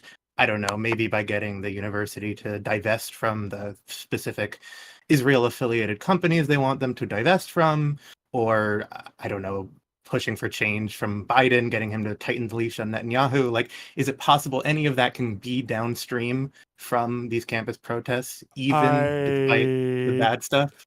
I don't think so. I think there is a way, like if they were a more ideologically reasonable group with what they're saying, they could have measures that might push, I guess, more efforts for a ceasefire if Biden isn't doing all he can already. I don't know. Right. Maybe, but the fact is that if you concede to that group, the message you're sending there is you've conceded to a group that wants Israel destroyed. Like, is that you necessarily conceded to people who are waving Hezbollah flags around, right, fucking Hamas slogans and shit. The Houthi banners, the Go Back to Europe rhetoric, the pro-October 7th speakers. No, I understand that completely. Yeah. I don't think you can give that you can't give that an inch, I don't think. I think that would it'd be pretty nasty. And people like Sadface and Chal say that's not true and not all are like that. Bro, no one ever says all of them need to be like that, you fucking moron. Like, that's never been the case with any protest movement. If the leaders are saying that, if the organizers are saying that, if they're inviting academics and lecturers who are saying that, if they're not calling out people who are doing that and they're waving their flags willy-nilly and people are joining the chants when they're doing that, that's a problem. Sorry. All right. Sorry. Fuck me. Yeah, no, I think it's just very unlikely that is going to...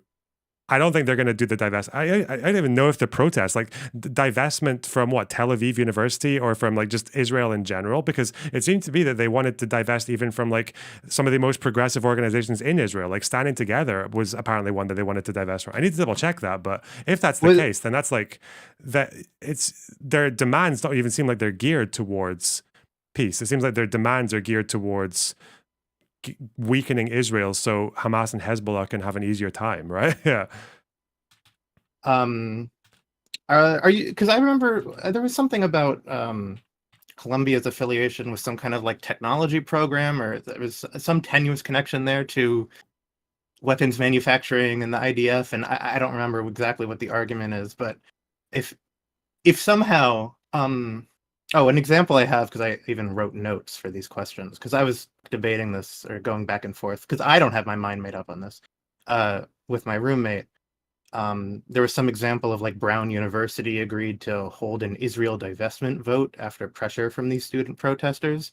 I mean, would that be an example of, even if these are toxic. There are very pervasive toxic elements in these protests, but I think you said before you think the lion's share of them you said something like don't have an anti-Semitic bone in their body, and they just kind of repeat stuff they hear, and a lot of them are really just protesting, Israel's sort of callous response to October 7th in their conduct. Do you think that maybe something like that, Brown University agreeing to hold Israel divestment vote, do you think that might have actually been a positive effect from these protests, despite the fact that we disagree on so many of the elements here? They had a vote on divestment. Did the vote pass? Oh no! Or? They agreed to hold a vote. Oh, they're holding a vote. Okay. Yeah. It depends. Who's Brown? Who would they be divesting from? Because I feel like when I was at university, I think the divestments that they spoke about were very much targeted towards settler, West Bank areas, right? Wait, hang on. Wait. Where the fuck is Bar Ilan University? That's in the Tel Aviv district. Yeah, because this was a university. It wasn't a West Bank one, but it was probably the more notoriously right-wing university that was had a lot of overlap with military research for military equipment that was being used in the West Bank. And I thought, rather than every Israeli university, including ones that are quite progressive, or even ones that are full of Arab students, right? Let's go for one that's actually got a fairly notorious reputation, especially if there are liberals and conservatives in the uni as well. I thought, that made sense to me. So it depends, but I feel like when people say divestment now, they seem to be going for everything. I don't know. Was that something you were a witness to, the protests for divesting from that school you just mentioned? I went to little talks and shit like that, yeah. And there was no it was very different from this. There were no Hezbollah flags, Houthi banners, stuff like that. Different tenor. No, not that I know of. They were pretty extreme, they had their Jewish member who was from Israel, and she said I used to be the Zionist left, but then I realized that Zionism is an inherently racist and fascist ideology and shit. Mm-hmm. But I don't recall any Hezbollah flags, no Hamas flags. The people who led the student protest left-wing movements when I was there were pretty reasonable. They would make sure that someone tried to put a hammer and sickle up when there was this occupation in the principal office's building, in the principal's building, and they just said no, don't do that. Or people trying to saying there was an internal self-policing thing. Yes, there was self-policing. It probably maybe helped that the guy who was leading those protests was Jewish. So no, he was a good dude, and he was very left. He was very radical. He was a very Corbyn far left guy, but he that whole, it wasn't like it is now. Do you think it was only a small number of people who were politically far left at that time, really? We didn't have people who were getting radicalized on Twitter and TikTok and shit like that. This was people who learned about Marx in sociology class and then just read a few more passages and got into it and watched David Harvey or Zizek on YouTube, and that's it's a very different pre the pipeline. Very much before the different pipeline. Okay, I guess I figure I know your thoughts on this, but I'll just ask it because I have literally a list here because I'm that autistic on this. I wanted to make sure I was prepared. Go for it. So you would agree that if these movements actually wanted to grow, if they were very much concerned with becoming a big tent popular movement, they would abandon these elements, right? They would embrace something more with more mainstream appeal, more two-state rhetoric, more at the very least. Abandoning the Al-Qassam stuff and the I think that makes sense, not only from of course morally we believe that, but also strategically. If they want to affect the most change and they want to win the most support, big tent support, these organizers, and they are probably the tip of the sword, right? They're the people that kind of decide the tenor of the conversation happening within the movements. It shouldn't be people like the PSL or whatever. It shouldn't, okay, we agree. I just wanted to make sure, strategically, from a utilitarian perspective, this makes sense. It's not just morally oh, it's bad because we think it's bad. It's also they're not getting it done because they are incapable of getting it done. And our way works better, right? I want to be able to prove that. So yeah, that's a difficult thing because I think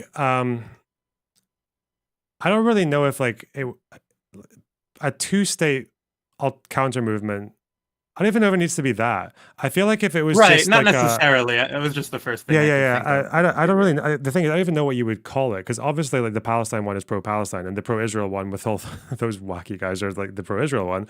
But like, I don't know. I feel like I need to do more research into standing together, but I feel like just like even there's a name like that kind of gives you the image. Because I'd like to see a protest like this where there can be like Israeli and Palestinian flags going at the same time, because people are they're saying that they want the fighting to stop. They want something to be reached where Palestinians can get sovereignty, right? And then demands can be on things like definitely settlement expansion, more criminal charges against people who expand settlements, targeted boycotts on settlement activity. And if you're talking about Gaza, well, ceasefire. Just say, even do the Finkelstein. Just say ceasefire now. No one disagrees with fucking ceasefire, yeah? Even they disagree in the terms, but...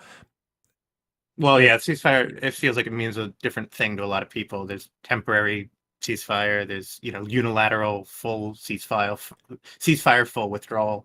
Yeah, but that's not your job as a protester. Your job as a protester is to say ceasefire, and Biden goes, okay, let's find a ceasefire that works, that is yeah, but at the end of the day, if it ends up being a 5-week ceasefire that gets broken because Hamas launches a rocket or because Israel sees a tunnel and takes it out, they find threatening, it's that they did something. They brought some breathing space. But I think anything incremental is better than what we've got now. Like this maximalism bullshit is just that's like it's the opposite of what we need. Yeah. And I guess my last question, and I'll let you go, is the well, you'll let me go. Is the about the tactics, like the linked arm, the resist arrest stuff, or encampment in general as a tactic. So maybe I need to brush up on this, but there are things here that are deviating heavily from like 1968 or whatever. Like, the student movements in '68 were also fairly more disorganized than say like the civil rights, like MLK stuff, right? Like those are two different schools as well. Yeah, my understanding is that in the North post 65, things got a lot more. That's when you had the Panthers and we had Black Power became a lot more popular, and goals became a lot more diffuse. Like if you look at the demands of the Panthers versus the demands of like the SCLC, it's like night and day, right? The SCLC are saying we want voting rights or we want to desegregate buses or some shit. Exactly. But then you've got like the Panthers and they're like end capitalism and end colonialism and decolonize and justice, and like okay, what? Yeah. So, but the is the linked arm thing? In fact, I think I saw you go over this. We saw the pictures of like MLK and the marches where they linked arms, but that was mostly a tactic used when they were being confronted by like the Klan, but not by the police. No, I don't even know that. I think the linked arm was just like I don't think I've ever seen, and someone can show me this. I don't think I've seen the linked arms being used when you're actually being attacked at all. It seems to be that that's what they do in the march, like solidarity and all that shit, or to keep people together. But as far as I know, when it came to cops, and I think the MLK's tactic was get arrested peacefully and lovingly, right? So I don't even think the linked arms was to do with aggression at all. Obviously, people might screenshot that and say, same thing. The idea was, if the cops act in a terrible way, the photos will speak for themselves. If you go quietly and the cop is beating on people, right? Exactly. No, I have the same understanding about the MLK, the channeling the spirit of MLK. And the encampment thing, like, is that new? Where did that come from? I guess like there was Occupy Wall Street, or does this have like a lineage? Yeah, the last protest that MLK led actually was a sit-in in a shopping center, wasn't it? MLK It lasted for days. Oh, I think it was supposed to. It was the question. poverty. I don't know. MLK. What the fuck was it called? Poverty, Poor People's Campaign. Demonstration in DC 68. They wanted to plan to help redress employment and housing problems, and I think they were sitting in a shopping center with tents and shit like that for 2 weeks. No, 2 months. No, fuck me, a month and a half. Sorry. Oh, okay. All right. Okay. So it's not so much like encampment is like at the end of the day, it's about the toxic elements in these protests that we have a big disagreement with. It's not necessarily that they do an encampment. No, encampment's fine, but again, as the MLK thing, if you do the encampment, if you want to say you're doing the MLK thing, you get arrested and you go quietly. Right, I don't exactly. think I recall anyone saying MLK like boarding up buildings and setting up barricades and covering the security cameras and getting into scuffles with the cop. Yeah. Okay, wait, maybe I was conflating barricades with the encampment thing. The barricade thing, that's more of like there's a revolutionary bent to it more so than a civil disobedience bent, you think? I think the encampment's fine. It's your human right. Yeah. Right. Okay. All right. Those are my questions. Thank you. I really appreciate them. That's all right. Yeah, take care. All right. Take care. This is a tricky one, isn't it? I feel like there's something going on here, but what the fuck is it?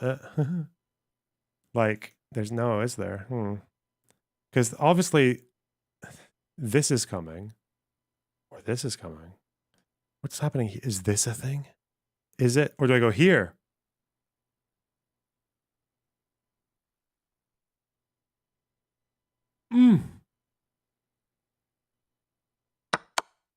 Oh. What is that? Do I just have to take the queen? I guess I do. There's no way around that. God, they're so quick on the ball. They just block. Block with a knight. I'm gonna block with a pawn, keep the bishop away. Alright. Fine.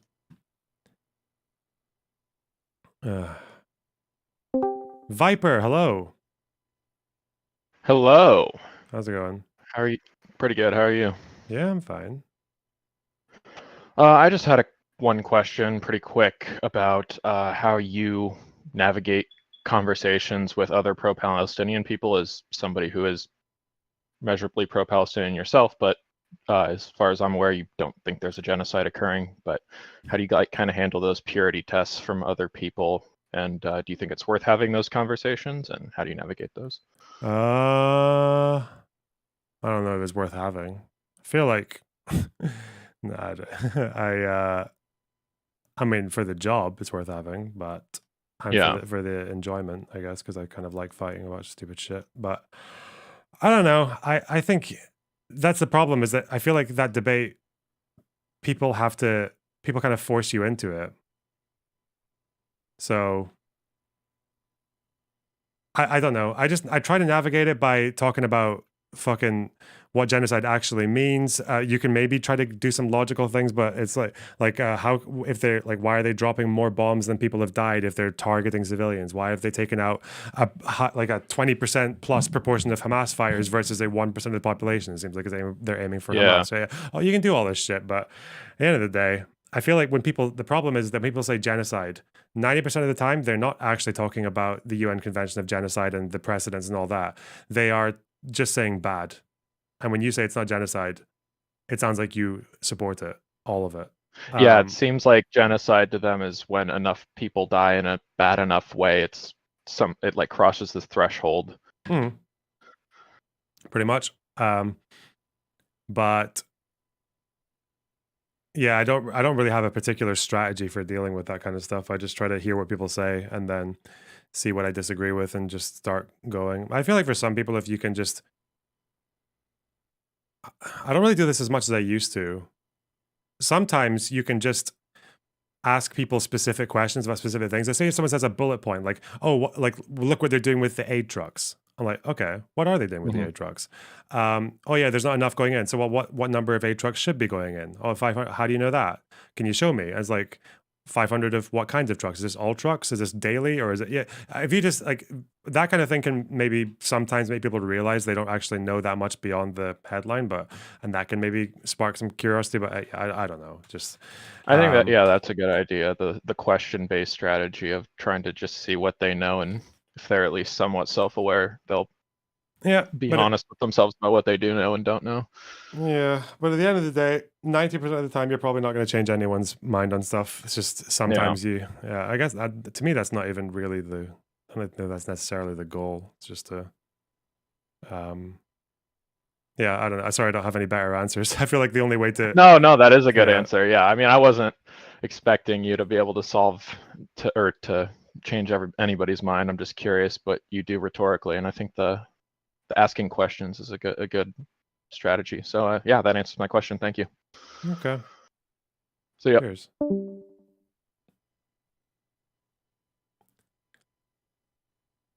Focusing too much on how it's not genocide compared to how much bad stuff is going on. I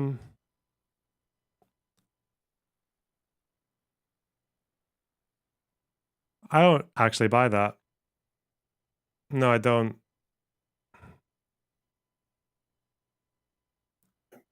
Because people come to me with those disagreements. Like, that's the first thing people want to argue with me about. Seems to be the thing that matters. Because it's kind of like the key to every other argument. Like Hassan says, right? If you try to criticize Hamas, well, there are no both sides in a genocide. So he's like, okay, well, you kind of have to get over that first hurdle. I don't know.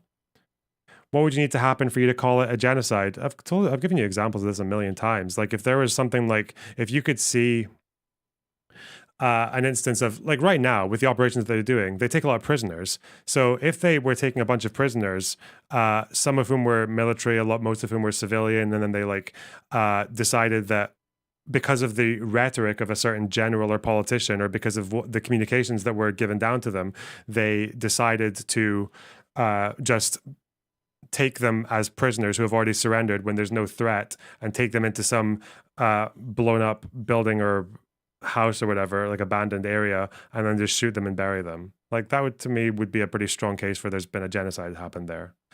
But the evidence that is being presented now, no.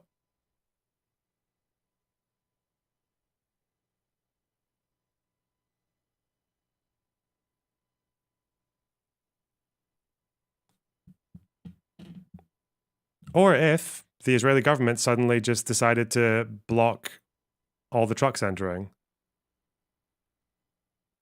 If they did what people are saying they're doing, it would be genocide. Like, if they were actually just like blocking all the trucks and even allowing civilians to do it as well and just not letting anything through, the demolition of a university is not a fucking act of genocide, sad face. Why?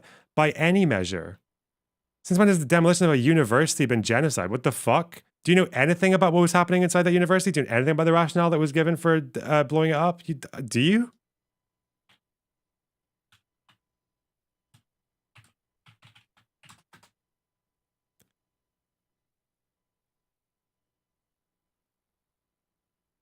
What if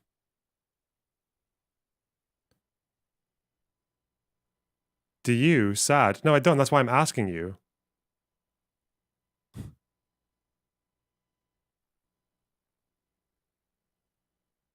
So they're saying was used by Hamas, but it was destroyed without permission.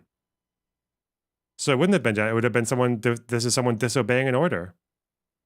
Crazy. So they said Hamas were using it, but it actually, that this dickhead, Barak Hiram, didn't actually get authorization for doing it. By the way, this is how most Israeli wrongdoings happen. They happen against protocol, usually. But, okay. Wasn't it said that they were arbitrarily stopping trucks from coming in? It was said that they were arbitrarily stopping trucks from coming in. As far as I know, the difference between Rafah Crossing and Kerem Shalom has been pretty much the same. I think in all, since the war started, about 1.5% of trucks have been stopped. 1.5. And some of them actually got sent back and then came back a second time and got in.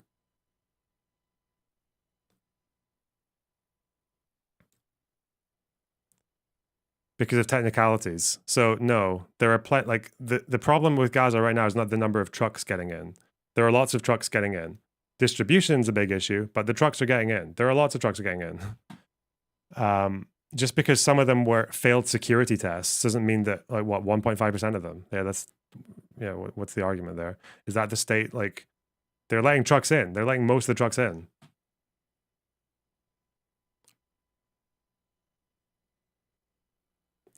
This is the guy that gave the order on the tank in Kibbutz Be'eri. Really?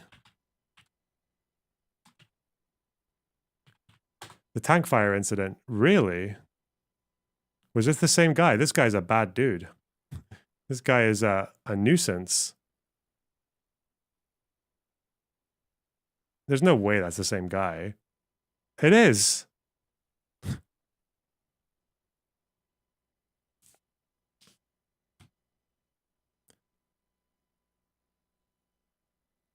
What does it mean by when they say censored? What does that mean? Formally censored.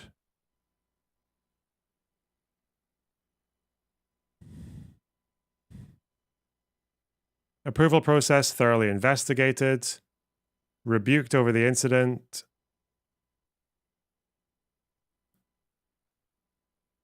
If you had submitted the request, I would have approved it. Okay, so they would have approved it because they said Hamas was there, but it was still, so they reprimanded this guy even though he did something that they would have said yes to anyway. And now Sadface is doing the thing. They're doing the thing where this is the most disgusting debate tactic I've ever seen in my life. This is actually a debate pervert, by the way. Sadface, you're a debate pervert. We're trying to have a conversation about whether or not it is this. We're trying to talk about whether it's this. The worst of all, the daddy-o of crimes.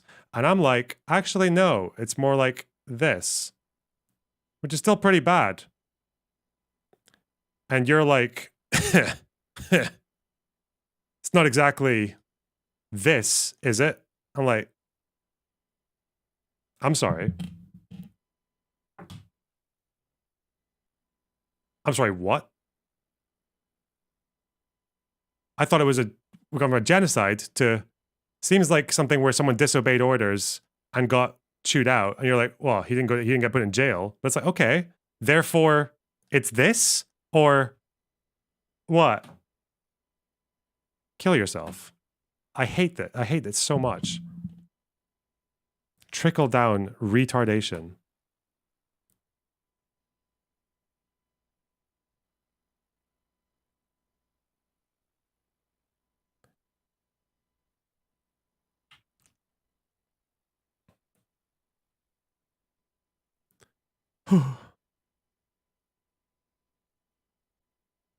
Oh, there is a Pierce Morgan Jenk debate. Fuck me. No.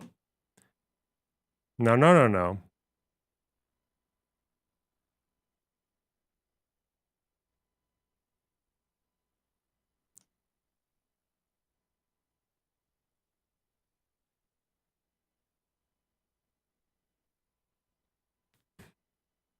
Watch it, Lamau. No, I'm tired. I've done 8 hours today. Okay, I've done 8 hours. Solid. Working man's day. Real man's day. I know you guys are starved because Dustin ain't here, but chill. Israel Divorce Force. Is President Sunday... Wait. I think I should probably... Is he reviewing our debate yesterday? Visible appearance of uninfected at distance as he... No, he's not. Okay. I thought he was reviewing our little group debate last night. Maybe he will. aggressively contained by our... Ah! He's talking about skin disease. Interesting. We are down so bad. I'm still in the waiting room. Oh, I'm so sorry. Zm! Hello.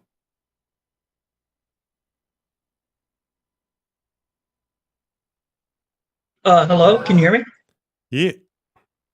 All right, is the audio good and stuff? Yeah. I don't have long, but All right. yeah, go for it, yeah. All right, I just have 2 simple questions. Sure. First is, in your tweet, you mentioned you were like reading poetry. Curious what kind of poetry you were reading. Oh, we're going a long way back, right? The Edgar Allan Poe's there. Fucking T.S. Eliot's there. Sylvia Plath. Hell yeah.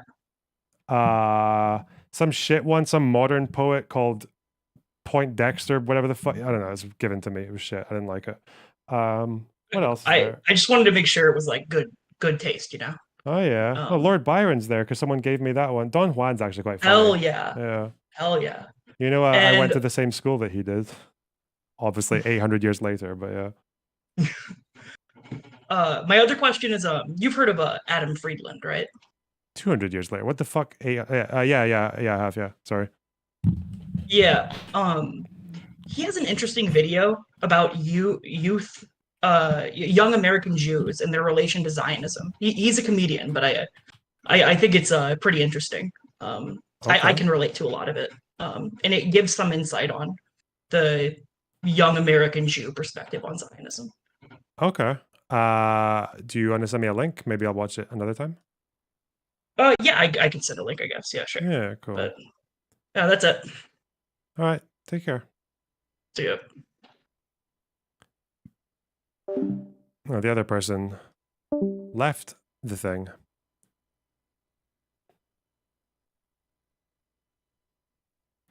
Okay. Why did I think Lord Byron was from the 1200s? What the fuck? Hey.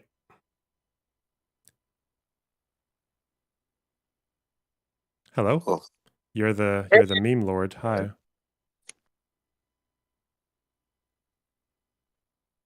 Is my mic dog shit or what? Huh? It's fine. Is my mic dog shit or what? No, it's fine. All right, I got a question. What's with the big ass cup though? What's with the cup? It stores more water, and I need water. Fucking apartheid. Fringe. All right. Okay, what's your thoughts on the debate yesterday? I had fun. Did you? Okay. I hope the other debate people was had cool. fun. Yeah. It was cool. That was pretty much it. I'm gonna fuck off now. So yeah. Okay. Take care, buddy. Yep.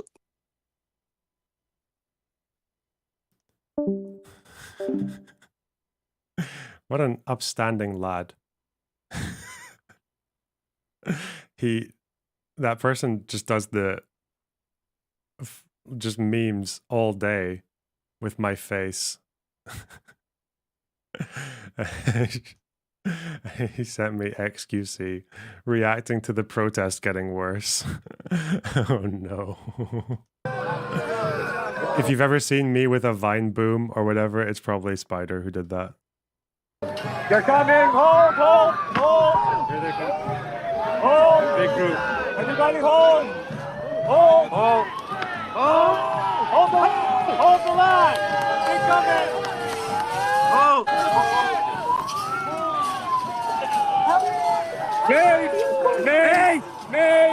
May!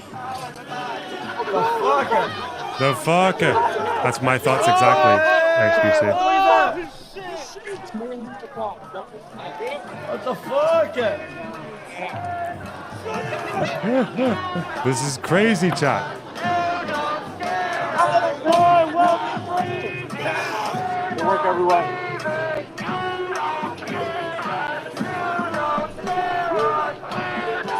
We're not leaving. We're not leaving.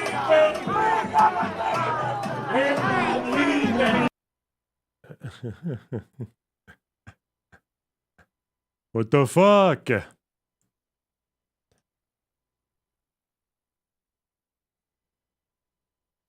Lorna Box's positions difference between I've addressed that a few times. Tell you what, go look at that tweet that I retweeted from the pro-Palestinian guy, from the refugee guy. Go read that entire tweet. That's basically where I'm at. Apart from that, I'm not completely against non-lethal violence in some contexts. Sabotage, ANC style, you know? I probably disagree with that guy on that. What the fuck? Chat. Ugh. Okay.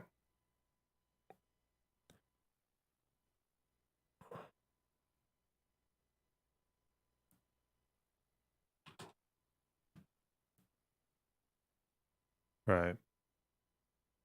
Oh, is that Lucy person still streaming? I'm not on her approved list, though. I'm not on her raid list.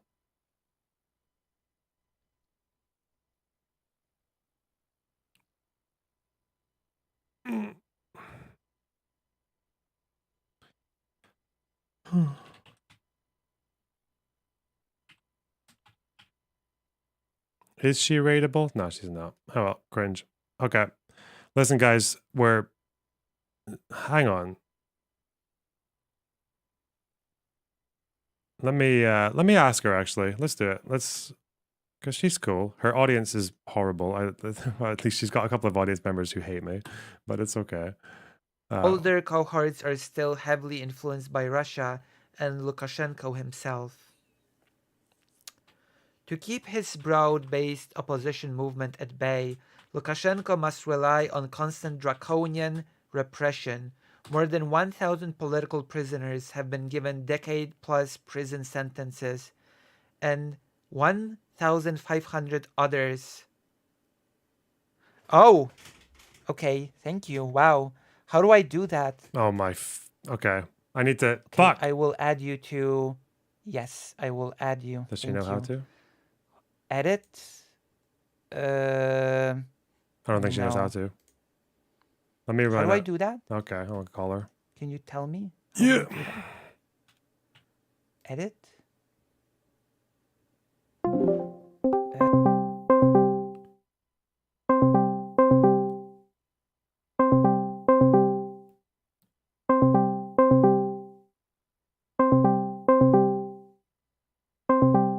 She's not getting my call?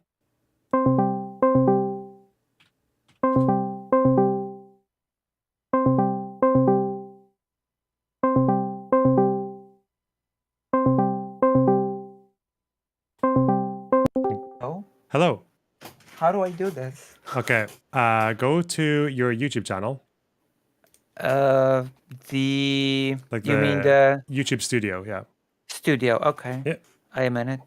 Okay. Go to settings. I am in settings, which is ustawienia in Polish. Community. Społeczność. Mumbo jumbo. Okay. Go down and go down all the way to where it says specific channels who can redirect to my content. Oh, Yep. okay. So, Lonerbox Live, yes? Yeah. Not Lonerbox. Lonerbox Live, yes. You need to put both. Yeah.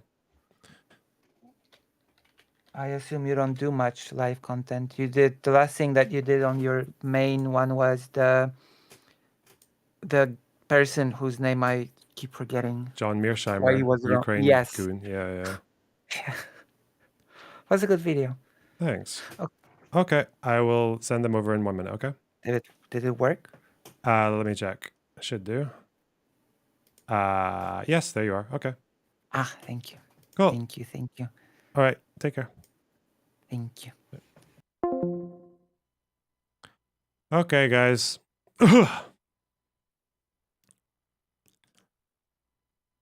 Be nice, obviously. Behave yourselves. All right. Let me do this. Add. Yeah, she'll get a few hundred people. That'll be good. Yeah.